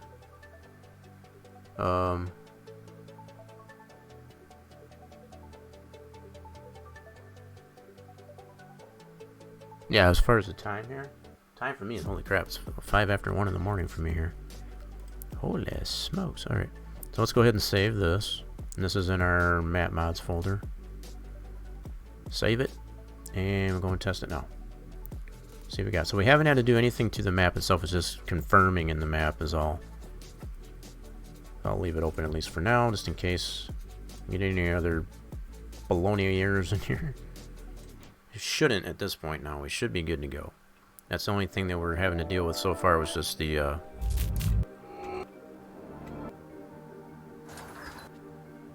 just those pallet spawn points anyway.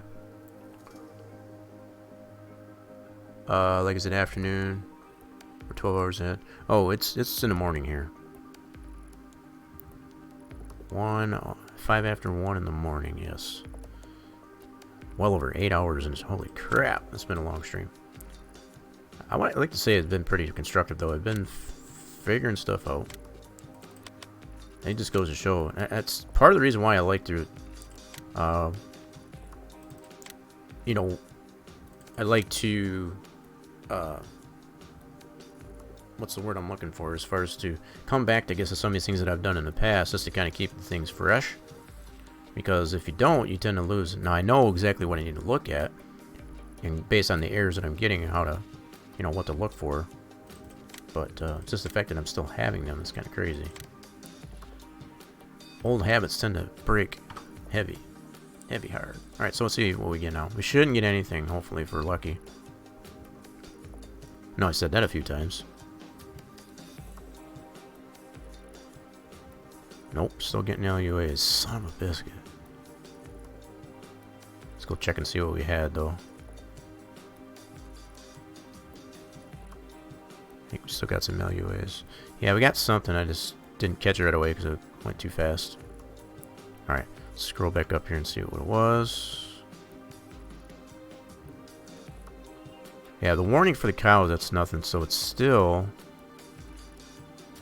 Oh wait, it's just this one here. What is this? 330 for what? What the frick is that?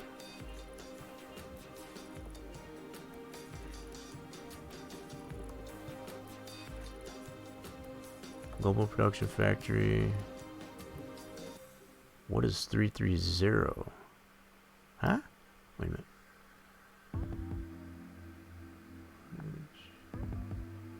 Failed to find child 3 from known player trigger. Doesn't even say for what though. That's crazy. Man, these errors a global company puts out there are just ridiculous. You need to be more specific. So, but it is mentioning index 330. Oh, digital displays. Okay, gotcha. Body output. Product 4. Alright, so it's saying that node for digital displays.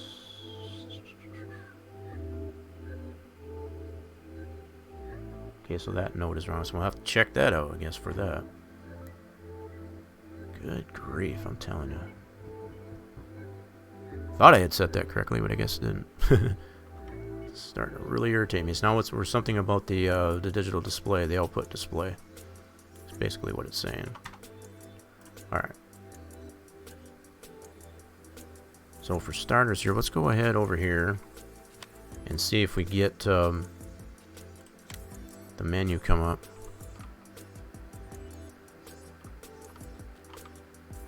Okay, why is that not coming up still? So this, whoops, there it goes. That's what I was trying to get last time. So that's coming up at least. And we do have yogurt in the list there, so that's a good sign. This is something else I need to adjust on this thing here too, because the fact it only brings that up when you get really close to the building, so I need to move that out a little bit more. It should come up. Oh, there it goes. Yeah, it's a little wonky. But yeah, it does come up there, so it's showing the yogurt. This is what I was trying to get to show up, it wouldn't show that. So there's all of our productions, but it's saying there's something wrong. I'll have to look at that yet with this display. Let's see. So this display here. Yeah, see there's nothing on it. So it's not able to read that display for some reason.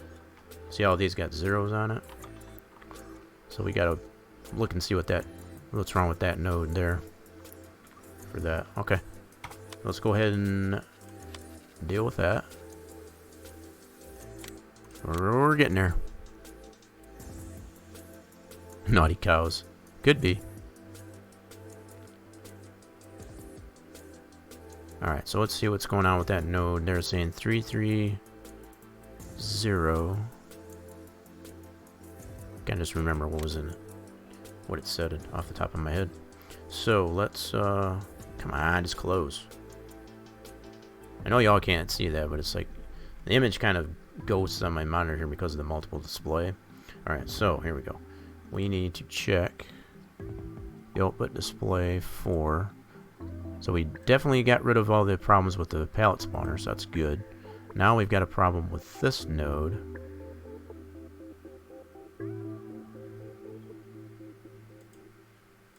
So let's look back at our XML. So that display up here. Yeah, remember we added this here, so we didn't do that. Yeah, so this 330 says it doesn't like that. So for 230, this would be on the cottage cheese. Let's check that one. In theory, that should have been correct, but apparently not. So let's do OP display. Oh, same problem. So 230, so this is in there going to be. Okay, so we don't need to include that main transform there. Okay. So yogurt, display. So 240. So this needs to be 240. Okay, gotcha. So we'll copy this. Simple enough fix. So that needs to be 240 for that. Cool. Alright, so save that. That should be the last of our errors.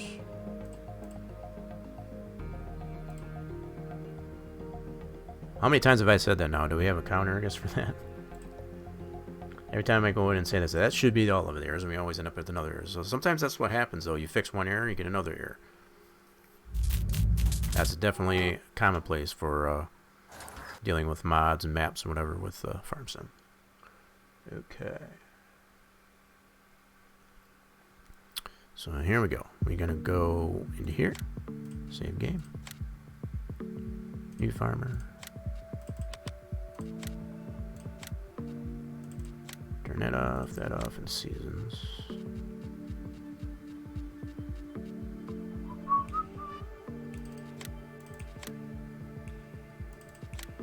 I turn the Stockman one off there too, because that only works with seasons. That doesn't do any good, I guess, to have that load. Because it ain't worth a crap if you don't run seasons. I do like that Stockman though, because it eliminates the necessity to have to go into the seasons menu to see what's going on with your animals. It puts up a HUD on your screen to let you know that the cows are low on food or whatever like that. It's kind of nice. And it only comes up primarily when there's an alarm. So like when their food gets low, it'll come up there. It doesn't stay on there all the time. So it's kind of a nice mod, especially if you're using seasons. So, alright. So did we get any errors? I didn't bring that up there. So we should not have anything anymore. Let's check it out. How did we do? Oh, we're looking good. Oh, that's beautiful. Such a clean log, I love it. So we got, let's look in our fill types here. So we got our cheese, ice cream, butter, co-cheese, yogurt, fabric. Yep, so there's our yogurt. And no other warnings or errors. Especially under the global company stuff. Fantastic. Okay, I think we got her figured out. That was a little bit of work, huh? Alright, so now we can go over to, I'm going to do this. I always like to shut this off. I don't need to save that. This is just testing. So now let's go over to that production. And this is what that hotspot is, as far as I was showing that XML. Gives you a hotspot to be able to spawn to. Okay, so if we come up into here, got all those in there. Now we should have a 0 on that output display for our yogurt. That'll primarily be spawning over here in this very corner. So that should have a 0 on it. Sweet. Good to go. Alright, so now what I want to do, cheat some stuff in here so we get this production going. So what I'll do is I'll bring over my store deliveries, put that here. Let's get some stuff. Let's get yeah, let's get us a truck. Doesn't matter, let's just lease that. Let's get us a tipper. Actually, I'm gonna need sugar. Crap, I don't have it set up to where. Hold on. So I'm gonna need sugar and salt. Alright, so we're gonna have to go the long way with this one here. I don't have it set up here to where you can just buy the stuff directly. They have to be produced and actually put in here. So let's go this way. We're gonna go just to show you. So if you go into the dairy production here, for example, like this. How is it? Wait a minute. Overview. There we go. So yeah, so this is where that information in the 110 I was talking about, as far as like that's where that'll spawn. So if we go into this here, we do not have the option to buy that stuff. You know, normally you have the option sometimes to be able to put that to buy that right away instead of producing that stuff. That's not the way I've got these set up. Same goes for the outputs. So you have to put all those inputs in there, produce those inputs. So what we're going to have to do is go over to the salt and the yeah. So I'll leave this one here for now. We need to spawn over to the salt and all that production and go through the whole motions that way. Let's go over here. Yeah, so this sugar production here, let's spawn in a delivery point here. So we'll give us a truck and a trailer here so we can load this one up. Okay, we'll lease one here. No. Don't do that. Got a little click happy there. Let's just get... What do we want here? This is fine. I'm not really worried about it. Just want to get something. I think this takes beats. Shoot, that does not. Damn it, screwed up. I need something that has beats. Takes beats. Does this take beats? This takes beats. Let's get this one then. Good enough. This is all for just testing, so I'm not worried about. No worries. Alright, so let's get this. Let's turn that off for a second. So we want to load this up here to get that sugar production going. And then I'll get a water trailer so that we can get the salt production going. Okay, let's take that cover off. We're going to cheat this in here. So we're going to put some beats in here. This is all in the effort of time here. Oops. And turn. What the frick? That's got a crazy pivot on that one, huh? That was a tight turn anyway. So let's put this in there. Sugar production, and then I'll get a trailer so we can put the water in the salt production. Whoa, Nelly.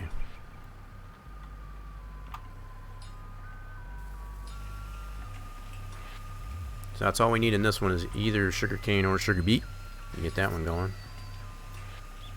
So what I'll do while that's unloading, let's get a water trailer. So we need animals.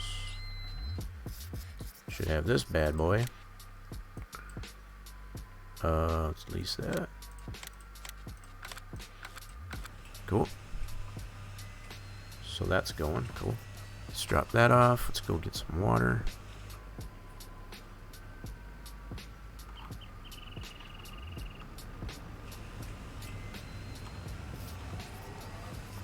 Take this trailer to get some water.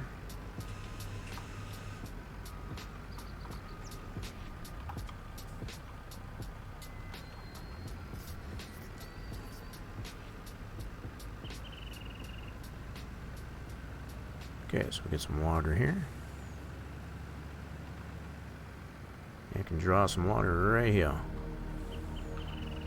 And this is free. Doesn't cost you anything. It just draws it right from the river.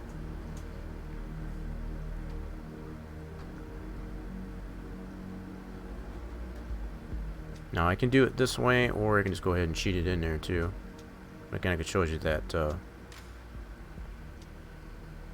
that flow rate at least anyway. In fact, we'll go ahead and stop that. Let's go ahead and just cheat this in here, just to make it a little bit faster. But it kind of shows you that at least anyway. I know I've shown that before, but... Oh crap. Wrong button.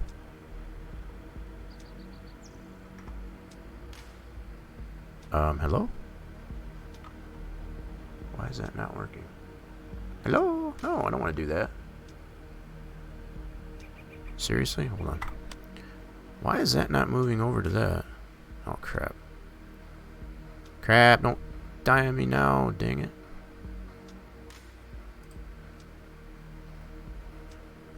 Huh. Stream's crapping out again, don't do that. Hold on there. Why is that not working there? Hold on a second.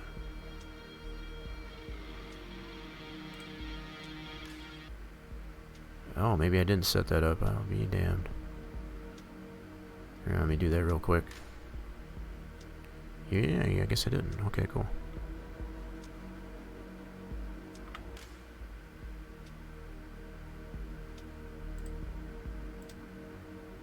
Okay. Oh, I know why. Shoot. Alright, that's okay though. There we go. Yeah, I know why.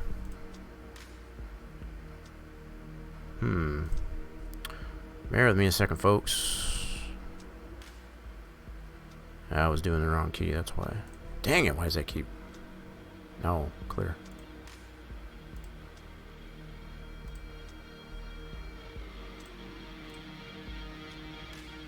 why it keeps doing that, but okay. I think we got it settled out. Okay. So what I was trying to do is pushing the wrong key there. I want to get into this menu. So I'll put some water in this. Cool. Now I just go put this water over here.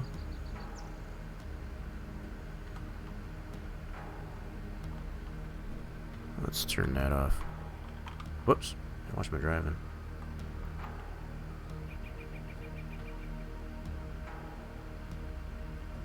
We're gonna get this doggone dairy production going. That's all I can say. So we should get an option to offload.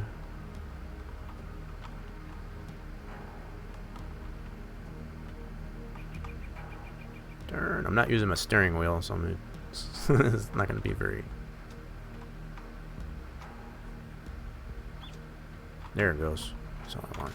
Let's get the water in there. Fill that bad boy up. Now what we'll end up doing is we'll keep this truck and that over there, so we can already see the salt production. The salt pellets already producing. It's good. Okay, so we'll just leave that here. I'm gonna get a one of those auto loader flatbeds over here as well, so that way we'll be able to pick these pallets up there to take it over to the dairy. Let's go over here. I can probably get rid of this load king here. Let's go here. Garage, leased items. Let's get rid of this. Don't need that. Let's get us a... Whoops. I gotta go into baling technology. Should have this bad boy. Love this thing. It's nice as an auto loader. Release that. And that's just for testing purposes. I'm not worried about cheating any money or anything like that in there. So we'll be able to get these pallets over here. Once we got enough here, I'm going to speed the time up.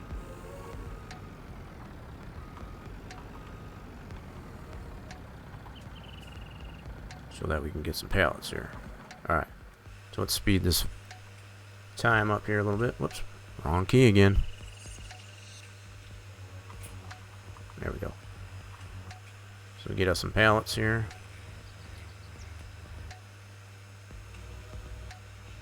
Man, that's some fast production, isn't it?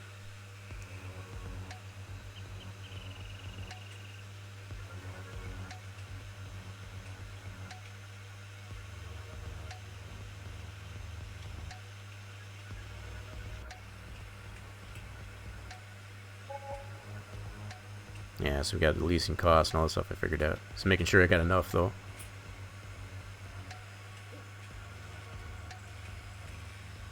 Alright, that should be enough pallets.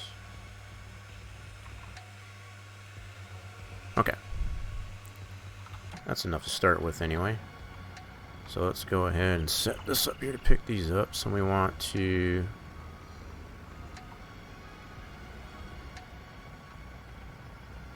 should be able to pick these up.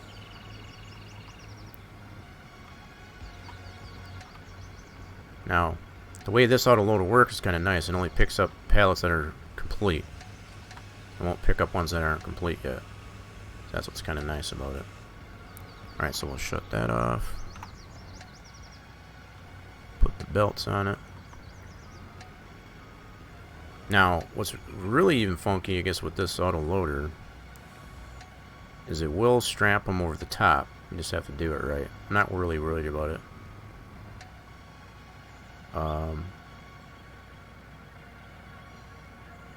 Okay, let's go get us some salt pellets over here.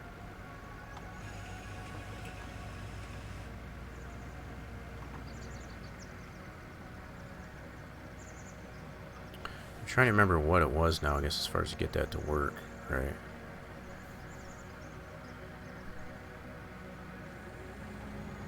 Okay, turn that off for a second here. I want to see this.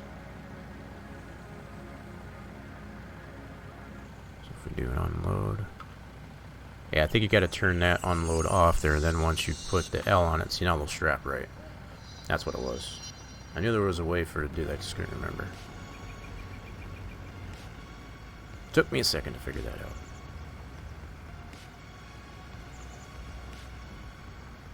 Alright, let's go get some salt pallets here.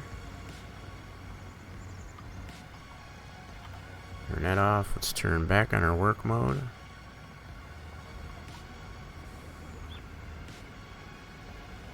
Should let those go on. Cool. Is that one full? Let's see if that one's full yet. Oh, easy, easy. Nope, that one's not done yet. So I think we'll have enough here. Let me speed up the time just a little bit more, see if I can get another one.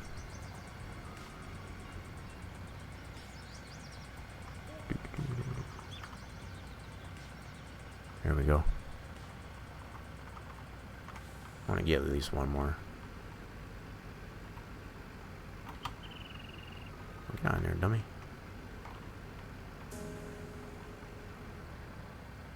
Okay. Wonder why that doesn't want to go on.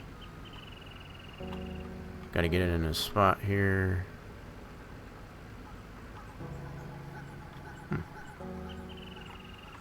There it goes. Nailed it! Alright, so let's turn that off. Turn the Y, and then strap them down. Cool. Okay, let's go take these over to... Whoops. Dairy production. We do need these as one of the inputs. That's two of the inputs anyway. On top of the milk.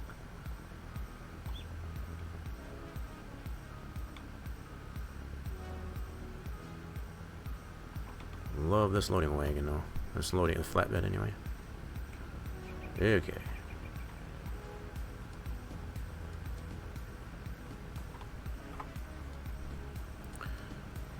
Let's head on over to the dairy now. This isn't even at least enough to start off with to see if we can actually see them yogurt pallets spawn in. Once we get to, oh god, I forgot about that spot. That's a speed bump. Hold on to it. Hold on to dear life. I'm using keyboard for all this one because I don't have the steering wheel over here. I could bring the steering wheel over, but I'm too lazy. I'll admit. Let's put the cruise on. So we gotta go all the way over to the other side of the map.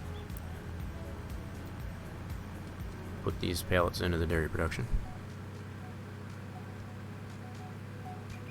Some of y'all might be coming on here and be like, whoa, when did it turn Farm Friday? No, we're doing some testing on here for some potential upgrades to the Dairyland map. We had some of our some tribulations, I guess, to deal with. Nah, that's to be expected. I wouldn't expect anything less, I guess, from Giants there, right?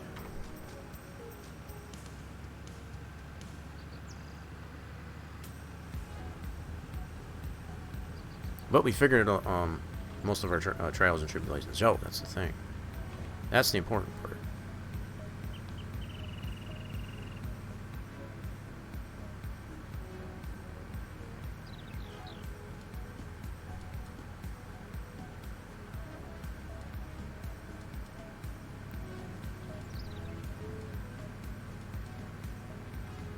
But you kind of get a sense of, too, is what I was going for, I guess, with the pallets of the yogurts here. So you got these bags of salt. These are bags of sugar. I like the ones that have the wire framer on it better than I do because the way the straps go around. See how this has got that sharp corner on that? On these types of pallets here, so that's why I like using the wire one better. That's why I use that wire frame as far as with the wool pallets for the yogurt and such. Gives it a much better look, I guess, as far as strapping the pallets down anyway.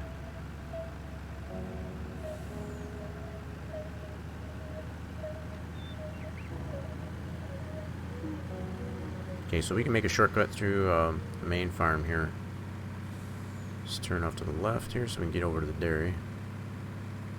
I could cut through the field, but...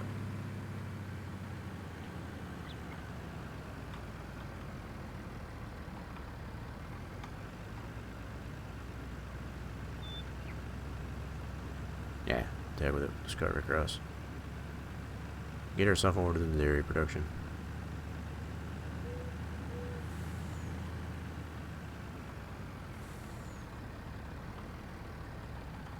Okay, turn this way. Oh god, what are you caught on? That's a weird pivot.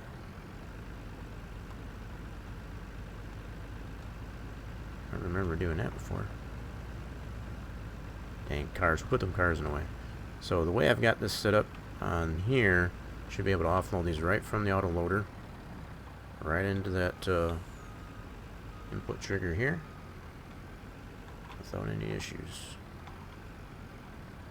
Okay, so let's bring up that menu here. So we want to be able to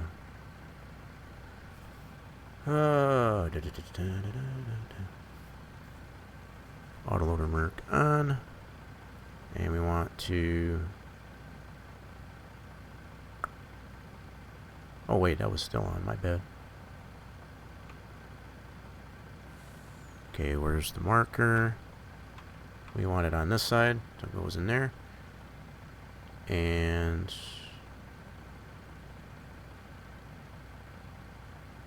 oh my god, unload. There we go. And undo the straps. There we go. So that should have put in at least the maximum for that, so that's good.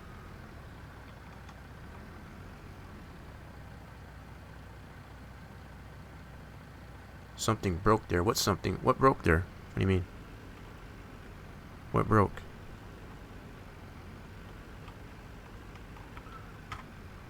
Alright, let's jump out of here. So we do have that at least in there. Now we just need some milk. And I do have a buy point over here, so we at least got that. Yep. I wonder why it didn't put, oh, we must not have had that much salt. No, we got one salt right here. What's up with that? Anyway, there's enough in there to start with. I'm not going to worry about it. So let's get ourselves a trailer for milk over here. So let's set our... So I got this truck over here. I probably didn't really need it. Let's go ahead and sell this one. So let's go garage. Oh crap, no, which one? I think this should be this first one. Yep. Cool. So now let's go back into animals. Get this and use that. Oh, wait a minute. Oh, I gotta change the delivery point first. So let's set this over here. Yep, some over here. Animals. I guess my playlist stopped again. Hold on a second.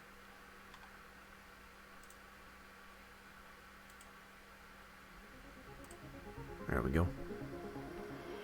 Get some background music going again. Okay, so where were we? Animals. This thing. We need this one right here.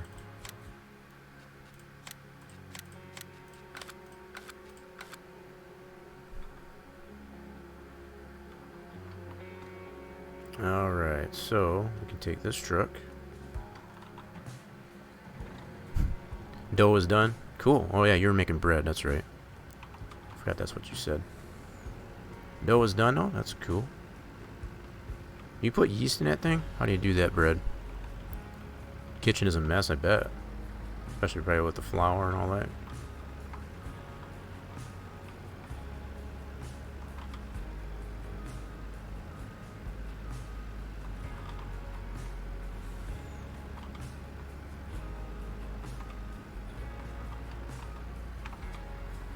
Alright, so what we can do here, do one of two things. I can just cheat the milk in here, or we got a buy point right here. So should I show that off? So we got a buy point here. This one fills up a little bit faster than the water.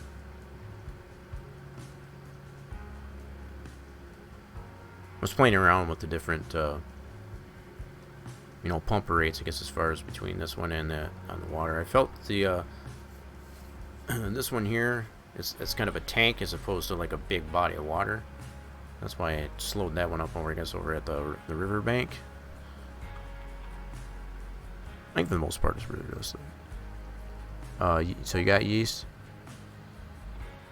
Auto load trailer eloquent like, yeah, he likes to do those pallets and whatever manually for sure. I'm only doing it, I guess, for the sake of testing, right? Normally I probably would go ahead and just you know, get a forklift or telehandler and handle those, but just for the sake of testing here, I'm using the auto load. You can use that particular trailer either way. You don't have to use the auto load if you don't want to. You can do it manually. That's what's kind of nice about it. Okay, so let's get the milk in here, and this should get the productions going. Yep, see, it's already going. We got the smoke. So we are producing. So we should be, let's see if we got any errors. No errors. So we should be able to see in the dev log here, we should see the pallet spawn. Yep, so right on the bottom here, we should be able to see those I3Ds spawn. And if not, we'll go check over on the other side there. Yeah, forklift physics, yeah, they kind of do. It's more or less the pallet physics, not really the fork trucks or the forklifts. It's the pallets. They probably need a little bit of help. All right, so let's go to the side here and see if we got pallets producing over here. Yep. So there's our pallets. There's our cheese. Here's our cottage cheese, and see how it only loads in one at a time.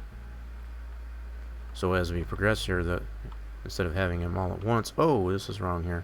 So that might be a problem with, yeah, so it is spawning. But for some reason it's on its side. I don't know why that would be. It might be just the position that I've got it here. It might have something here. But it did spawn. There it be, and it's loading in just the one case at a time.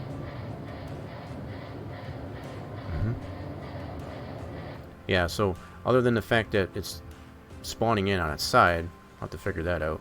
But it is working. Yep, there's all the I3Ds for the pallets. That's what I was expecting there. Just takes a second or two. But yeah, it is loaded up in here. Now the only thing I don't have set yet is the HUD, which will be in the economy as well as when you pick the deal up. It's still going to show cottage cheese. So yeah, for yogurt, even though it says yogurt, it's still got the cottage cheese icon. So if you remember back in the fill types there, so I would have to make an icon for that. I'll do that later, but at least this is the bulk of the work as far as just to get it in here. So we do have a registered yogurt product in here. Now what I want to do is speed up this time. I want to see how the rest of these pallets spawn in here. See if it's just the first one or if it's all of them. Because I'm assuming there might be a problem with this area to where I got it spawning. Sign says this side. I know. So the fact that it's the pallets are spawning sideways here, that's a little bit of an issue. Let me speed the time up here though. So they do see how they spawn in as far as all the different cases based on those nodes, those animations that we applied. So it fills up one at a time, just as designed. Let's see if it spawns another one here. Uh-oh. Did I run out of stuff?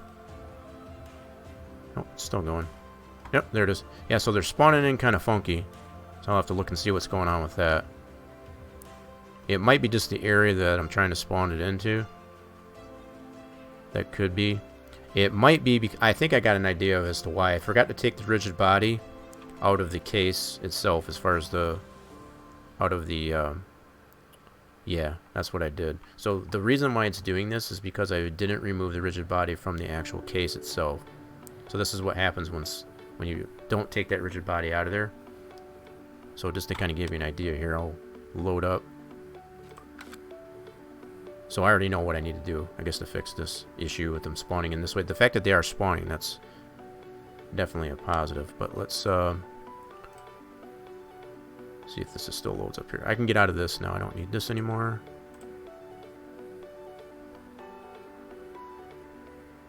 And let's load up our palette here. I guess it doesn't really matter from where. Let's do it right from here. So we'll go into placeables. Our dairy factory. Go into pallets here. And our yogurt pallet. So basically what the deal is, and I've had this happen many times. So what happened in these fill bags here, the fact that it's got a rigid body on it, that's why it's doing that. So if once I take those out and resave this pallet, it won't be doing that. That's an easy fix. Now it won't fix this problem here as far as the way these have spawned in, but any additional ones, as far as if I save it the proper way into the map and load them back into they won't load in this way. They'll load as they're supposed to. So in any case, you can see they're actually working other than that. And they turn out pretty cool. And let me put on the heavy man here. Let's do this. Just so I can move these manually.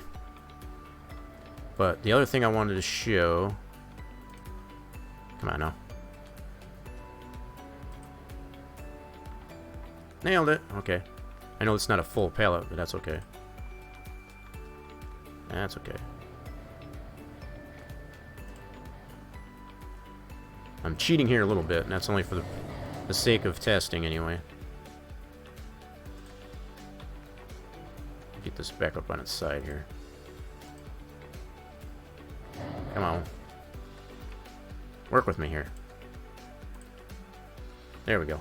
Nailed it. So yeah, now we can really see what it looks like in the game as far as having our yogurt pallets.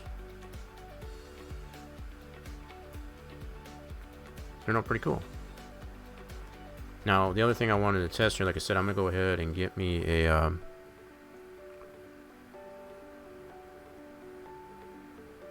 Alec will be gobsmacked when he sees what you done with it. You think so? I don't know. Maybe. Let me spawn in a fork truck over... I want to not put it too close here. Let's try it right here. Let's do a fork truck. Yeah, this one will work. Just to show... No, I wanted to lease. Oh, I ran out of money. Crap. How'd that happen? Wait a minute. How did I get that much in a hole? Oh, I must have from leasing that other stuff? Probably. Alright, let me... That's fine. I can fix that easy. No problem. Let's give myself a little money here. Alright. Now we can go get it. I must have been come from leasing all that stuff. I did do that, the advanced and all that stuff. I knew it was going to run out. Hate when that happens. Alright, so let's go ahead and lease ourselves a fork truck. And what it'll show... This is all just for testing anyway. I don't intend to keep, this saved. This is just to test it. So now at least I know what I got to fix on those pallets anyway, like I was showing. So when I pick these up here, it's going to show it'll say yogurt, but it's still going to have the cottage cheese icon, which I still have to adjust.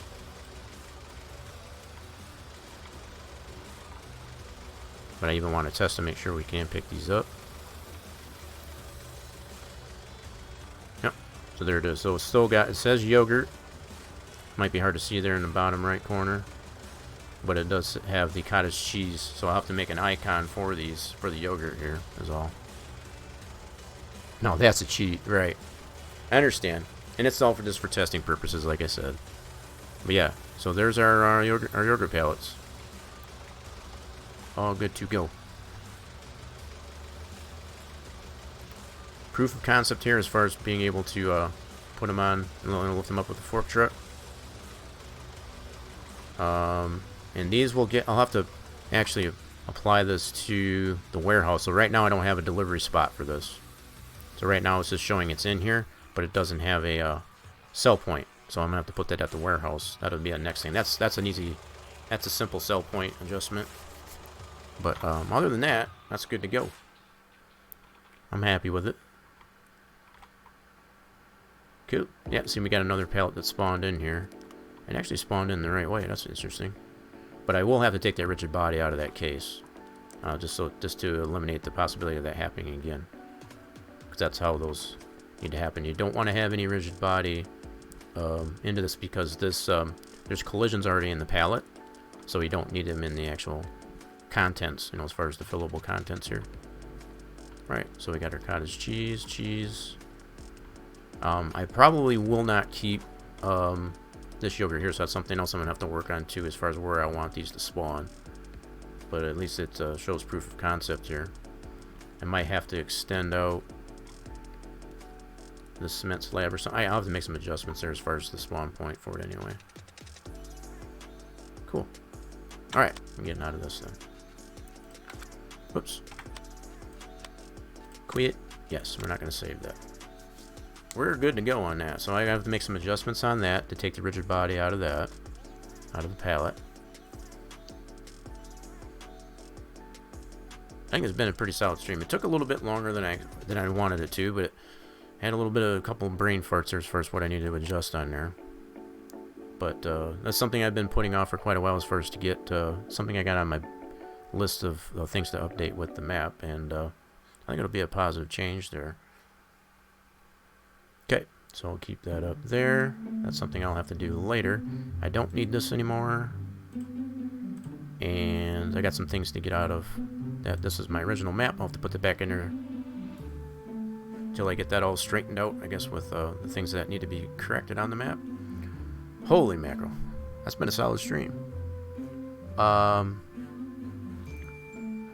As much as I'd like to keep going here, I do need some food, and I need a potty break too. So, with all that being said, I appreciate everybody that did stick around here, especially Road Train, as well as anybody else that's lurking in the chat. I hope everybody got something out of what I was doing here.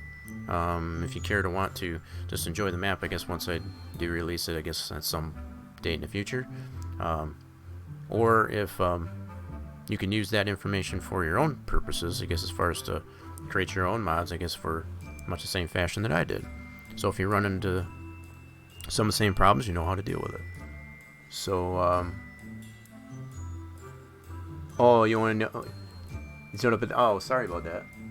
Yeah, missed quite a bit there. Well, if you want to catch any more on the streams, I cover a lot of this type of stuff on the stream here every Saturday, starting at 5 p.m. Eastern Time. It's been a solid stream here. I got a lot done. I was kind of all over the place, I guess, as far as today. Primarily covering a lot of stuff based on Farm Sim. So, if you do want to make sure that you don't miss anything I said on the channel there, make sure you hit the follow button so that you can get the notifications when the stream goes live again. You can also feel free to check out the social medias. I do post on there on the regular, as far as our modding group, as far as Spline Design Studios. There you go. Appreciate that follow. I'll be looking forward to seeing you again very soon. But yeah, I do. There's the social medias, as I said, as far as the Rock Nation Discord. I do post there on the regular as far as things going on in between streams. Our Spline Design Studios Facebook group page, that's the modding group to which I belong. You can see the URL right there on the bottom of the screen. Feel free to check that out if you so choose. As well as the Twitter. I used to post on all those social medias on the regular. At least I try to. Doesn't always happen, but yeah, I also stream Farm Sim on Fridays, as well as Wreckfest on Wednesdays. So if any of that does necessarily interest you, make sure you're hitting that follow button to get notifications for when the streams are live. As I said, as well along with the social medias. I appreciate everybody that did stick around here. As I said, very much appreciated. I know we had a couple new followers. We had lots of subscriptions today. Resubscribes, as well as Road Train, Steelcrafter, all that stuff. I will definitely list these in the credits for post stream here. I'm just gonna go ahead and get off of this thing, because I think my brain's hurting, I guess, because I need to get some food. So I will see you all again really next time. You guys are fantastic. Hope you have a wonderful rest of your weekend, especially if you are enjoying, I guess, the Labor Day weekend. I don't really have too much of plans. I got all these little projects that I've been working on here. I showed a little bit of that here on the stream. So that's what I'm going to be doing, I guess, for my Labor Day weekend. So I hope everybody does have a wonderful weekend, holiday weekend, if you are participating in any festivities, whatever you did. But I'm calling it good. I'll see you all later. Bye now.